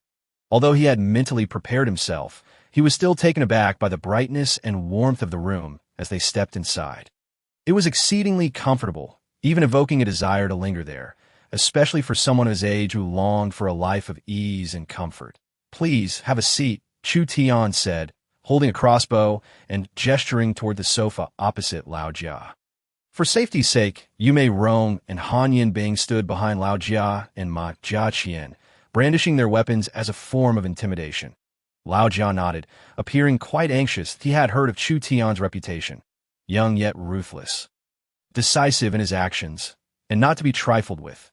Chu Tian wasted no time and stated plainly, "Ma Jiaqian has informed you, hasn't she?" Lao Jia nodded, replying solemnly, "Currently, I have 10 loyal members in my squad, all of whom will follow me unconditionally. If you wish for me to join, you may do so. However, I need your assurance that my 10 loyal members will not go hungry during our daily meals. Any benefits must be prioritized for my people." As he spoke, Lao Jia's gaze involuntarily drifted towards the supply wall nearby. Yet, Ma Jiaqian's expression grew awkward, a hint of reproach evident in her eyes as she looked at Lao Jia. "Lao Jia, you." But before she could finish, Lao Jia interrupted, "Chu Tian, what do you say? If you can meet my conditions, I will bring my people to join you." In response, Chu Tian let out a cold laugh. "Lao Jia, are you under some misapprehension? Or has Ma Jiaqian not clarified things for you?" Upon hearing this, Lao Jia and Ma Jiaqian exchanged varied expressions. Lao Jia questioned, "Aren't you in need of my people to counter the forces of Xiao Lu and his crew?" Chu Tian stood up, his voice icy. "It seems Ma Jiaqian truly hasn't explained things clearly to you." He then cast a chilling gaze at Ma Jiaqian. She felt the weight of his stare. Ma Jiaqian trembled slightly and hastily turned to Lao Jia, saying, "Lao Jia, did we not agree to unconditionally submit to Chu Tian for the sake of our fellow countrymen's lives?" Lao Jia's complexion turned ashen. "I have changed my mind." Jiaqian realized that this old man was betraying their agreement, leaving her momentarily speechless as she looked to Chu Tian. "Chu Tian, I doubt." However, Chu Tian ignored her and focused on Lao Jia, coldly stating, "Lao Jia, what qualifications do you think you possess to negotiate terms with me?" After a moment's contemplation, Lao Jia replied plainly, "I merely wish to secure a better deal for my people." He glanced once more at the supply wall, adding, "And I believe this request is not unreasonable." Chapter 50. Lao Jia is dead. Lao Jia's gaze drew the attention of both Chu Tian and Ma Jiaqian. It was evident that upon witnessing the abundance of supplies, Lao Jia's greed had been ignited, prompting him to seek the maximum benefit. While such ambitions are not inherently wrong, Lao Jia appeared to have forgotten the purpose of his visit. Moreover, he had overestimated his value to Chu Tian and Jiaqian, fully aware of Chu Tian's temperament, understood that Lao Jia's actions would lead to dire consequences.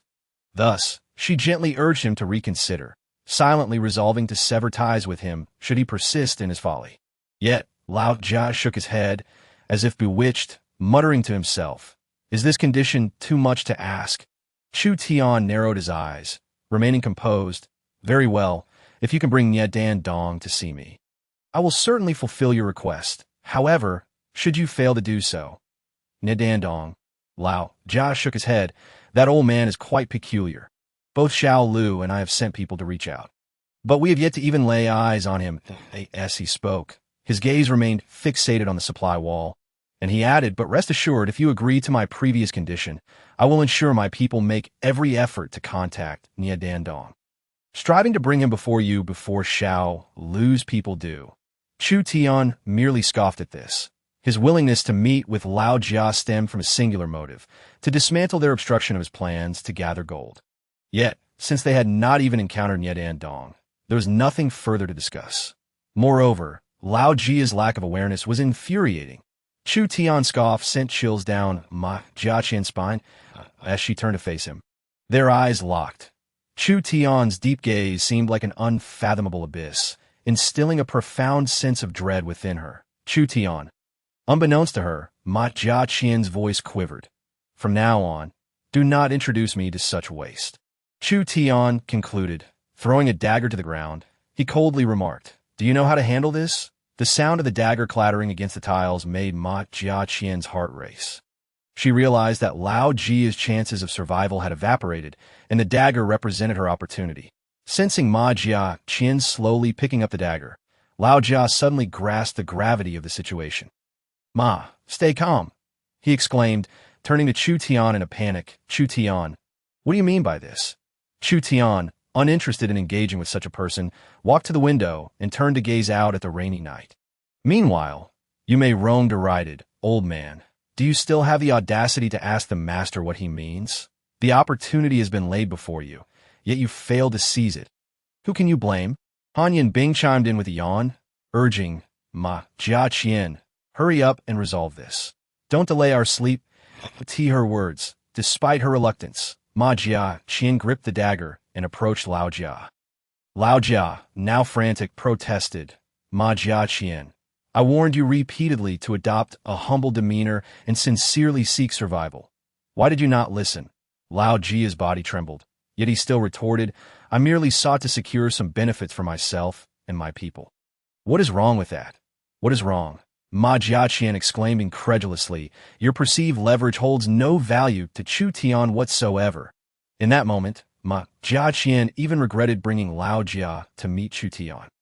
With a swift motion, she thrust the dagger into Lao Jia's chest, piercing his heart. "Ma.u." Lao Jia's eyes widened in disbelief as blood spewed from his mouth. "Lao Jia, I have repaid your kindness. It is you who failed to cherish it. And that is not my fault that Jiaqian's brow furrowed as she withdrew the dagger and plunged it back in, her voice cold. "If I do not eliminate you, I shall perish as well." With 3 decisive strikes, Lao Jia met his end. After completing her grim task, Ma Jiaqian turned to Chu Tian, awaiting his response. Chu Tian, with narrowed eyes, regarded Ma Jiaqian, acknowledging the clarity of her motives and her decisiveness. He recognized that she was a double-edged sword. If wielded wisely, she could provide formidable support. Conversely, she could plunge him into an abyss of despair. At the entrance lay the items prepared for you. After taking a shower, you may settle outside for the time being. Chu Tian glanced at the provisions set aside for Ma Jiaqian, an elegant tent accompanied by clothing, bedding, and of course food. For the moment, he had no intention of allowing her to take refuge in the safe house. After all, Ma Jiaqian was a champion in Sanda. In the absence of any defenses, neither he nor his 4 companions could possibly stand against her prowess. Thus, Chu Tian resolved that until he upgraded the golden space or felt confident in subduing Ma Jiaqian, he would not invite her inside. Instead, it would be more prudent for her to guard the entrance, serving as a test of her loyalty while also potentially averting trouble. Jiaqian showed no signs of discontent at Chu Tian's command. Rather, she felt a sense of joy at the prospect of a shower and clean clothes soon, under the guidance of Yimei Rong and Han Yanbing. She stepped into the bathroom for a thorough cleansing, washing away the grime that clung to her. Finally, she emerged clad in the snug sharkskin pants and fitted tank top that Chu Tian had prepared for her. The exquisite beauty of her visage and the flawless contours accentuated by her attire transformed her dramatically. Truly, she deserved the title of the Guilina of the fighting world, for her beauty was undeniable. After a moment of comparison, Chu Tian could not help but express his admiration aloud upon hearing his praise. Ma Jiaqian smiled graciously, clearly acknowledging her reliance on her master. It was evident that she struggled to articulate the term comfortably. Noticing this, Chu Tian waved his hand, saying, "Just call me Chu Tian." Taken aback for a moment, Ma Jiaqian quickly grasped the implication. Being positioned outside indicated that she had yet to fully pass Chu Tian's test. Their relationship was not yet one of master and servant. Understanding her cue, Ma Jiaqian picked up her belongings and made her way toward the door. Just as she was about to leave, Chu Tian added, "Rest well tonight. There are many matters to attend to tomorrow." Ma Jiaqian paused momentarily, then nodded and departed. The following morning, she addressed the group. "Everyone, considering our shared hardships, I assure you that those who wish to accompany me will not face hunger in the future. However, once I leave this place, our next encounter will not be so amicable. You have 1 minute to decide." The others were left bewildered by Ma Jiaqian's sudden arrival, after merely a brief slumber. So much had transpired, Not only had Guan Na and Xiao's been thoroughly defeated by Ma Jiaqian, but even old Jia had fallen before her. Crucially, all of this was somehow linked to Chu Tian. To serve Chu Tian as a mere dog? You are welcome to do so, spoke Guan Na, who had been knocked unconscious by Ma Jiaqian the night before. Now, her face bruised and her gaze venomous. She glared at Ma Jiaqian. With a cold laugh, Ma Jiaqian retorted, "Let's not forget that I hold leverage over you." Guan Na was about to lash out when Xiao's quickly restrained her.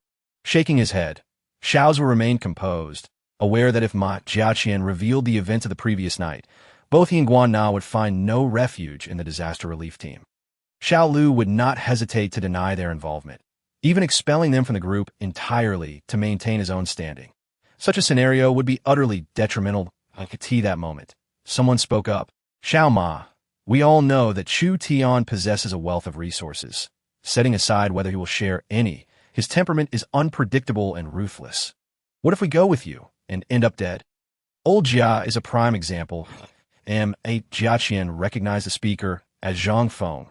Old Jia is confident that it was clear that old Jia's demise had significantly impacted him, casting doubt on Ma Jiaqian's words. "I've already explained old Jia's situation. His fate was of his own making," Ma Jiaqian replied coldly, offering no further elaboration. Glancing at the time, she added, 30 seconds remain." Upon hearing this, Zhang Feng furrowed his brow. Falling silent that moment, a robust man stepped forward, his voice booming.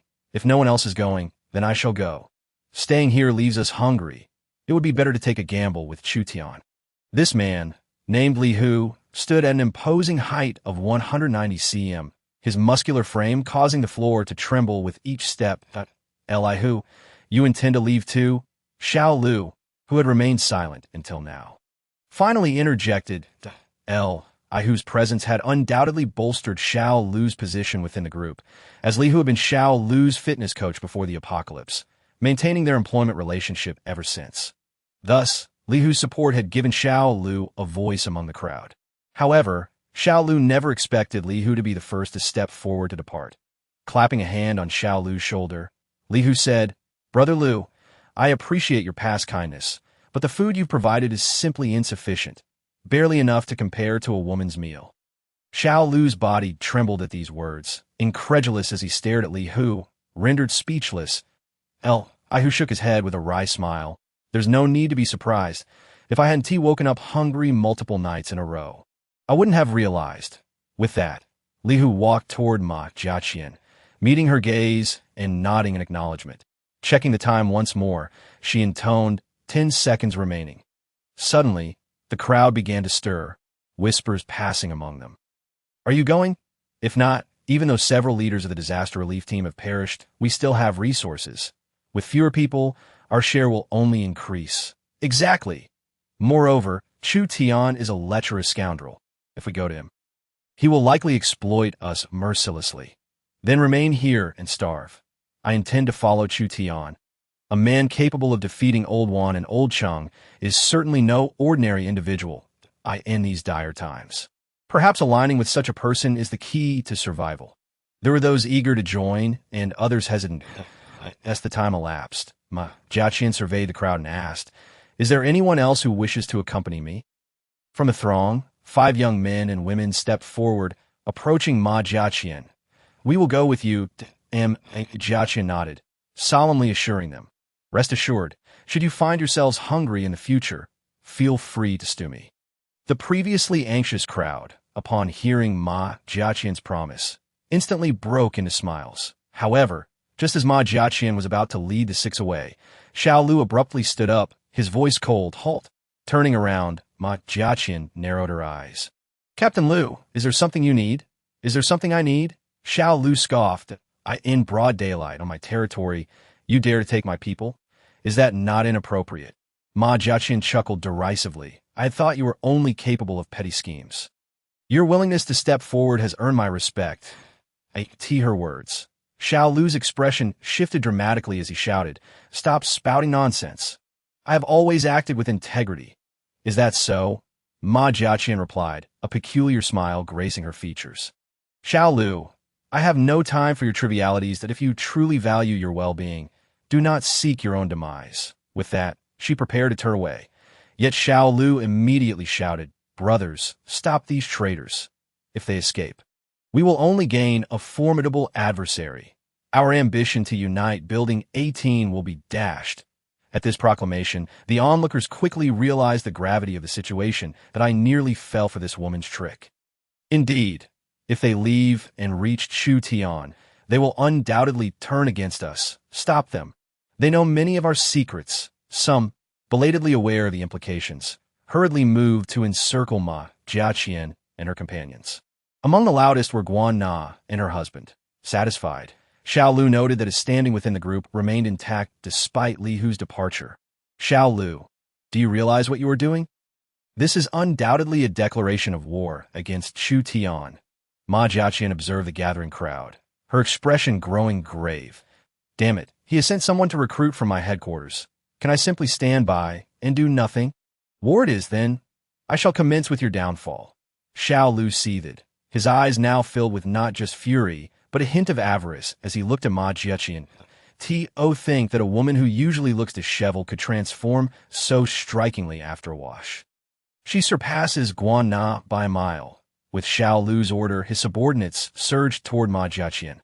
However, to her astonishment, just as she was poised to teach these audacious individuals a lesson, she heard a voice call out, "Wait, Lu Ge, I am withdrawing. I was just momentarily bewitched. I shall not go to Chu Tian anymore." Behind Ma Jiaqian, a man with a sharp nose and a monkey-like face suddenly shouted. Upon finishing his words, Xiao Lu fixed his gaze upon the 5 individuals standing behind Ma Jiaqian. Ultimately, his primary concern was still with Li Hu. Should Li Hu remain, he would undoubtedly pose the greatest obstacle. However, after exchanging glances, the remaining 5, including Li Hu, turned to Ma Jiaqian and solemnly declared, "Sister Ma, having made our choice, we shall not waver." Yet, despite their words, a hint of trepidation lingered in their hearts, as Xiao Lu's faction vastly outnumbered them. Hearing this, Ma Jiaqian nodded inwardly, pondering, "Rest assured they will not harm us. You merely need to remain still." Upon hearing her words, Xiao Lu burst into laughter, coldly retorting, "Truly arrogant. However, since you are so unappreciative, today I shall make you witness the might of Lu Guan. Consider it a grand gift I present to Chu Tian. Brothers, charge!" With a single command, the crowd surged towards Ma Jiaqian. Wretched woman, prepare to perish. Guan Na, wielding a machete, led the charge, determined to chop Ma Jiaqian to pieces. Yet, unexpectedly, just as Guan Na was about to strike, a dull thud resonated. She was sent flying like a cannonball, crashing against the wall before plummeting to the ground. Upon landing, Guan Na coughed up blood, her once prominent chest now bearing a significant indentation. "Wife!" Xiao Zhua hurriedly rushed forward to check, but as he lifted Guan Na, her head suddenly tilted, and she breathed her last. At that moment, shock and disbelief washed over the crowd. How could Guan Na be slain in a single blow by Ma Jiaqian? How is this possible? How could a mere woman possess such strength? Xiao Lu, too, was overwhelmed with thoughts, gazing at Ma Jiaqian in sheer astonishment. This cannot be.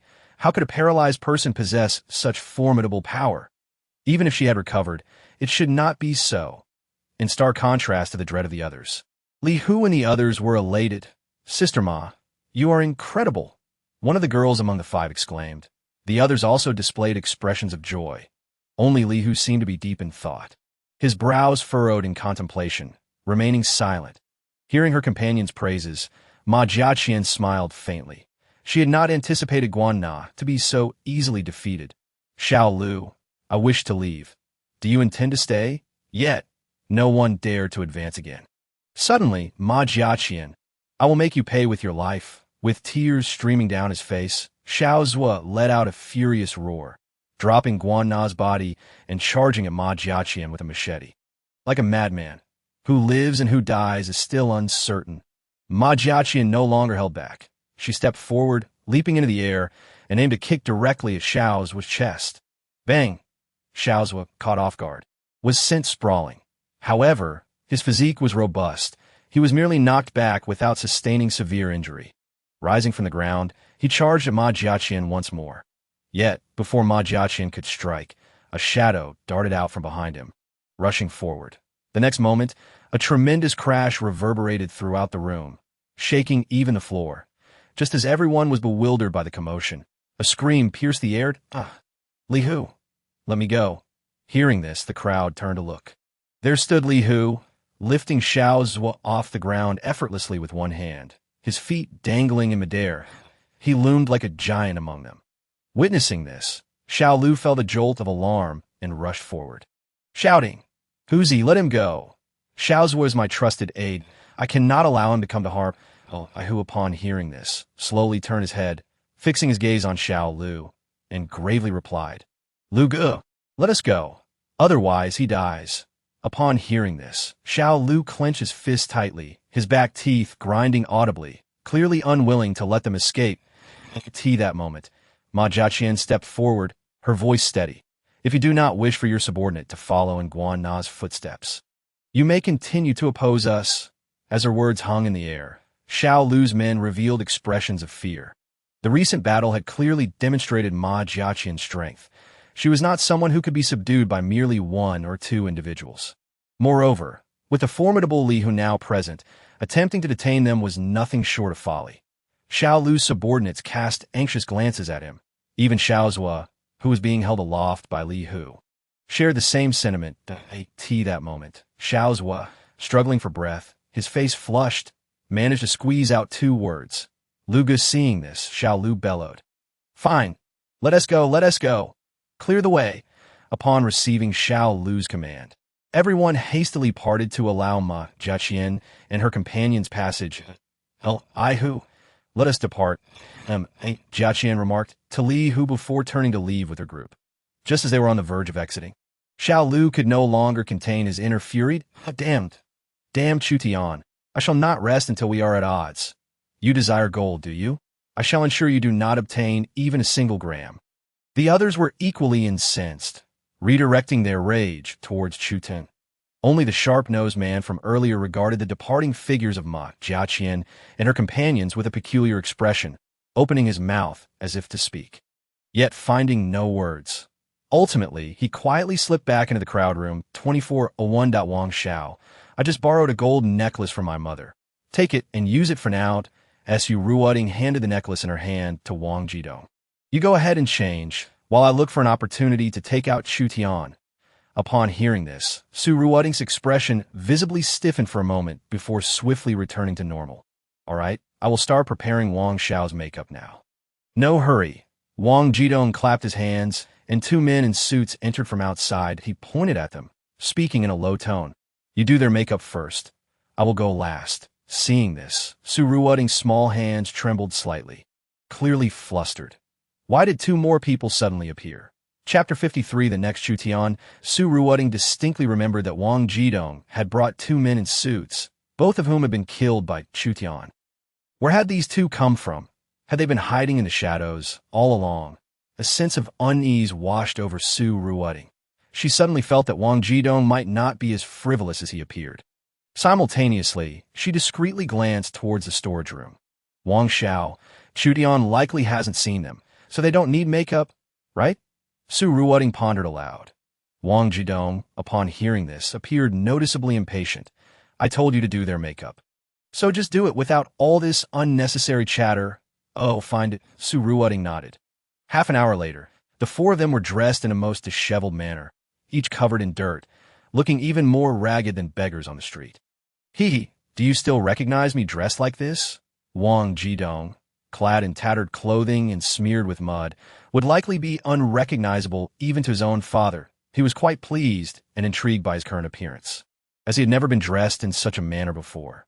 Wang Xiao's grandeur may be unrecognized by others, but it was still apparent. Su Ruoding, adept with her words, immediately earned a hearty laugh from Wang Jidong. Only you know how to flatter. All right, no time to waste. Let's hurry upstairs. Once we deal with this brat, I will finally have peace of mind. Of course, aside from that, he was also fixated on Chu Tian's four alluring companions. Once Chu Tian was dead, those four beauties would naturally find themselves in Wang Jidong's bed. However, Just as Wang Jidong and the others arrived on the 26th floor, preparing to ascend further, a group of people suddenly blocked their path. What do you want? The speaker was none other than the previously enraged Xiao Lit that moment. He had set up a barricade to intercept the owners heading to Chu Tian's residence to exchange gold for supplies. Though he was unaware of Chu Tian's intentions for the gold, he was determined to make things difficult for him. Wang Jidong and Su Ruoding exchanged glances, uncertain about the motives of this sudden group. Su Ruoding took the initiative to speak. This big brother, we're just looking for Chu Tian to exchange some supplies. We haven't eaten for many days that this moment. Su Ruoding's appearance resembled that of a refugee. Her clothes tattered and her complexion pale and withered, devoid of any femininity, and no longer accepting gold. Su Ruoding was taken aback and replied, I clearly saw him sending messages in the group just moments ago. Just because it was before doesn't mean it applies now. I said no exchanges, so scram. Xiao Lu exploded with fury, his face contorted with rage. The sudden turn of events startled Su Ruoding greatly. However, behind him, Wang Jidong was engulfed in a shadowy gloom, as the young heir of Hongyun Group. No one had ever dared to speak to him in such a manner since his birth. Slowly, Wang Jidong stepped forward, his gaze piercing as he fixed it on Xiao Lu, and sternly declared, You brat, who do you think you are telling to get lost? He was already irritated by the antics of Ma Jiaqian and her companions. And now, someone had the audacity to provoke him face to face, and what's more, it was a few filthy beggars. Xiao Lu's temper flared instantly. He extended his hand and gave a sharp slap to Wang Jidong's dirty face. Slap, slap, slap. How audacious! Yet, as he took a step forward, Wang Jidong swiftly intercepted him. His eyes glinted with murderous intent as he gritted his teeth and growled, It has been years since anyone has dared to call themselves my superior or lay a hand on me. How exhilarating!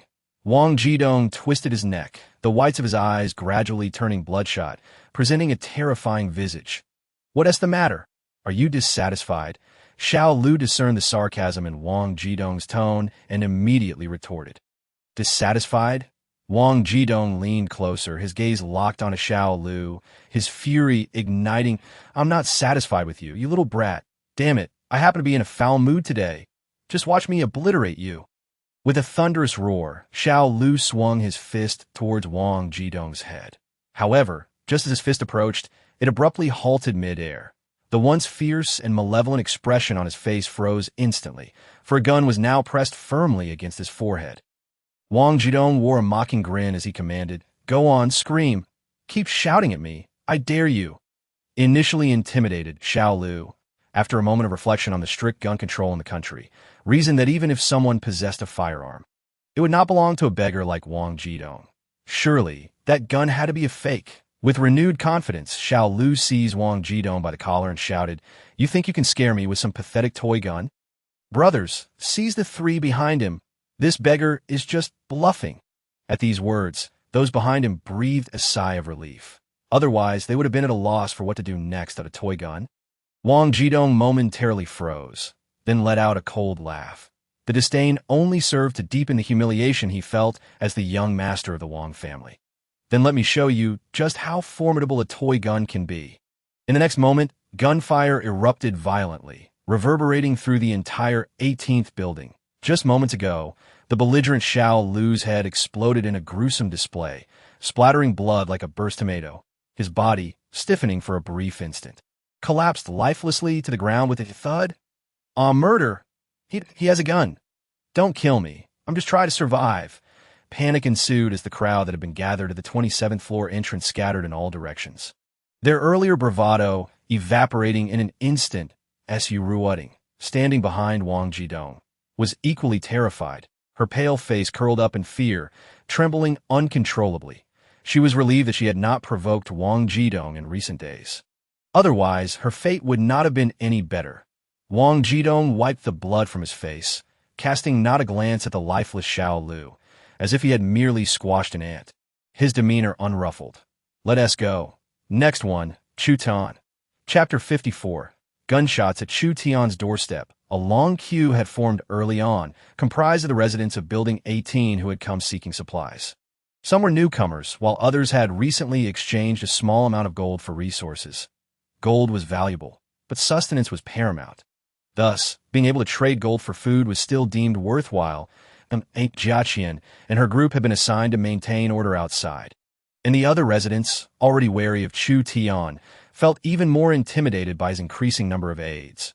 Many refrained from making eye contact with him while trading. "I have 100 grams of gold. Please exchange it for some food." A gaunt, elderly woman with a parched complexion whispered to Chu Tian at the window. Chu Tian accepted the gold and handed it to Yu Meiyerong to weigh. Upon receiving her confirmation, Han Yambing prepared the corresponding food supplies to pass through the window. The entire process was executed with remarkable efficiency. Chu Tian planned to have Yu Meiyerong take over the window after today so he could focus on other matters. "Here are your supplies. Please take them," Chu Tian said as he passed the goods through the small window. After the elderly woman left with her provisions, a man clad in a black trench coat, wearing a duckbill cap and a mask to conceal his identity, approached the window. Instantly, Chu Tian's instincts warned him that this man was not to be trifled with. After all, whether before or after the apocalypse, no one would go to such lengths to disguise themselves without reason. Furthermore, the man was devoid of any dust, appearing as if he had not suffered the ravages of reality since the world had changed. His voice, though aged, was robust and resonated with vitality. "Hello, I have 200 grams of gold," he stated, revealing the item from his pocket and placing it on the window ledge. Chu Tian noticed that although the man's hands bore some wrinkles, they were remarkably well kept, devoid of the dryness or cracks typical of those who had endured hardship. More importantly, they were impeccably clean. When he spotted a bar of gold resting on the window, his suspicions deepened, as he had only encountered jewelry so far in his transactions. "Don't just stand there, hurry and exchange," the impatient man urged. Taken aback, Chu Tian quickly replied, "All right," he reached for the gold bar. But just then, bang! A loud report echoed from the emergency exit. The crowd in the corridor jumped in alarm, instinctively ducking for cover. Even Chu Tian was startled. Immediately shifting away from the window, he pressed himself against the door, glancing at the equally frightened Yu Meiyerong and Han Yambing. "Master, what was that loud bang?" they stammered. Chu Tian's gaze deepened, his brow furrowed in concern as he reluctantly admitted, "It's gunfire. Guns. There are actually guns in Building 18. Yu Meiyerong and Han Yambing exclaimed in unison. Chu Tian, though not overly shocked, called out to the outside, "Ma Jiaqian, what is going on out there?" Ma Jiaqian also crouched down, gradually stood up, scanning the residents in the corridor before reporting. "Everything seems normal." Only then did Chu Tian cautiously lean close to the window to look outside. However, he found that the gold bar and the man in the duckbill cap had vanished without a trace, leaving no sign of their presence in the corridor. This left Chu Tian deeply troubled. "Yes," Ma Jiaqian replied, leading two others downstairs while leaving Li Hu and the remaining individuals to maintain order. As Ma Jiaqian descended, she unexpectedly encountered four disheveled individuals ascending. "Did you notice anything happening below?" Ma Jiaqian inquired. One of the men replied in a panic, "No, we're not sure. We only heard the gunshots and screams, and were scared enough to run up." The other three nodded in agreement, their anxiety palpable. Upon hearing this, Ma Jiaqian's brow furrowed once more, and she hurried down the stairs with her companions. Meanwhile, the residents, under Li Hu's supervision, reformed the queue to continue the resource exchange. The four disheveled newcomers joined the line.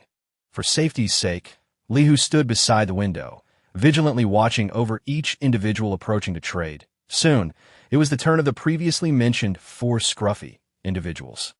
Li Hu's instincts kicked in as they lined up, causing him to narrow his eyes. "I have 30 grams of gold. Please exchange it." One man stepped forward, placing his gold on the window.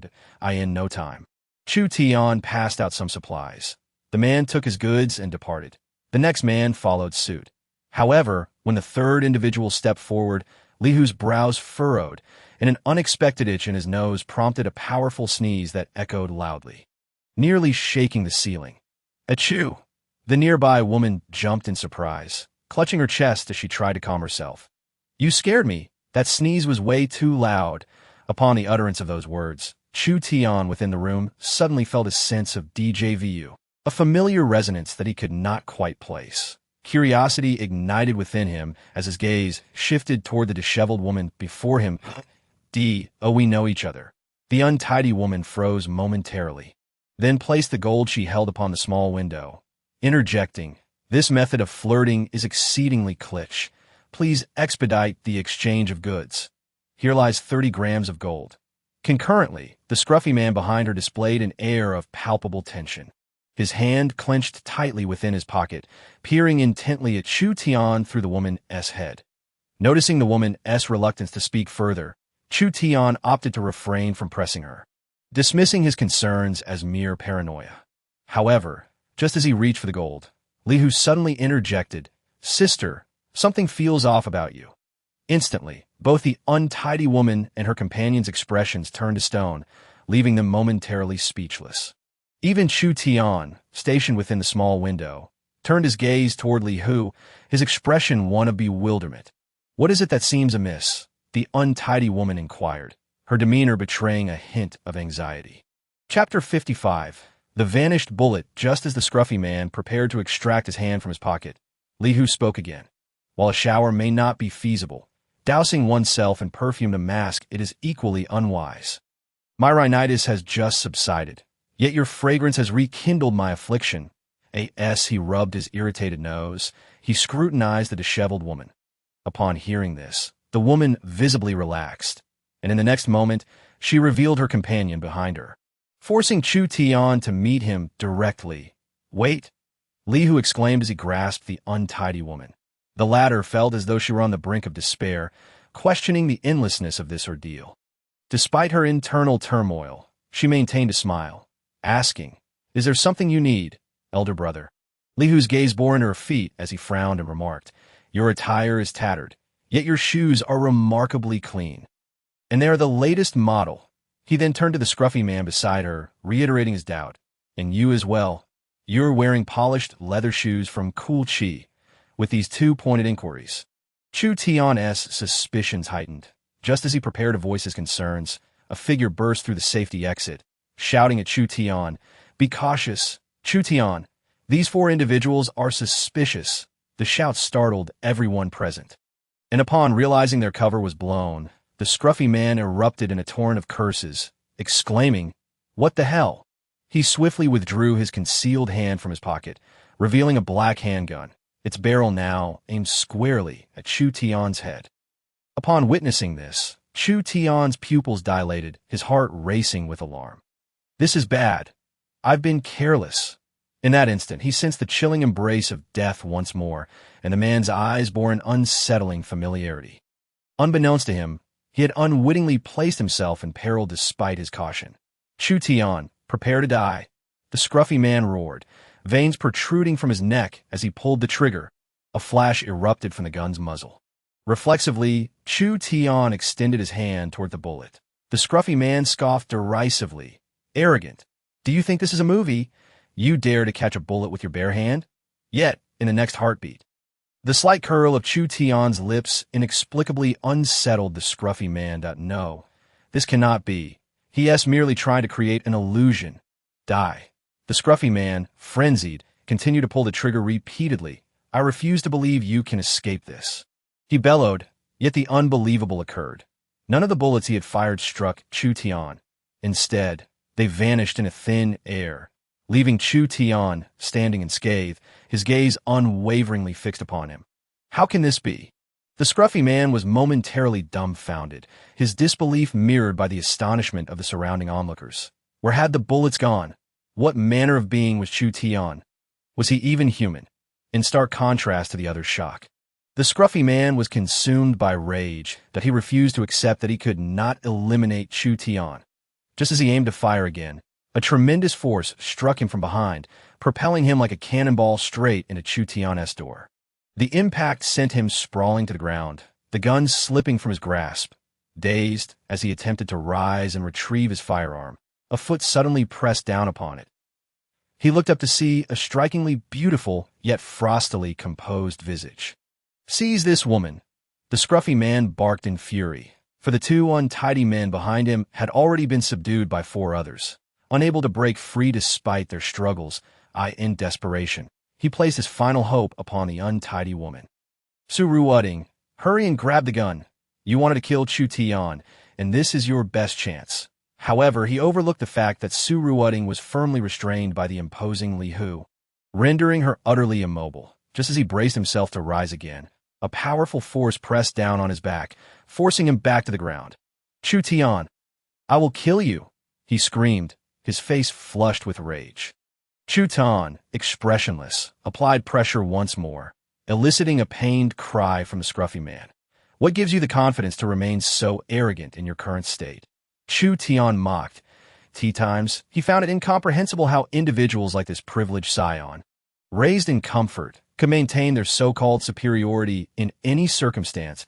Jia Qian retrieved the firearm, passing it to Chu Tian, who toyed with it momentarily before aiming it directly at the downed scruffy man's head.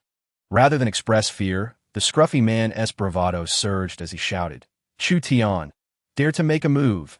My father will ensure you see no more sunrises. Annoyed, Chu Tian pulled the trigger without hesitation. A deafening crack resounded.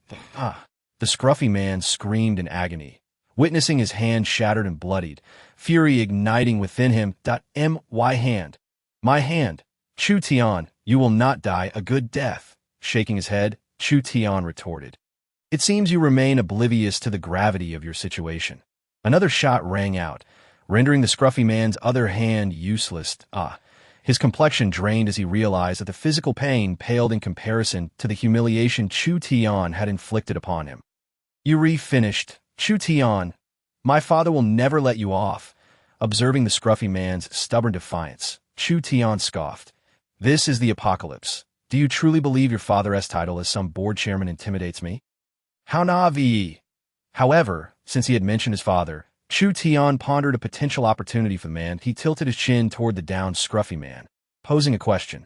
From the start, the scruffy man could not fathom that Chu Tian might actually kill him. His confidence unyielding, he spat blood on the ground, snarling, My life is not yours to dictate. Chapter 56. Removing all obstacles with those words, Chu Tian lost all patience, drawing his gun with a sneer. Full point 3 shots rang out, each striking the scruffy man's head, splattering blood and brain matter. The once defiant man fell silent, his resistance extinguished. Chu Tian shook his head derisively, then redirected his gaze toward the disheveled woman firmly held by Li Hu. Suddenly, he understood why she had evoked a sense of familiarity earlier. That phrase, scaring the baby to death, was her catchphrase. Noticing Chu Tian's gaze, Su Ruoding trembled. Chu Tian, please don't kill me. I was wrong. I beg you, spare my life. That moment, fear gripped her heart, for she had witnessed Chu Tian execute the scruffy man without the slightest blink. It was evident just how cold-blooded and terrifying he had become. Spare you? Chu Tian's icy smile was devoid of warmth. Initially, he had intended to toy with Su Ruoding and her family at a leisurely pace. However, he never anticipated her incessant meddling would nearly cost him his life once again. At that moment, Chu Tian's patience for playing with Su Ruoding had evaporated. Give me a reason not to kill you. Su Ruoding opened her mouth, yet found herself utterly bereft of any compelling justification. Had it been in the past, she could at least have offered to soothe Chu Tian's emotions with her innocence. But now that she was no longer a naive maiden in fact, she had been thoroughly toyed with by Wang Jidong. After a long and arduous contemplation, Su Ruoding mustered the courage to say, Chu Tian, you love me, don't you? You wouldn't kill me, would you? At her words, Chu Tian could not help but laugh. The vendetta for his life and the hatred for her betrayal. How could she dare to speak of love? Did she truly consider him a fool? Yet, to Su Ruoding, Chu Tian's smile represented a different narrative. She believed he had genuinely forgiven her. Chu Tian, you have forgiven me, haven't you? I knew it. You love me as long as you forgive me. I will follow you faithfully. I promise to serve you so well that you will feel utterly divine. Before she could finish her sentence, Chu Tian raised his hand and fired a shot directly into her right leg. The excruciating pain caused Su Ruoding to let out a blood-curdling scream. Collapsing to the ground, Chu Tian, darling, I beg you, don't kill me, Su Ruoding pleaded incessantly, even resorting to the endearing terms they had used during their romance. However, Chu Tian remained unmoved, feeling nothing but contempt, and pulled the trigger once more. Bang! Bang! After 3 shots, her legs and arms were riddled with bullet holes, blood pouring forth as she writhed on the floor, her wails echoing through the corridor until she finally succumbed to unconsciousness. I want her to be unable to live and unable to die. Yes. What should we do with these two? Ma Jiaqiang gestured towards the 2 disheveled men who had been subdued. Chu Tian glanced over, responding quietly, "Kill them." Thus, this sudden farce concluded with Chu Tian's overwhelming triumph at that moment. Within Building 18, all adversaries who pose a threat to him had been decisively eradicated. Although Chu Tian did not formally declare his authority, he had subtly ascended to the role of leader of Building 1-8. And no one dared to challenge his position, and the building returned to an unprecedented calm after the chaos of the apocalypse. Chu Tian arranged for Ma Jiaqiang and Li Hu to reside on the 26th floor. With room 2601 previously occupied by Wan Changjiang, it had naturally become available following his demise, and Jiaqiang fulfilled her promise to Li Hu and the others, ensuring they never lacked for 3 meals a day, supported by Chu Tian. Though their meals consisted solely of instant noodles and bread, the mere fact that they could eat until full was a source of immense satisfaction. Especially for Li Hu, who previously struggled to secure 2 meals a day with the disaster relief team. Finding himself well-fed here was a tremendous relief. Meanwhile, the disaster relief team had disbanded following Xiao Lu's death, with members distributing food before scattering. The so-called disaster relief team had been utterly dismantled.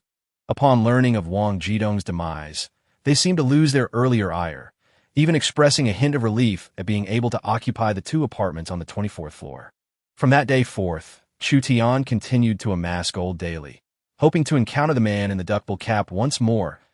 He had an instinctive feeling that this man was none other than Ye Dandong, who had yet to reveal himself. However, one thing perplexed Chu Tian. The residents of Building 18 consistently approach him with seemingly endless supplies of gold for trade.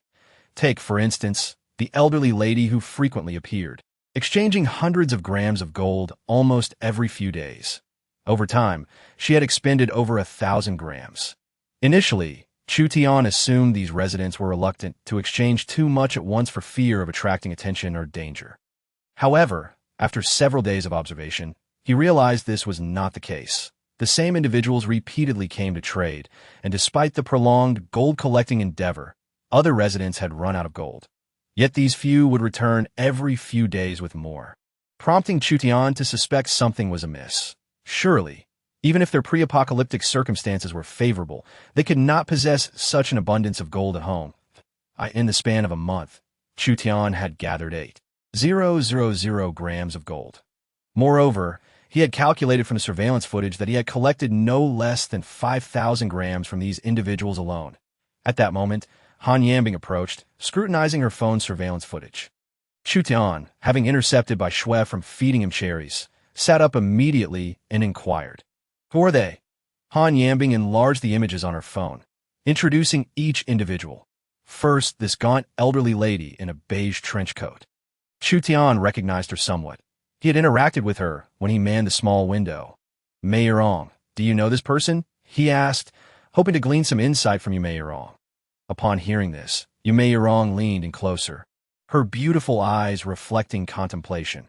"Let me think that, I remember. This lady is a resident of the 21st floor. Everyone seems to call her Aunt Wu." "The 22nd floor?" Chu Tian's expression tightened as he countered.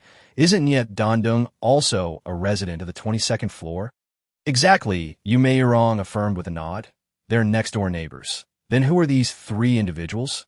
Han Yanbing pulled up the photos of the other 3 after Mei Yirong's identification. It turned out that 2 resided on the 23rd floor, while 1 lived on the 21st. Chu Tian's eyes widened as he exclaimed, "These individuals are all Nyet Dandong's neighbors." The revelation sent shockwaves through the group of women. "It really is," they echoed in disbelief. "That explains why Nyet Dandong has not shown himself, nor has he come to trade food. Indeed, he may not appear, but he has his neighbors continually conducting gold exchanges on his behalf." The women analyzed astutely. Chu Tian also concurred. This old fox was indeed adept at hiding. With narrowed eyes and a slight smirk, Chu Tian mused, "But now that you have surfaced, I shall not let you sink back into obscurity." With 8,000 grams of gold collected, He needed only 2,000 more to upgrade his gold space. If he patiently awaited Niet Dondung's subordinates to trade, it would take at least another month to gather the required amount. Yet Chu Tian knew time was of the essence, that he recalled that in his previous life, the water level would cease rising upon reaching 10 stories high, and the torrential rains would diminish over the course of 7 days before finally stopping. At that point, most people would venture outside to scavenge for supplies, whether by retrieving items from the water or using makeshift rafts to visit various stores. That, of course, there would also be those who resorted to attacking others for resources. Chu Tian had several crucial items to locate, making it essential for him to go out. Thus, it was imperative to upgrade his gold space before venturing out, enhancing his capabilities. Currently, the water level had begun to breach the 9th floor, and at the present rate, it would soon reach 10 stories high. Therefore, Chu Tian's time was exceedingly limited. He needed to collect 10,000 grams of gold before the rain subsided. This was the only way to ensure his safety. Unbeknownst to other survivors, however, was that once the rain ceased and the water level stabilized, the disaster was far from over. In just 7 days, the world would face a new calamity, a global extreme cold freeze. This catastrophe would doom those who believed the apocalypse had ended, leading to their swift demise. That humanity's population would plummet to an icy nadir. In room 2201, a young man wearing glasses wore a frown as he addressed the person in the main seat. The oxygen for the flamethrower has run out, and I fear we won't be able to continue melting Uncle Dong's gold bars to turn them into jewelry. Beside the bespectacled youth sat a carefree, bald man, who disdainfully remarked, "If you ask me, it would be better to trade the gold bars with Chu Tian directly for supplies, avoiding all this hassle. Besides, even if we take the gold bars, Chu Tian may not even realize they belong to Uncle Dong. And even if he does, he might not necessarily cause trouble for Uncle Dong. I simply cannot fathom why such a straightforward matter has become so convoluted. Both of you ought to curtail your chatter." At this moment, a young woman entered, placing 2 bottles of mineral water before them, and remarked, "Uncle Dong's actions are undoubtedly guided by his own reasoning. Moreover, had it not been for Uncle Dong's assistance, you would have perished from hunger long ago." The bald man, though outwardly dismissive, obediently sealed his lips, recognizing the truth in her words. It was Uncle Dong who had come to their rescue when they were on the brink of starvation. The bespectacled man politely nodded at the woman, accepting the bottle of water with a simple, "Thank you." Suddenly, the man in the cap seated at the head of the table turned around, his voice aged yet powerful as he inquired, "How long has Aunt Wu been gone?" As he spoke, Aunt Wu placed the cardboard box she was holding with a thud on the desk. "This should suffice for us for 5 days." The bald man's eyes lit up instantly, reaching out to grab it, only to be halted by Aunt Wu's hand. "Do not be so hasty. Wait for Uncle Dong to divide it. Mind your manners." With a sharp remark, Aunt Wu then directed her gaze towards Niet Dondung. Dondung gestured to the young woman beside him and instructed, "Let us divide the provisions as we have in the past. However, once you have taken your share, please conserve your rations. Until I devise a new strategy, refrain from exchanging for more food." As the young woman allocated the supplies, the bespectacled man remained silent. Only the bald man, with a look of helplessness, lamented, "The oxygen at the Four Eyes place has run out. We can no longer melt gold bars into jewelry." Upon hearing this, Aunt Wu's expression clouded with worry as she retorted, "Does that mean we shall have nothing to eat in the future?" At this remark, Niet Dondung's countenance turned icy, and he let out a cold snort. Aunt Wu, realizing her misstep, quickly amended, "Uncle Dong, please do not misunderstand. What I meant was, if we cannot come up with a solution for an extended period, you too will face hunger. Uncle Dong, I shall take my leave now." The bespectacled man stood up politely, bidding farewell to Niet Dondung, and did not forget to take his bottle of water with him. "I shall also be on my way." The bald man strode out casually. Observing this, Aunt Wu followed suit. Clutching her share of supplies tightly, as the 3 departed, the young woman poured a glass of water for Niet Dondung and softly remarked, "Uncle Dong, they do not seem very pleased." Niet Dondung replied with a sneer, "We have indulged them too much. Is the oxygen situation at the Four Eyes place truly dire?" The young woman, noting Niet Dondung's reaction, assumed he had intentionally provoked the others. Niet Dondung shook his head, his expression serious. That is indeed the case. What shall we do when the food runs out? Should we confront Chu Tian directly? A frown crossed the young woman's face. Niet Dan Dung shook his head resolutely. With such a vast amount of gold, do you truly believe Chu Tian will remain indifferent and willingly engage in trade with us? His resources are not infinite. Moreover, by his recent actions, it is evident that Chu Tian is no benevolent character. Are you concerned he might resort to violence? The young woman inquired. Xian, I understand you harbor resentment towards me, yet I am still your biological father. Niet Dandung's murky old eyes suddenly softened with tenderness. However, Xian took 2 steps back, her voice cold. Uncle Dong, it has been many years since this matter transpired. Please do not bring it up again. Alas. Niet Dandung sighed deeply, the warmth in his eyes vanishing in an instant. His expression returning to its former harshness. Chapter 58. Solutions Room 2202. Aunt Wu. Do you think Uncle Dong intends to cast us aside, no longer requiring us to exchange supplies for him? The bald man paced restlessly in the living room. Visibly agitated. That is unlikely, Aunt Wu replied, her brow furrowed in thought. Uncle Dong is not that kind of person. If he truly wished to expel us, he would not have sought our assistance from the very beginning, nor would he have shared supplies with us. The bald man remained unconvinced, casting a glance at the silent Four Eyes, and asked, Four Eyes, tell me the truth. Has the oxygen for your blowtorch really run out? Or did Uncle Dong instruct you to deceive us?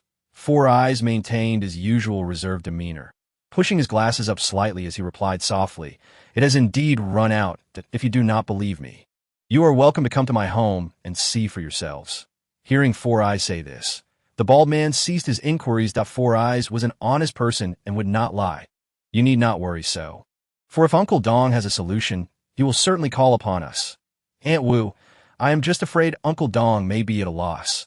The bald man exclaimed in frustration, slapping his thigh. I have already suggested he go directly to Chu Tian for negotiations. With so much gold at his disposal, he should be able to secure favorable terms with Chu Tian, perhaps even obtain more. Yet he insists on exchanging bit by bit. I simply cannot comprehend his reasoning. Uncle Dong may be concerned about Chu Tian resorting to violence, Four Eyes suggested, adjusting his glasses as he rarely voiced his thoughts. Though Chu Tian is not a good person, he is still a man of reason. Otherwise, he could simply send his henchmen to raid and seize gold from every household. Why bother exchanging supplies with everyone? Supplies are precisely what we are most in need of, the bald man lamented, pounding his chest in frustration. I do not care if I run out of supplies and Uncle Dong has no new plan. I will confront Chu Tian and leverage this information to acquire supplies. With that, the bald man stormed out in anger. Bald man, you foolish child.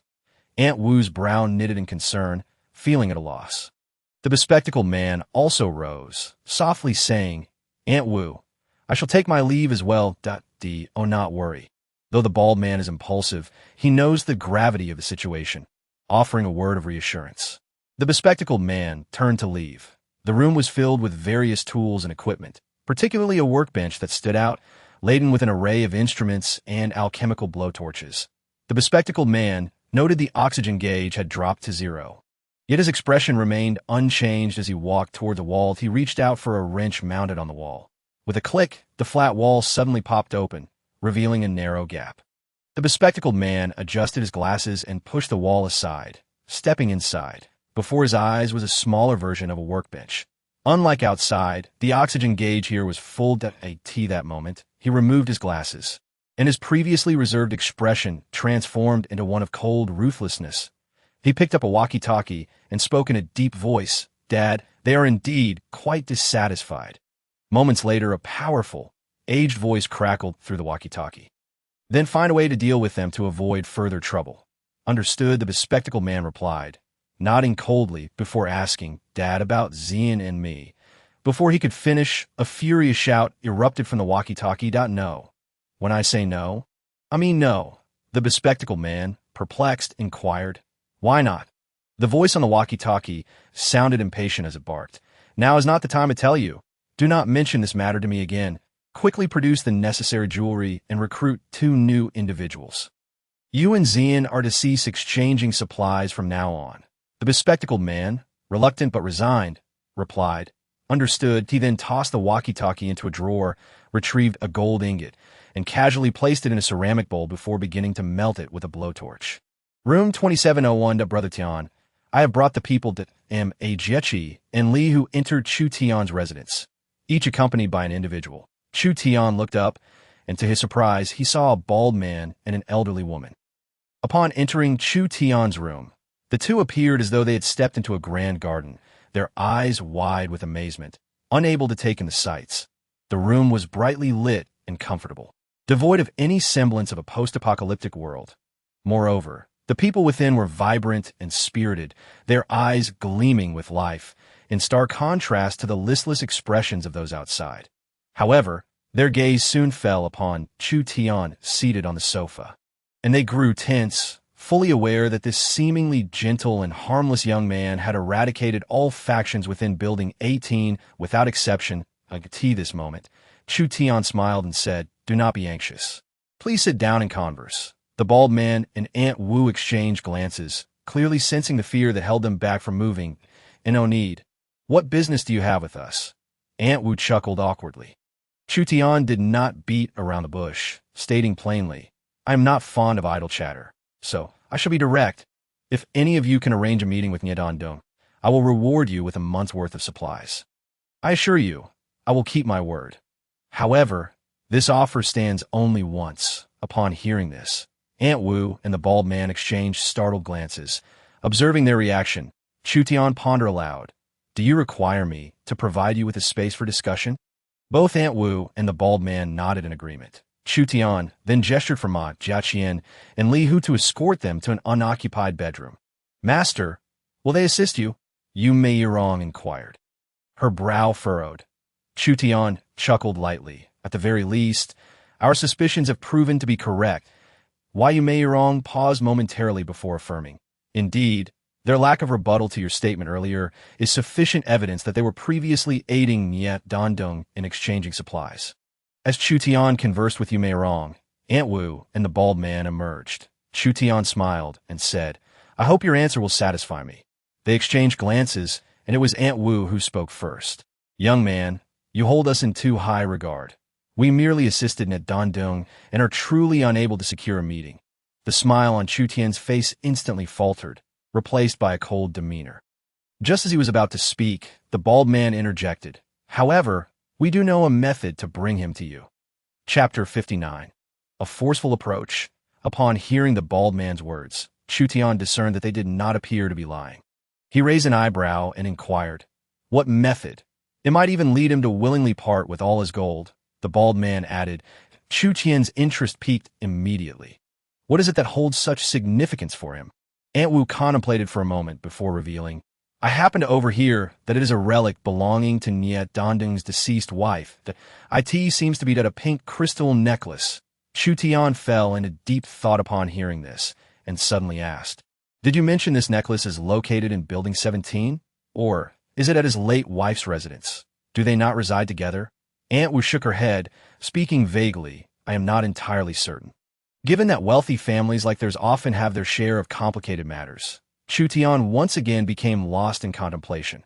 "The necklace is in Building 17. After lingering for so long, is it time to venture out?" There's one more thing."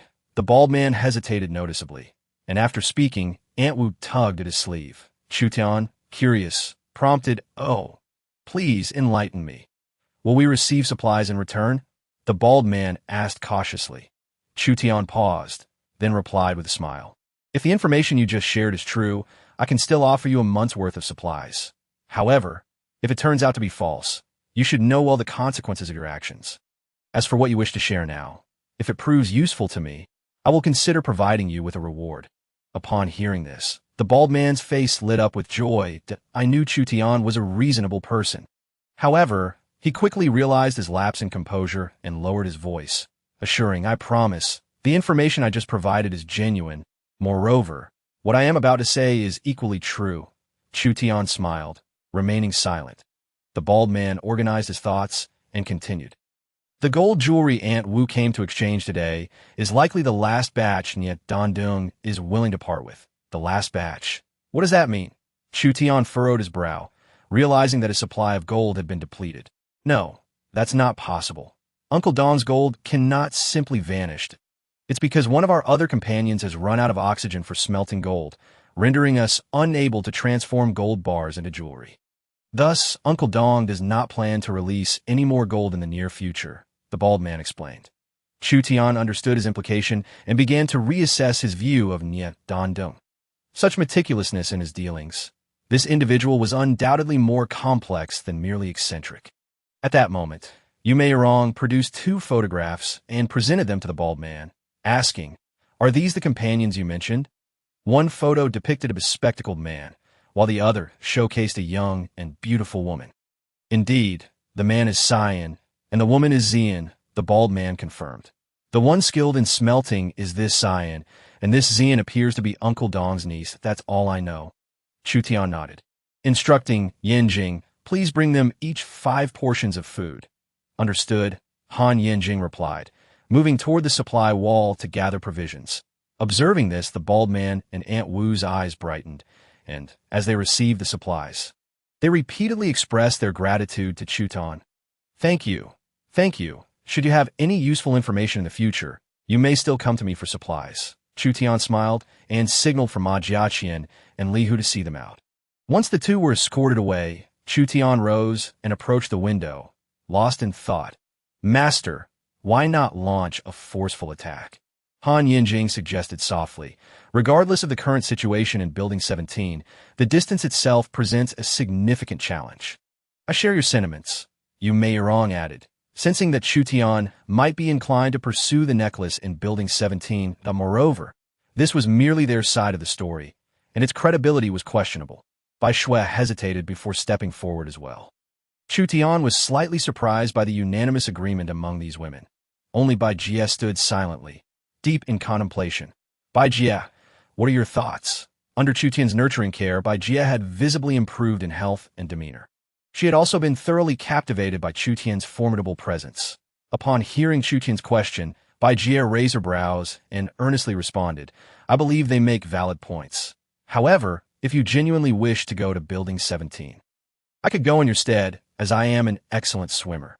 The distance between Building 17 and our Building 18 is merely 50 meters.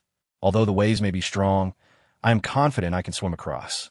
In truth, Bai Jie's proposition stemmed from her own feelings of inadequacy.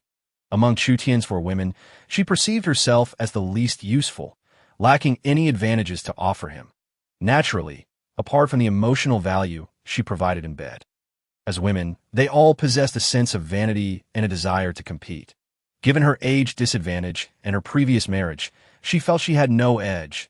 Thus, she sought to prove her worth and utility to Chu Tian, demonstrating that she was no mere ornament. "Sister, that is far too dangerous," Bai Jie's younger sister interjected, fully aware of her sister's thoughts and hoping to dissuade her from taking risks.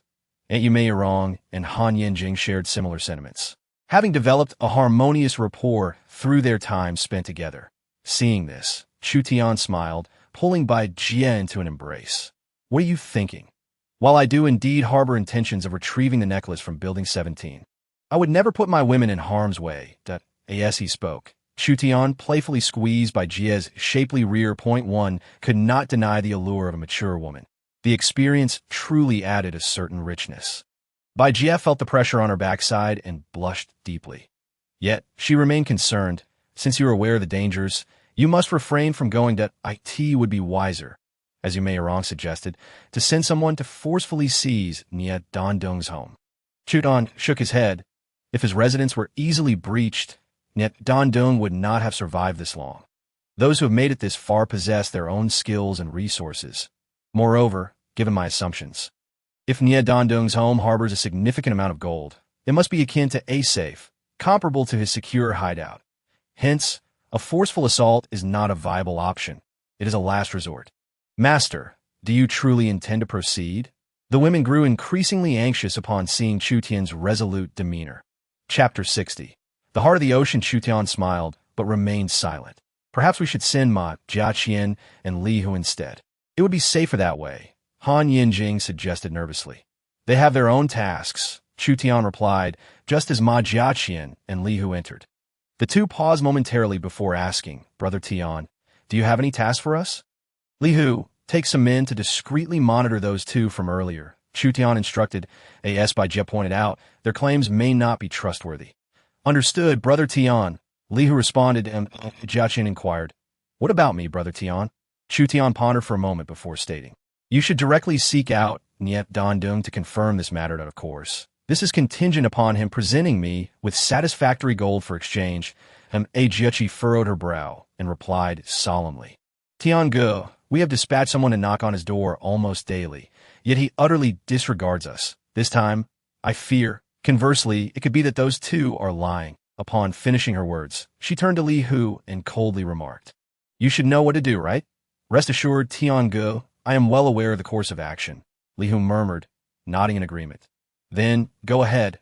With that, Chu Tian moved to the window, flung it open, letting the torrential rain drench him, and leaned out to gaze below. Baldy, have you informed Chu Tian about Dongji's situation? We won't face any repercussions, will we? Back at home, Aunt Wu felt restless, an unsettling sense of panic enveloping her. Baldy, holding the supplies given by Chu Tian, nonchalantly replied, Aunt Wu, what could possibly happen? Uncle Dong is currently unable to provide gold, saying we must wait, but who knows how long that will take. I even suspect they might not need us anymore. But we must survive, right? As he spoke, Baldy waved the supplies in his hand, adding, This is the essence of survival. Although the saying may not be particularly pleasant, I find it to be quite practical. Aunt Wu, frowning with concern, inquired, What saying? Having milk means having a mother. Baldy felt no remorse for his words. Upon hearing this, Aunt Wu also recognized the harsh reality of the situation that in this apocalyptic age. Merely surviving is a formidable challenge. What room is there for moral principles? Moreover, without their assistance, Niet Dan Dung would not have survived to this day. They're simply utilizing one another. Indeed, you are correct, Aunt Wu nodded earnestly. Suddenly, a series of knocks echoed at Aunt Wu's door. Upon opening it, she was momentarily taken aback before relaxing her guard. What brings you here? She asked, upon seeing Baldy seated on the sofa with a cold smirk. He remarked, Baldy is here too. This saves me the trouble of seeking you out. The visitor was none other than the bespectacled man. However, at this moment, he was not wearing his glasses, and his previous demeanor of restraint had vanished. Where were you earlier? I came to find you, but you were not home, he questioned. Baldy and Aunt Wu exchanged glances, remaining silent. Yet, the bespectacled man noticed the new supplies beside Baldy. These supplies are evidently new. It seems Father had his reasons to be concerned about you, he sneered. Father? Baldy and Aunt Wu were momentarily stunned. The bespectacled man continued coldly, Since you won't divulge any secrets, I might as well share this with you. With that, he pulled out a golden trident. In a short while, those lurking in the shadows observed Li Hu and remarked, Tiger brother, that kid has come out, but Baldy is yet to appear. I who replied in a hushed tone. You stay here and keep an eye on this place, while someone else goes to watch that individual. I who recalled that this person was the four-eyed man from the photograph that he had previously gone to knock on his door with Ma Jiechi, intending to bring him to Chu Tian, but received no response, causing him to harbor suspicions about this individual. Meanwhile, Ma Jiechi, following Chu Tian's instructions, arrived at Niet Dan Dung's doorstep. Mr. Nya, I know you are home, that I have come to deliver a message from Tian Ge, she called out. With a shrug, Ma Jiechi thought little of it and turned to leave. However, just as she turned, a faint sound of breaking glass emanated from within the house. This compelled Ma Jiechi to abruptly halt, hastily turn back, and press her ear against the door to listen intently. Yet, in the ensuing minutes, she heard no further sounds from inside. Unable to ascertain whether it was merely her imagination, Ma Jiechi glanced back at her subordinates and inquired, Did you hear anything just now? The two behind her exchanged glances, shaking their heads to indicate no. Seeing this, Ma Jiechi's brow furrowed in concern. Could it be that I misheard? After pondering for a moment, she remained somewhat unconvinced, and fearing it might delay Chu Tian's matters, she repeated her earlier message to the door. After waiting a moment longer with still no response, she reluctantly departed with her team. Shortly after Ma Jiechi left, a faint noise once again echoed from within S1 ages. Excitement can easily lead to mistakes. Niet Dan Dung rubbed his temples, watching as Zhang bent down to pick up the shattered pieces of a cup. Zhang, without raising her head, asked, "How did Chu Tian learn about my mother's relics?" While speaking, she continuously rubbed a photograph in her aged hands. "That aren't you afraid he might deceive you and take that necklace as well? After all, the value of that necklace far exceeds the worth of the gold you possess." Zhang's voice was icy and devoid of any emotion. "I have stated before, I have never cared about the intrinsic value of the heart of the ocean. What truly matters to me is that it was your mother's most cherished necklace. It is her only keepsake." Niet Dandong sensed an underlying meaning in Zhang's tone and became somewhat agitated. Zhang remained unmoved, clearly unconvinced. Chapter 61. Not leaving tonight. Room 2701. Tiangu. Something has happened. Li Hu charged toward Chu Tian like a walking mountain. Upon seeing this, Chu Tian furrowed his brow and asked, "What has transpired?" Li Hu, panting heavily, exclaimed that Baldy and Aunt Wu have both been murdered. Murdered? Chu Tian sprang to his feet, demanding, "Do you know who did it?" "It was that bespectacled man." Li Hu recounted the events of the bespectacled man's visit to Chu Tian. Chu Tian's brow furrowed deeply as he mused. It seems they were not as united as one might think. But why would this four-eyed man want to kill them? At that moment, Ma Jiechi suddenly entered, exclaiming, "Tiangu, I have good news." Chu Tian paused for a moment, asking, "Has Niet Dandong agreed to meet?" Ma Jiechi shook her head, replying, "No, however, Niet Dandong's representative is right outside." Hearing this, Chu Tian felt a surge of joy. Why it appeared that the words of those two were indeed true. But why then did they decide to take action against them? Chu Tian found himself perplexed and unwilling to dwell on it further. "Quick, bring her in." Following his command, Ma Jiechi immediately turned and ushered the woman from outside into the room. Upon entering, Chu Tian instantly recognized her as one of the four individuals from the photographs arranged by Han Yambing. "Greetings, Mr. Chu Tian. My name is Zhang." Dressed in a sleek black trench coat, Zhang exuded an air of confidence. Her voice was crisp and decisive, accentuated by her short hair, which marked her as a competent woman. "I have admired Mr. Nye for a long time. Please, take a seat." Chu Tian smiled faintly, his demeanor now calm and composed. Zhang settled comfortably across from him, softly stating, "It seems you were not entirely surprised by my arrival." It would be inaccurate to say I was not surprised. Rather, it was both anticipated and unexpected. Chu Tian replied earnestly, "Mr. Chu Tian is indeed no ordinary individual. Your words carry such depth." Zhang remarked with a light laugh, her tone laced with a hint of mockery, leaving Chu Tian uncertain whether she was complimenting or insulting him. However, Chu Tian remained unfazed. His focus was solely on the gold. "Mr. Nye did not send you merely to mock me, did he?" Chu Tian's smile faded as he coldly stated, "If that is the case, I doubt you will leave this door unscathed." "Mr. Chu Tian is indeed direct in his dealings." Zhang chuckled lightly. Chu Tian continued, "I have no interest in idle chatter." "Very well, I shall be straightforward." Zhang crossed her long legs and stated coolly, "The following words are a message from Mr. Niet Dandong." Chu Tian nodded. "I am all ears." As she spoke, Zhang placed a briefcase from her feet onto the coffee table and opened it, revealing a dazzling array of gold bars. Chu Tian's heart leapt with joy. 2,000 grams, just the right amount to fulfill the weight requirement for the gold upgrade. However, he suppressed his elation and maintained an air of indifference, remarking, as expected of Mr. Nye, "His generosity is remarkable. But does Mr. Nye not fear that I, Chu Tian, might take this gold and refuse to fulfill my end of the bargain?" Zhang's expression remained unchanged as she replied softly, "If 2,000 grams of gold can reveal a person's true nature, then this transaction is not a loss." "Huh." Chu Tian shook his head with a smile. "It seems I have no choice but to accept." Zhang pushed a briefcase filled with gold toward Chu Tian and extended her delicate hand.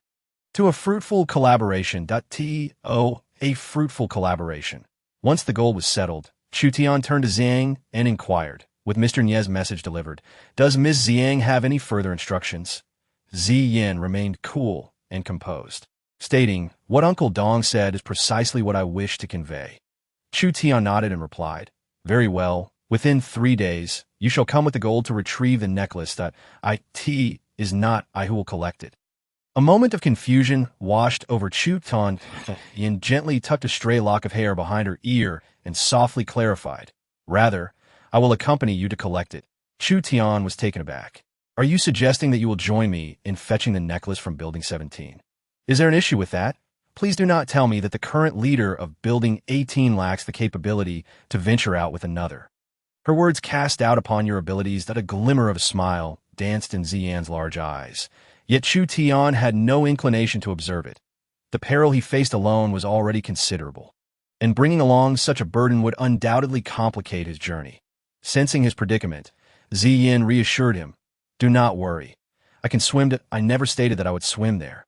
Chu Tian shook his head. It was the first time since entering the room that Ziyan's expression shifted as she asked, "Then how will you get there?" "Fly." Chu Tian, disinterested in explaining, rose and stated, "That is not your concern. Just come find me tomorrow evening. Mei Rong, please see our guest out." However, as Mei Rong approached Yin, she showed no inclination to rise. Instead, she surveyed Chu Tian's abode, her eyes brimming with delight and curiosity. A stark contrast to her previous icy demeanor. "Your home seems quite comfortable. I shall not leave today, but rather stay here." With that, Ziyan began to wander around the room. "Wow, there is hot water in the bathroom? Hey, Chu Tian, prepare me a clean set of clothes. I need something to wear after my bath."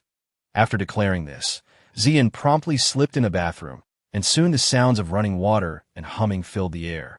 This entire sequence left Chu Tian and the others utterly stunned. This woman was far too familiar. "Master," she. "Forget it. It's clear she has no intention of leaving. Let us prepare a room for her." Chu Tian was a loss for words. This was the first time he found himself unable to manage a woman. After all, she was the benefactor. However, the thought of preparing a new outfit for her made his lips curl into a smile. He retrieved a set from his spatial ring and instructed Mei Rong to place it by the bathroom door for Ziyan to wear after a bath, sitting on the bed. Chu Tian waved his hand vigorously over the 2,000 grams of gold before him. Whoosh! The gold vanished entirely. In the next moment, Chu Tian found himself within the spatial ring, pushing open the grand golden door. Eagerly inquiring, "Shao Kong, can we upgrade now?" Chapter 62. Spatial upgrade. Shao Kong, can we upgrade now? "Master, please hold on. Shao Kong is conducting a check." A gentle voice resonated in Chu Tian's ears. Soon, Shao Kong's voice returned. "Gold has been verified. The weight is sufficient for a spatial upgrade. Please wait a moment." Whoosh! The 10,000 grams of gold Chu Tian had brought vanished in an instant. In the next moment, he visibly observed the mist that had previously encompassed 10 square meters retreating into the distance. With each step back, it unveiled various new sights, stones, towering trees, and clusters of shrubs. Only after the mist had receded several dozen meters did it finally come to a halt. Concurrently, Chu Tian heard Shao Kong's voice again. The upgrade of the golden space has been successfully completed. It is now at level 1, with an area of 500 square meters. At the center of the space lies a crimson water pool. Drinking from it can enhance human capabilities. In addition to the master, the golden space can accommodate one additional human for long-term residence. Shao Kong's continuous voice filled Chu Tian with uncontainable joy. If I recall correctly, this space mirrors the outside world. Does it not? Chu Tian inquired. Indeed, master. This is an independently formed space, fully meeting human living standards. Suddenly, Chu Tian recalled that nearly all the land in the outside world had been submerged, leaving little room for cultivation. The supplies he had hoarded would suffice for a lifetime, but if he aspired to establish a faction and support more people, the pressure would mount. Moreover, in this apocalyptic era, solitary wolves rarely fared well. Thus, from the onset, he had envisioned creating his own power. The prospect of possessing arable land was undoubtedly a stroke of fortune. It would allow for self-sufficiency and even the potential to sustain more individuals. He could forge his own ironclad army. Chu Tian confirmed, so the land here is indeed suitable for cultivation? Absolutely.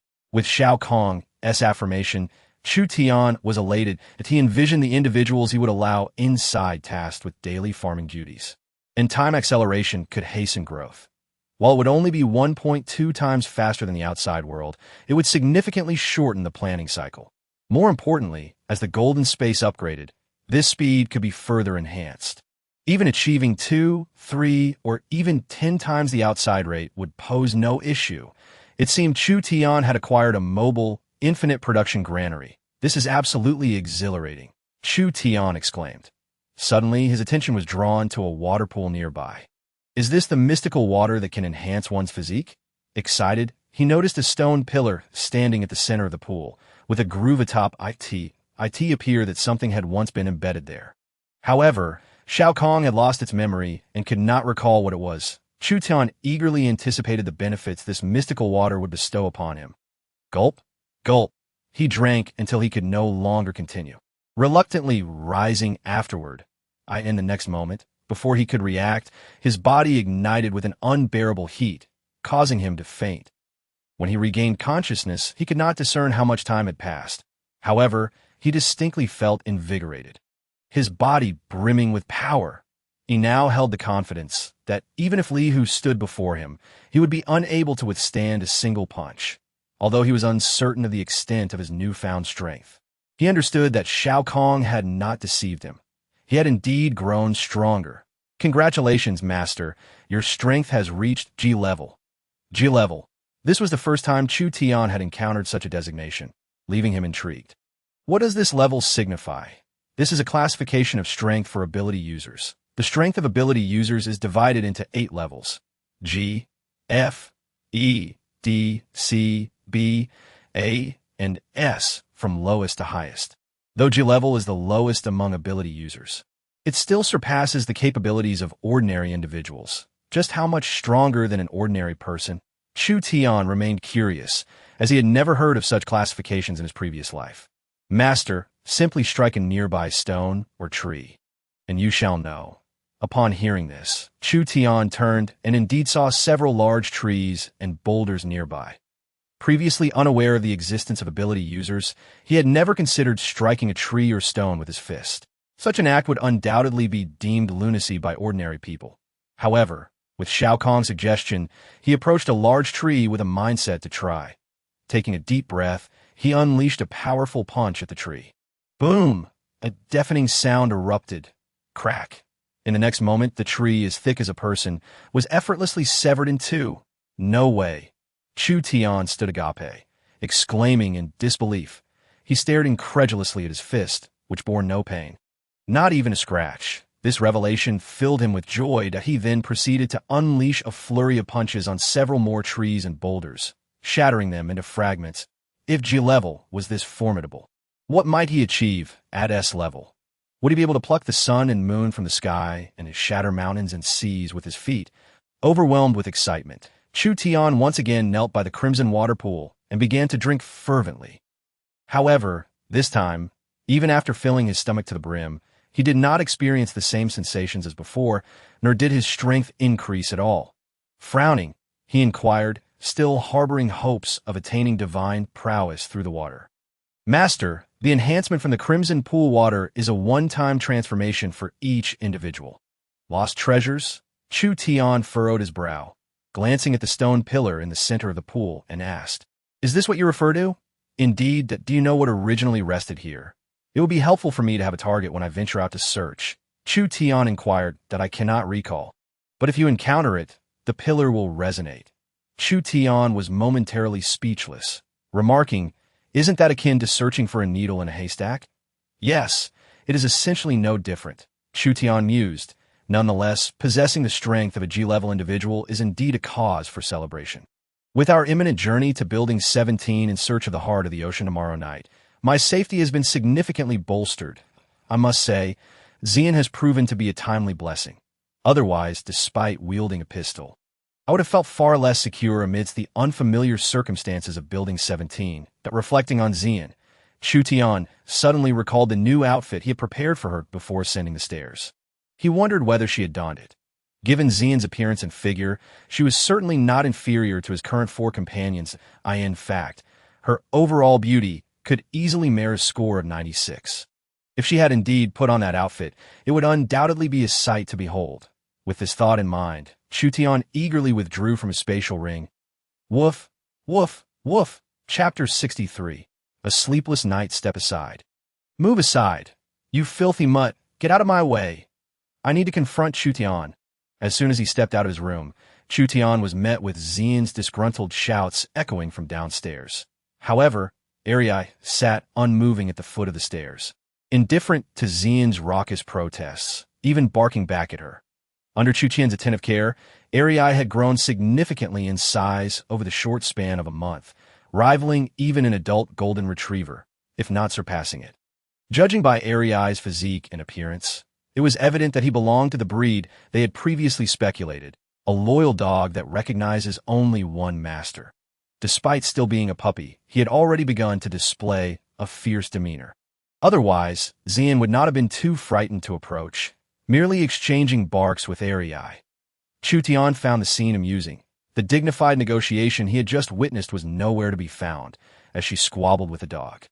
He descended the stairs, affectionately patted Ariai's head, and softly said, "Ariai, stop barking." "Yip." Upon hearing Chu Tian's voice, Ariai's temper dissipated instantly, the ferocity in his eyes fading to a more agreeable demeanor as he nestled at Chu Tian's feet. Nuzzling affectionately, Chu Tian shrugged, unfazed, and remarked, "Ariai knows how to behave. He only barks at those who haven to share my bed. If you wish to avoid his ire, well, you shameless rogue." Xian was rendered speechless in her fury, her cheeks flushing a deep crimson at Chu Tian's teasing. Chu Tian appraised Xian with a grin and remarked, "That outfit suits you quite well. It accentuates your figure." Xian, clad in a provocative bunny girl ensemble, showcased her previously concealed curves to perfection, undeniably alluring and rivaling the allure of Chu Tian's four companions, perhaps even surpassing them in charm. The mention of attire triggered a memory in Xian, and she immediately placed her hands on her hips. Resembling a petulant child, "You've utterly confused me. I asked for new clothes, not this. How am I supposed to wear this outside?" "It's utterly mortifying." A glint of mischief flickered in Chu Tian's eyes as he feigned innocence. "This is the only type of clothing I have. If you don't believe me, take a look at them." He gestured towards Yumairong and the others. Yumairong was dressed in a maid outfit, Hanyan in a nurse's attire, Bai Jian office wear, and Bai Shui as a flight attendant. Each ensemble had been meticulously tailored to reveal just the right amount, accentuating their forms perfectly. Xian was well aware of their costumes. While undeniably alluring and visually appealing, such attire was hardly suitable for public display. It was meant to be intimate, reserved for oneself or a significant other. The more she scrutinized her bunny outfit, the more humiliated Xian felt. They are them, and I am me. How can they be the same? How are they different? Chu Tian teased. The only distinction might be that you haven't shared my bed. Upon hearing this, Xian felt as though she might explode from indignation, stamping her feet in frustration. "I don't care. You must find me a more appropriate outfit. If you don't, I will yes," she fumbled for words. Chu Tian's interest peaked, and he raised an eyebrow, inquiring, "And what will you do? Are you planning to strip?" "If so, I would be quite willing." He unabashedly gazed at Xian's figure, as if wishing to strip away her only remaining garment. The other women, witnessing Xian's predicament, reveled in the moment. After all, they were women too. What was there to hide? Such attire was undoubtedly meant to attract men. Furthermore, how many women aspired to catch Chu Tian's eye, only for him to remain indifferent? Xian's face shifted between shades of anger and disbelief as she extended a trembling finger towards Chu Tian. "Ew." Seeing that Xian had run out of retorts, Chu Tian lost interest and impatiently declared, "Enough with the yous. I know what you think." His tone turned icy, starkly contrasting his previous harmless demeanor. "I accepted the task you assigned me, but that does not imply I am obliged to follow your directives. Let me be clear. Should you provoke me, not only will I not fetch the necklace, but I shan't return the gold either. Just leave me to warm my bed." Initially, Chu Tian had taken on the task assigned by Xian solely to acquire the gold she possessed, intending to upgrade the golden space. Now that the upgrade had been achieved, there was no immediate need for more gold. Thus, his words to Xian held considerable weight. Xian's expression shifted drastically, and she demanded, "Do you dare?" Chu Tian chuckled coldly, reaching out to grip Xian's chin. "What is there for me to fear? Do not forget, I am Chudong." His countenance was stern, his tone frigid, reminiscent of a deity from the depths of the underworld. Leaving no room for rebuttal, in that moment, Xian trembled, realizing that she had been deceived by Chu Tian's earlier calmness. Indeed, this seemingly harmless young man had previously eliminated both Lao Wan and Lao Chung, thoroughly dismantling any opposing forces within Building 18. He was a cold-blooded demon. How could she dare negotiate with him? How could she even raise her voice in anger? Was she truly so reckless with her life? Suddenly, Xian grasped the gravity of the situation and, frightened, stumbled backward until she collided with a table, stabilizing herself. Chu Tian, but I didn't mean it that way, Xian hastily clarified. However, Chu Tian was not inclined to listen. He waved a dismissive hand and turned to Yumairong, asking, "Is the room ready for her?" "Yes, master," Yumairong replied respectfully, nodding while indicating the prepared room. Chu Tian nodded in acknowledgement, then turned to Xian, saying nonchalantly, "It's getting late. You should rest early to avoid sleeplessness." Xian paused, wondering if he genuinely cared for her well-being. Fearful that Chu Tian's earlier words might hold some truth, she felt as though she would suffer a double loss. Chu Tian, sensing her apprehension, lost interest in teasing her. "We depart tomorrow night." With that, he led the four women into the bedroom, disregarding Xian entirely. Master, he gentle, the soft moan erupted from the room, causing Xian's cheeks to flush crimson with embarrassment. She swiftly buried her head beneath the covers, desperate to shield herself from the sounds. Yet, she had underestimated Chu Tian's prowess. Before long, the noises from the adjacent room escalated several notches. From the sound, it was evident that it was not a solitary voice, but rather four individuals taking turns in their fervent exchanges. The cacophony persisted for over 4 hours, leaving Xian wide awake, grappling with her thoughts. Chapter 64. The yacht. The following afternoon, Chu Tian and his four companions emerged from their room, feeling utterly satisfied and rejuvenated after a night of revelry. Knowing they would be venturing out today, the four women had attended to Chu Tian's every need the previous night, ensuring he was thoroughly pleased. "Master, please be cautious," the four of them implored, their eyes filled with concern as they gazed at Chu Tian, reluctant to part. Chu Tian chuckled softly, reaching out to gently pinch each of their cheeks in reassurance.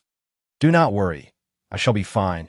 But you must remain vigilant in my absence. Do not open the door to strangers at tea that moment.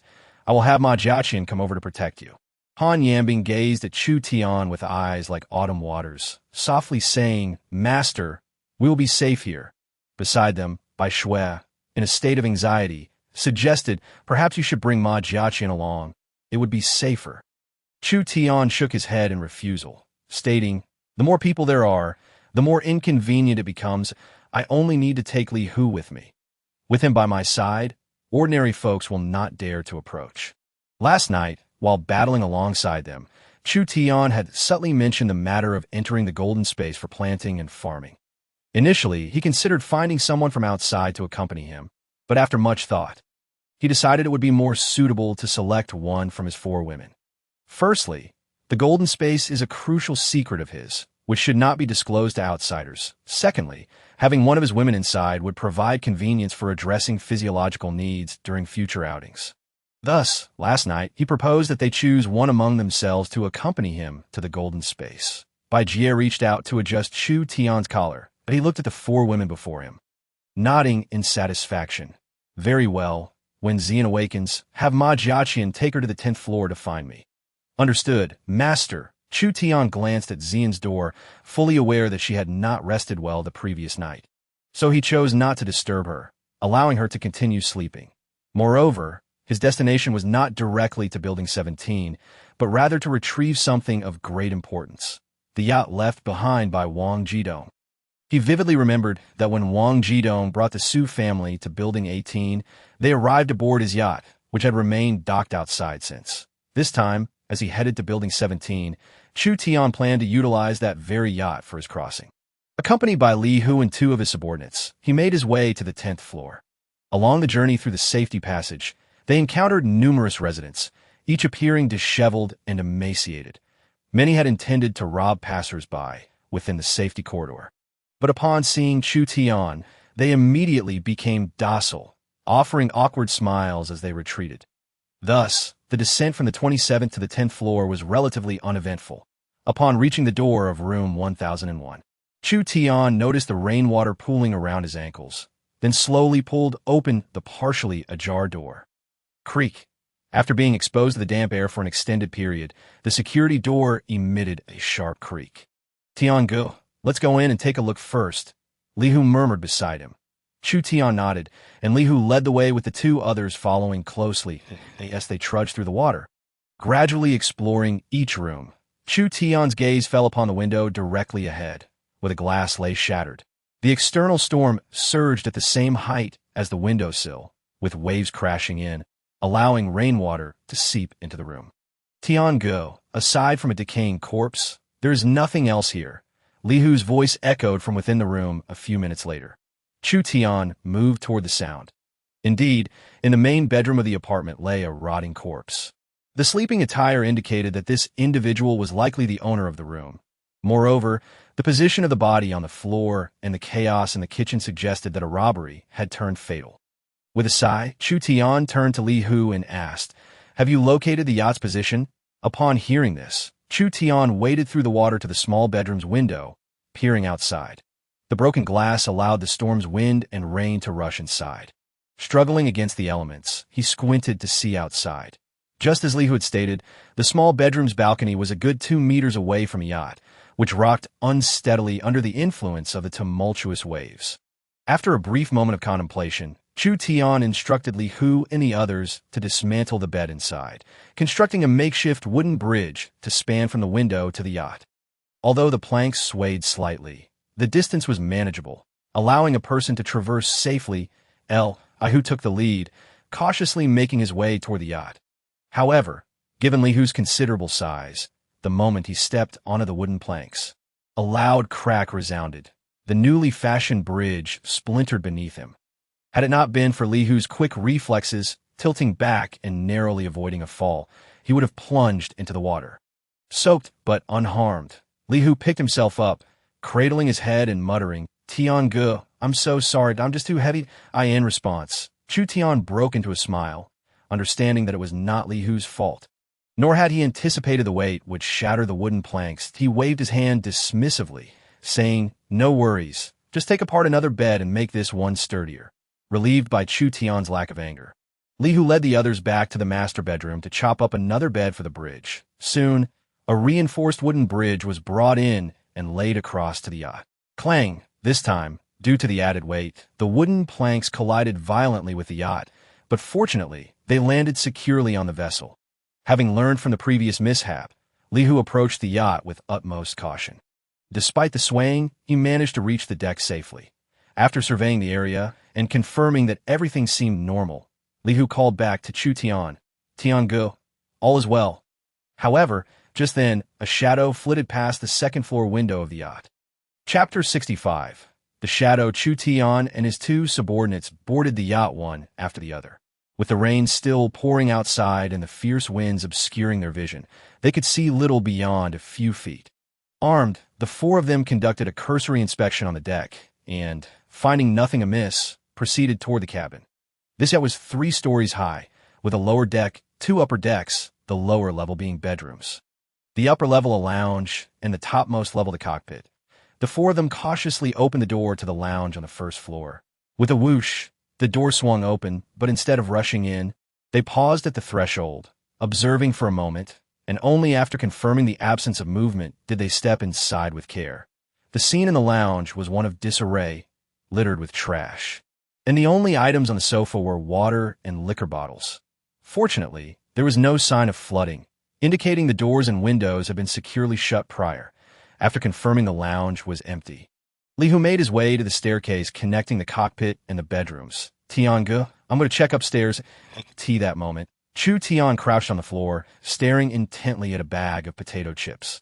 His brow furrowed that he plucked a chip from the bag and crunched it between his fingers. Snap! The crisp sound echoed. Evidently, the bag had not been opened for long, despite the tightly shut doors and windows. The air inside was still damp. Typically, a bag of chips left exposed for a day would absorb moisture and lose its crispness, yet this bag remained delightfully crunchy. This indicated that it had only recently been opened. In other words, someone had arrived at the yacht before them. Hearing Li Hu's words, Chu Tian remained silent, swiftly raising a finger to his lips in a shushing gesture, before quietly drawing his handgun. Li Hu and the others, momentarily taken aback, quickly grasped the situation and unsheathed their knives with caution. With a nod to Li Hu, Chu Tian indicated for him to proceed upstairs. Li Hu acknowledged with a nod, signaling to one of his subordinates, and the two of them carefully ascended the staircase toward the cockpit. Meanwhile, Chu Tian moved cautiously to the stairs, pressing himself against the wall, attentively watching below for any unexpected developments. The other subordinate took position opposite Chu Tian, keeping a vigilant eye on the lounge door to prevent any intruders from entering. Minutes passed, yet no sign of Li Hu appeared on the staircase. When he finally returned, he met Chu Tian's gaze, shaking his head slowly to convey that everything was clear upstairs. Concern etched on Chu Tian's face, he shifted his focus to the lower bedroom area. Li Hu understood Chu Tian's intent and led the way downstairs once more. Not long after, Li Hu re-emerged, indicating that the lower bedrooms had also shown no signs of disturbance. Fearing that Li Hu might have overlooked something, Chu Tian personally inspected the area, but the outcome remained the same. No discoveries. Tiange, do you think they might have run away upon seeing us? Li Hu scratched his head, mumbling, that is a possibility. Chu Tian mused, then added, Li Hu, check if the yacht is operational. You too, clean up this place. Understood. Tiange. Li Hu and his companions nodded in agreement, promptly setting to their tasks. However, at that moment, a loud crash echoed from outside the cabin. Reacting swiftly, Chu Tian rushed to the window, peering out onto the deck, where he spotted a shadow at the edge, leaping into the water below. With a startled shout, he demanded, Who is it? And promptly flung open the cabin door, rushing toward the spot where the shadow had vanished. Yet, by the time he arrived, the figure had already disappeared. Chu Tian held a pistol, vigilantly aiming at the water below, fully alert. He was resolute that should the person dare to show their face, he would ensure a precise shot to the head. However, after waiting for a minute, there was still no response to prevent this individual from launching a surprise attack amidst the torrential rain. Chu Tian decided to retreat into the cabin first. Tiange, the plank is gone. At that moment, Li Hu's voice rang out from behind him. Turning his head, Chu Tian saw Li Hu standing in the second-floor cockpit, forcefully shouting at him through the open window on the left. Following Li Hu's gaze, Chu Tian quickly realized that the plank they had used to approach had indeed vanished. It was evident that this was the work of the shadow they had seen earlier. Moreover, the person's intention was clear. They did not want Chu Tian and his companions to leave the yacht. Tiange, are you all right? As soon as they entered the cabin, Li Hu hurried over to inquire, and the other two subordinates also approached to check on him. Chu Tian shook his head and asked, Did you see the figure clearly? Li Hu frowned and replied, Tiange, due to the heavy rain, I only caught a glimpse of a shadow jumping directly into the water. I did not see their face. However, I can confirm that this person was wearing a diving suit. Oh, Chu Tian raised an eyebrow. Li Hu continued, There should have been 2 diving suits in the cabinet of the cockpit, but now only one remains. Clearly, the other was taken by that person. I see. Chu Tian nodded. He also possessed a diving suit in a spatial ring, which he had purchased at a high price from a diving enthusiast before the apocalypse. That he had intended to use it this time, but since Ziyin was accompanying him, the jet ski could only accommodate 2 people at most. Therefore, he decided to seek out the yacht left behind by Wang Jidong to see if it could be used. With that thought, Chu Tian asked, So, is the yacht operational? Chu Tian nodded, responding nonchalantly, That's sufficient. Additionally, since that person removed the plank, search the yacht for any ladders or ropes that could ensure our safe boarding and disembarking. Tiange, we found a soft ladder while tidying up the hold just now. One of the subordinates said, producing a soft ladder for Chu Tian to see. Acknowledging this, Chu Tian glanced at the time and stated, Ziyin and the others are on their way. You all keep an eye out and go meet them. Understood, Tiange, the 2 subordinates replied, taking their positions at the door, vigilantly watching the windows of Building 18. Tiange, what about that person? Li Hu inquired with concern. Hearing this, Chu Tian fell into contemplation, since the shadow had not confronted them directly. It was evident that this person lacked the strength to engage in a direct confrontation and was instead resorting to subtle sabotage. Thus, it was not a cause for alarm. However, they could not afford to let their guard down. Lest they fall into a trap, Chu Tian pondered, It's of no consequence. Everyone stay together. When Zian arrives, we will set off. If that person chooses to relent, then so be it. If they dare to meddle again, we will find a way to unearth them. Upon hearing this, Li Hu nodded in agreement. Subsequently, the group began to tidy up the cabin. The disarray within the cabin indicated that once Wang Jidong and his team had descended, they had not returned. Nevertheless, even if they had come back, it would have been futile as the yacht's fuel tank was already near empty. This explained why Wang Jidong had lingered in Building 18 for so long without departing, ultimately leading to his untimely demise. Once the cabin was cleaned, Chu Tian and the others gathered in the lounge on the first floor, awaiting Zian's arrival. During this time, the shadow did not reappear. Yet the group remained on high alert. Chapter 66. Bargaining. As dusk approached, Zian, escorted by Ma Jiaqian, arrived at the yacht.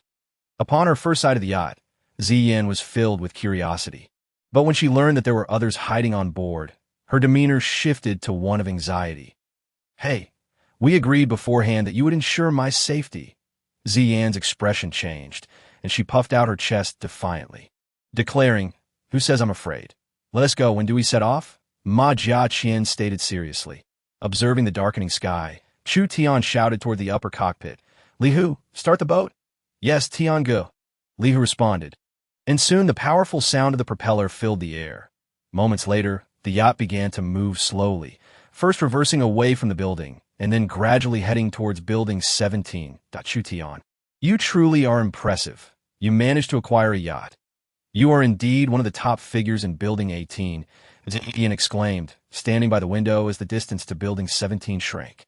Chu Tian, however, felt little emotion in response, and instead asked nonchalantly, "Should you tell me the exact location of the heart of the ocean?" Ziyin turned to him, her beautiful eyes fixed on Chu Tian. And in a teasing tone, she replied, "I thought someone with your abilities would already know." Upon hearing this, Chu Tian's expression hardened, realizing that this woman was deliberately mocking him. He coldly retorted, "Do you want me to display what you wore last night to everyone?" "You." Ziyin, who intended to tease Chu Tian, felt her face flush with embarrassment and anger. She wanted to scold him, but knew he would indeed follow through with his threat. Taking a deep breath, she said, "The heart of the ocean is located on the 20th floor of Building 17, specifically in room 2001. However, that was its location before the apocalypse. No one knows if it has been stolen since then." Zian's expression was noticeably uneasy, yet she did not refute his statement. After all, so many days had passed. Who could tell if it had been taken? Noticing her discomfort, Chu Tian pressed, "Did you know all along that the heart of the ocean is no longer in room 2001? At this, Zian's gaze flickered momentarily before she quickly regained her composure and retorted, "Don't be ridiculous. Building 17 is so far away from us. How could I possibly know about this?" "Wait," seeing her panic, Ziyan quickly shouted. Chu Tian fixed his gaze on her, coldly stating, "I will give you 1 minute. If you do not clarify the situation, do not blame me for being impolite." With that, he waved his hand, and the two men behind him immediately stepped forward to restrain Ziyan. She struggled briefly, but it was futile. With a complex expression, she finally sighed and said, "I truly do not know if the heart of the ocean is in room 2001. Ever since the power outage half a month ago, I have lost connection with the surveillance in room 2001, so I cannot be certain now. However, considering the current situation of our Building 18, if room 2001 has been unoccupied for an extended period, it is highly likely that it has already been breached by other survivors, and all useful items inside have been taken." Upon hearing this, Chu Tian fell into deep thought. He could not dismiss Ziyan's words. "Tiangu, should we turn back?" While he was contemplating, Li Hu walked down the stairs to confirm the veracity of Chu Tian's earlier statement. Chu Tian turned to look outside. At that moment, the yacht had already covered 2/3 of the distance and was soon approaching Building 17. That after a moment of reflection, he looked at Ziyin and said, "I am not aware of this matter, so once we arrive, if we encounter danger, I reserve the right to abandon this mission for self-preservation, as for whether we can find the heart of the ocean. It will all depend on luck." Ziyin bit her lip, clearly displeased with Chu Tian's words. However, since she was currently under his control, and given her own culpability in this matter, she could only brace herself and say, "Fine, but what about the deposit?" Miss Ian, it seems you still do not grasp the gravity of the situation, Chu Tian said slowly, pulling out his pistol. With a click, he chambered around, his icy gaze fixed on Ziyin. Should she dare to utter another word of protest, he could guarantee that she would face the consequences. Upon seeing this, Ziyin's face turned pale, and she quickly gritted her teeth, saying, "Let's go with what you said. But you must guarantee my safety. If you cannot assure it, then go ahead and shoot." Chu Tian paused for a moment before chuckling. "You truly are a stubborn woman. I must admit, you excel in negotiation." With that, he turned to Li Hu and commanded, "Set sail." The distance between Building 17 and Building 18 was less than 100 meters, and under Li Hu's guidance, the yacht quickly arrived. As night fell, Chu Tian and the others stood on the deck, shining flashlights toward the windows of the 10th floor of Building 17, but after checking and confirming that there was no one inside, they took turns jumping into the room. Once Chu Tian, Li Hu, and Ziyin had entered, Chu Tian turned to the two men on the gangway and instructed, "You wait here. If you spot that figure in black, remember to communicate with me promptly via the intercom." "Understood, Tiangu." The two individuals nodded and remarked, "Do take care." Chu Tian nodded in response, then turned to lead Li Hu and Ziyin into the building. Each of the trio wielded a flashlight, meticulously surveying their surroundings, yet they encountered no immediate threats. Moreover, the water level had risen to their knees at this rate. It would not be long before the 10th floor succumbed to inundation. Yes, the torrential rain ceased. Tranquility would prevail outside, heralding an impending 7-day interval. Following this period, the world would experience a drastic temperature drop, plummeting to -70 degrees, enveloping the globe in a silvery shroud. To adequately prepare for this extreme cold, their expedition to Building 17 must conclude swiftly. Otherwise, any delays could result in dire consequences. Chapter 67. Arrival at Building 17 Tiangu. Everything seems normal in this household. Shall we proceed upstairs? After a brief inspection, Li Hu approached Chu Tian. Hearing this, Chu Tian glanced at Ziyin for confirmation. "If all goes as planned, the item should be in room 2001, correct?" Ziyin nodded silently, her anxiety palpable in the darkness. "Then let us set forth. I who will lead, Ziyin will follow closely, and I shall bring up the rear. We will ascend the stairs together. Should we encounter anyone posing a threat, we shall eliminate them without hesitation." Chu Tian declared coldly, drawing his pistol, chambering around, and disengaging the safety. I who gripped his machete tightly, securing it with a strip of cloth around his hand and the hilt, clearing the path ahead. Ziyin clutched a baseball bat tightly across her chest, cautiously trailing behind Li Hu, unwilling to stray from his side. Thus, the trio cautiously opened the door to room 1001 and stepped into the corridor. Shrouded in darkness and exuding an eerie aura, they exited the room. The beam of their flashlights illuminated a lifeless body lying on the staircase, its disheveled hair and tattered clothing revealing the remnants of a once human form, now grotesquely exposed, emanating a foul stench. It was evident that this individual had endured severe humiliation in life. "Tiangu, exercise caution," Li Hu warned, his brow furrowed as he covered his mouth and carefully edged along the wall. Ascending the stairs, Yin, having never witnessed such horror, immediately felt queasy, pinching her nose as she hastily followed Li Hu up the staircase. Chu Tian's heart sank at this sight. Such occurrences were rare in Building 18, indicating that the situation in Building 17 was far more dire. His suspicions were confirmed as they reached the 15th floor, where the sight of corpses, predominantly female, was rampant, regardless of age. This was a stark testament to the fact that the women in Building 17 were stripped of their rights. Akin to slaves awaiting slaughter, Yin, too, recognized this grim reality, filling her with both anger and fear that if no other women remained in this building, she would undoubtedly become a target for the malevolent inhabitants. The more she contemplated, the more terror gripped her, and she clutched Chu Tian's shirt, voicing her concern. "Chu Tian, we won't be in danger, will we?" Chu Tian pondered for a moment, then replied, "Let us hope not." As they reached the 16th floor, a faint groan suddenly pierced the silence. "Is that you, Brother Jean?" The unexpected sound set the nerves of the trio on edge. "Who goes there?" "Li Hu." leading the way. Shone his flashlight on the floor, finally resting it upon a disheveled, emaciated woman lying among the corpses. Tian Gu, there's a survivor here. The reason for Li Hu's assertion became clear. The woman lay amidst the dead. And had it not been for the slight trembling of her lips, one might easily mistake her for lifeless. Chu Tian approached cautiously, with Ziyin trailing closely. Brother Jean, please don't chase me away. I can still serve you. The woman's voice was weak, revealing she had not eaten in quite some time. Who is Brother Jean? Which floor does he reside on? Chu Tian speculated that she might be a figure of authority within the building. Seemingly oblivious to Chu Tian's inquiries, the woman repeated her previous words, as if entranced. Let us go. Despite her fear, Ziyin felt pity for the woman, having witnessed the suffering of women along their journey. Perhaps we could give her some water? Chu Tian remained silent, his gaze fixed on her intently. Ziyin, undeterred by scrutiny, murmured, just a sip of water. Thus, she unfastened her water pouch and leaned down to pour some into the woman's mouth.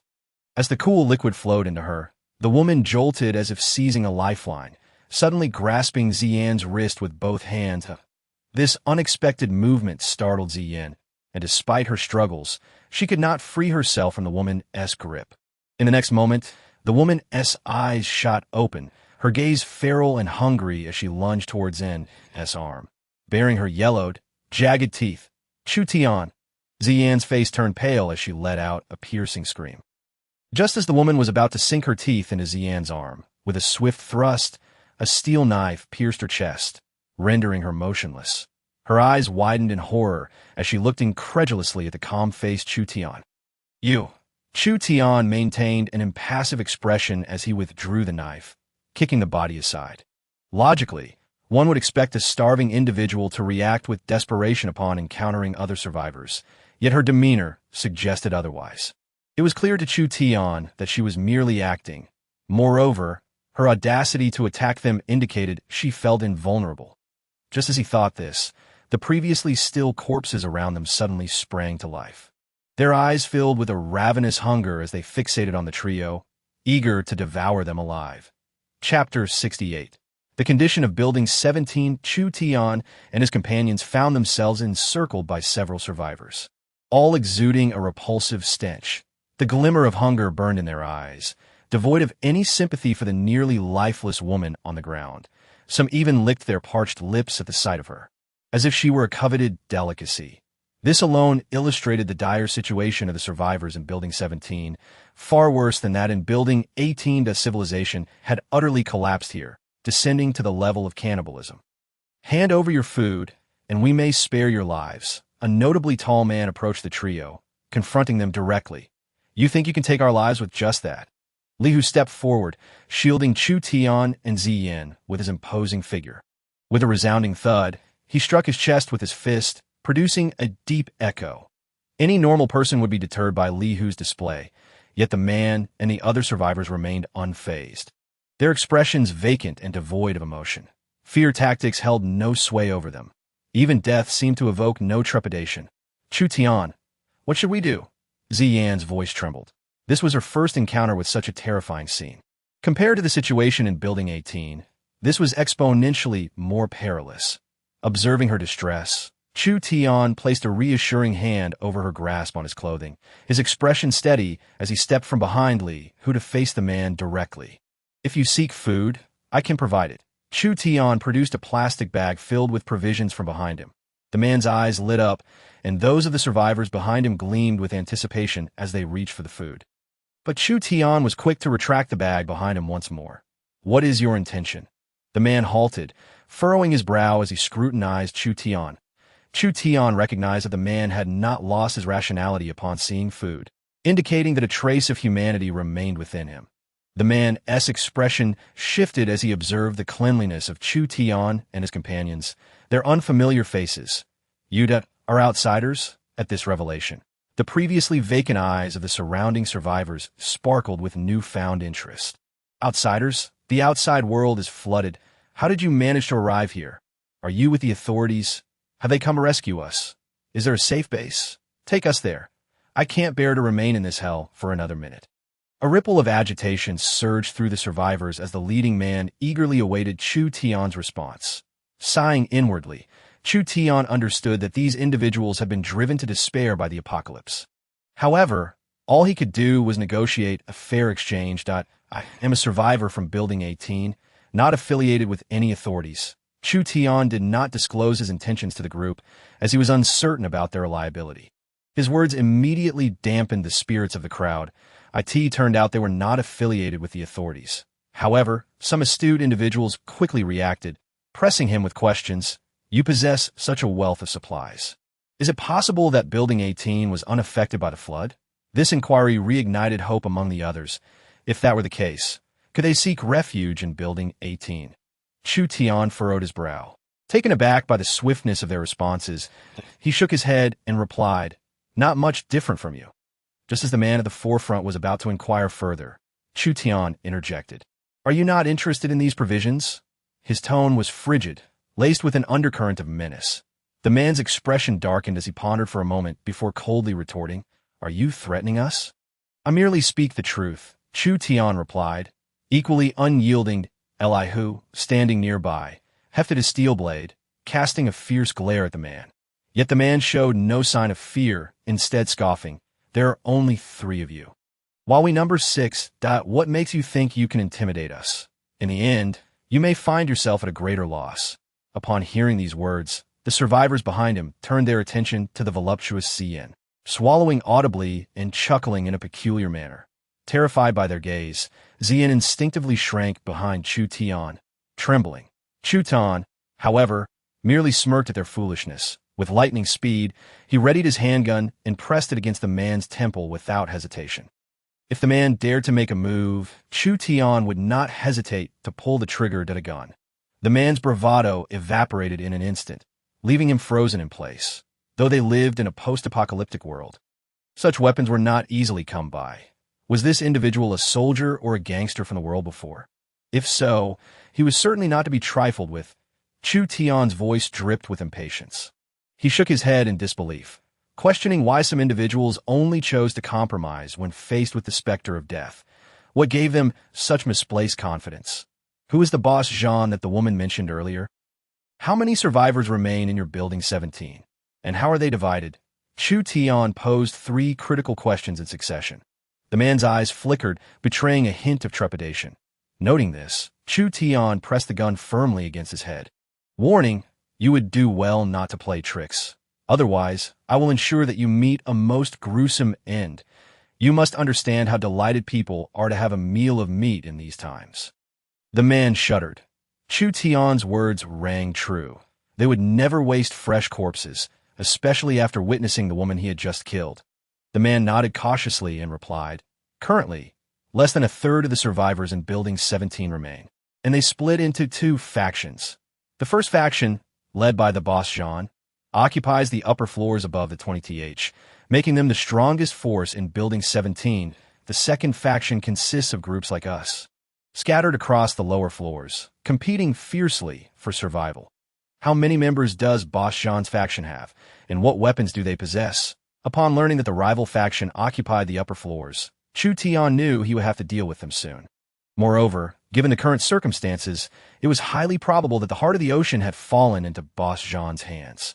The man surveyed Chu Tian and his companions, casting a lingering glance at Yin before finally fixing his gaze on Chu Tian. Boss Jean has 12 subordinates, all of whom are experienced fighters. As for their weapons, he gestured toward the gun pressed against his head, adding, "They certainly don't possess anything like yours. They wield mostly melee weapons." Hearing that his adversaries lacked firearms, Chu Tian felt a significant weight lift from his shoulders. Yet he remained puzzled, asking, "What do you mean by experienced fighters?" The man answered candidly, "They were all part of the same boxing gym and happened to be celebrating boss Jean's birthday when they became trapped here." Understanding dawned on Chu Tian. In peacetime, members of a boxing gym could indeed be considered seasoned fighters. However, skillful as they might be, they were still vulnerable to gunfire. With 8 bullets left in his handgun, he was more than equipped to handle these men. Furthermore, he had grown significantly stronger since then, now possessing the might of a G-class Warrior .12 boxers or even 12 Special Forces operatives would hardly pose a threat to him. Still cautious by nature, Chu Tian refrained from underestimating them to avoid any unforeseen pitfalls. "Take this," Chu Tian said, extending the bag of food toward the man. The man hesitated for a moment before swiftly snatching the bag. Fearful that Chu Tian might change his mind, "Is all this for us?" Chu Tian nodded, his voice cold as he added, "You know what to do, right?" The man's eyes shifted, and he nodded, saying, "Of course. We've never seen you before." Though he spoke this way, doubt lingered in his tone as he added sternly, "You better be aware of the consequences.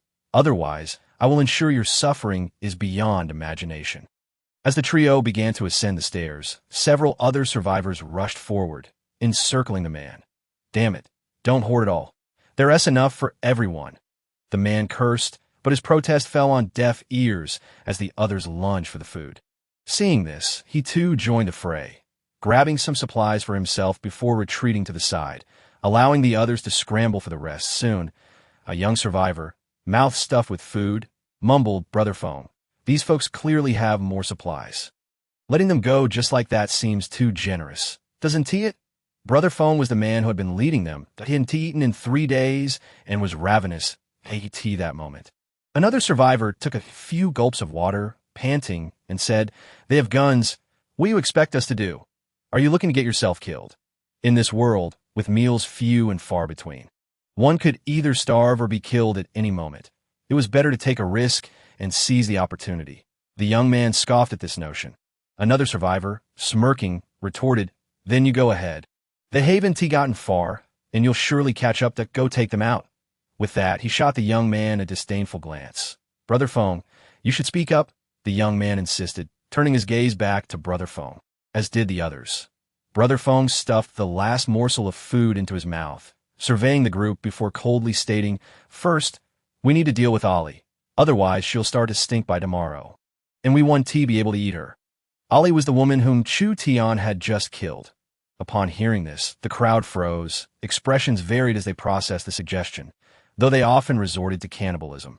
Consuming a fellow survivor was a different matter, typically reserved for enemies. Seeing their hesitation, Brother Feng's expression hardened as he scanned the group, saying coldly, "How long can you all survive with the food you currently possess?"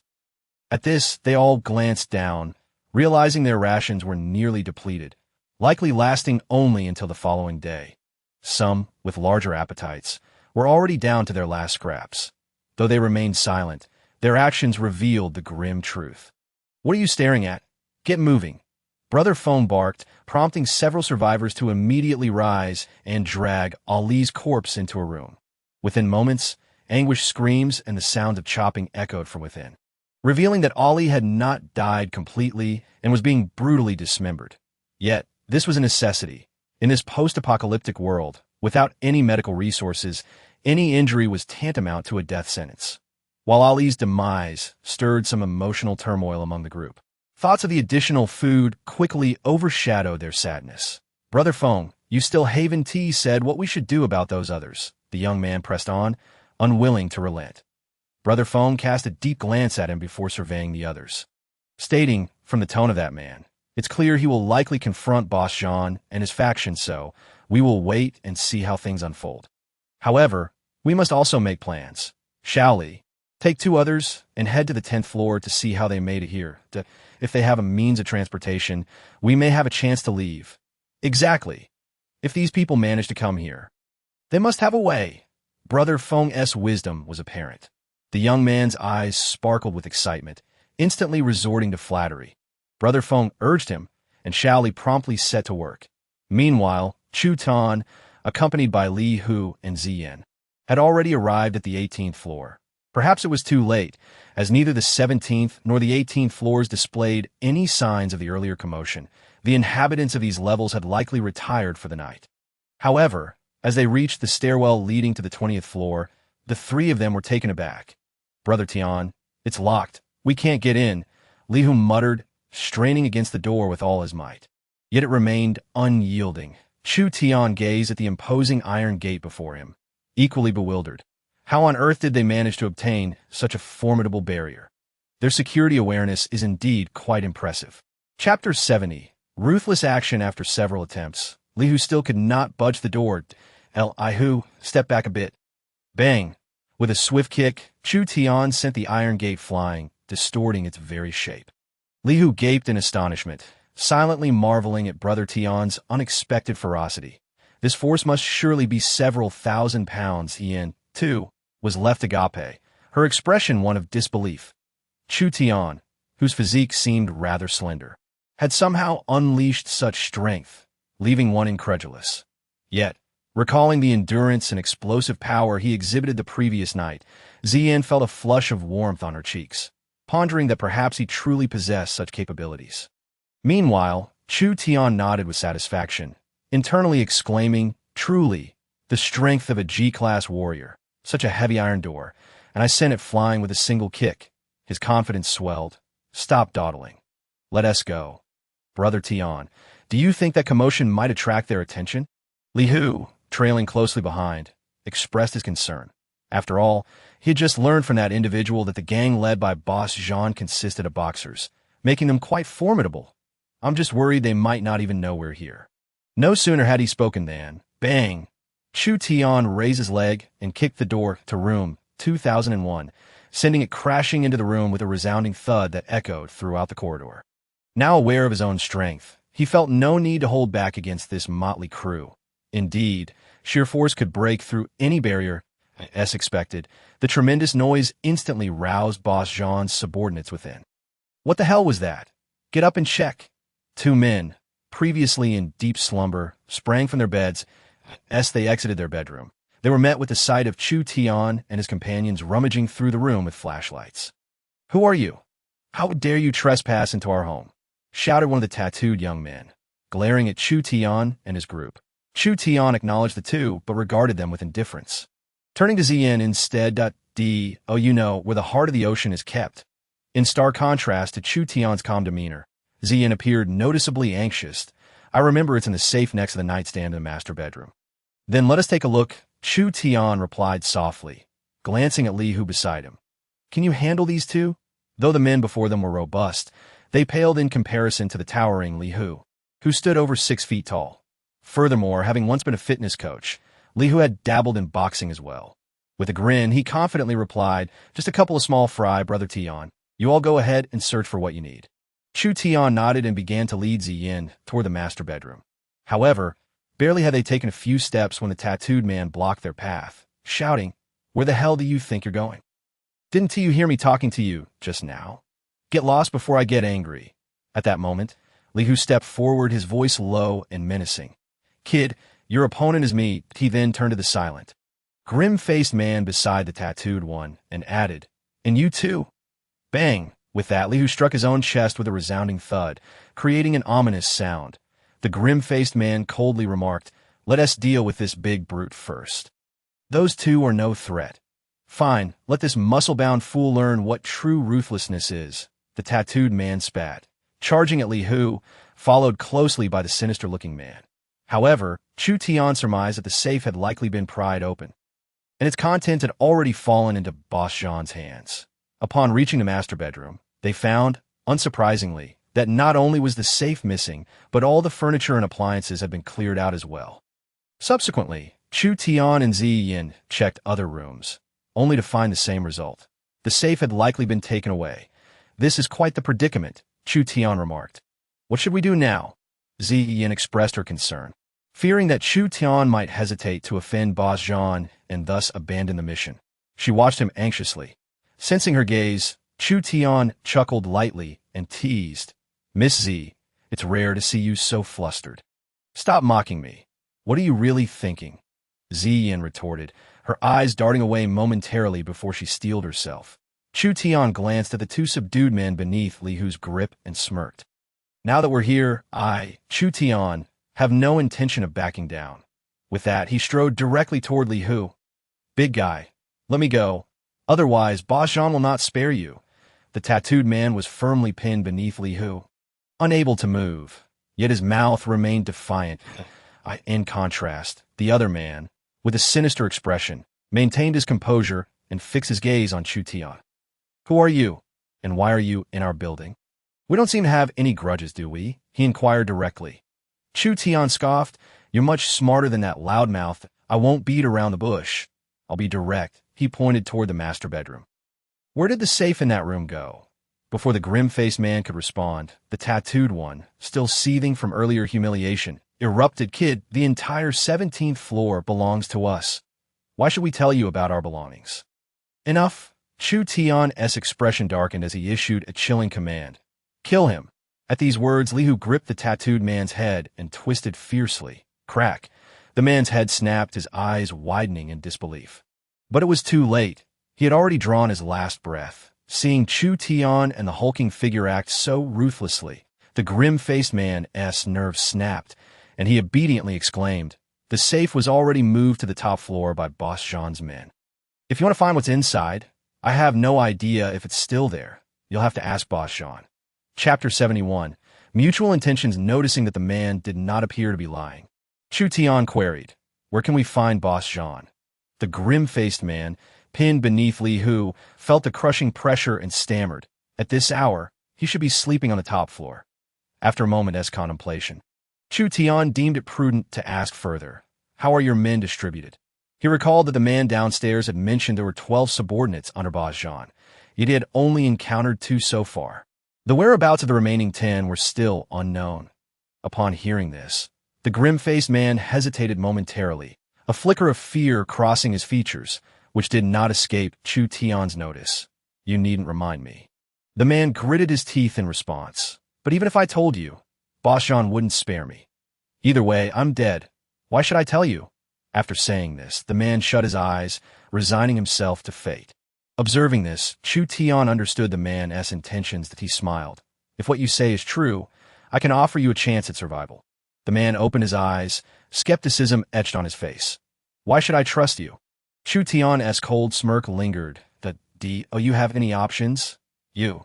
The grim-faced man found himself momentarily speechless. Chu Tian was correct.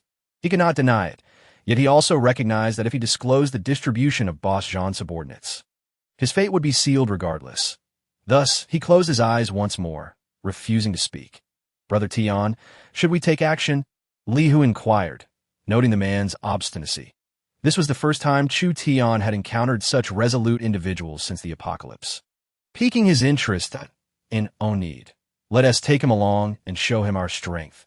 With that, he tossed a rope to the ground, instructing Li Hu to bind the man and gag him, leading him forward as a guide.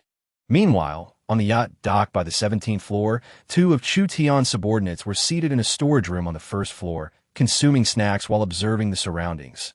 Among them, the older was named Wu San, and the younger was Zhao Lai. Third brother, do you think Brother Tian and the others will be all right?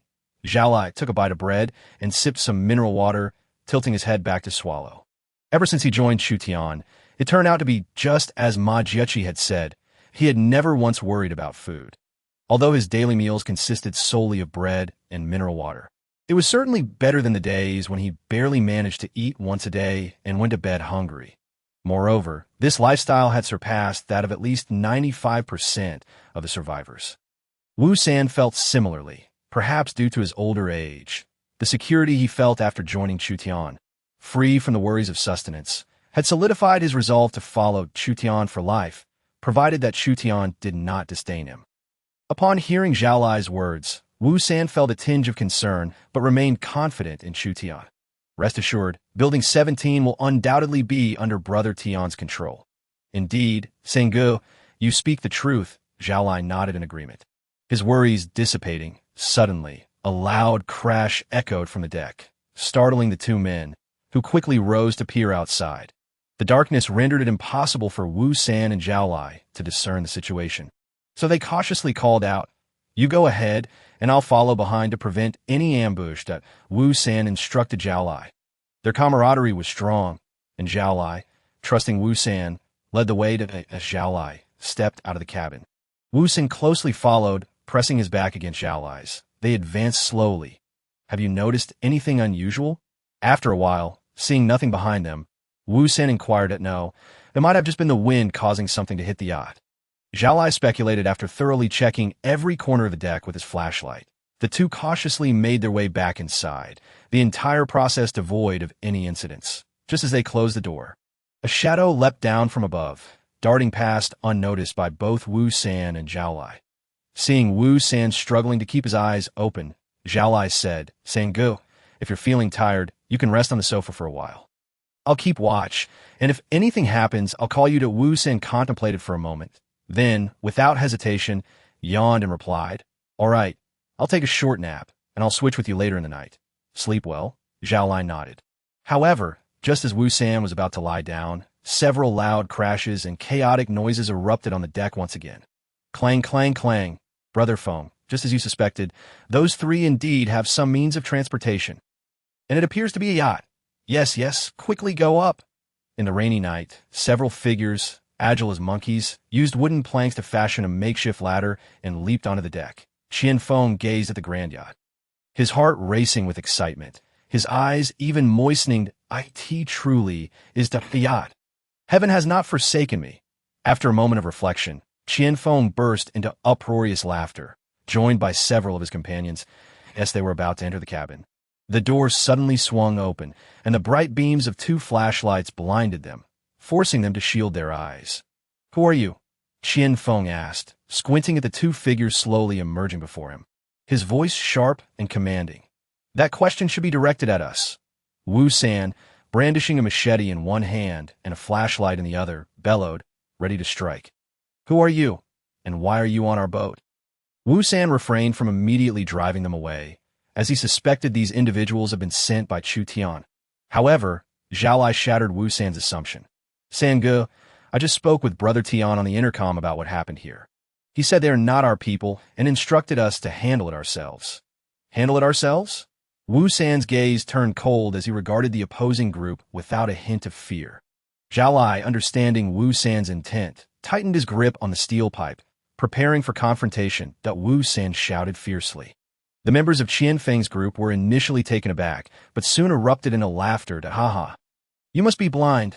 There are 6 of us, and only 2 of you, yet you dare to boast?" One of the older men, clearly timid, approached Qian Feng and whispered, "Xiao Feng, these 2 must be the subordinates of that armed man. If we take them out, he certainly won't let us off easily. Perhaps it's better to resolve this peacefully." "Uncle Chun, you truly are losing your wits," a young man scoffed. "Even if these 2 are the underlings of that gunman. So what? Once we take them down and set sail, where will they find us? Brother Feng, you agree, right?" Qian Feng's expression grew sinister as he grinned, the young man's words striking a chord within him. There was no time for idle chatter. This was their only chance for survival, and they could not afford to miss it. "Ha!" The young man and the other survivors grinned, while only old Chun wore a worried expression. Yet, with everyone thinking this way, he had no choice but to acquiesce. "Brothers, as long as we take them down, this yacht will be ours." Qian Feng roared, igniting the excitement of the eager crowd. "Why wait? Charge!" One young man could no longer contain himself and dashed forward, with the others swiftly following suit, quickly encircling Wu San and Zhao Lai. Meanwhile, Chu Tian and his companions had reached the 25th floor and were cautiously making their way to the 27th. Along the way, Li Hu had eliminated 4 of Zhang Laoda's subordinates, 2 on the 21st floor, 1 on the 23RD, and 1 on the 24th. It seemed that on the 25th, 26th, and 27th floors, excluding Zhang Laoda, there were still 6 remaining boxers. Although these individuals were stronger than the average person, they were no match for Li Hu. Those who feared for their lives had all been killed. Only one, with a steadfast heart like that of the merciless man, remained alive. Chu Tian had spared him, tying him up like the others and bringing him along, for he was hungry. However, Eng noticed this and questioned, "Why are you keeping them? If something goes wrong, it won't be a joke." Zhang had observed the expressions of those 2 men as they looked at Chu Tian. There was nothing benevolent in their gazes, even suggesting a desire to devour him.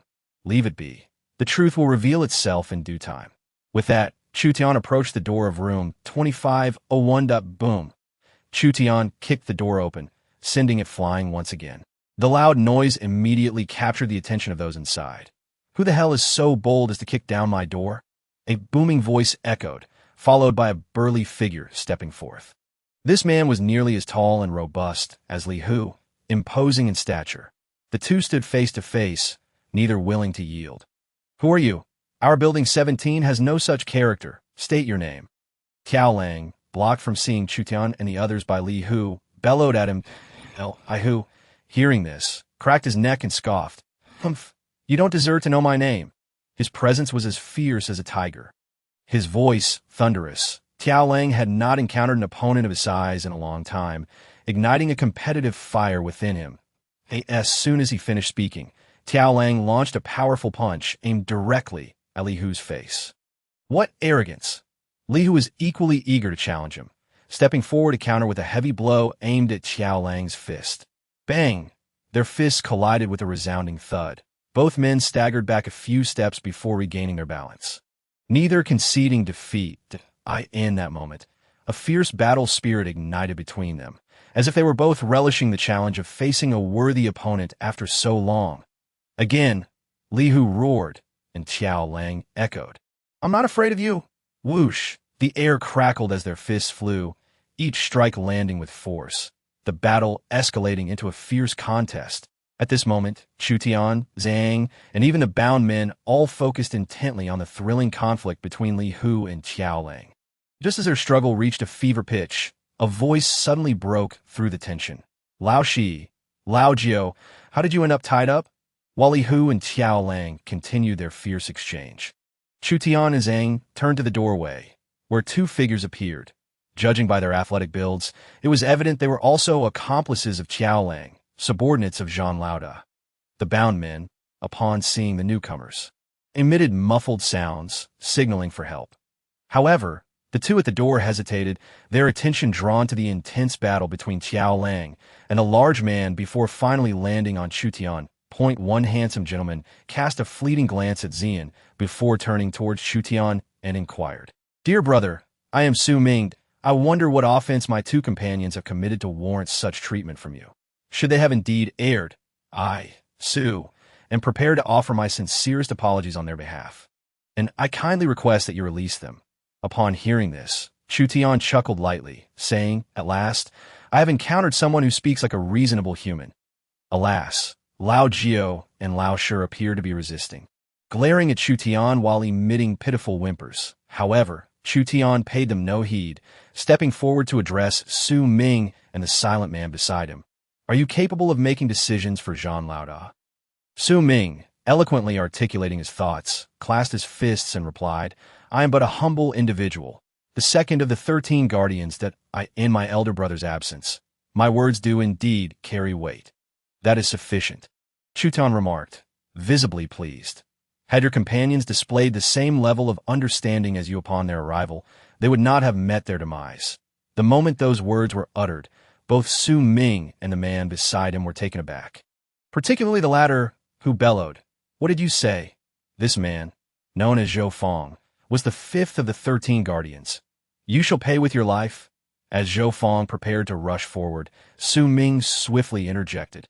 Second brother, do not act rashly to why, dear brother, it appears we may have misunderstood each other. In self-defense, I eliminated those who pose a threat to me. You wouldn't object to that, would you? If I were to kill those around you, would you take issue with it? Zhou Fong, unable to contain his inner fury, shouted before Su Ming could respond. Old 5. Su Ming was not weak, but he understood that the individual standing before him had traversed 20 floors unscathed not merely due to fortune, but because he possessed genuine prowess. Thus, he resolved to remain calm and not act impulsively. Chu Tian, upon hearing Zhou Fong's words, did not disregard him. Instead, he fixed a penetrating gaze upon him and stated, If my people were similarly ungrateful, I would have no objections, for they would have brought it upon themselves. You? Zhou Fong was taken aback by Chu Tian's response, momentarily rendered speechless. You mentioned seeking something that belongs to you. What is it? Chu Tian shifted his gaze from Zhou Fong to Su Ming and replied, The safe in room 2001. However, he refrained from disclosing the contents, as he was uncertain whether they had accessed it. This way, he could ascertain if they had opened it and seen its contents. The safe? Su Ming then proceeded to describe the appearance of the safe. Indeed, that is it, Xian exclaimed, her spirits lifting upon hearing this. Su Ming, noticing her reaction, turned to Xian. Although his gaze remained calm, Xian felt an involuntary tremor run through her as their eyes met. For while Su Ming's demeanor was tranquil, It bore an icy chill. "No problem. Then you shall accompany me upstairs." Su Ming nodded, offering no rebuttal. "Second brother, how can you take him to the top floor after he has slain so many of our brothers?" Zhou Fong muttered under his breath beside Su Ming. Ignoring him, Su Ming turned to the fighting Tian Lang and commanded, "Old 8, cease this at once."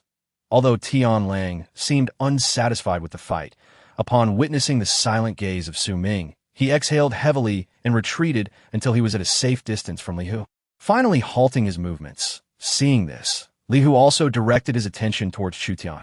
"Let us call a truce for now." Upon receiving Chu Tian's nod, Li Hu coldly snorted at Tian Lang and then positioned himself beside Chu Tian, remaining vigilant against Su Ming and his companion. "Since that is settled, lead the way," Chu Tian initiated, breaking the silence. "This way, please," Su Ming nodded, guiding them towards the 27th floor. Room 2701 was already filled with individuals. Apart from the imposing Jean Lada seated at the head, the other 6 stood on either side of him, their gazes menacingly fixed upon Chu Tian and his companions, exuding an imposing aura. Chu Tian and Li Hu remained unfazed by their scrutiny. But Xian, feeling uneasy, tugged at Chu Tian's sleeve and asked, "Chu Tian, will they return our belongings?" At that moment, Jean Lauda cleared his throat and declared, "Cough, cough, esteemed guest from Building 18, here is the safe you seek. Feel free to open it. I assure you its contents are all accounted for." Chu Tian, upon hearing this, encouraged Xian, "Go ahead and take a look." Xian, visibly apprehensive, hesitated but ultimately felt compelled to approach the safe, as its contents were not only what Niet Dundung desired, but also her mother's relics. Thus she bit her lip, steeling herself, and cautiously approached the safe. Click, click, beep, click. After a series of operations, the safe indeed opened under Xian's efforts. The group surrounding Jean Lada leaned in with curiosity. However, they remained motionless, awaiting Jean Lauda's command. "Is it what you expected?" Chu Tian inquired softly. Xian's eyes glistened with tears as she nodded excitedly, gazing at the tray within. Following her gaze, Chu Tian beheld a pink gemstone the size of an ostrich egg, crystal clear and shimmering brightly. A true treasure. Strangely, upon sighting this heart of the ocean, Chu Tian's heart raced unexpectedly, a familiar urgency swelling within him.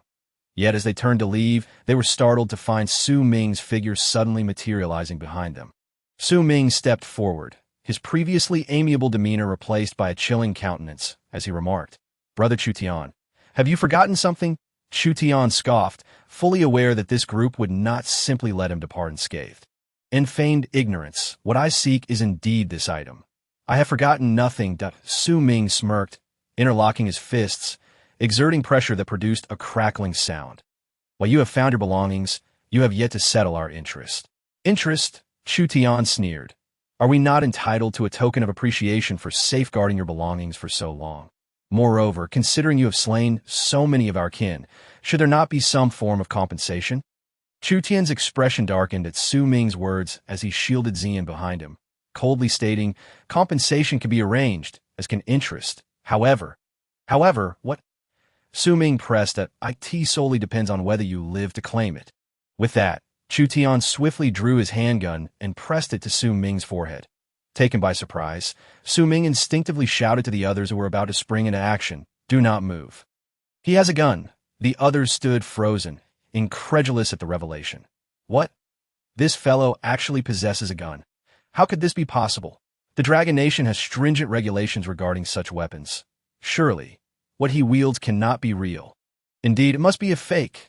Su Ming's companion voiced such a thought, sending a tremor of ire through him at that moment.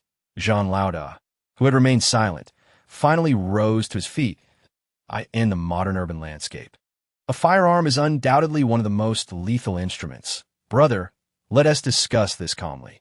Though Jean Lauda doubted the authenticity of Chu Tian's weapon, he was unwilling to gamble with Su Ming's life. Thus, he sought to mediate. Point 1 truly wonders how you became the leader, Chu Tian retorted mockingly, offering no semblance of deference. Jean Lauda's eyes twitched in response as he turned to the restrained Lao Jiao and Lao Shi, stating, "Brother Chu Tian, might we find a middle ground? If you release these two, I assure you my men will not trouble you further." Upon hearing this, Chu Tian glanced at the two subdued by Li Hu. However, in that very moment, a sudden gust of wind sliced through the air. How bold!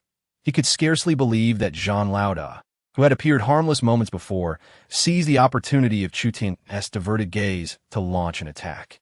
Second brother dodged. Su Ming reacted swiftly, leaning aside just as Jean Lauda lunged forward. In the split second, he managed to knock the gun from Chu Tian's hand. In an instant, the dynamics of the confrontation shifted dramatically.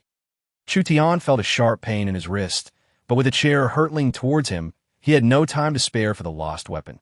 He quickly sidestepped to evade it, with a chilling smile. Su Ming directed his attention to Tian Lang, saying, "Old 8, that big fellow is yours." Just moments ago, Tian Lang, who had failed to determine a victor against Li Hu, was naturally overjoyed, grinning maliciously as he declared, "I assure you, I will make him wish he were dead." Humph, such arrogance. Li Hu muttered something incoherent, yet he remained steadfastly by Chu Tian's side. He understood that if he ventured forth, Chu Tian would be left to confront the remaining adversaries. And he feared for Chu Tian's safety. That moment, Chu Tian patted Li Hu on the shoulder and spoke softly. "Hu Zi, your task is to sever his head. Brother Tian, but you Li Hu's eyes widened in excitement. Be careful, I shall take this scoundrel's head." Chu Tian nodded, and as he observed Li Hu engaging in combat with Tian Lang, he turned his attention to Boss Jean and Su Ming, sneering, "Are you so confident that you can easily defeat me? Cut the crap. I have always detested having fingers pointed at me." Su Ming, shedding his previous gentle demeanor, charged toward Chu Tian with clenched fists. How foolish of him to provoke the second brother.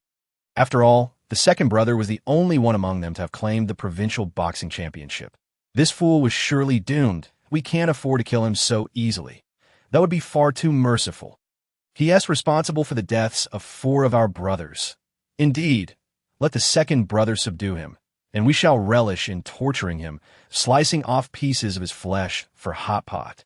They also eyed the woman beside him, who appeared exquisite in both figure and beauty, far surpassing any woman from Building 17. They envisioned taking their pleasure with her. It has been ages since I've been with a woman.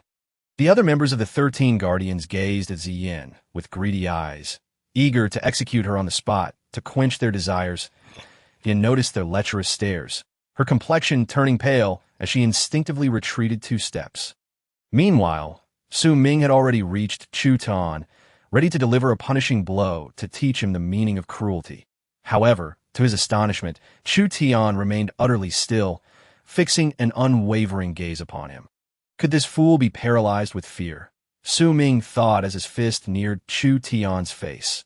Yet in the next instant, bang, Su Ming felt a jolt of excruciating pain in his chest, his body uncontrollably hurtling backward. With a crash, he became embedded in the wall.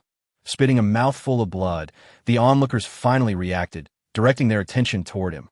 Second brother, Old 2, Boss Jean, and the others gasped in shock at the sight of Su Ming's chest caved in. Blood oozing from his lips. One person rushed forward to check, only to gasp in horror. Brother, the second brother, T.S. dead. What? Boss Jean's mind reeled. The second brother, the strongest among the 13 Guardians, could not have perished so easily. Moreover, they hadn't even seen how the opponent had struck. The astonishment was mutual.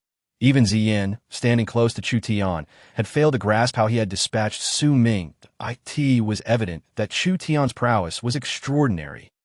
Initially, she believed that Chu Tian stayed hidden out of fear for his life. Chapter 75. Killed Chu Tian reveled in the astonishment of the crowd. This was his first strike since gaining power. He had not anticipated that a mere punch would send Su Ming flying, delivering a fatal blow. He gazed at Boss Jean and the others, chuckling lightly. Who's next? Brother, allow me to confront this individual. At that moment, a slender man emerged from the crowd, followed closely by another. Third brother, this one is treacherous. I shall assist you. The two exchanged glances before launching themselves into the air, flanking Chu Tian with haste. Prepare to meet your end, they shouted, their momentum fierce and lethal. However, bang, bang.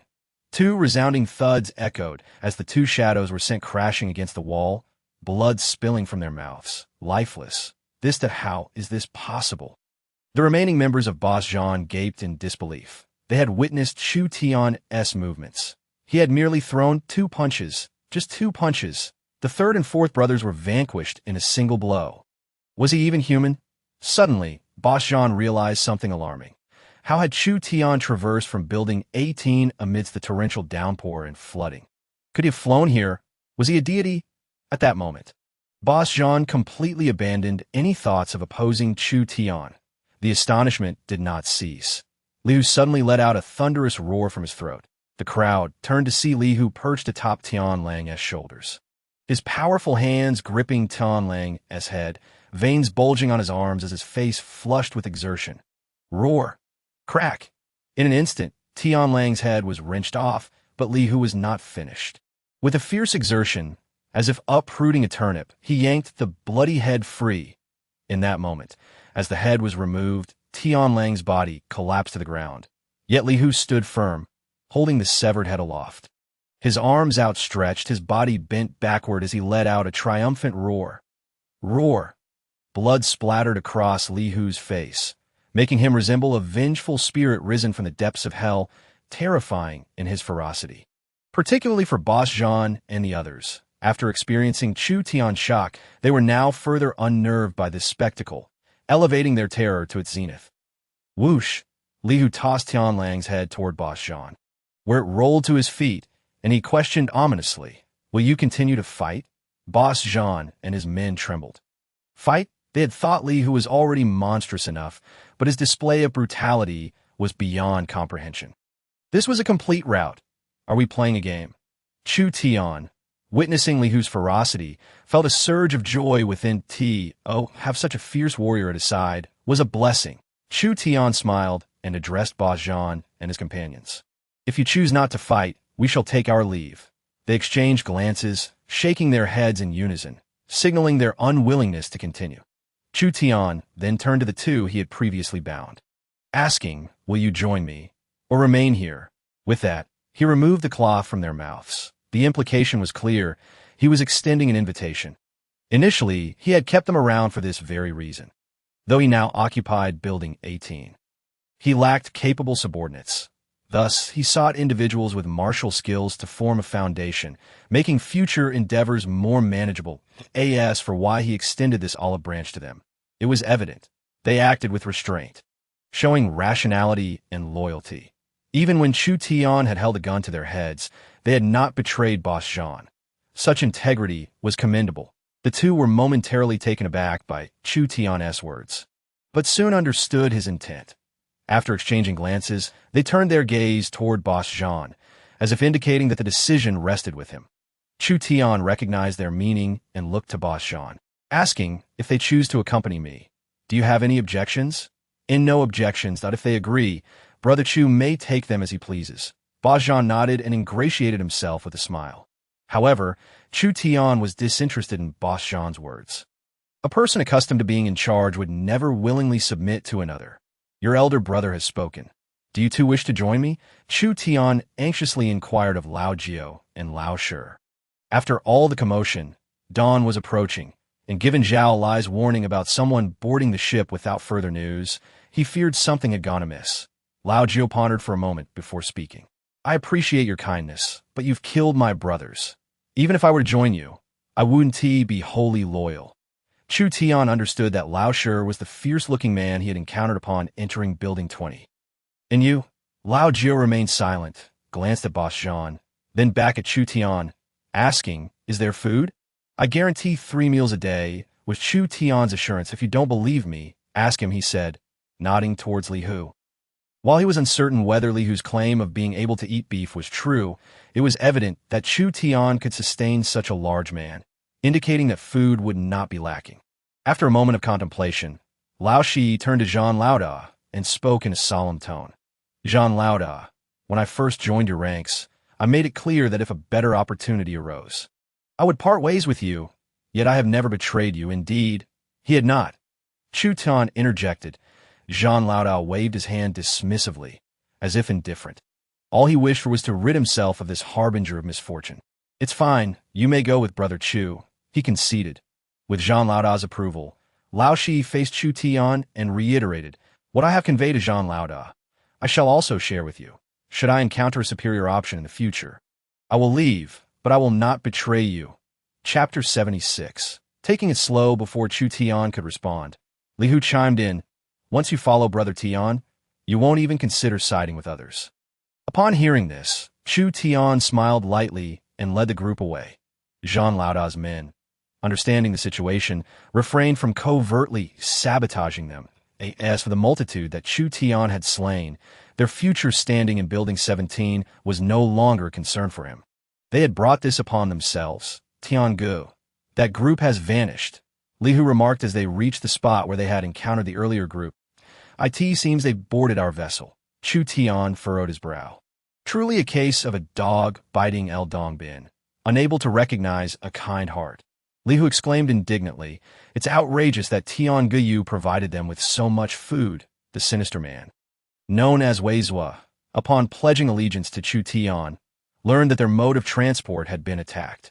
Chu Tian nodded thoughtfully. "Let's hope they do not fail to appreciate our generosity." This development caused a knot of anxiety to form in Chu Tian's heart.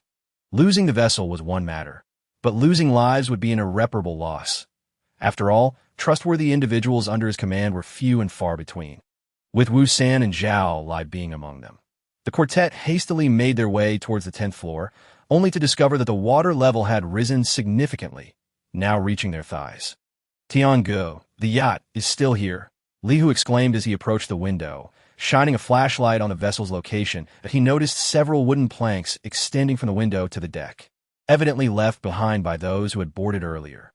Cautiously, the group stepped onto the planks, but found no sign of life. "I'll go in first," Li Hu declared, sensing something was amiss as he advanced towards the lounge cabin on the first floor. "I'll accompany you," Wei Zhua said, gripping the steel pipe given to him by Chu Tian, and quickly followed suit. With a sudden pull, the cabin door swung open, leaving Li Hu and Wei Zhua momentarily stunned.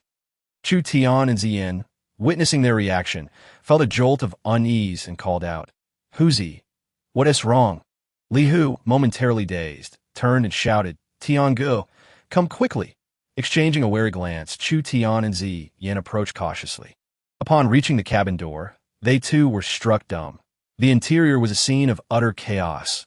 Blood splattered across the floor, and two groups lay gruesomely contorted against the sides of the cabin.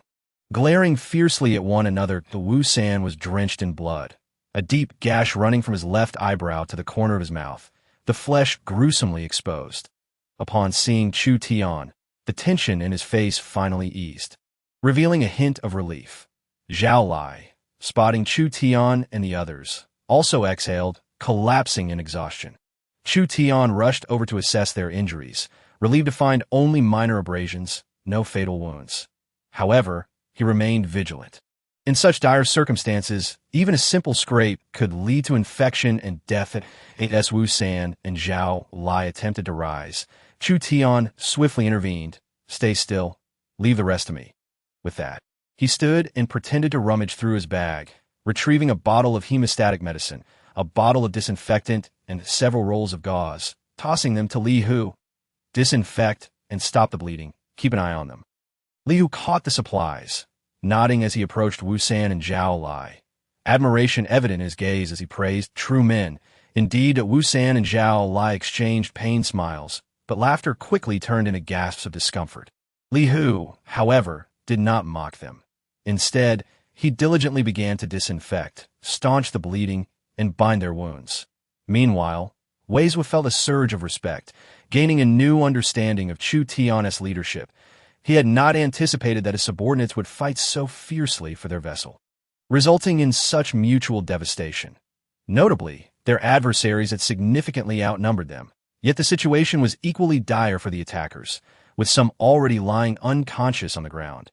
Acknowledging their tenacity, Chu Tian drew his steel blade and approached the opposing group, squatting down to meet their gaze.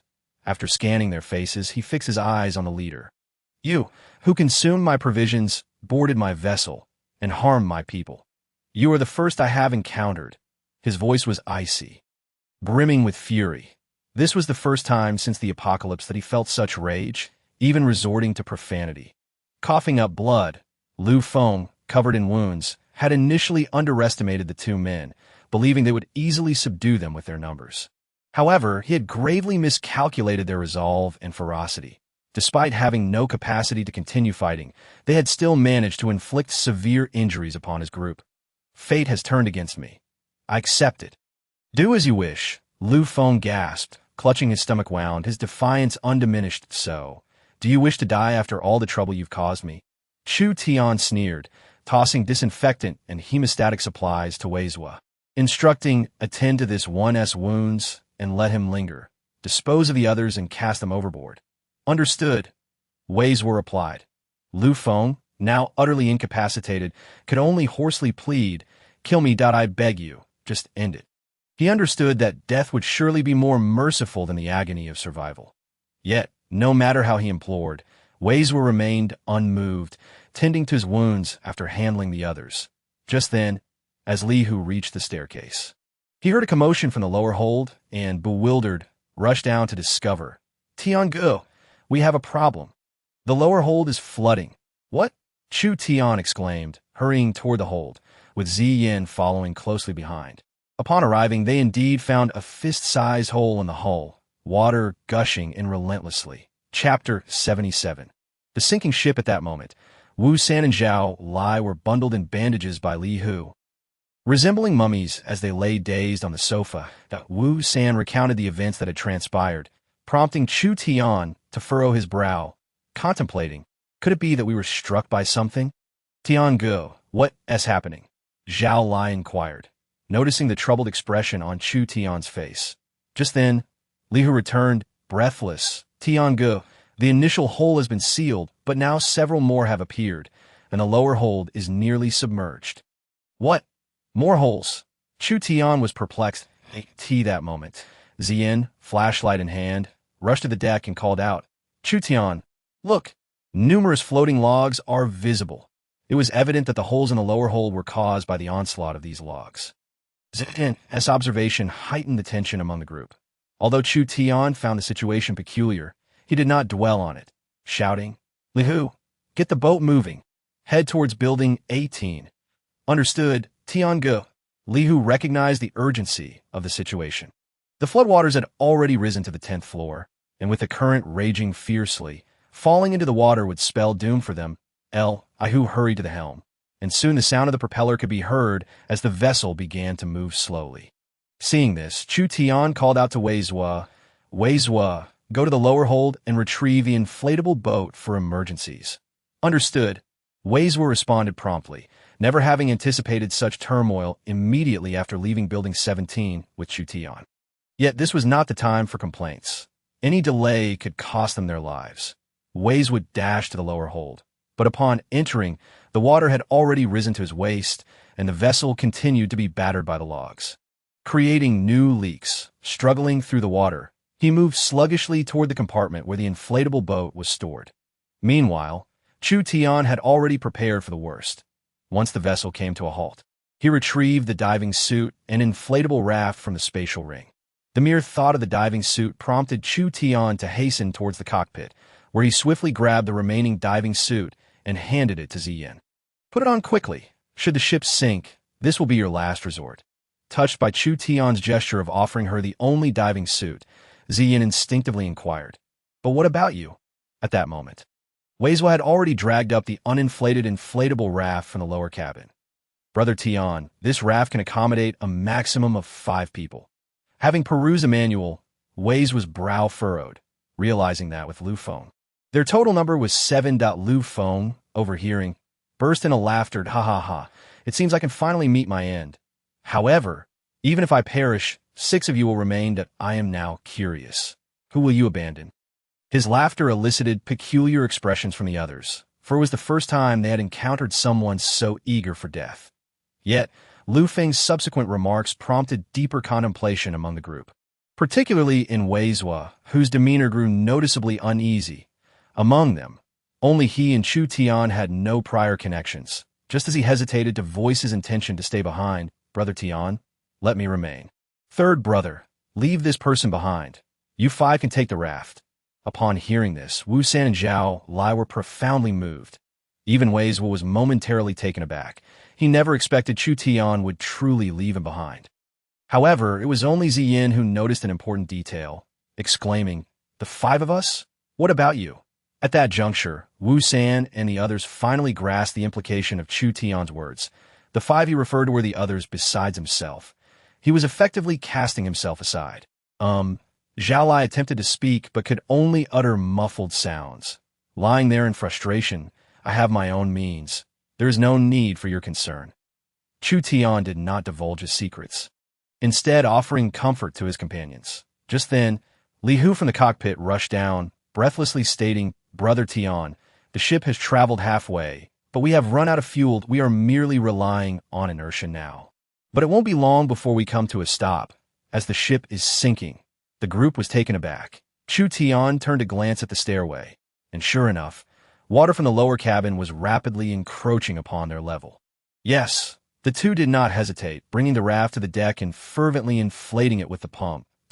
In no time, the raft was ready, but the yacht's descent accelerated dramatically. After Ziyin, Li Hu, and Wei transferred Wu San and Zhao Lai onto the raft. The deck was completely submerged. Meanwhile, Chu Tian stood in the cockpit, observing the others. Hearing Chu Tian's words, Li Hu nodded firmly, then seized a paddle and began to row vigorously towards Building 18. With Li Hu's considerable strength, the raft swiftly made its way to Building 18. Brother Tian, will everything be all right? Wu San asked anxiously. Have faith in Brother Tian, Li Hu replied, his voice low as he continued to paddle. On the raft, Ziyin donned the diving suit, clenching her fists tightly as she gazed at Chu Tian. At that moment, the sky began to brighten. Seeing the raft drift further away, Chu Tian began to put on the diving suit he had prepared prior to the apocalypse. However, just as he finished donning it, he suddenly witnessed someone fall into the water from the raft. Splash! Who's Z? Miss Z, Yin has fallen overboard. Quickly, stop the boat! Wu San exclaimed in alarm. She has a diving suit. Wei began, but abruptly fell silent, his eyes fixed on the oxygen tube on the raft, exclaiming, but she doesn't have an oxygen line. Chapter 78. Ambushed what? Li Hu exclaimed, hastily halting his paddling and peering into the water. Miss Yin, grab the paddle. He extended the paddle towards Yin, who had been swept away by the tumultuous currents, making the paddle's length insufficient to reach her. However, he was even more astonished to realize that the heart of the ocean was also with Ziyin. If she were to meet with misfortune, not only would they lose her life, but also the heart of the ocean they had toiled to acquire would vanish as well. As the group stood in disarray, they heard Chu Tian's call. It's Brother Tian's voice. Wu San cried, excitement coursing through him, yet the dim light rendered it impossible to discern Chu Tian's figure. Initially stunned by the revelation, Wu San quickly added, "Who go? Since Ziyin has fallen into the water with such tumultuous currents, she has likely disappeared by now. If Brother Tian goes in to save her, it would surely spell disaster. We should head back for Brother Tian instead." Hu paused momentarily, then took up the paddle and began to row towards Building 18. Wu San was taken aback and shouted, "Who go? Aren't you going to save Brother Tian?" Wu San suddenly found himself speechless. The raft drew closer to Building 18. This moment, Chu Tian had donned the diving suit and, observing the current sweeping away Ziyin, leaped into the water. Splash! Gurgle! Chu. Gurgle! Tian, help me! Ziyin, who had plunged into the water, intermittently surfaced and then submerged. Seeing this, Chu Tian summoned all his strength and swam towards her. In just a few breaths, he reached her side, extending one arm to secure her waist and keeping her partially afloat, ensuring her face remained above water. Huff! Huff! Splash! Splash! As she felt the ease of breathing return, Ziyin greedily gasped for air. After a moment, she clutched Chu Tian's arm tightly and expressed her gratitude. Chu Tian, thank you. Ziyin gazed at the side of Chu Tian's face. A blush unexpectedly crept on her cheeks, but was swiftly washed away by the icy seawater. Chu Tian, oblivious to Ziyin's change, remarked with a hint of boredom, Miss Z, didn't you claim before we arrived that you could swim? You even boasted that you could swim here. How is it that upon falling into the water, you have become a landlubber? Ziyin's expression hardened at his words, the fleeting fondness she felt for him dissipating instantly as she retorted, I only swam in a pool before. I have never swum in such a rapid current. Is that so? Chu Tian did not dwell on this issue, swimming toward Building 18 as he inquired. By the way, how did you end up falling into the water while you were just sitting on a raft? Ziyan's expression shifted, and she replied urgently, I almost forgot about that until you mentioned it. Sensing the gravity of the situation from her tone, Chu Tian pressed, What happened? Did someone on the boat do something to you?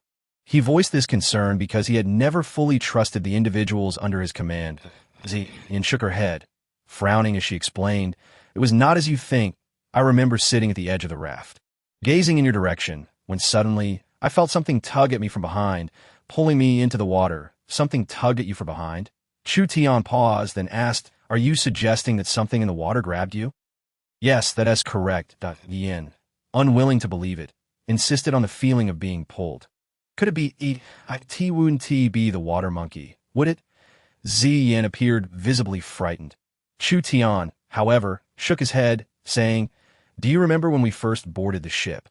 There was a shadow. Are you implying that person is behind this? Ziyan gasped in realization. Since that shadow had been spotted, the individual had vanished without a trace, like a ghost. The thought sent a chill down Ziyan's spine. Chu Tian, could that shadow be the water monkey? Absolutely not, Chu Tian asserted firmly. But what could it be? Before Ziyan could finish, she suddenly felt something grip her ankle, causing her to scream in terror. Ah, what is that? Get away from me. What is wrong? Chu Tian asked, alarmed. Ziyan, panicking and kicking wildly, shouted, I don't know what has grabbed my foot. Chu Tian, hurry, get this thing off me. What? Chu Tian was taken aback, thinking, could it really be the water monkey? With that thought, he submerged his head into the water. Due to the dim light, he could see nothing clear beneath the surface. Just as he prepared to turn on his flashlight, he suddenly felt a powerful blow to his head, as if struck by a steel pipe. In reality, that was precisely what had occurred. Not good, he thought, before losing consciousness and slowly closing his eyes. In the fleeting moment before his eyes closed, he beheld the sight of Ziyan, who, struck upon the back of her head by that shadowy figure, relinquished all resistance and sank into the depths of the water alongside Chu Tian. With the last vestiges of his strength, Chu Tian grasped Ziyan's hand, and soon thereafter, he too succumbed to unconsciousness, oblivious to all. Upon witnessing Chu Tian and Ziyan both plunge into the water, the shadow appeared to reveal a most triumphant smile, gradually ascending, surfacing and swimming towards Building 18. Chapter 79. Exposed, however, the direction in which this individual swam diverged from that of Li Hu and his companions in the kayak. One was heading towards the front of Building 18, while the other was veering towards its rear. Unbeknownst to Chu Tian, who had sunk to the bottom, as he began to feel the suffocating grip of drowning, a golden light suddenly emanated from the spatial ring upon his right hand, enveloping both him and Ziyan. In the next instant, their forms vanished from the depths. Had this scene been witnessed by that earlier figure, or by Li Hu and his crew, they would undoubtedly have been left agape. Two living souls had seemingly evaporated into thin air. Upon awakening, Chu Tian found himself in a setting that was both familiar and foreign, causing him to sit up abruptly. Is that you, Xiao Kong? He inquired, recognizing the voice. Yes, master, came the familiar reply. A sense of safety washed over him until his gaze fell upon a figure lying at the edge of the pool, clad in a diving suit, prompting him to exhale in relief. Is she unharmed? He asked Xiao Kong.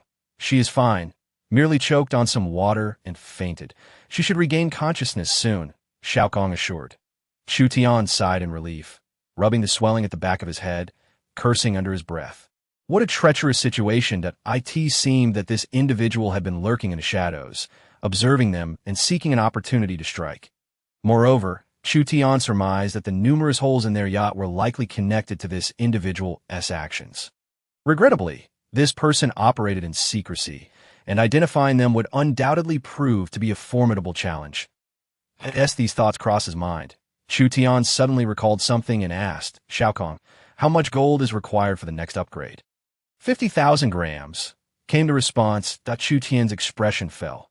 Lying by the pool, Ziyan emitted a soft hum through her nose and shifted slightly, perhaps disturbed by the turbulent water that had loosened the zipper of her suit, revealing glimpses of her alabaster skin. With a sudden plop, a fist-sized pink gemstone tumbled from the crevice of Xian's form and fell to the ground.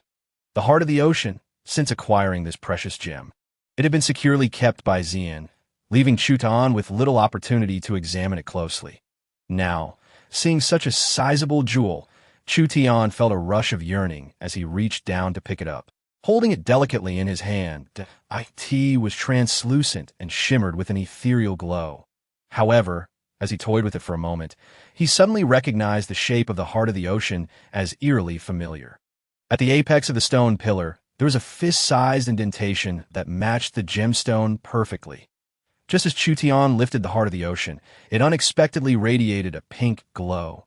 Chu Tian gasped, exclaiming, "Could this heart of the ocean be the missing piece? Shao Kong, quickly look at this gemstone in my hand.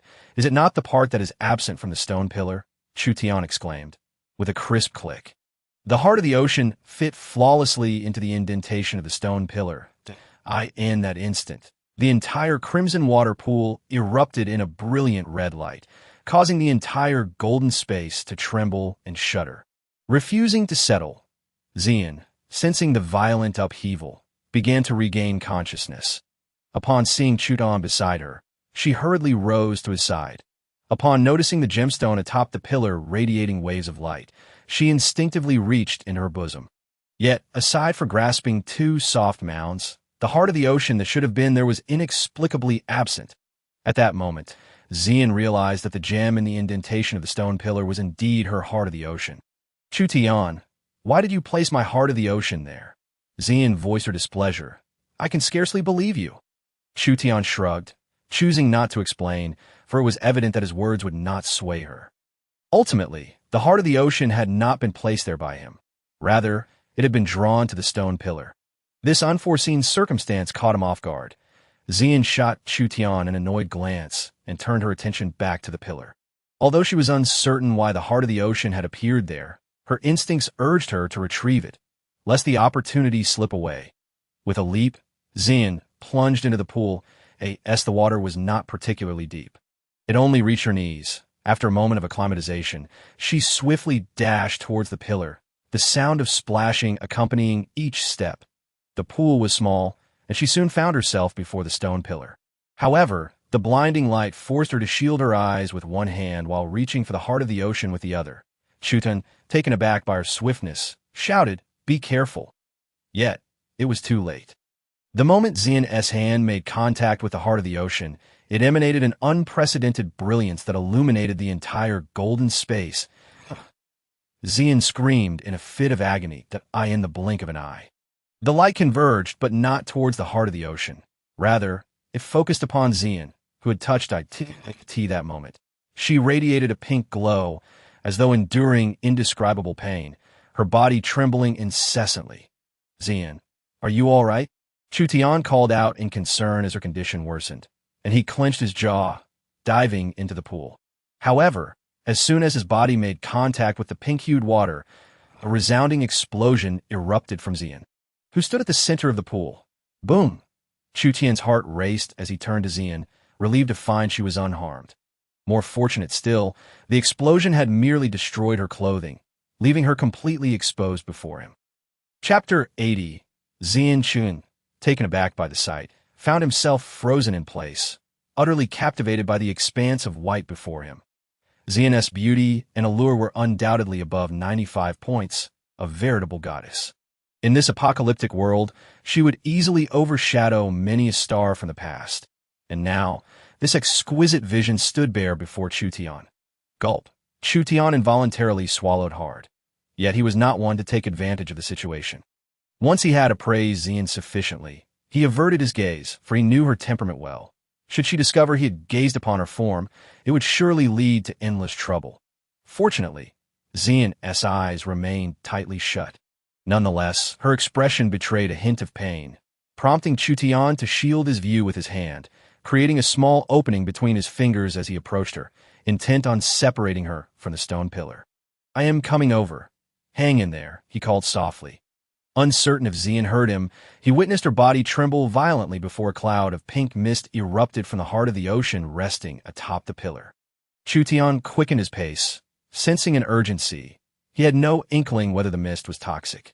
Yet, as he reached Xian and grasped her hand resting on the stone pillar, she emitted a soft whimper that sounded pained. Believing she must be hurt, he peered through the gap at his fingers. Xian, are you all right? Before he could finish, he noticed Xian's eyes had opened, gazing intently at him. Ordinarily, Chu Tian never lost his composure when speaking with anyone. Yet at this moment, he found himself utterly entranced, as if his soul had been snatched away. For Xian's pupils had transformed from their usual dark brown to a captivating pink, exuding an enchanting allure. Combined with her flawless form, she was an irresistible temptation. Just as Chu Tian shook his head, striving to regain his senses, Xian suddenly moved. She extended her long, slender leg toward him, stepping closer, her body leaning in as her cheek brushed against his. Each breath she took wafted warm, fragrant air onto his face. Hey, you wouldn't happen to be. Chu Tian's thoughts raced as he observed the dreamy allure in Xian's eyes, a stark departure from her typical cool demeanor. Yet before he could articulate his thoughts, he realized he had inhaled some of the pink mist emanating from the heart of the ocean. Oh no! The smoke surged into his mind, and before Chu Tian could fully awaken his consciousness, he sensed something amiss. However, it was not long before his eyes mirrored the pink hue of Xian's, becoming hazy and unfocused. Bang! A sudden explosion resonated, ripping apart Chu Tian's garments and revealing his perfectly sculpted physique adorned with 8 well-defined abdominal muscles.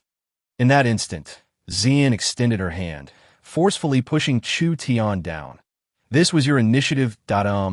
Moments later, the pink mist was filled with the sounds of splashing water, slapping noises, and heavy breathing. Time passed in obscurity. Gradually, the pink smoke dissipated, unveiling the original crimson water pool. Within the pool, 2 figures nestled closely against its edge. Xian's delicate face flushed a rosy hue as she buried her head against Chu Tian's chest, her petite hand tracing circles on his torso. This matter cannot simply be overlooked. What do you intend to do? Chu Tian was taken aback, for it was she who had initiated things moments ago. Wasn't I ensnared by that mist?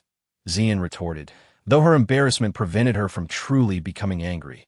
Chu Tian was momentarily stunned. The mist's effect had been dispelled after their first encounter. The subsequent 6 instances were entirely her doing. Yeah, quiet. How embarrassing. In that moment, Xian was no longer the proud and aloof negotiator from earlier. She resembled a bashful kitten, playfully tapping Chu Tian's chest with her tiny fist, making him feel a delightful itch. Observing her demeanor, a smile crept onto Chu Tian's lips. And oh wonder, it is said that the shortcut to a woman's heart lies in intimacy. That it appears that once one conquers this aspect, even the most frigid woman will bend. Xian's beauty and physique were indeed the most remarkable among the women in Chu Tian's life, and thus he felt a sense of elation at having won her over. Simultaneously, after their union, Chu Tian felt a significant enhancement in his physical prowess, as if he had ascended to a new level of vitality. This moment, he recalled the words of Shao Kong. It seemed there was truth to them. He resolved to inquire further with Shao Kong later. For now, his concern lay with the heart of the ocean. It had become firmly embedded within the stone pillar, rendering it impossible for Chu Tian to extract it, regardless of his attempts. Moreover, he had no intention of relinquishing it. However, he had to consider his woman's welfare.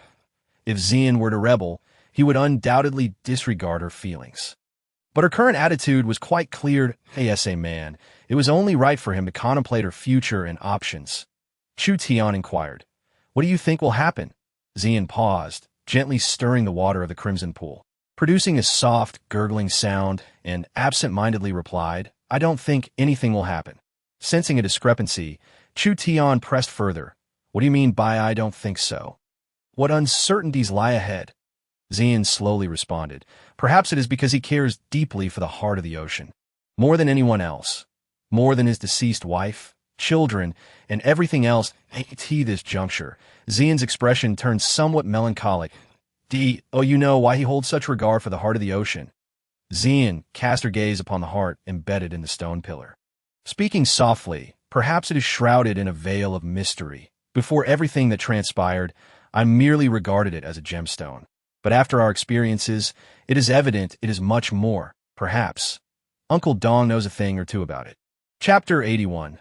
The Cage Canary. Upon finishing her statement, Xian's mood noticeably shifted, lacking the earlier exuberance. Chu Tian perceived that Xian was withholding something, but he chose not to pry further. Instead, he shifted the conversation, suggesting, "How about you remain here for the time being until I resolve this issue and then come to retrieve you?" Xian blinked in surprise and immediately grew anxious. "How do you plan to handle it?" Based on her understanding of Chu Tian, she knew that if Niet Dundung exhibited any defiance or dissent, Chu Tian would not hesitate to eliminate him. Although Xian harbored resentment towards Niet Dundung, he was still her biological father. Sensing Xian's distress, Chu Tian gently caressed her cheek, reassuringly saying, "Don't worry, I'll spare his life." Upon hearing this, Xian finally relaxed, but then inquired, "By the way, you mentioned I should stay here. Where exactly is this place?"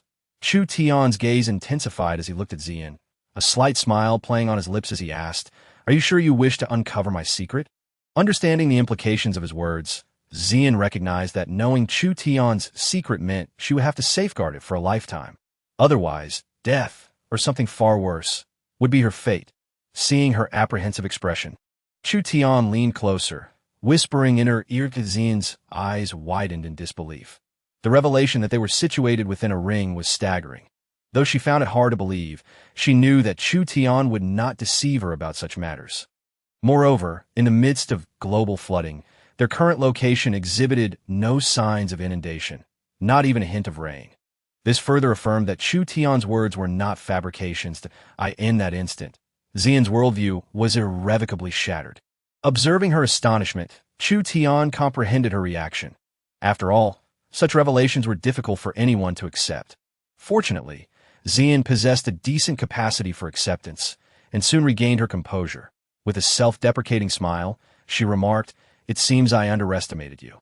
"And Uncle Dong as well?" Chu Tian nodded, gesturing towards the 500 square meter vacant land behind him. "Indeed, as you can see, this space can be utilized for cultivation, and its growth rate is 1.2 times that of the outside world, making it perfect for fostering life. However, I require a trustworthy individual to tend to the crops here. With that, we could secure a sustainable food supply, alleviating our concerns about sustenance in this apocalyptic era."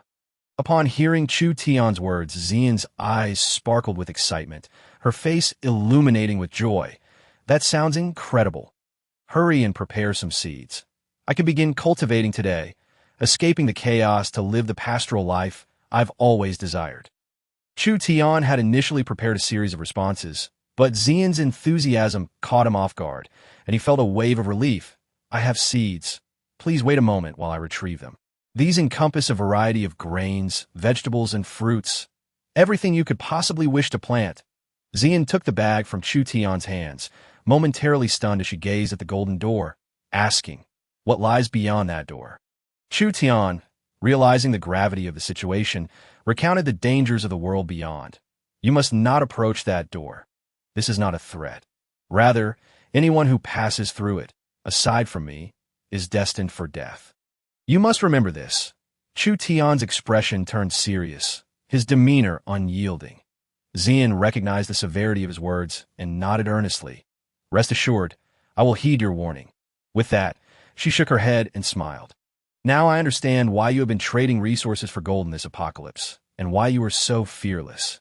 Your ring contains enough supplies to last you 100 years. Chu Tian chuckled softly, replying, "You are the first person to learn of this." Xian puffed out her chest, tilting her chin with a playful smile. "So, according to you, I should feel quite proud, right?" "Why not?" In their recent fervor, both were undraped, entirely exposed to one another, and, emboldened by the moment, proudly flaunted her alluring attributes, undoubtedly stirring something within Chu Tian. As he reacted, Xian leaped onto him like a ravenous wolf, playfully asserting, "If not, then perhaps I should show you my prowess." With that, she playfully bit his ear in response to Xian's teasing. Chu Tian's hands began to roam across her silky skin once more. Soon, they found themselves engaged in yet another passionate encounter, delighting in their shared fervor. An hour later, Chu Tian donned a set of clothing. Observing Xian as she began to cultivate the land with a hood, a smirk played on his lips as he teased, "Little bunny, Did you not claim to dislike this outfit? Upon hearing Chu Tian's words, Xian, now clad in a bunny girl costume, appeared somewhat bashful. Her cheeks flushed as she picked up a clump of dirt and playfully tossed it at him. Discontent. Do be careful. Ziyuan approached Chu Tian, gently adjusting the collar of his shirt with a hint of reluctance. Yet soon a flicker of warning ignited in Ziyuan's beautiful eyes as she huffed, "Do refrain from sowing your wild oats. You already have enough women who've—" "I'll do my best," Chu Tian replied with a grin, though Ziyuan chose not to comment further. She understood that it was commonplace for exceptional men to have several women.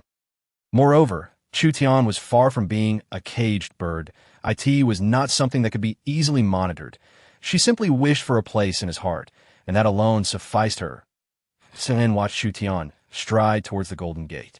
Her previously joyous demeanor swiftly diminished, and she muttered to herself, "Perhaps I am the caged bird after all." Chapter 82. Scavenging the armament department ruins. In truth, Ziyuan was no fool. Upon hearing Chu Tian express his desire to keep her within the confines of this spatial ring, she had already surmised his intentions, simply a lack of trust in her. However, from Chu Tian's perspective, his actions were understandable. Indeed, were Ziyuan in his position, she might have acted even more ruthlessly. Nevertheless, the prospect of residing here, living the pastoral life she had long desired, was a source of immense happiness. Thus, she swiftly dismissed her feelings of despondency, equipping herself with the tools and seeds Chu Tian had provided, and began to cultivate the land. Meanwhile, after exiting the Golden Gate, Chu Tian deliberately moved heavy objects to prop it open, lest Ziyuan's curiosity get the better of her.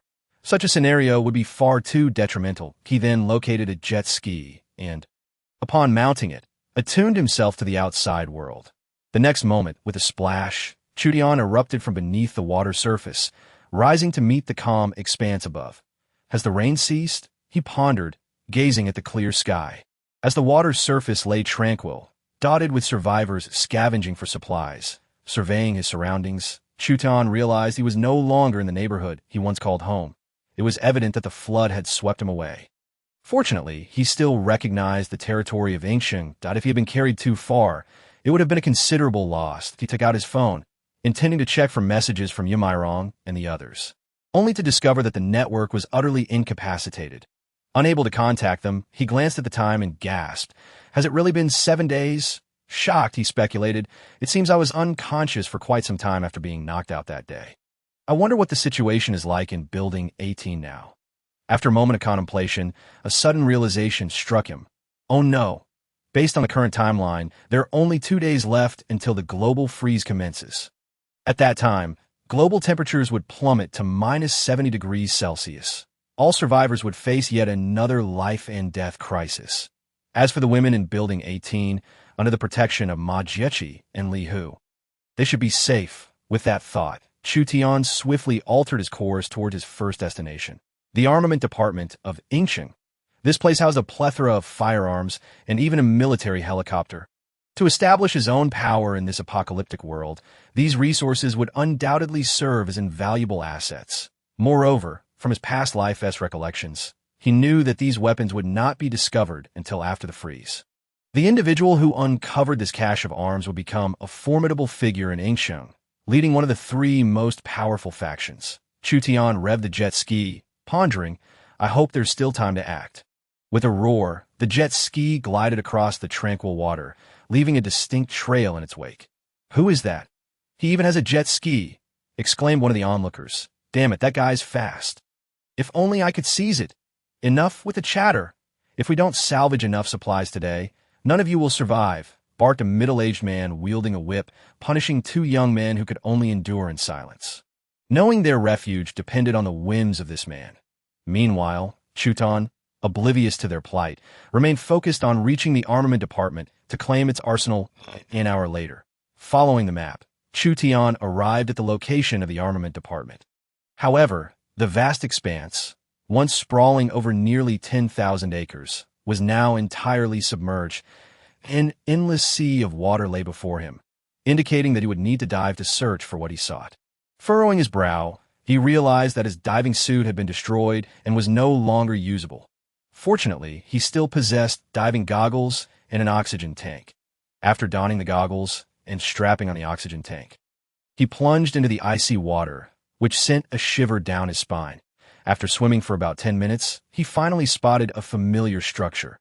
His memory confirmed it to be the entrance to the armament department. Upon seeing the door, a map of the facility instantly formed in his mind, guiding him swiftly to the armory building. This 5-story structure was entirely submerged beneath the water. As he descended, Chu Tian felt the pressure of the water increase. Though it remained bearable, he retrieved a hammer from his spatial ring and struck forcefully at a glass window on the 5th floor. Unlike the surface, when the glass shattered, it did so in an eerily tranquil manner. Swimming through the broken glass, he found himself in a room lined with rows of tables, each adorned with the firearms he had long yearned for. However, the room contained only light machine guns and their corresponding ammunition.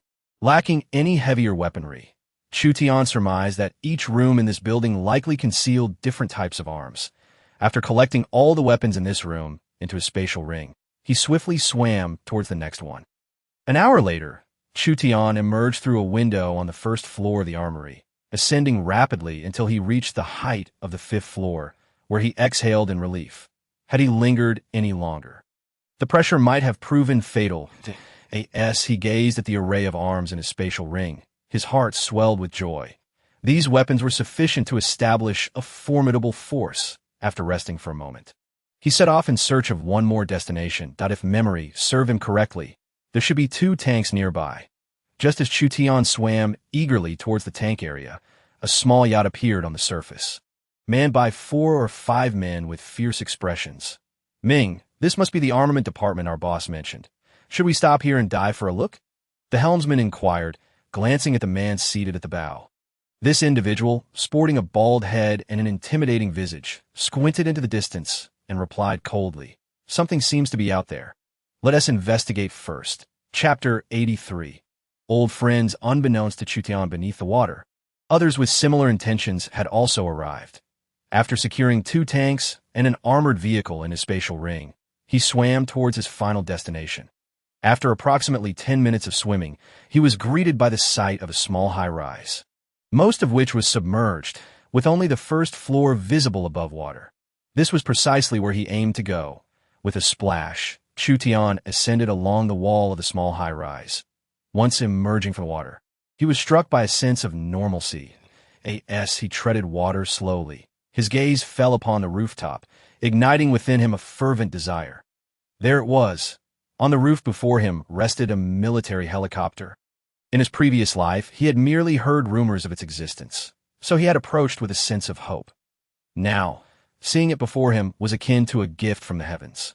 Without hesitation, Chu Tian broke through a window, entering the building and making his way up the staircase to the rooftop. Should he manage to secure this helicopter, the vast world would open up before him, and no destination would be beyond his reach. The more he considered it, the more exhilarated he became. Just as he prepared to store the military helicopter within his spatial ring, an unfriendly voice suddenly interrupted him from behind. "Kid, that is not something you can touch."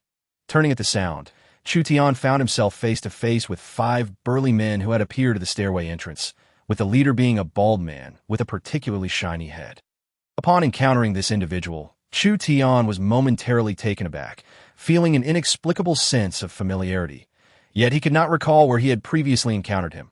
"This item is mine," the young man beside the bald man, noticing Chu Tian's reluctance to leave, abruptly jumped forward, glaring with bulging eyes and shouting at Chu Tian, exuding an intimidating demeanor as if he intended to devour him. This lad must be scared silly. Why is he not uttering a word? I reckon he is most likely mute, perhaps even deaf. Ha! Their boisterous laughter echoed across the rooftop. Suddenly, a deafening gunshot shattered the atmosphere. The laughter of the bald man's entourage ceased abruptly, their eyes wide with disbelief as they turned to face Chu Tian. For at that moment, Chu Tian held a handgun directed at them, specifically aimed at the young man who had just been shouting at him. The barrel of the gun still emitted wisps of white smoke, clearly indicating that a bullet had just been fired. Thud. The young man, who had been standing there motionless, collapsed to the ground, a vivid red bloom blossoming on his forehead. He has a gun. One of the subordinates stuttered in terror, trembling as he cautiously stepped backward. The bald man hastily gestured towards Chu Tian, saying, "Brother, please, let's not act impulsively. Let us talk this through. It was all a misunderstanding. Can you understand me? We are members of the Hongyun group. Do you dare? Slap?" An unobservant subordinate suddenly interjected, but before he could finish his sentence, the bald man struck him across the face. "Why are you hitting me?" "Minggu," the bewildered subordinate exclaimed. "Hitting you? If you dare to speak again, I'll take you down right now." The bald man glared at the subordinate, then turned back to Chu Tian with a forced smile, saying, "Brother, no, grandfather, we will leave. We will leave right away." The bald man quickly spun around, kicking and shoving his subordinates as they hurried towards the staircase.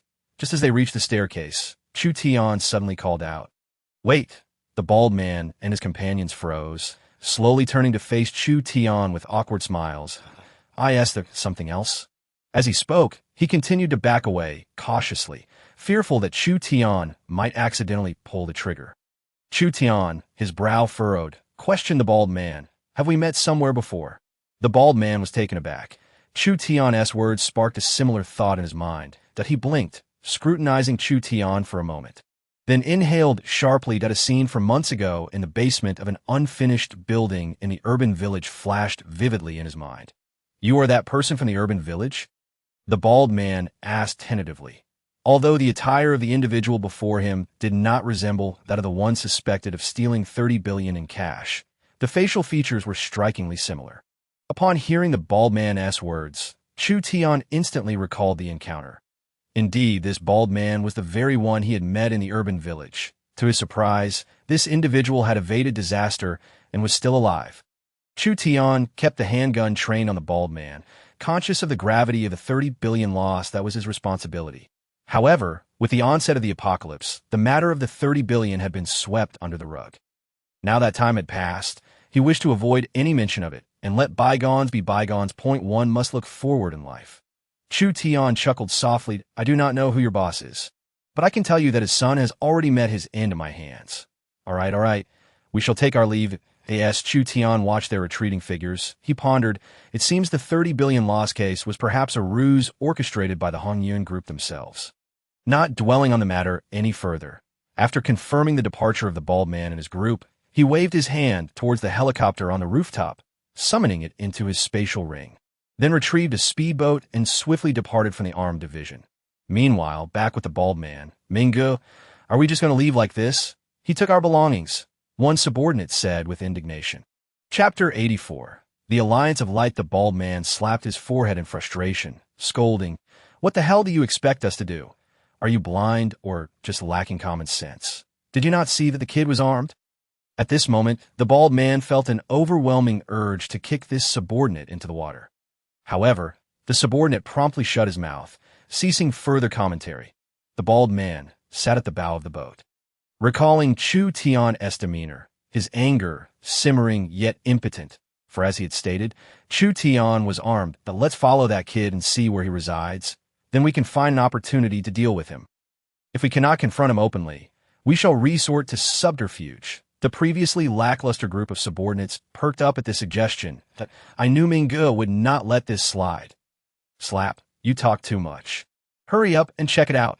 The bald man slapped the subordinate again, berating him. The group chuckled, donned their gear, and jumped into the water with splashes. Meanwhile, after stowing the military helicopter in his spatial ring, Chu Tian headed towards the hospital that lingered in his memory. Prior to the apocalypse, the Dragon Kingdom imposed strict regulations on pharmaceuticals, so Chu Tian had only managed to gather a meager supply of medicine. Far from sufficient. Now, with the onset of the apocalypse, the primary locations to acquire ample supplies of medicine were hospitals and pharmaceutical factories. Compared to pharmacies, those were trivial pursuits. Therefore, Chu Tian's next destination was the Central Hospital of Ing City. However, upon his arrival at the Ing City Central Hospital, the unwelcome sight he had dreaded materialized. Others had already arrived and established a perimeter, clearly indicating the area was claimed and off-limits to outsiders. As Chu Tian gently anchored his speedboat, he noticed two individuals approaching him in a wooden boat. One of them spoke with a decidedly unfriendly tone. "This is the territory of the Alliance of Light." "Which team do you belong to?" "The Alliance of Light." Chu Tian mused. recognizing it as a coalition formed by several groups. Considering the hospital's vast expanse, it was unlikely for a single faction to monopolize it without the cooperation of others. However, what surprised Chu Tian was that this alliance of light was a power that had not existed in his previous life.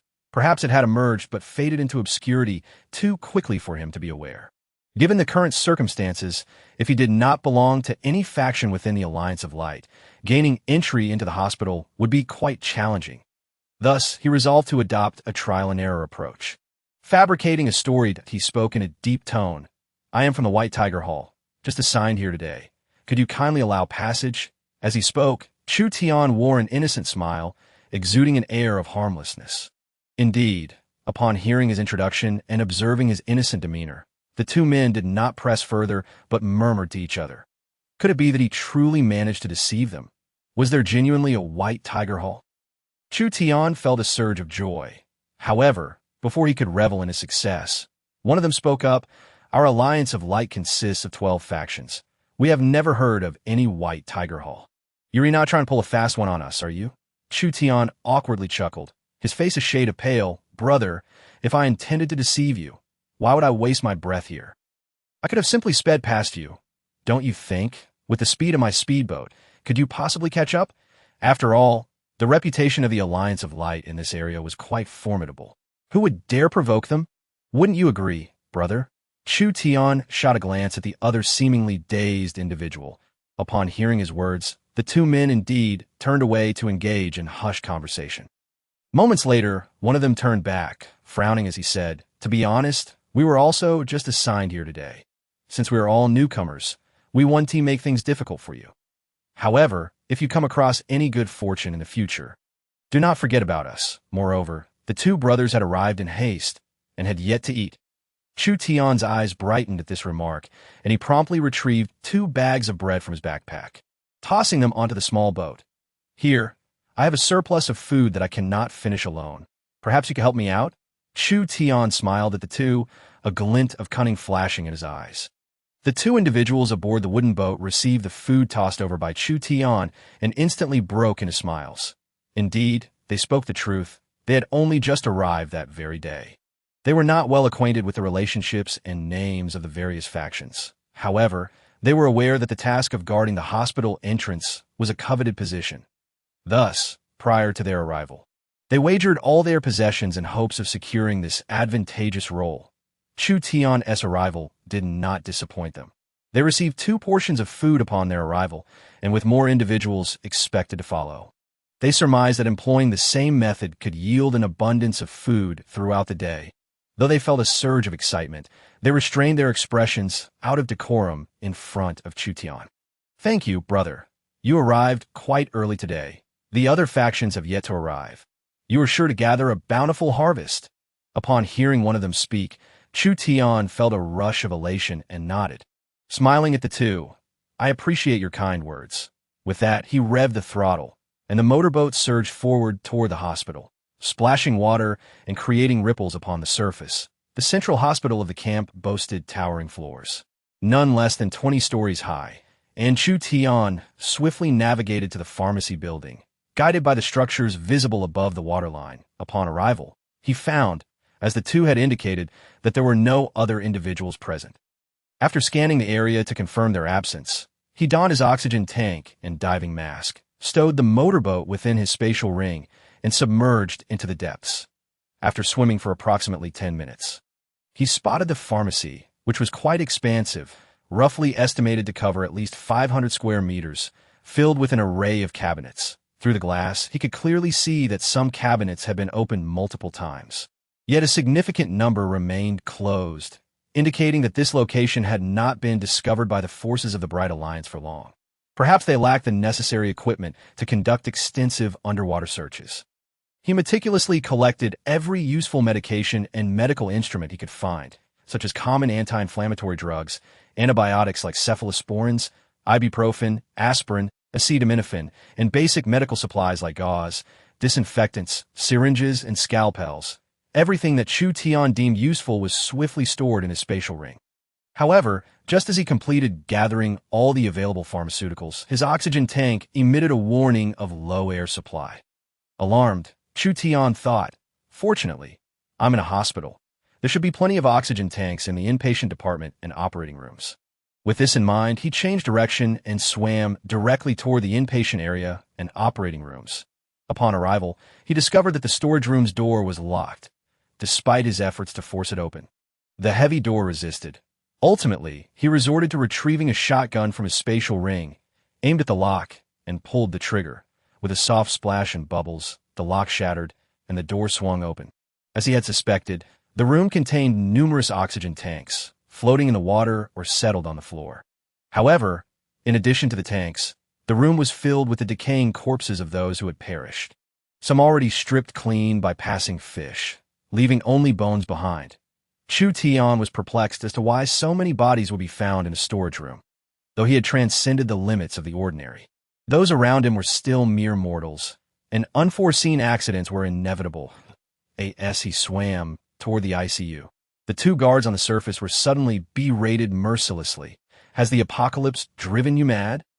You let someone in based solely on their word without even checking their token? Which faction do you belong to?" A larger wooden boat anchored at the hospital's entrance, where 12 individuals stood, their expressions dark with anger, glaring at the two from the smaller boat, who had just allowed Chu Tian entry. Upon hearing the leader's inquiries, the two trembled in fear, realizing the gravity of their blunder. Who could have imagined that the person they had admitted was not affiliated with the Bright Alliance? "I'm asking you, which faction do you belong to?" The leader of the larger boat, a one-eyed man exuding a fierce aura, demanded.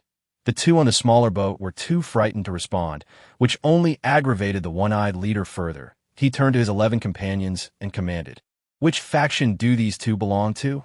Step forward and claim them. If I have to find out myself, there will be no mercy."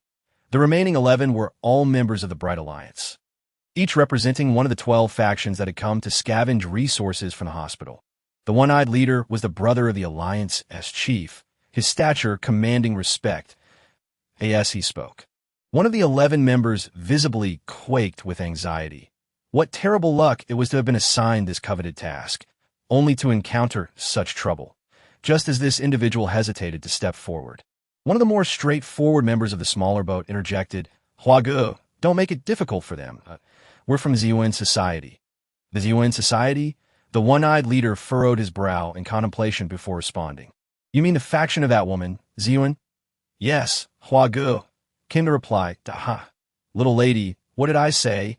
You were bound to fall into my hands eventually." The two on the smaller boat were taken aback and hastily pleaded, "Huagu, please spare us. If this reaches Sister Yuan's ears, our lives will be forfeit. We implore you to show mercy. Enough with the nonsense. If I weren't considering your affiliation with Ziyuan, I'd have already had you chopped up and fed to the fish," the one-eyed leader barked. "Now, get out of my sight." The two exchanged glances, uncertain of what to do, while the others aboard the larger boat grew impatient. "Just leave. You're only obstructing us and wasting our time. Oh, you even think you're worthy, let alone your Ziyuan Society?" "Exactly. You're the weakest among the 12 factions. If it weren't for your leader being a woman, our chief would have disregarded you entirely. You ought to recognize your own insignificance." Faced with such scorn, the two could only nod in resignation, paddling their small boat slowly away from the hospital. At that moment, one of the crew on the larger boat pointed and exclaimed, "Huagu, there seems to be someone over there." The one-eyed leader squinted and turned to look, and indeed, not far from the larger boat, a head suddenly broke the surface of the water. As Chu Tian surfaced, having fully gathered the resources available, he was met with the sight of a large wooden boat speeding towards him. Thwarting his intention to retrieve the motorboat, he assessed the situation, gauging whether the individuals aboard held any ill intentions. If they posed no threat, he had no wish to complicate matters. However, if they were foolish enough to challenge him, he would not hesitate to act. The large boat halted beside him, and a rope was thrown his way.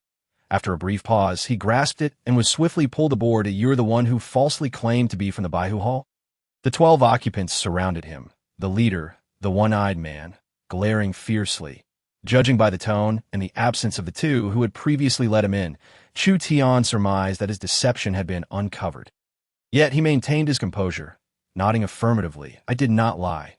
I am indeed from the Baihu Hall." Who are you? His declaration caused the group to pause momentarily in surprise before erupting into laughter. You say you belong to the Baihu Hall? Then let me ask you this. Who is this man? The one-eyed leader mockingly shook his head, pulling forth an individual from the crowd, presenting him before Chu Tian. This man had a square face, dark skin, and a gaunt frame, yet his eyes shone with intensity. With a smirk that danced on his lips, he queried, Kid, I'm the deputy leader of the Baihu Hall. We have 18 members in total. How come I've never seen you before? Upon hearing this, Chu Tian recognized that his ruse had indeed been exposed. Nevertheless, he refused to concede, insisting, I say I'm from the Baihu Hall, so I am. What about you? Why are you pretending? Me? Pretending?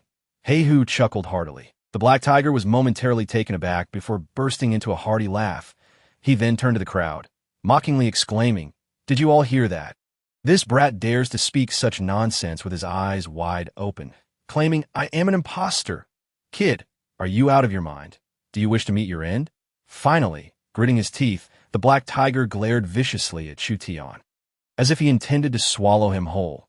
Upon hearing this, the others could not help but laugh, deeming Chu Tian nothing more than a Na'vi clown. Some even expressed pity for him, saying, Why did you have to say that? You chose to accuse the vice leader of the White Tiger Hall of being an imposter. Now you're in for it. Indeed, the black tiger is notorious for his ruthlessness. Having offended him, you are unlikely to have a favorable outcome. Did you manage to loot anything? If you wish to survive, you better hand over what you have. Perhaps there might be a glimmer of hope. After the crowd spoke, the black tiger coldly retorted, You little brat, I shall give you another chance. Speak plainly. Who the hell is lying and impersonating someone from the White Tiger Hall? Chu Tian remained silent for a moment before responding. It is you who is the imposter. There's no saving him now. Someone sighed. The black tiger, now fuming with rage, bellowed, Then let me show you the consequences of crossing me. With that, he drew a steel knife from his waist and lunged at Chu Tian. The others watched with keen interest, eager to see how Chu Tian would respond to the black tiger's aggression. However, what happened next took everyone by surprise. Bang! A deafening gunshot rang out, and the self-proclaimed vice leader of the White Tiger Hall. The black tiger collapsed to the ground, blood soaking the wooden planks beneath him.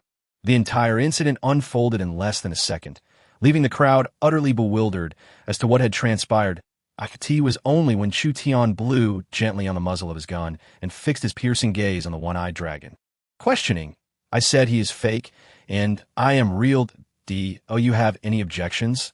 That the crowd began to comprehend the gravity of the situation. Chu Tian's calm demeanor projected an air of authority, etching the faces of those present deeply into their memories. Any dissent would likely result in the next body lying in a pool of blood being theirs. Noticing the silence around him, Chu Tian proceeded to the bow of the ship and with a splash, leapt into the water, vanishing from view. It was not until a considerable time had passed that the one-eyed dragon and the others finally regained their composure. Furrowing his brow, the one-eyed dragon felt a mix of shock and relief at discovering that Chu Tian was armed, grateful that he had not provoked him further. Otherwise, they might have been adding another cold corpse to their ranks. Soon after, a few individuals who were closer to the black tiger emerged to handle his body. Yet throughout the entire ordeal, no one uttered a word about avenging the black tiger. Perhaps their bond with him was not profound. Or perhaps they simply valued their own lives more. In a world where survival was a luxury, risking oneself for anyone else seemed unnecessary. All right, everyone, let us calm down. Do we still need to dive for supplies later? We cannot let this minor incident affect our haul today. The one-eyed dragon's words swiftly pulled the group from their sorrow over the black tiger's demise. The dead were gone, but those who remained must continue to live. In no time, they began donning their oxygen tanks and leaping into the water one by one. However, it seemed that this expedition would likely yield nothing. Meanwhile, behind a nearby building, a small yacht lay hidden. Mingo, it seems this kid is truly not to be trifled with, one individual on the yacht remarked, furrowing his brow as he spoke to the bald man beside him. They had all witnessed the earlier scene. Chu Tian had faced 12 individuals without a hint of panic, and after eliminating one, calmly retreated. The bald man could discern the implications of his subordinate's words. The more composed Chu Tian appeared, the more secrets the bald man suspected he harbored. After all, during their recent looting at the armory, they had found no weapons at all. That it was impossible for one person to have taken everything unless the place had been ransacked prior, though the likelihood of that was slimmer than winning a lottery. Moreover, he noted that Chu Tian's motorboat had seemingly emerged from underwater without a trace, coupled with the fact that he had yet to locate any of his companions who had been guarding the 30 billion in cash. The bald man felt increasingly uneasy. Stop the chatter. Pursue him in the direction he vanished, he commanded. Chapter 87. Do you dare to go? After submerging for approximately 10 minutes, Chu Tian resurfaced, confirming that the coast was clear before retrieving his motorboat and speeding away. He then headed towards the original gas station to collect some gasoline and diesel. Just as he prepared to visit a gold store to gather some gold, he suddenly noticed a commotion on the water surface ahead. Don't move. I discovered these things first. Damn it. Good fortune belongs to the capable. If you want these items, it all depends on your strength. Cut the nonsense. They're headed towards a large building. Let's chase after them. Groups of survivors, seated on makeshift wooden rafts, paddled furiously towards a large building. Chu Tian squinted, noticing what they were pursuing, and felt a surge of excitement. To his surprise, it was a flock of ducks and geese. At that moment, more than 30 ducks and geese were frantically squawking in the water, desperately trying to evade capture by the humans behind them, knowing full well they would be slaughtered. The flock swam with all their might toward the building, as if it were their home.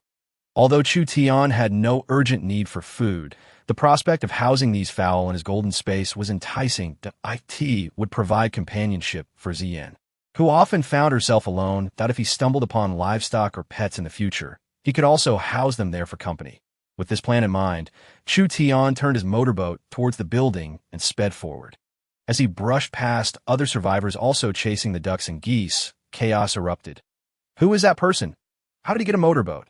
No need to be shocked. Hurry up and paddle. Can't you see he is also after those ducks and geese? If we're late, we might end up with nothing. Even if we paddle our hardest, we can't compete with his motorboat. I think we should band together, surround him, or we'll all go hungry. The survivors on the wooden rafts quickly reached a consensus and paddled towards the building, intent on blocking all exits. Meanwhile, Chu Tian's motorboat sped ahead, completely unaware of the discussions behind him. He charged into the building, cornering the flock of ducks and geese, and then, taking advantage of the chaos, waved his hand. In an instant, the 30-plus birds vanished before him, absorbed into his golden space. Gaggle, gaggle, gaggle, at that moment. Within the golden space, Ziyan was diligently tending to her crops when a sudden commotion startled her. What on earth? She exclaimed. Despite her initial outrage, upon seeing the flock of poultry, her heart swelled with happiness. At least she was no longer alone in the golden space.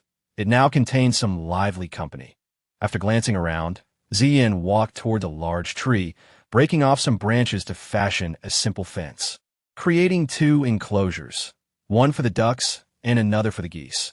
While Ziyan was busy orchestrating her poultry showdown in the golden space, outside, Chu Tian found himself surrounded by a group of suspicious individuals. Kid, you were acting sneaky earlier. You don't seem like a good person. Tell us, where have you hidden those ducks and geese? One of them demanded menacingly, brandishing a paddle. Surveying the crowd, Chu Tian noted there were no fewer than 20 people and chuckled to himself. You really overestimate me. Less chatter. Today you either hand over those ducks and geese and we'll let you go, or we'll make a meal out of you.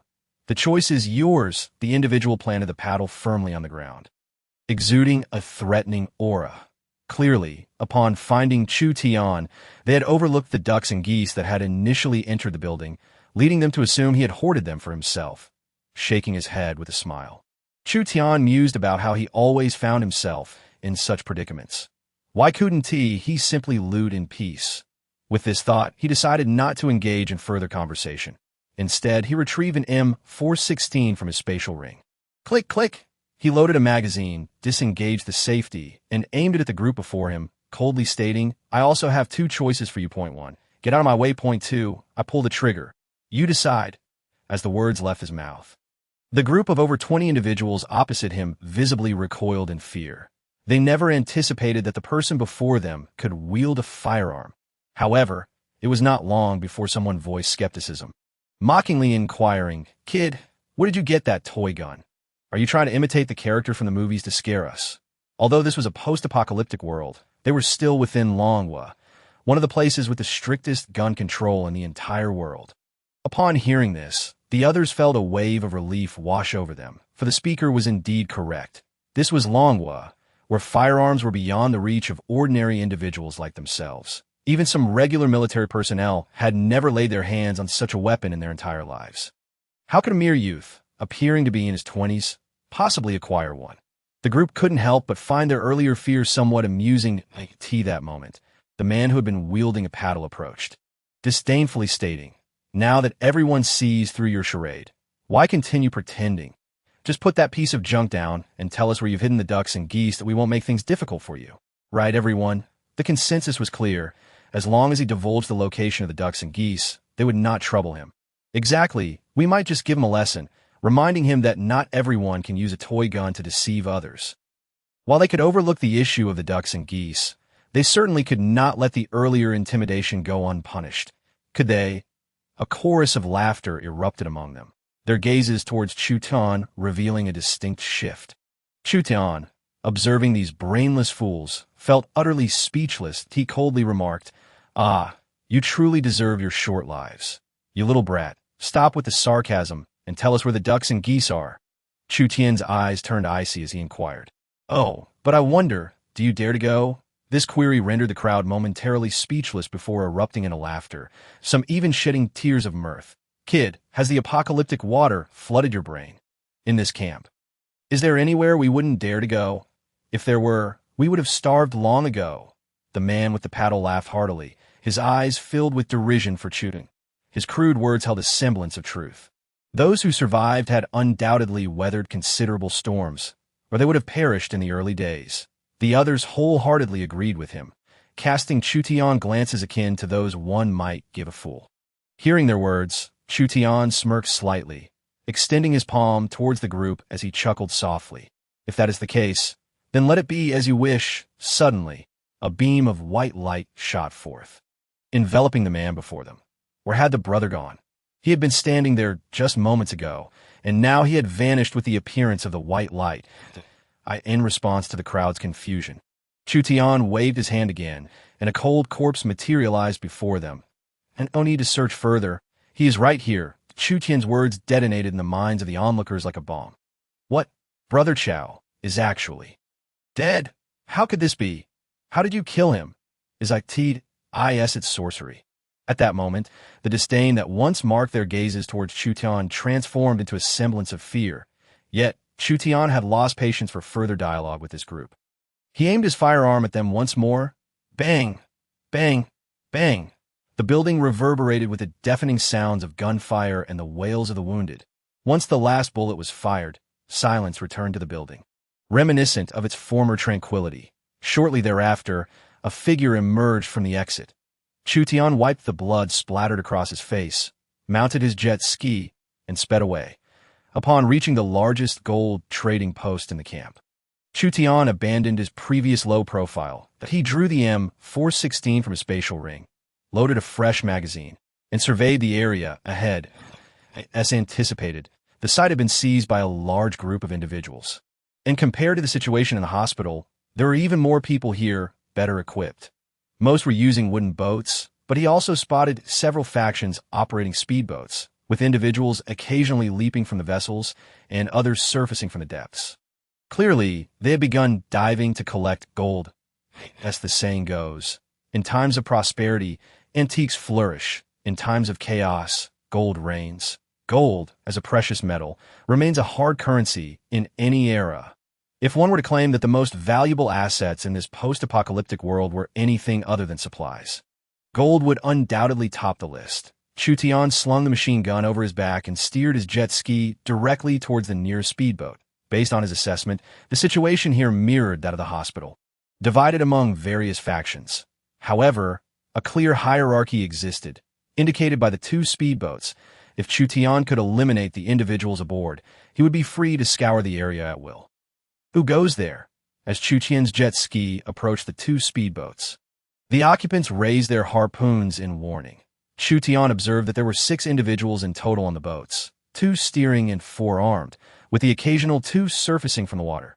This group seemed to be the main crew, for his arrival had not drawn the attention of the other wooden boats, and he even detected a hint of relief in their expressions. This time, Chu Tian refrained from idle chatter. He removed the gun from his back, aimed it skyward, and fired 3 rounds that he then coldly commanded, "Hand over all the gold you've collected. Otherwise, I will show no mercy." Having been ambushed twice before, Chu Tian now adopted a more brazen approach, circumventing unnecessary complications. As expected, upon revealing his weapon, the occupants of the 2 speedboats wilted, the earlier bravado dissipating entirely. One individual stepped forward, smiling as he addressed Chu Tian. "Brother, we are from the Black Dragon Society. May I ask which faction you belong to? Perhaps our leaders are acquainted, and we wouldn't want any trouble." Click. Chu Tian leveled his gun at the speaker, cursing, "Stop mentioning the Black Dragon and White Tiger. I want your gold right now. Hand it over quickly, or I will execute him." With that, he fired several more shots into the air. Seeing that Chu Tian was impervious to negotiation, the crew on the speedboats, desperate to save their lives, began wrapping the gold in cloth to toss over to him. Yet at that moment, Chu Tian interjected, "Wait, not so fast. You go notify everyone nearby to come over." Chu Tian pointed his gun at one of them and instructed.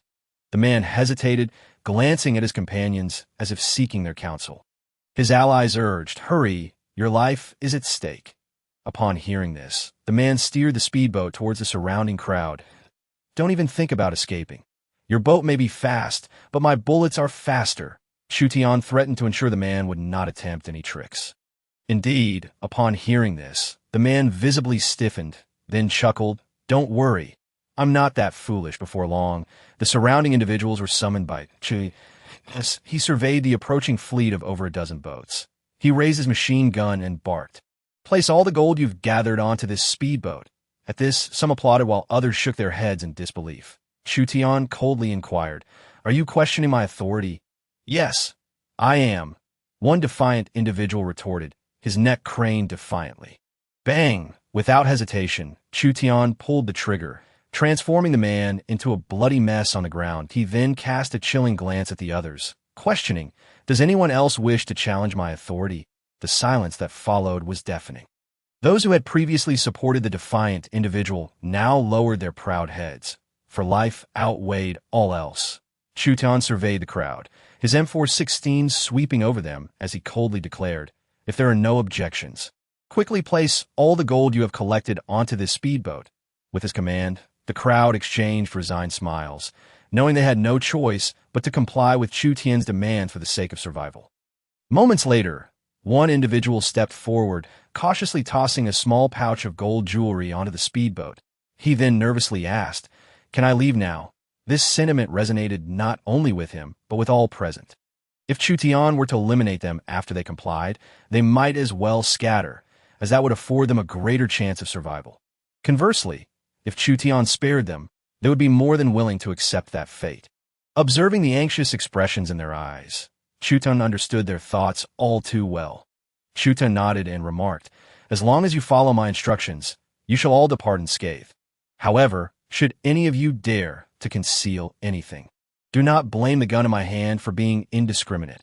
Upon hearing this, one individual trembled, and, after a moment of hesitation, he slowly retrieved several gold rings from his trousers, carefully tossing them towards the speedboat. Chu Tian nodded and coldly commanded, "Now, leave swiftly." "Very well, very well." The man hurriedly instructed his companions to row the boat away quickly as the vessel set sail. Chu Tian called out to those nearby. Next, soon, the dozen wooden boats had all surrendered the gold they had collected. Finally, Chu Tian pointed to the individuals on the 2 speedboats and instructed, "Hand over the gold, then jump into the water, da-da." One of them gasped in disbelief at Chu Tian, but before he could voice his thoughts, he was silenced by a companion. "We will jump, we will jump," the man muttered into the ear of his comrade. Despite their hushed tones, Chu Tian overheard and gestured towards the still stationary wooden boat, saying, "Take them aboard." The group, who had been preparing to depart, wore expressions resembling those who had tasted something vile, yet they begrudgingly brought the individuals from the speedboats onto their wooden vessel.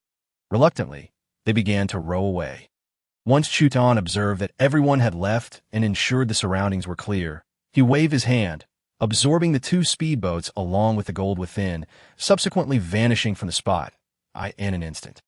Chu Tian found himself inside the spatial ring, where he collected the gold from the speedboat and moved aside the heavy objects in front of the golden door to enter. Upon entering, he was astonished to discover that significant changes had occurred in just half a day. Several plots of land had emerged in the open space, and two fenced areas had been established, housing the ducks and geese Chu Tian had gathered that day to tea that moment. Yuan was crouched down, burying seeds in the ground. Seeing this, Chu Tian smiled knowingly and stealthily approached Ziyuan from behind, then lifted her into his arms. "Ah, who? Let me go!" Ziyuan exclaimed in surprise, letting out a shrill scream. However, Chu Tian chuckled playfully, saying, "I want to let go. How could I bear to release such a captivating beauty?" As Ziyuan struggled fiercely, upon recognizing Chu Tian's voice, she playfully pouted, how annoying. Always teasing me." Chu Tian leaned in and placed a kiss on her smooth, delicate face. "I assent to it because I like you." With that kiss and a few sweet words, Ziyuan instantly ceased her struggles, melting into Chu Tian's embrace. "I knew you were all talk." Ziyuan sighed contentedly, then asked, "By the way, why are you still collecting gold after gathering so much at home? What do you need all this gold for?" Ziyuan was quite perplexed, considering that in this apocalyptic world, resources were the most valuable commodities. Chu Tian chuckled, gently brushing his fingers against the tip of her nose, and replied, "I came in to discuss something important with you." "Really?" Ziyuan felt a thrill of sweetness at the thought of being privy to Chu Tian's secrets, which signified her importance in his eyes. Chu Tian nodded and addressed the air, saying, "Shao Kong, absorb this gold and tell me how much we have left to collect." Ziyuan paused, watching Chu Tian speak to the empty air. Bewildered as she asked, "Chu Tian, who are you talking to?" Before she could finish her sentence, a voice sweetly interrupted. "Understood, master. Please hold on." Who is speaking?" Ziyuan was startled by the sudden voice of a young girl, feeling a chill run down her spine. After all, she had spent nearly a day here, seeing no one but Chu Tian, with no one else around. Could it be? Ziyuan's mind raced with fear, and she clutched Chu Tian's arm tightly, unwilling to let go. Chu Tian, aware of her apprehension, quickly reassured her, "Do not be afraid. The one speaking is the spirit of this spatial ring, known as Shao Kong." The spirit of the spatial ring? A ring spirit? Just like in those fantasy novels? Ziyuan was initially taken aback, but soon began to piece together the concept based on her understanding. After receiving Chu Tian's confirming nod, she accepted it, although still bewildered. After all, she was currently within the confines of the spatial ring. What could be deemed impossible? Whenever you feel bored, you can chat with Shao Kong. Although she is not yet complete, basic communication is still possible. Chu Tian gently patted his head and added, "If I come across any small pets in the future, I will make sure to bring them in to keep you company." Hearing this, Ziyuan nodded happily. Though she playfully complained, "It seems you really intend to keep me locked away here for a lifetime, as your cherished wife in this golden abode." Chapter 90. A heavy burden lies ahead. Chu Tian wrapped his arm around his slender waist and playfully squeezed. Teasing, "What's this? You don't want to be my cherished wife." "Who wants to be your cherished wife? I never said I would marry you." Ziyuan's cheeks flushed as she pushed against Chu Tian. But his strength was too great, and instead of pushing him away, her resistance only made his grip tighter, eliciting a soft whimper from her. Chu Tian felt immense joy at her reaction. Yet he had pressing matters to attend to, so he forced himself to suppress his thoughts. Master successfully absorbed 1,398 grams of gold. There remains 48,602 grams. The gold space can be upgraded again to that moment. Shao Kong had completed the absorption of the gold Chu Tian had brought. Hearing this, Chu Tian nodded in resignation and remarked, "So, there are still 48,000 grams left. It seems we have a long way to go." And, having heard Shao Kong's words, curiously asked, "Chu Tian, will anything change once the gold space absorbs enough gold?" Chu Tian nodded and recounted the initial 10 square meter space and its transformation. Ziyuan listened, marveling at the wonders of the world. Simultaneously, she realized that Chu Tian's physical condition had improved after drinking from the Scarlet Heart Spring. "No wonder I've felt so light lately. Even working the fields doesn't tire me out. That tea must be connected to drinking from the Scarlet Heart Spring." right? Chu Tian could not deny this. But if that were true, it would undoubtedly be a tremendous advantage for him. He could bring the water from here out and forge a remarkably powerful team. At that point, the entire camp would be at his command. And he might even conquer the entire Jin province. However, just as Chu Tian reveled in these thoughts, Shao Kong suddenly interjected. The water from the Scarlet Heart Spring cannot currently be taken out, and not everyone who drinks from it will enhance their physical abilities. Chu Tian and Ziyuan exchanged glances before he inquired. Why is that? Based on my currently fragmented memories, the primary reason Ziyuan, the mistress, can alter her physique is due to her union with you, Master, coupled with her inexplicable connection to the heart of the ocean. Only through consuming the water from the Scarlet Heart Spring can her physique be enhanced. However, if you wish to grow stronger in the future, you and the mistress will need to practice the dual cultivation method in the spring, and your power will increase day by day. Shao Kong elaborated extensively, and both Chu Tian and Ziyuan grasped the essence of her message that, in simple terms, only Ziyuan could currently alter her physique by drinking from the Scarlet Heart Spring to continue enhancing their strength. Chu Tian and Ziyuan would need to engage in intimate activities in the spring. This was unique to them, though Chu Tian felt a tinge of disappointment at being unable to fulfill his previous plans. The prospect of increasing their strength through dual cultivation quickly overshadowed his discontent. Meanwhile, Ziyuan's face turned crimson upon hearing Shao Kong's words.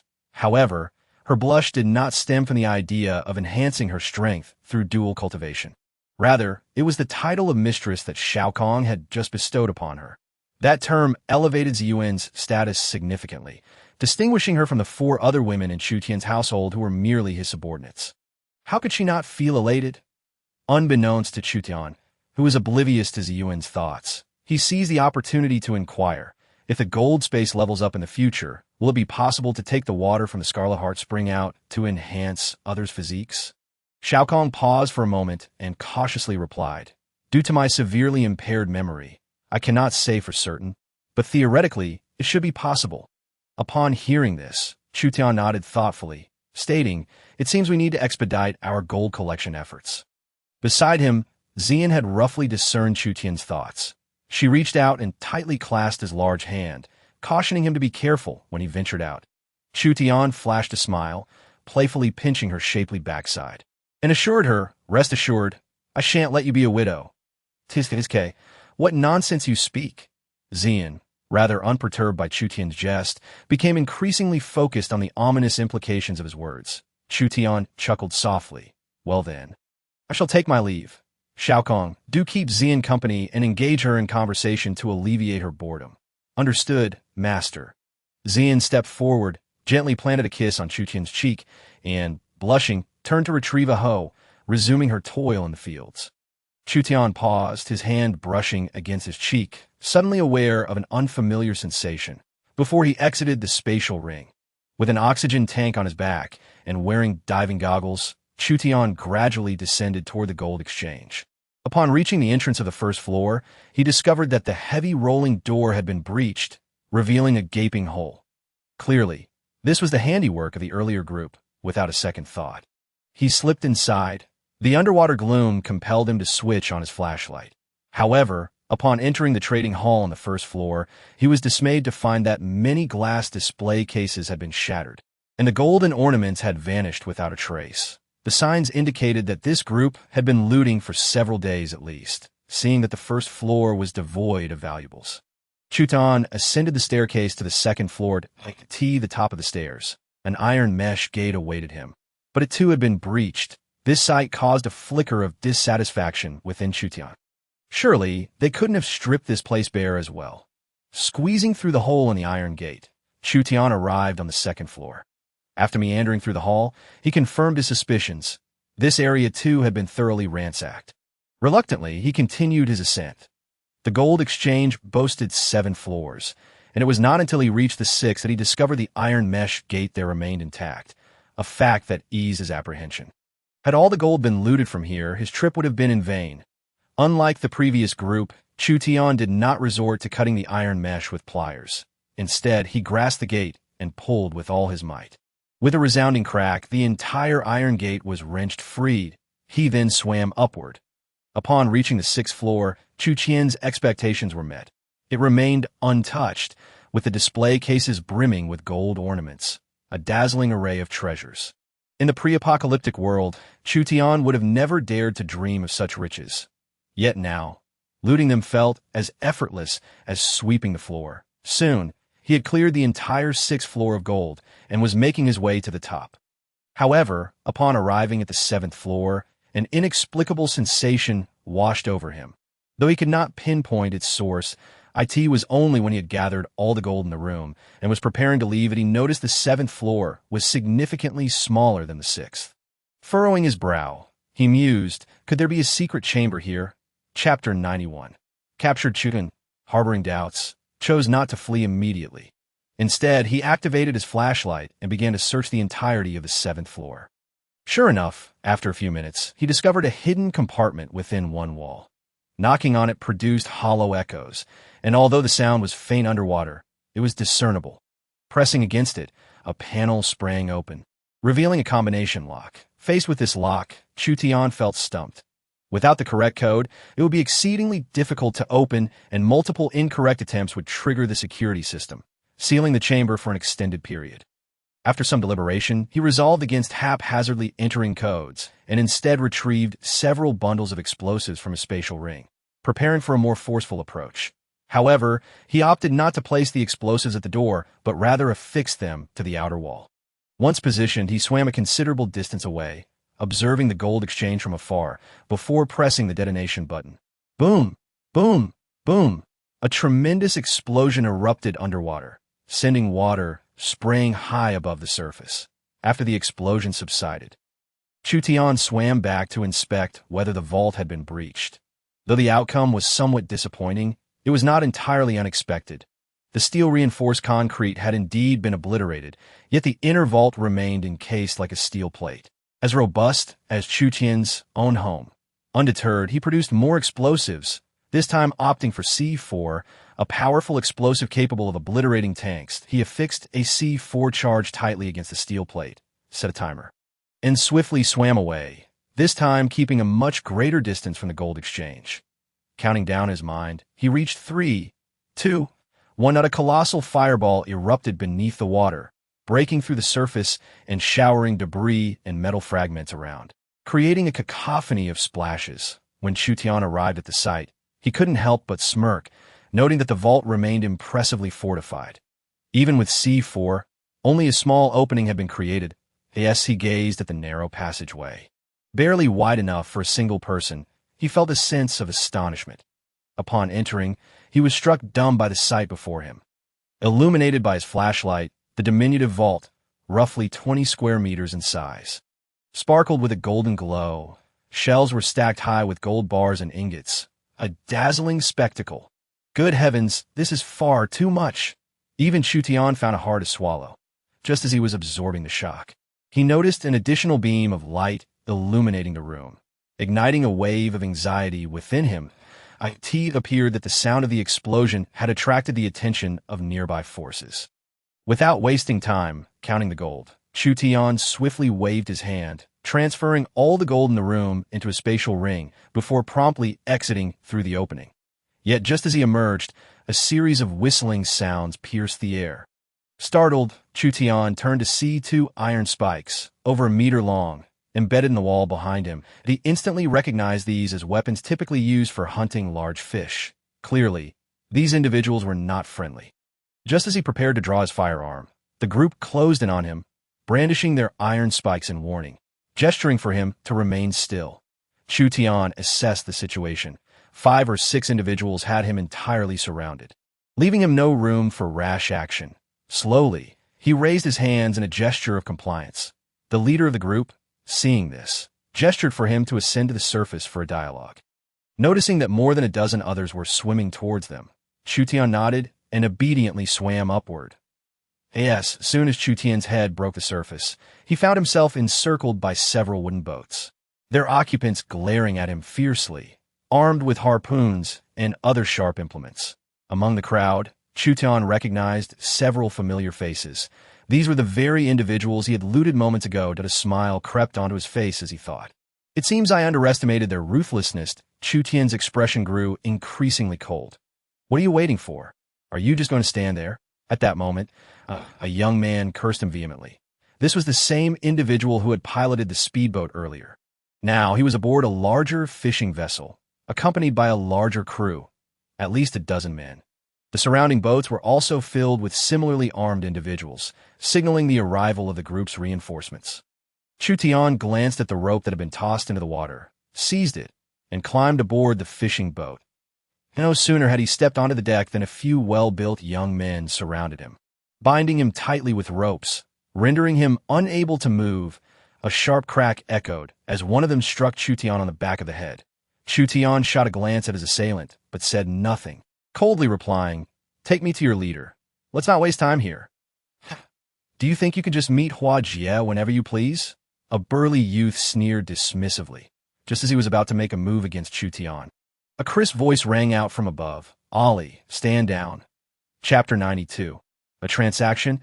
As Ollie raised his fist, poised to strike Chu Tian's cheek, a sudden, crisp voice rang out from above, halting him. Ollie looked up, his expression unmistakably one of helplessness. Gritting his teeth as he uttered, "Sister Hu," the same moment, Chu Tian also glanced up, yet due to a cloud drifting away just then, blocking the sun's rays, he was unable to open his eyes fully and failed to discern the person's features. "Yes, Sister Hua." Upon hearing this, Ollie resignedly spoke to a few robust young men nearby. "I'm going for a smoke. You all take him up to meet Sister Hua." Understood. The sturdy young men nodded and began to usher Chu Tian toward the second-floor platform. Before long, Chu Tian found himself brought into the cockpit on the second floor. As he entered, a strong scent of fish wafted through the air, causing him to wrinkle his nose involuntarily. However, upon seeing the woman seated in the foremost position, he was momentarily taken aback. He had expected the woman referred to as Sister Hua to be nearing middle age, yet she appeared to be merely in her 20s, strikingly youthful and beautiful. Though she wore somewhat tattered fisherman's attire, her skin was remarkably fair, and her features were exquisite, embodying a beauty that could topple nations. There was, however, a hint of harshness and coldness in her demeanor that created a palpable sense of distance. What shocked Chu Tian the most was that this woman was smoking, not a cigarette, but a pipe. Such an item had become exceedingly rare even before the apocalypse, and even more so afterward. Yet, given Ali's address, it was clear that this woman was their leader. To command such burly men in this post-apocalyptic world, one would need considerable prowess. Otherwise, she would have long been reduced to a mere plaything for others. Upon seeing Chu Tian, Sister Hua gestured for those behind her to leave. However, the robust young men hesitated, expressing their concerns. "Sister Hua, this kid has a gun and is quite cunning." Sister Hua furrowed her brows and retorted coldly, "Do you think I'm ignorant and need your reminders? But there's no but. Get out and wait outside." Her tone was exceedingly authoritative, and though the young men were reluctant, they complied, exiting and closing the door behind them, leaving only Chu Tian and Sister Hua in the room. Sister Hua leaped down from her seat, examining her pipe while circling Chu Tian, scrutinizing him from head to toe.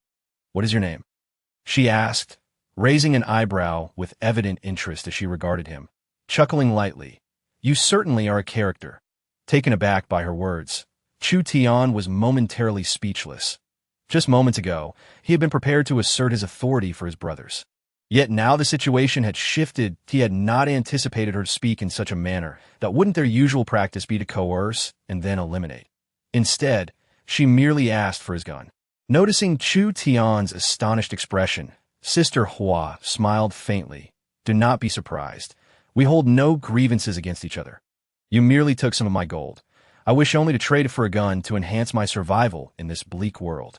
You may consider it a mere transaction, nothing more."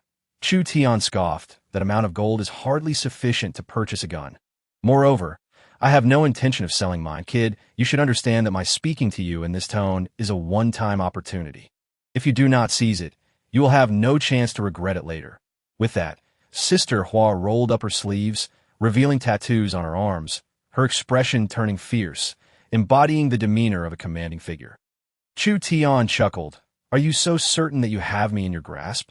At this, Sister Hua paused, then burst into hearty laughter, exclaiming, "You're already in my clutches. Do you still entertain the notion of escaping? Afterward, she waved her hand dismissively, continuing, Forget it. Ollie mentioned you wielded an automatic rifle, a rather substantial weapon, which you clearly do not have on you, likely hidden underwater, and I won't waste my breath with you.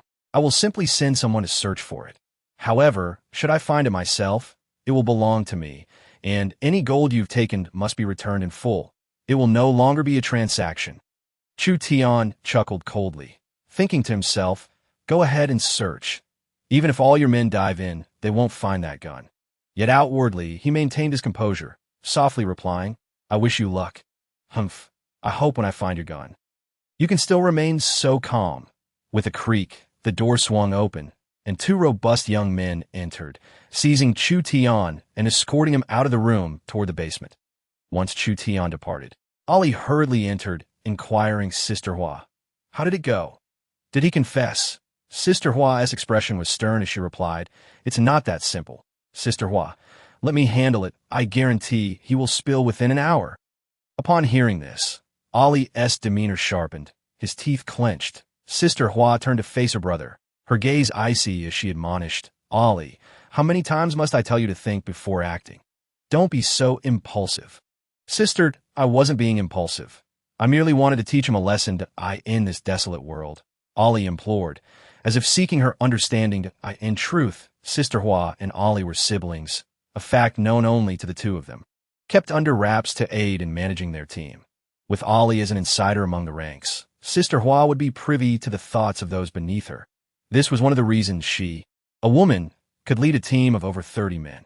Hearing her brother's words, Sister Hua delivered a sharp smack to his head, scolding him in frustration. Isn't that impulsive? How was I impulsive? Ollie responded. Bewildered, Sister Hua shot him a reproachful glare and elaborated. Let me ask you, with the apocalypse having lasted this long, Haven T, we encountered numerous adversaries. In all this time, have you seen anyone possess a gun? Sister, just say what you mean. Don't beat around the bush, Ollie replied, his expression pained. In this world, those who wield guns or explosive cannot possibly be ordinary. Even before the apocalypse, acquiring such items was exceedingly difficult. Those who possess them now must hold significant status. You truly believe they are common folk? Sister Hua's expression grew serious as she articulated her thoughts. This was also why she had refrained from behaving recklessly in her earlier conversation with Chu Tian. In her view, someone capable of obtaining both firearms and explosives must possess an extraordinary background. Upon hearing this, Ollie's expression turned grave, and he gasped, Sister, are you suggesting that this kid might be a military or police personnel? Or perhaps affiliated with some official faction we are unaware of? Everyone in Longwo understood that those who wielded such dangerous items were either military personnel or individuals of considerable wealth. Sister Hua nodded, adding, At the very least, this person must be a scion of the powerful, belonging to a realm beyond our reach. Otherwise, how could he possibly have acquired such weapons at such a young age? Now it makes sense that, if that is the case, this kid, riding a jet ski, dressed flamboyantly with fair, lustrous skin, hardly resembles someone who has endured the apocalypse. Furthermore, his possession of a rifle and explosives, everything falls into place. Ollie realized enlightenment washing over him. Simultaneously, he felt a pang of fear regarding his earlier impulsive thoughts. He understood that offending such a person could lead to endless retaliation, and a single misstep could cost him his life. Hearing Sister Hua's analysis, Ollie felt a sense of dread, and he quickly said, Sister, are you still planning to keep him locked up? If their people find out, won't we be in trouble? Sister Hua let out a cold laugh. We never instigate trouble, but we also do not shy away from it. I intended to exchange the gold you seized for the gun in his possession, but he refused. Why keeping him imprisoned? It won't be long before his faction sends someone to look for him, and then we can make contact with him. Sister, you plan to leverage this kid to negotiate with his backing faction? Ollie interjected, his eyes lighting up. Sister Hua's eyes sparkled with rare satisfaction as she replied, Exactly. Since he is unwilling to sell us the gun, we shall procure items from the forces backing him. With this kid in our grasp, there's no fear they won't agree to a deal. Am I right, Sister? Ollie, as if suddenly enlightened, articulated Sister Hua's thoughts perfectly. Upon hearing her brother's words, Hua Jie felt a sense of comfort and patted Ollie on the shoulder, smiling as she said, "Hurry up and grow up. Your sister is feeling a bit weary." Sis, give me some time. I will," Ollie replied, naturally sensing his sister's desire to step back from the forefront, prompting him to scratch his head in acknowledgement. Just then, two piercing screams suddenly echoed from the hole below. Hua Jie's nerves jolted, and she exclaimed, "Not good! Quickly, let us check it out." With a swift stride, Ollie dashed into the entrance of the hold. With Hua Jie closely following, observing the scene, other robust young men also rushed to join them. "Ollie, what has happened?" Hua Jie anxiously inquired, glancing towards Ollie, who stood in the hold. Ollie's face was ashen, fists clenched tightly. He turned slightly to reveal two individuals lying unconscious on the ground. He spoke in a deep voice. A Ling and a Fei had been knocked out by that kid. "What?" Hua Jie stepped forward, lowering her gaze to the two unconscious figures, her expression tightening as she pressed. "Where is that kid?" The dimly lit hold of the fishing vessel left little room for concealment, and if Chu Tian had hidden away, he could potentially launch a surprise attack. However, as Hua Jie cautiously scanned her surroundings, she suddenly noticed a large hole in the wall beside her, through which light from outside poured in. This kid has escaped? Hua Jie could hardly believe it. How could such a massive breach, nearly 20 centimeters wide, have been made? How on earth did he manage that? When I arrived, he just jumped out from here. But I was too concerned about their condition to pursue him. Ollie's face was etched with resentment towards Chu Tian, his fists clenched tightly. "Damn it." Upon hearing Ollie's words, Hua Jie barked sternly. "Someone, go chase after him immediately." "Yes," several sturdy young men responded in unison, hastening towards the deck. Yet, just as they prepared to ascend the stairs, someone rushed down from above, exclaiming, "Hua Jie, it's bad. The gold underwater has vanished. Even the gold from the secure vault is gone." "What?" Hua Jie and Ollie exclaimed in unison, their eyes widening in disbelief. "How is this possible? That kid was all alone. How could he have taken all that gold? Moreover, when they captured him earlier, he clearly had nothing on him. Where could he have hidden the gold?" Ollie felt as if his head might explode. This. Hua Jie squinted her eyes, taking a sharp breath, and exclaimed, "Could it be that he wasn't alone underwater?" "Hua Jie, are you suggesting?" Ollie's body trembled at her words, continuing, "You mean that there were companions of his hidden underwater who, while we were distracted, broke the hull and rescued him?" Hua Jie nodded silently, her gaze falling upon the two individuals lying on the ground, her voice heavy. "Once they awaken, we must inquire.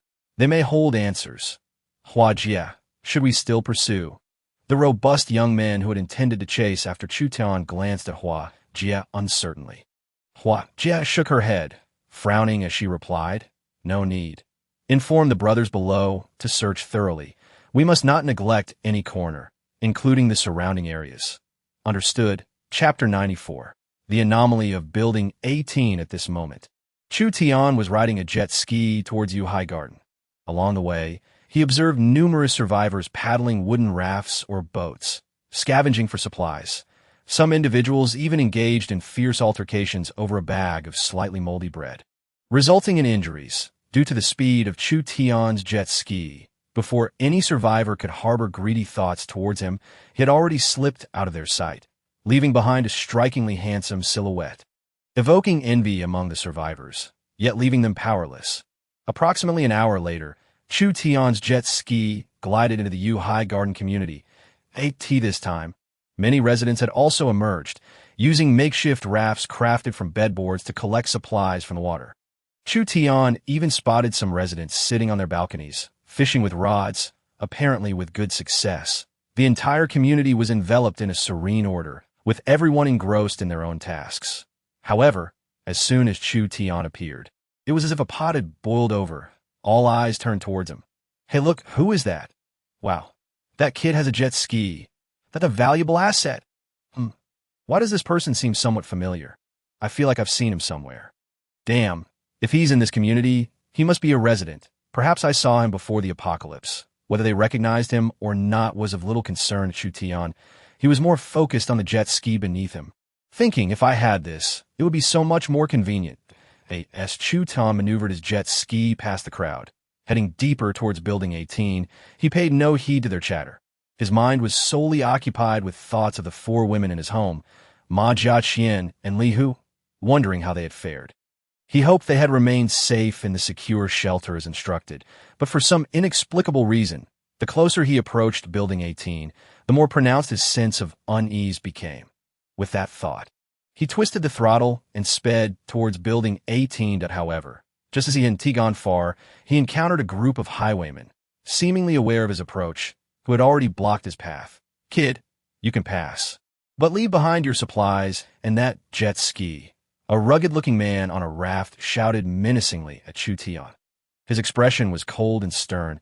He was about to draw his M416 to take out the men before him when he noticed a familiar face among them. Tentatively, he called out, "Boss Jean?" Upon hearing his name, the man at the back of the raft looked up sharply. Indeed, it was the leader of Building 17, Boss Jean, whom Chu Tian had encountered on his way to Building 17. Upon recognizing Chu Tian, Boss Jean visibly trembled, inwardly lamenting, "Did I forget to check the almanac before stepping out today? How did I run into this disaster so soon?" The younger men in front were unaware of Boss Jean's thoughts and continued to bark at Chu Tian.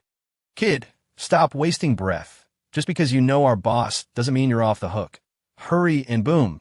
Before the young man could finish, Boss Jean kicked him in the water, causing a splash. "You little brat. How many times must I tell you to speak politely?" Boss Jean scolded the young man in the water, all the while keeping an eye on Chu Tian to gauge his reaction. The young man, bewildered by his boss's actions, thought, "Speak politely? We're out here robbing. What with the civility?" Although confused, he recognized that Boss Jean must have his reasons, so he opted to remain silent. "Chu Tian, what a coincidence. Are you out here looking for supplies as well?" Boss Jean smiled broadly, addressing Chu Tian once he confirmed that Chu Tian was not angry. "Boss Jean, have you recruited new underlings?" "Hee, just trying to make a living." Boss Jean's smile was unwavering. Chu Tian waved his hand, not wanting to engage in lengthy conversation, urging, "Then let me pass quickly. I have urgent matters." Sure. I'll clear the way." Boss Jean waved his hand, commanding the young men on either side of the rafts, "Brothers, step aside quickly. Let Brother Chu pass." Before long, the rafts on both sides moved aside, revealing a clear waterway leading to Building 18. "I'll be on my way then." Chu Tian nodded at Boss Jean, twisting the throttle as he sped through. Just then, the young man who had fallen into the water climbed back onto the raft. Looking at Boss Jean in confusion, "Boss, who is this kid? Why are you so afraid of him?" Smack. Boss Jean slapped him on the head, still shaken. "You know, the 13 protectors of Building 17 have dwindled to just 5. All thanks to him." "What? This kid killed so many of our brothers." The young man gasped, realizing that Chu Tian was, in fact, Boss Jean's sworn enemy. "Then why are you still?" The young man was taken aback, unable to comprehend. Boss Jean sighed deeply and said, "Some enemies can be avenged, but some that, even knowing they are enemies, cannot be crossed." Boss Jean yearned for revenge, but his strength did not permit it. Meanwhile, as Chu Tian drew nearer to Building 18, his urgency intensified. As he arrived at Building 18, 2 individuals suddenly emerged from a window on the 11th floor, their gazes wary as they scrutinized Chu Tian. "Who are you? What business do you have at Building 18? Upon hearing their words, Chu Tian was momentarily taken aback, an ominous premonition stirring within him. "Do you not recognize me?" The 2 exchanged glances, both shaking their heads, then turned their attention back to Chu Tian, inquiring, "Who are you?" This further confirmed for Chu Tian that something amiss had transpired at Building 18. Consequently, his expression hardened as he reiterated, "My identity is of little consequence. Summon Li Hu and Ma Jiaqian to meet me." Chu Tian distinctly recalled instructing Ma Jiaqian and Li Hu to seal all windows on the 11th floor, leaving only one point of entry. Observing the situation around him, it appeared as he had commanded. However, upon hearing Chu Tian's words, the 2's faces shifted dramatically, and one of them hurled a steel knife at Chu Tian. Whoosh! Chu Tian, quick on his feet, deftly sidestepped the attack. "What are you doing? Why resort to violence over mere words?" Chu Tian was taken aback. "The boss said that anyone who mentions those 2 names is our enemy. Clearly, that is you." The guard at the entrance harmonized, their eyes fixed on Chu Tian, brimming with hostility. Yet upon hearing this, Chu Tian's heart sank, and he pressed, "What do you mean by saying anyone who mentions those names is your enemy? Are those two individuals also your foes?" One of them retorted sharply, "Enough of your nonsense. As long as we are here, you shall not pass through this door. Xiaozhong, go inform the boss that we have an enemy here and request reinforcements to apprehend this scoundrel." Understood. Upon hearing this, Chu Tian surmised the situation. It seemed that Building 18 had been overtaken by others, and his former subordinates had evidently become adversaries of this new group. Moreover, their fate appeared grim. If that were the case, what of his four women? This thought crossed his mind. A jolt of alarm struck him, and he silently prayed, "Please, do not foolishly venture out of the safe house." Crack! Observing one of them preparing to leave, Chu Tian swiftly drew his M416, aiming it at the two and commanding sternly, "Stay put if you wish to live. Don't act impulsively." One of them raised a hand in a placating gesture. Chu Tian's voice was cold as he ordered, "Hands on your heads. Crouch in the corner. Now." Reluctantly, the two complied. The moment they crouched, Chu Tian leaped through the window, after confirming that no one else was in the room. He turned back to the two, his voice icy as he declared, "I will ask, and you shall answer. Should I find your responses unsatisfactory, you can expect nothing but bullets. Of course, big brother, feel free to ask anything. We will share all we know," they replied in unison, dutifully huddled in the corner. "What is the name of your boss?" "Her name is Chu Tian." Chu Tian was taken aback, verifying, "Did you say your boss is named Chu Tian?" "Indeed, that is correct. We speak nothing but the truth." "Have you met your boss? What does she look like?" Chu Tian pressed further, "I have seen her just once upon my arrival." "Quickly, describe her appearance." Chu Tian suspected that someone might be impersonating him. "She is very beautiful, a true beauty." The individual hastily replied, fearing for his life that a beauty. Chu Tian was stunned once more, asking incredulously, "Are you telling the truth?" "Absolutely." The man raised 3 fingers in a solemn vow, swearing, "If I lie, may heaven strike me down." He then proceeded to describe her features. Chu Tian nodded, sensing that the individual was likely not deceiving him. However, the description did not match any of his 4 women, indicating the presence of another. Unable to fathom who it could be, he directly inquired, "In which room does your boss reside? How is security arranged in this building?" The two exchanged glances, a silent understanding passing between them. Noticing this, Chu Tian warned sharply, "Do not attempt any tricks. This is your final warning." The two trembled at his words, finally gritting their teeth and responding, "Our boss resides in room 2702-AS for the security. There are typically 2 guards on each floor, but we're the guard for the 11th floor. Room 2702, Chu Tian's expression hardened as he murmured, "Is it her?" The enigmatic woman in that room, who has never shown her face. While Chu Tian was acutely aware of the happenings at Building 18, the occupants of room 2702 remained a mystery. It seemed he had indeed stepped into a trap. Chu Tian then turned to the two again, asking, "What about the occupants of room 2701? And where are Li Hu and Ma Jiaqian?" Both shook their heads, stating, "Since our arrival at Building 18, we have remained on the 11th floor and have not ventured up. So we know nothing of the conditions on other floors." Another added, "Indeed, we receive our meals and messages daily from someone. Regarding Li Hu and Ma Jiaqian, we only know their names. We have no knowledge of who they are. We were merely instructed to treat anyone mentioning those names as an enemy and eliminate them." Hearing their words, Chu Tian fell into deep contemplation, realizing that this individual was indeed cautious, and he could not afford to underestimate him. Perhaps only by confronting her directly could the truth be unveiled. With this thought in mind, Chu Tian addressed the two. "Stand up." The two exchanged puzzled glances but complied. "Turn around." Chu Tian commanded again. "Huh." The two sensed an encroaching fear, nervously asking, "Why must we turn around?" "You wouldn't mean to?" Bang! Bang! Chu Tian raised his rifle and delivered 2 swift blows to their heads, rendering them unconscious on the floor. Such chatter! He then departed, rifle in hand, and made his way to the 12th floor. Upon reaching the 12th floor, he found the situation precisely as the two on the 11th had described. 2 unfamiliar faces were stationed at the stairwell, guarding the entrance. The moment they spotted Chu Tian, they immediately tensed, barking, "Who goes there? How did you get in?" "We're the guard from the 11th floor." Observing the weapons in their hands, Chu Tian swiftly aimed his gun at them, commanding firmly, "Drop your weapons, and I shall not cause you any trouble." The two were taken aback, realizing that this stranger was armed. Noticing they remained motionless, Chu Tian reiterated his warning, "Lay down your arms."